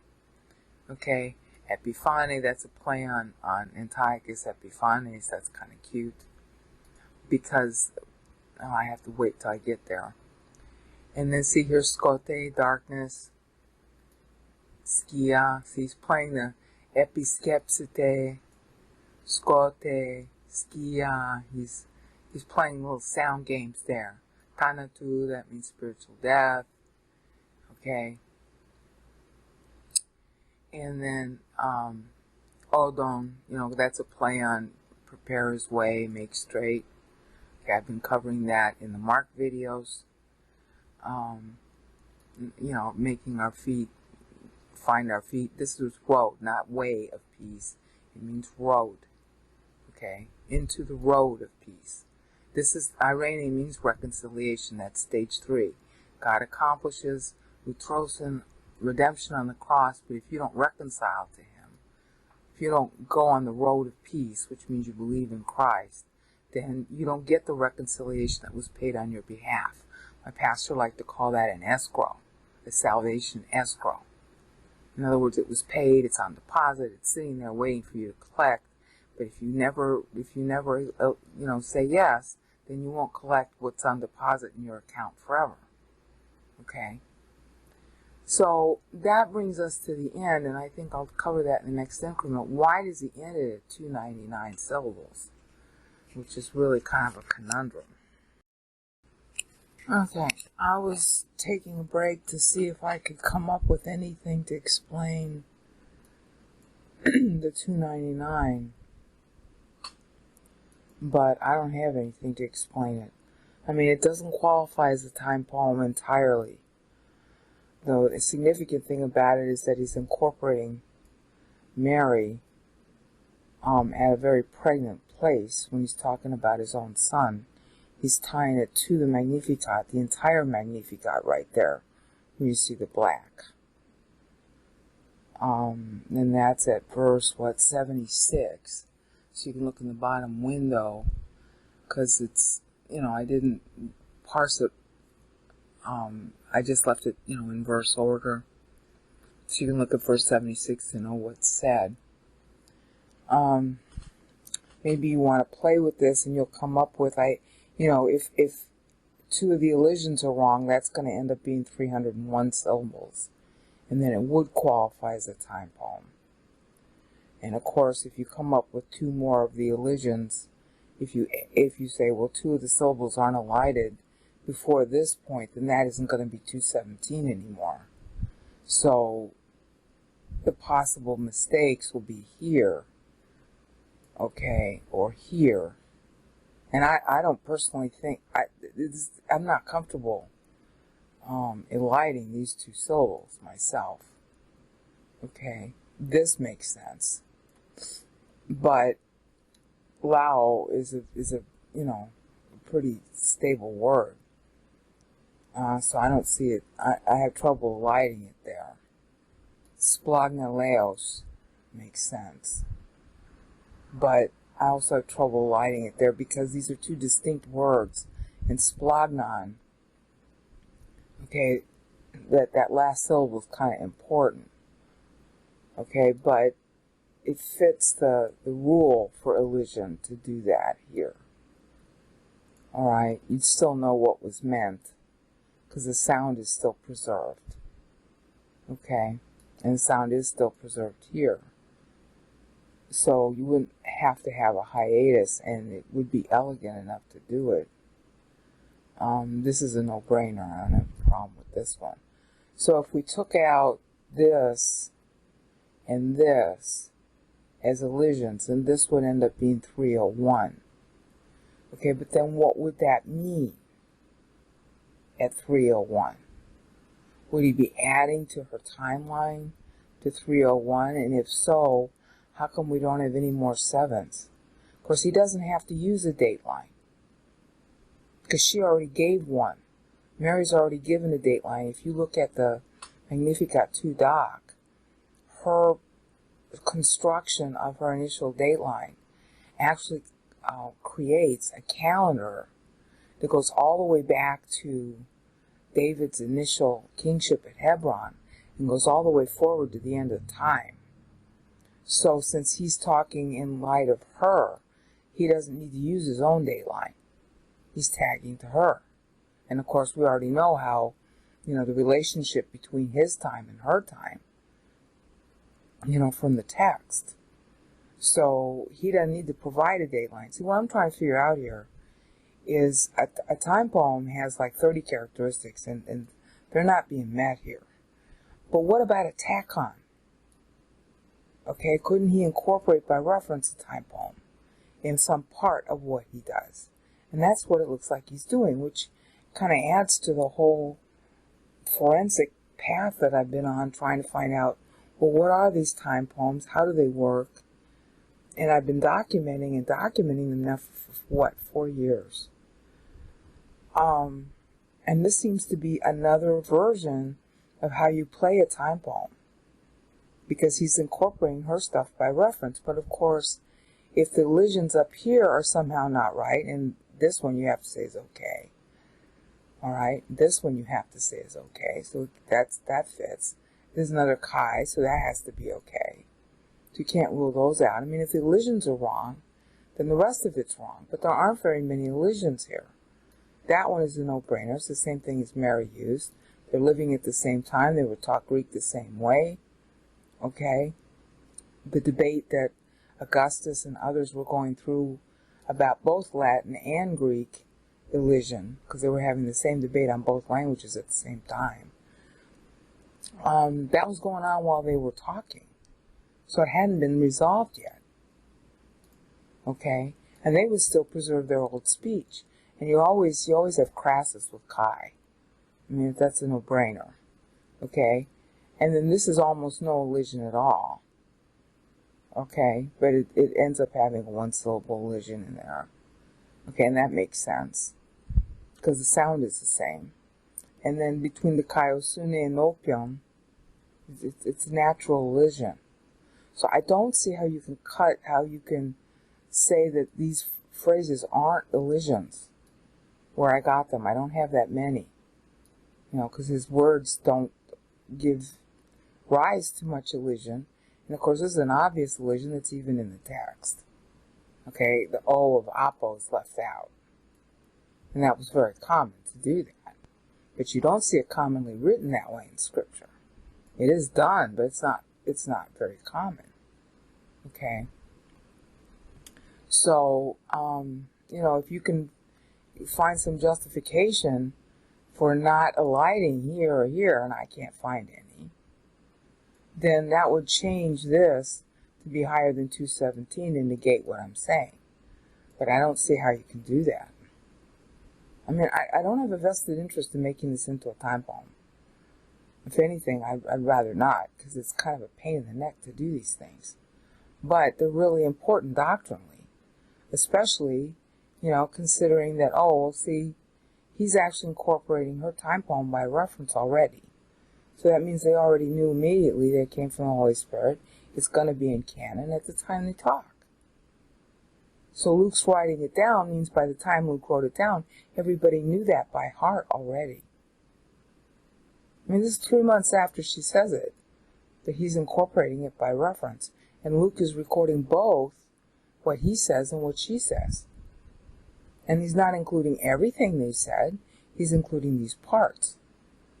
So they were recognized as canonical when they said them. That's really important for our study for hermeneutics. And, the stupid Q people don't understand squat about how Scripture was known immediately. All right? So, I mean, maybe after here, because this makes me really uncomfortable to do this. But it's following the rules as far as I know them. All right?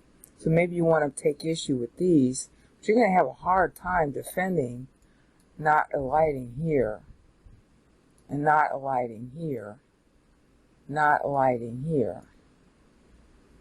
Otherwise, I don't know how to argue against it. Not alighting here, there's almost no elision at all.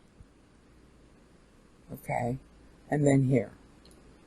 Because the verb sound, the vowel sound is the same. So that's pretty much it. I do not know, except that maybe he's not intending a time poem of his own, but what he was intending was to incorporate Mary's by reference and tie it to his own son, because that's exactly what this verse is talking about. The dedication of his son to his son's job to represent the Most High, who was in Mary's womb at that time. Okay? The fetus is. I got to keep making that distinction. Because people think God is a sadist and would actually put a soul in the womb. I don't understand that. Never mind. Anyway, so that's where I'm going to cap this off. Look at the Mary Magnificat 2 document to see more about how Zacharias is playing off Mary.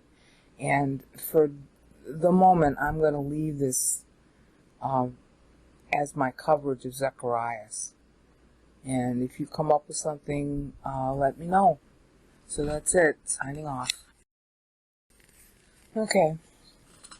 I've reparsed, not substantially, just cosmetically, Zechariah's soliloquy versus the last increment, because I wanted to see if he wasn't tagging, and he is.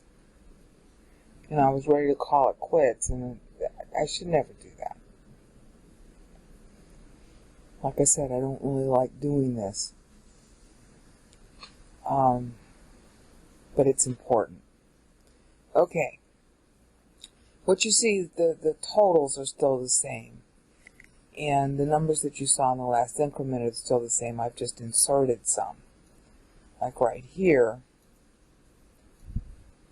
I'll just do it that way. The 42 in the right-hand side.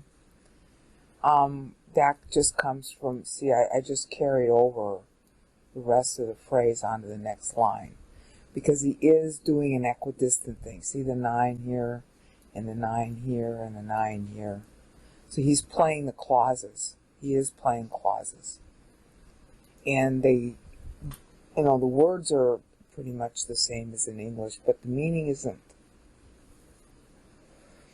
I removed the punctuation because it wasn't in the original, and one of the reasons you want to remove punctuation is that, especially when you're reading it, if you see the punctuation, that's going to lock you into seeing the text in only one way. And in any kind of time poem, or even, as I'm finding out now, an incorporation of time poem characteristics, you have to be able to read backwards and forwards. The clauses backwards and forwards. Okay, and the comma sort of sets off the text, making you think that what comes after doesn't have a double entendre to what went before. So I removed them. I didn't change elision, because I can't justify changing it. So I also therefore color-coded this double entendre. Excuse me. It's raining outside. I'm not good. I got allergies. Okay, there's a double entendre here. When you see a 7ing, and here he's playing off Mary's own 42. By the way, I should have said this first. This is now page 22 of the Magnificat 2 document. Okay, so when he's using 42, he's playing off Mary's 42. So he's not doing a new date line, he's playing off hers. Because again, a time poem of its own, in its own right, has to end divisible by 7, and it's not doing that. So then we are to interpret this, all the 7s here, as symbolic. Okay? And I'll explain what that means. The first symbolic is he's tagging Mary. Okay? He's tagging her 42. And that's real obvious from the text also. Because she's tagging Hannah's prayer, and so is he right there. So you're to read this by itself. Alright? So that's why it's divisible by 42. So he's tagging her dateline. He's piggybacking on what she says. Okay? And that's obvious from the text right here. I mean, it's obvious this keyword is used here. The use here. Okay, his use of a gyro here. All that is telling you he's tagging her. Alright? And you can tell even in English it's thematically related. But he's using keywords in a certain order to tag what she's saying. You know, because she began with, my soul rejoices in the Lord, all generations will call me blessed. You know, you see that right down here. Okay? when she gets to 42, her 42 is coming here. Alright? So he's tagging to her first 42 syllables with what he says here. That's a no-brainer. Okay, and if you just read this syntactically by itself, it makes syntactical sense alone. Okay? Which puts a new light on the next paragraph, because now he's going to divide it at 84, and this symbolically represents Psalm 90 verses 1 through 4, the fulfillment of it. So he's beginning it with out from the house of David. Okay? And, you know, Isaiah was doing his thing on First David and Last David. And Isaiah split his Isaiah 53 into a beginning 42-syllable paragraph, which Matthew 1 played on, and an ending 42-syllable paragraph to show how Psalm 90 verses 1 through 4 gets done. And the theme in Isaiah is First David to Last David. So obviously Zacharias knows that, because he's beginning the paragraph that's going to end at an 84 with David. See, David is son. Okay? Paidos means son, child, servant. It means all those things. Okay? But David in particular is obviously his son. Alright? And that's the house of David. Okay? Out from the house of David, which is talking about Christ. The ultimate David, the last David, theme of the end of Isaiah. Isaiah's whole time poem, including the ellipses in it, runs 1077 years, which is running from David's birth to the then scheduled death of Christ. Okay, so he would be dying 1,000 years after David died. Okay, so obviously Zacharias knows all that, because he's playing on it. Okay, so when you start reading the second paragraph in blue that way, he's obviously piggybacking on this, but it's an elaboration. And that's a meaning that isn't so clear in English because you don't know the meter, and he's making a new paragraph out of this. See, out from the house of David, his son, okay, just as he told Abraham our father, just as he told the prophets out of his own mouth, okay, from forever, you know, from all of old, the prophets, okay, he would deliver us from the hands of our enemies. He would deliver us from our enemies. Now, what are your enemies? Well, your enemies are more than people. Your own self is your own enemy. Your own sin nature is your enemy. And this is generic language, okay? So this all fits together as a syntactical unit by itself, okay? And he's quoting scripture when he says this, all right? But then it's like another new paragraph piggybacking on this phrase, out from our enemies. And it's got a nuance that you miss if you don't know that he's parsing.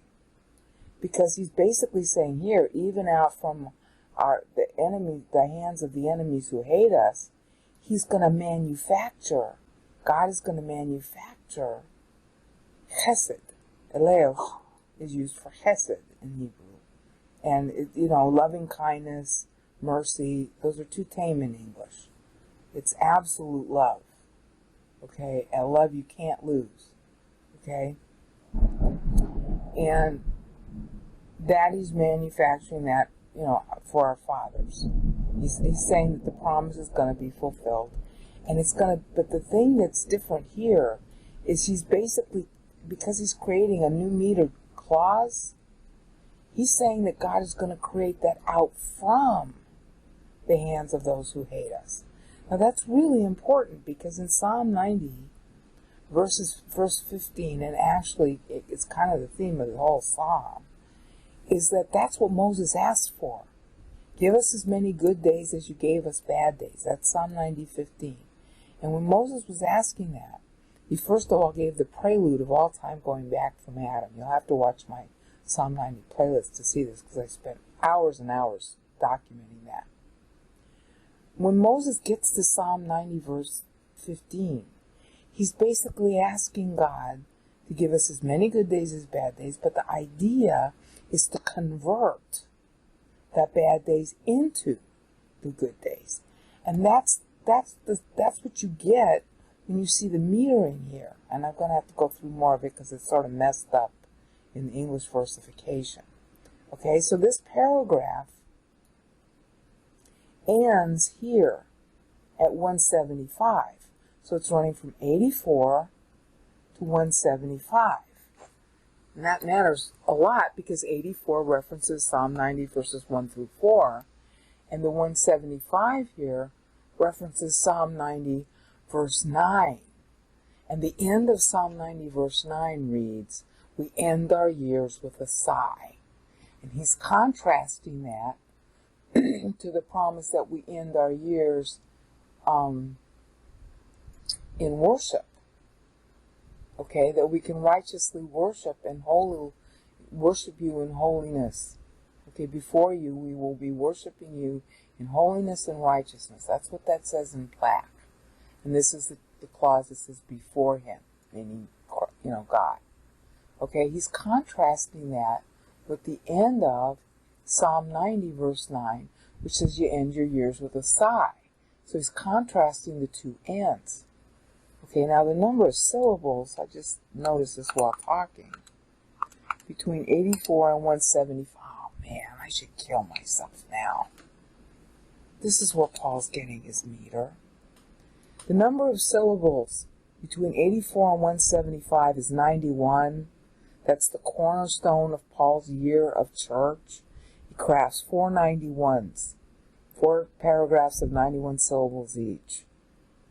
This is where he's getting it. This is where he's getting it. How this part gets done. Okay? How we get delivered. See, the enemies, right? The enemies are going to take down the temple. They were the enemies of Christ. They rejected him. So now Christ goes out to the highways and byways and gets an Esther, who's really the Gentiles, in order to deliver the Jews. Sort of reverse form of favor. And, of course, Mary is cast as Esther. That's why she's getting the notice in Adar. You see all this poetic richness of ties to Scripture? She's getting the message in Adar. He's talking now 3 months after that. Okay? He's talking at Pentecost. All right? And so he's making reference to the harvesting of the Gentiles. See, that's all Luke's theme. All right? Harvesting of the Gentiles. And he's making it 91 syllables from here to here. Still playing on Psalm 90. You see that? This is awesome. I shouldn't be allowed to live and know this. I hate going through the steps, the parse it. But when I get there, it's like, oh, God shouldn't have given me this. I shouldn't be allowed to know this and live. Okay? 91 syllables here to play to how Israel gets delivered from the hands of her enemies by means of church. Okay, now you have to ask yourself, well, did he know that at the time? Maybe. Luke's using it. Luke's the only one who uses these scenes. Okay, and they do tie to church, and Paul does use this as his meter for Ephesians. That's 91 syllables you see highlighted in either dark blue or black. All right? From 84 to 175. And the 84 is the end of Psalm 90 verse 4. And this is the end of Psalm 90 verse 9. And if you look at the text, that's talking about a period of the Gentiles. Psalm 90 verse 9 is the beginning of the Noahic period. Psalm 90 verse 4 is the end of the millennial period that's forecast. And then in Psalm 90 it starts over at verse 5, Psalm 90 verse 5, with Adam. Okay? I need to kill myself. Alright, so this is what he's doing. Okay, so he's tracking symbolically to the meaning, and he's making sure that you know that's what he's doing, because he's benchmarking Psalm 90 here. Okay, and he's benchmarking Isaiah here. And in case you forgot what Isaiah meant, You can't forget because he's doing the 84 here. Alright? Because that's how Isaiah did it. He split the 84 in two. And then you got the 175 here. Hi, see, I'm still talking back to Psalm 90 and how it gets done. During the period of the Gentiles. This is all period of the Gentiles here. Okay? So it's like he's saying, hi, we're going to use the Gentiles to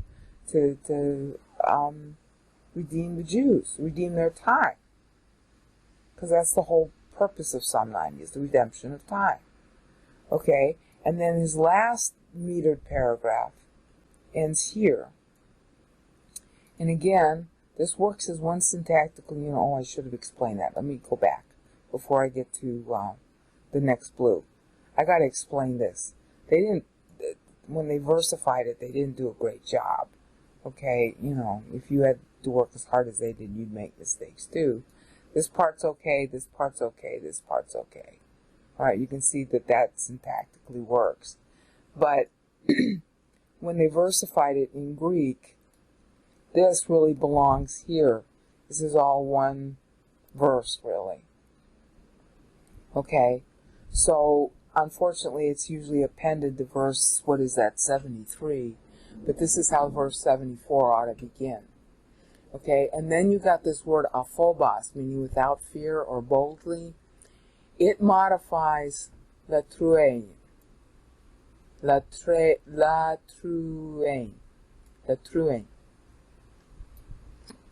This is the main verb. And this is modifying it. So in order to make that clearer, I just set it off on its own line without, you know, a separate aggregate total of syllables. Because this is a phrase within. This is out from the hands of those who of the ones hating us. Okay? Actually, I don't think I'm saying that right. Okay. See, this part here doesn't belong to verse 73. It belongs to verse 74. It begins verse 74. Okay? You can see they had a problem with it. You know, in the text. See? See, this is saying 73. And this is still saying 73 in the Greek. Okay, but it's parsed in English differently. And they understood, see, this part here, this means to grant us. This part here in Greek means to grant us. And so, you know, most of the translators, they figured that out. Okay, that's not a problem. But, rescue. See, look, out from our hand of our enemies to grant us rescue. It's a participle. He's now slipping into an atticism here. Okay, this is what you do when you get dramatic. Okay, this means rescue right here. Rescuing. He's creating from the hostility. He's creating a rescuing. That's real important to the theme of Luke. The reversal. Why Luke is doing charts. That's what I'm slowly covering in the synoptics. It'll take me forever to get, you know, the whole thing done. But that's the theme of it. That's why church. Church is not a hostile thing to Israel. Church is because, look, Israel rejected. He's still not going to divorce her. She just can't have queenship role anymore. She can't be bride. Alright? So he's going to create a bride, create an Esther, but the rest of the harem he never divorces. Okay? That's Ephesians 2, the two walls. So he's manufacturing out from the hand of the hostile rescue. Okay? And the purpose? To grant to us that without fear we can worship him. That's the basic idea. Alright? And he's going to do it through. Ek is a birthing preposition. Okay? It means that something's going to be born from the result of the object of the preposition, which is this phrase. Okay? So the aphobos, without fear, goes to the treuin. Okay? Autoi. Okay? to worship him. Serve, worship, same thing. Okay? Without fear. So that goes here to the main verb here. Okay? And this is a sort of parenthetical phrase that's put in between to stress how it's going to get done. Okay? Birthed from is how you ought to translate act almost every time you see it in scripture. Birthed from kairos, the hand, from the hostile, rescue. Okay, I'm trying to translate this in idiomatic English. Okay? Purpose, to grant us to boldly worship him. Okay? And then the final clause, in holiness and righteousness before him. Okay, so you see, that does create a syntactical unit here. Because the theme is this, kairos. And of course that was the major thing that was used in Isaiah 53:10. The contract was for him to take on hands so he could hand us over to Father as, blameless. That's the whole idea. And so that's all referenced here. And you can see now where Paul is getting his language in Ephesians as well as his meter. He's pulling it from the antiphonal response here by Zacharias to Mary. And here we see, dual entendre. Yeah, this relates back to this because it's also the hand, our enemies, saving us from our enemies. But this is actually explanatory, elaboratory about this clause. So you can call this a parenthesis. And we know that by the meter. And we know that by the kind of meter that he's documenting. He's playing on Psalm 90, verses 1 through 4 there. Purpose is going to be fulfilled. And instead of ending our days with a sigh, like at the end of Psalm 90, verse 9, we're going to end our days in holiness and righteousness before him. And that's Paul almost quotes Zacharias in Ephesians 1, 3 through 14. Trying to remember. Where is it? I'm looking now at my... Yeah, he is. He's basically quoting him in at the syllable 84 in the Ephesians 1, verse 4, at the end of verse 4, just before the words en agape, because en agape belongs to verse 5 in Ephesians 1. Okay? This is so awesome. I need to kill myself. Alright, so that's what Zacharias is doing. And then, now I'm ready to get to this thing. For all of our days, okay, that is referring back to Psalm 90, verse 15.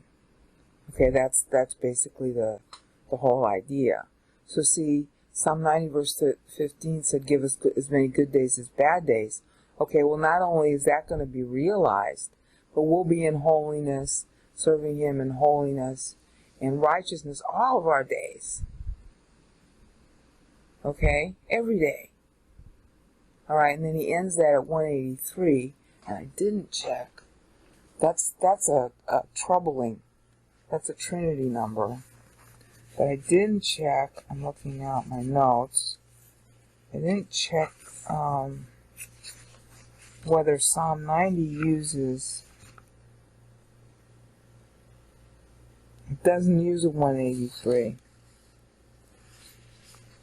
Okay. So that's just the summary statement. He's not trying to tag it except textually.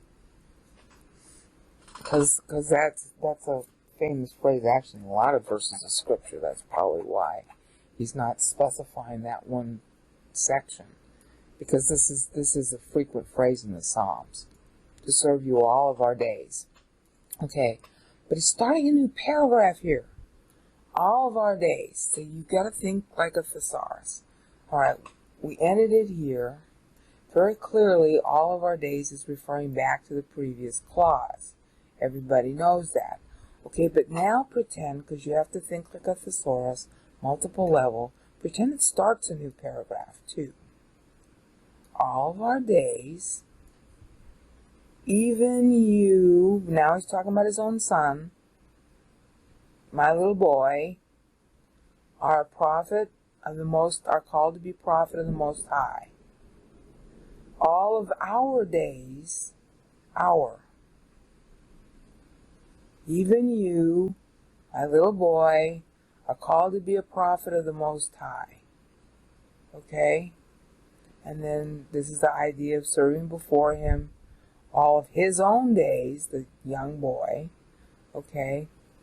To what? To make his way. To make the road straight. He doesn't have to say the word straight. Literally to make the road for him. Because he's a herald. The little boy just born, he's a herald. Now, think about this. All of our days, even you, my little boy, are called to serve called to, be a prophet for the Most High. Okay? To make his road before him. Pretend that was the whole sentence. Pretend you didn't know anything before and you didn't know anything afterwards. Who's our?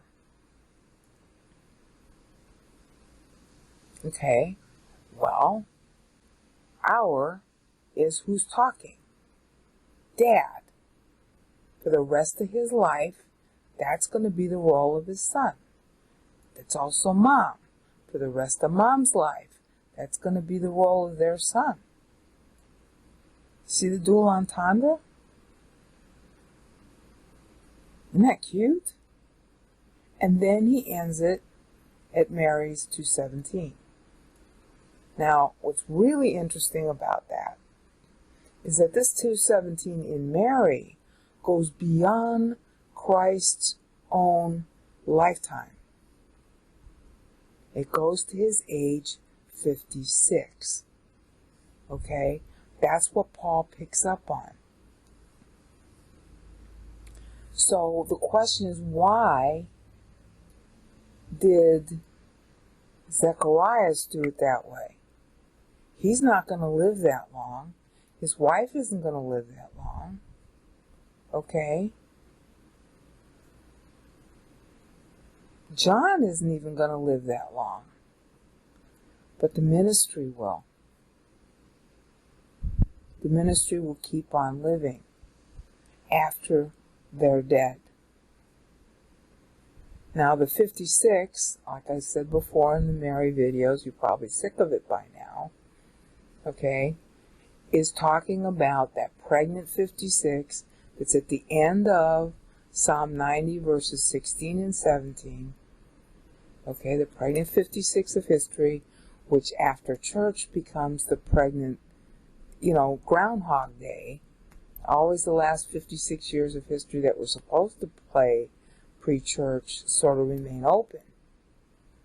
Okay, and of course there's going to come a time when there are going to be the last 50 years of church, after which the last 7 will play. But church is now longer than the 50 years initially scheduled for the Gentiles. So you can think of it as a rolling 490, which is really what it is. And the last 50 years of it, okay, will ape what the 50 years were supposed to be. Okay, because sooner or later there's going to be a last 50 years to church. At which point all of this will finish. Okay? And so he's literally the herald. Just like Christ will say. I don't know why people keep mistaking Revelation 11 as 2 resurrected believers. Christ himself tells you that John is Elijah to come. Okay, well, here's Elijah to come. This is the last herald, and it's going to last beyond his death. All of our days. See the double entendre? All the days of the parents, and all the days of everybody else. This is the guy who's going to be the prophet, the herald for Messiah. Still, He still is. There isn't going to be another one, because there isn't going to be another Messiah. You see that? So, I mean, I have to still call this symbolic, because he's not doing, this isn't ending with, this isn't divisible by 3 at the end. Okay? As far as I can tell. So he's not doing a straightforward chronology. These are all symbolic tags. This is a symbolic tag. This is a symbolic tag. This is a symbolic tag. And you're to understand the text in light of the tag that he's making. In other words, you're supposed to read this text in light of Psalm 90 and Mary. You definitely need to read all of this text in light of Mary. See the impact of meter on hermeneutics? It's like a little index system telling you where to look in Scripture to find out how to interpret what he's saying. Okay, 42 is telling you to look in Isaiah as well as Mary. Okay, and Paul plays on it. This is where Paul's getting his 91. We didn't have a true 91 in Mary. We have a true 91 here. And so Paul's playing on Mary in different ways, but the 91 he's pulling from here. Okay, and that whole section you see outlined in black or blue, however it's showing up on your screen, is really a lot of what Paul says in Ephesians 1:3-14. Over and over again, 4 different ways, in segments of 91 syllable paragraphs. Well, oh, wait a minute. That's the 91 to here. That's 91. Okay? And then this is what? I'm so tired. That's another 42. Oh. So we have our palindrome. So we have a palindrome. That's 42 syllables from 175 to 217 is 42, and he benchmarked it here at 42. We got a palindrome. But it doesn't qualify as a full-time poem because it's not ending here at 301. It should be 301. And I don't see a date. I don't see a chronology. I don't see him doing a chronology here. He seems to be playing off Mary. Maybe I'm wrong. I'm just telling you what I find. Okay? So this is 42 syllables. Okay? And this is 42 syllables. So what's between here is bookmarked. This is yet another subparagraph section to read on its own for another layer of meaning. Okay? And then one of the rules of a time poem is that it has to be a palindrome, backwards and forwards. Well, okay, well that's 42, and that's 42. And then here's another 42, going right here. Okay, and then in between is 91. Paul uses all those meters. Okay, so what's left? Well, that's what's so queer about this. This ends at 82 syllables, not 84. So I should have, if this were a true time poem, 2 extra syllables. And I would have 2 extra syllables if I don't elide this. But how can I justify not eliding that? And I either don't elide that, or I don't elide there, or I don't elide there. 2 of these, there's what, a total of 4 elisions. I got an elision in this clause. I got an elision in this clause, that's 2. I got an elision in this clause, that's 3. And I got an elision in this clause, that's 4. So if 2 of these are illegal elisions, for some reason I'm not aware of, then this will be 301, and I would have to revisit Zechariah's. See, here we are, Zechariah's. I would have to revisit Zechariah's soliloquy and see if he's doing a year-by-year chronology. Because for it to be a time poem, that's what he's got to do, is a year-by-year chronology. He's met some of the characteristics for a time poem, but not all of them. So at this point, the only thing I can conclude is that he's sort of enmeshing a time poem within, but it looks like it's an incorporation by reference and commentary. Okay, so these are symbolic tags, and he's sevening in order to make the symbolic tags. But the statement that he's making all of itself is not a time poem. He's just tying several time poems. Now, if you come up with something else, I'd like to hear it. Oops, I'm not exactly done yet. I found a math error. Okay, right here. Okay. Lao tu. It's only 2 syllables. You're not going to say lao tu. And you're not going to say lao wow tu. So, lao tu. Alright, that makes that 239 instead of 240. 264 instead of 265.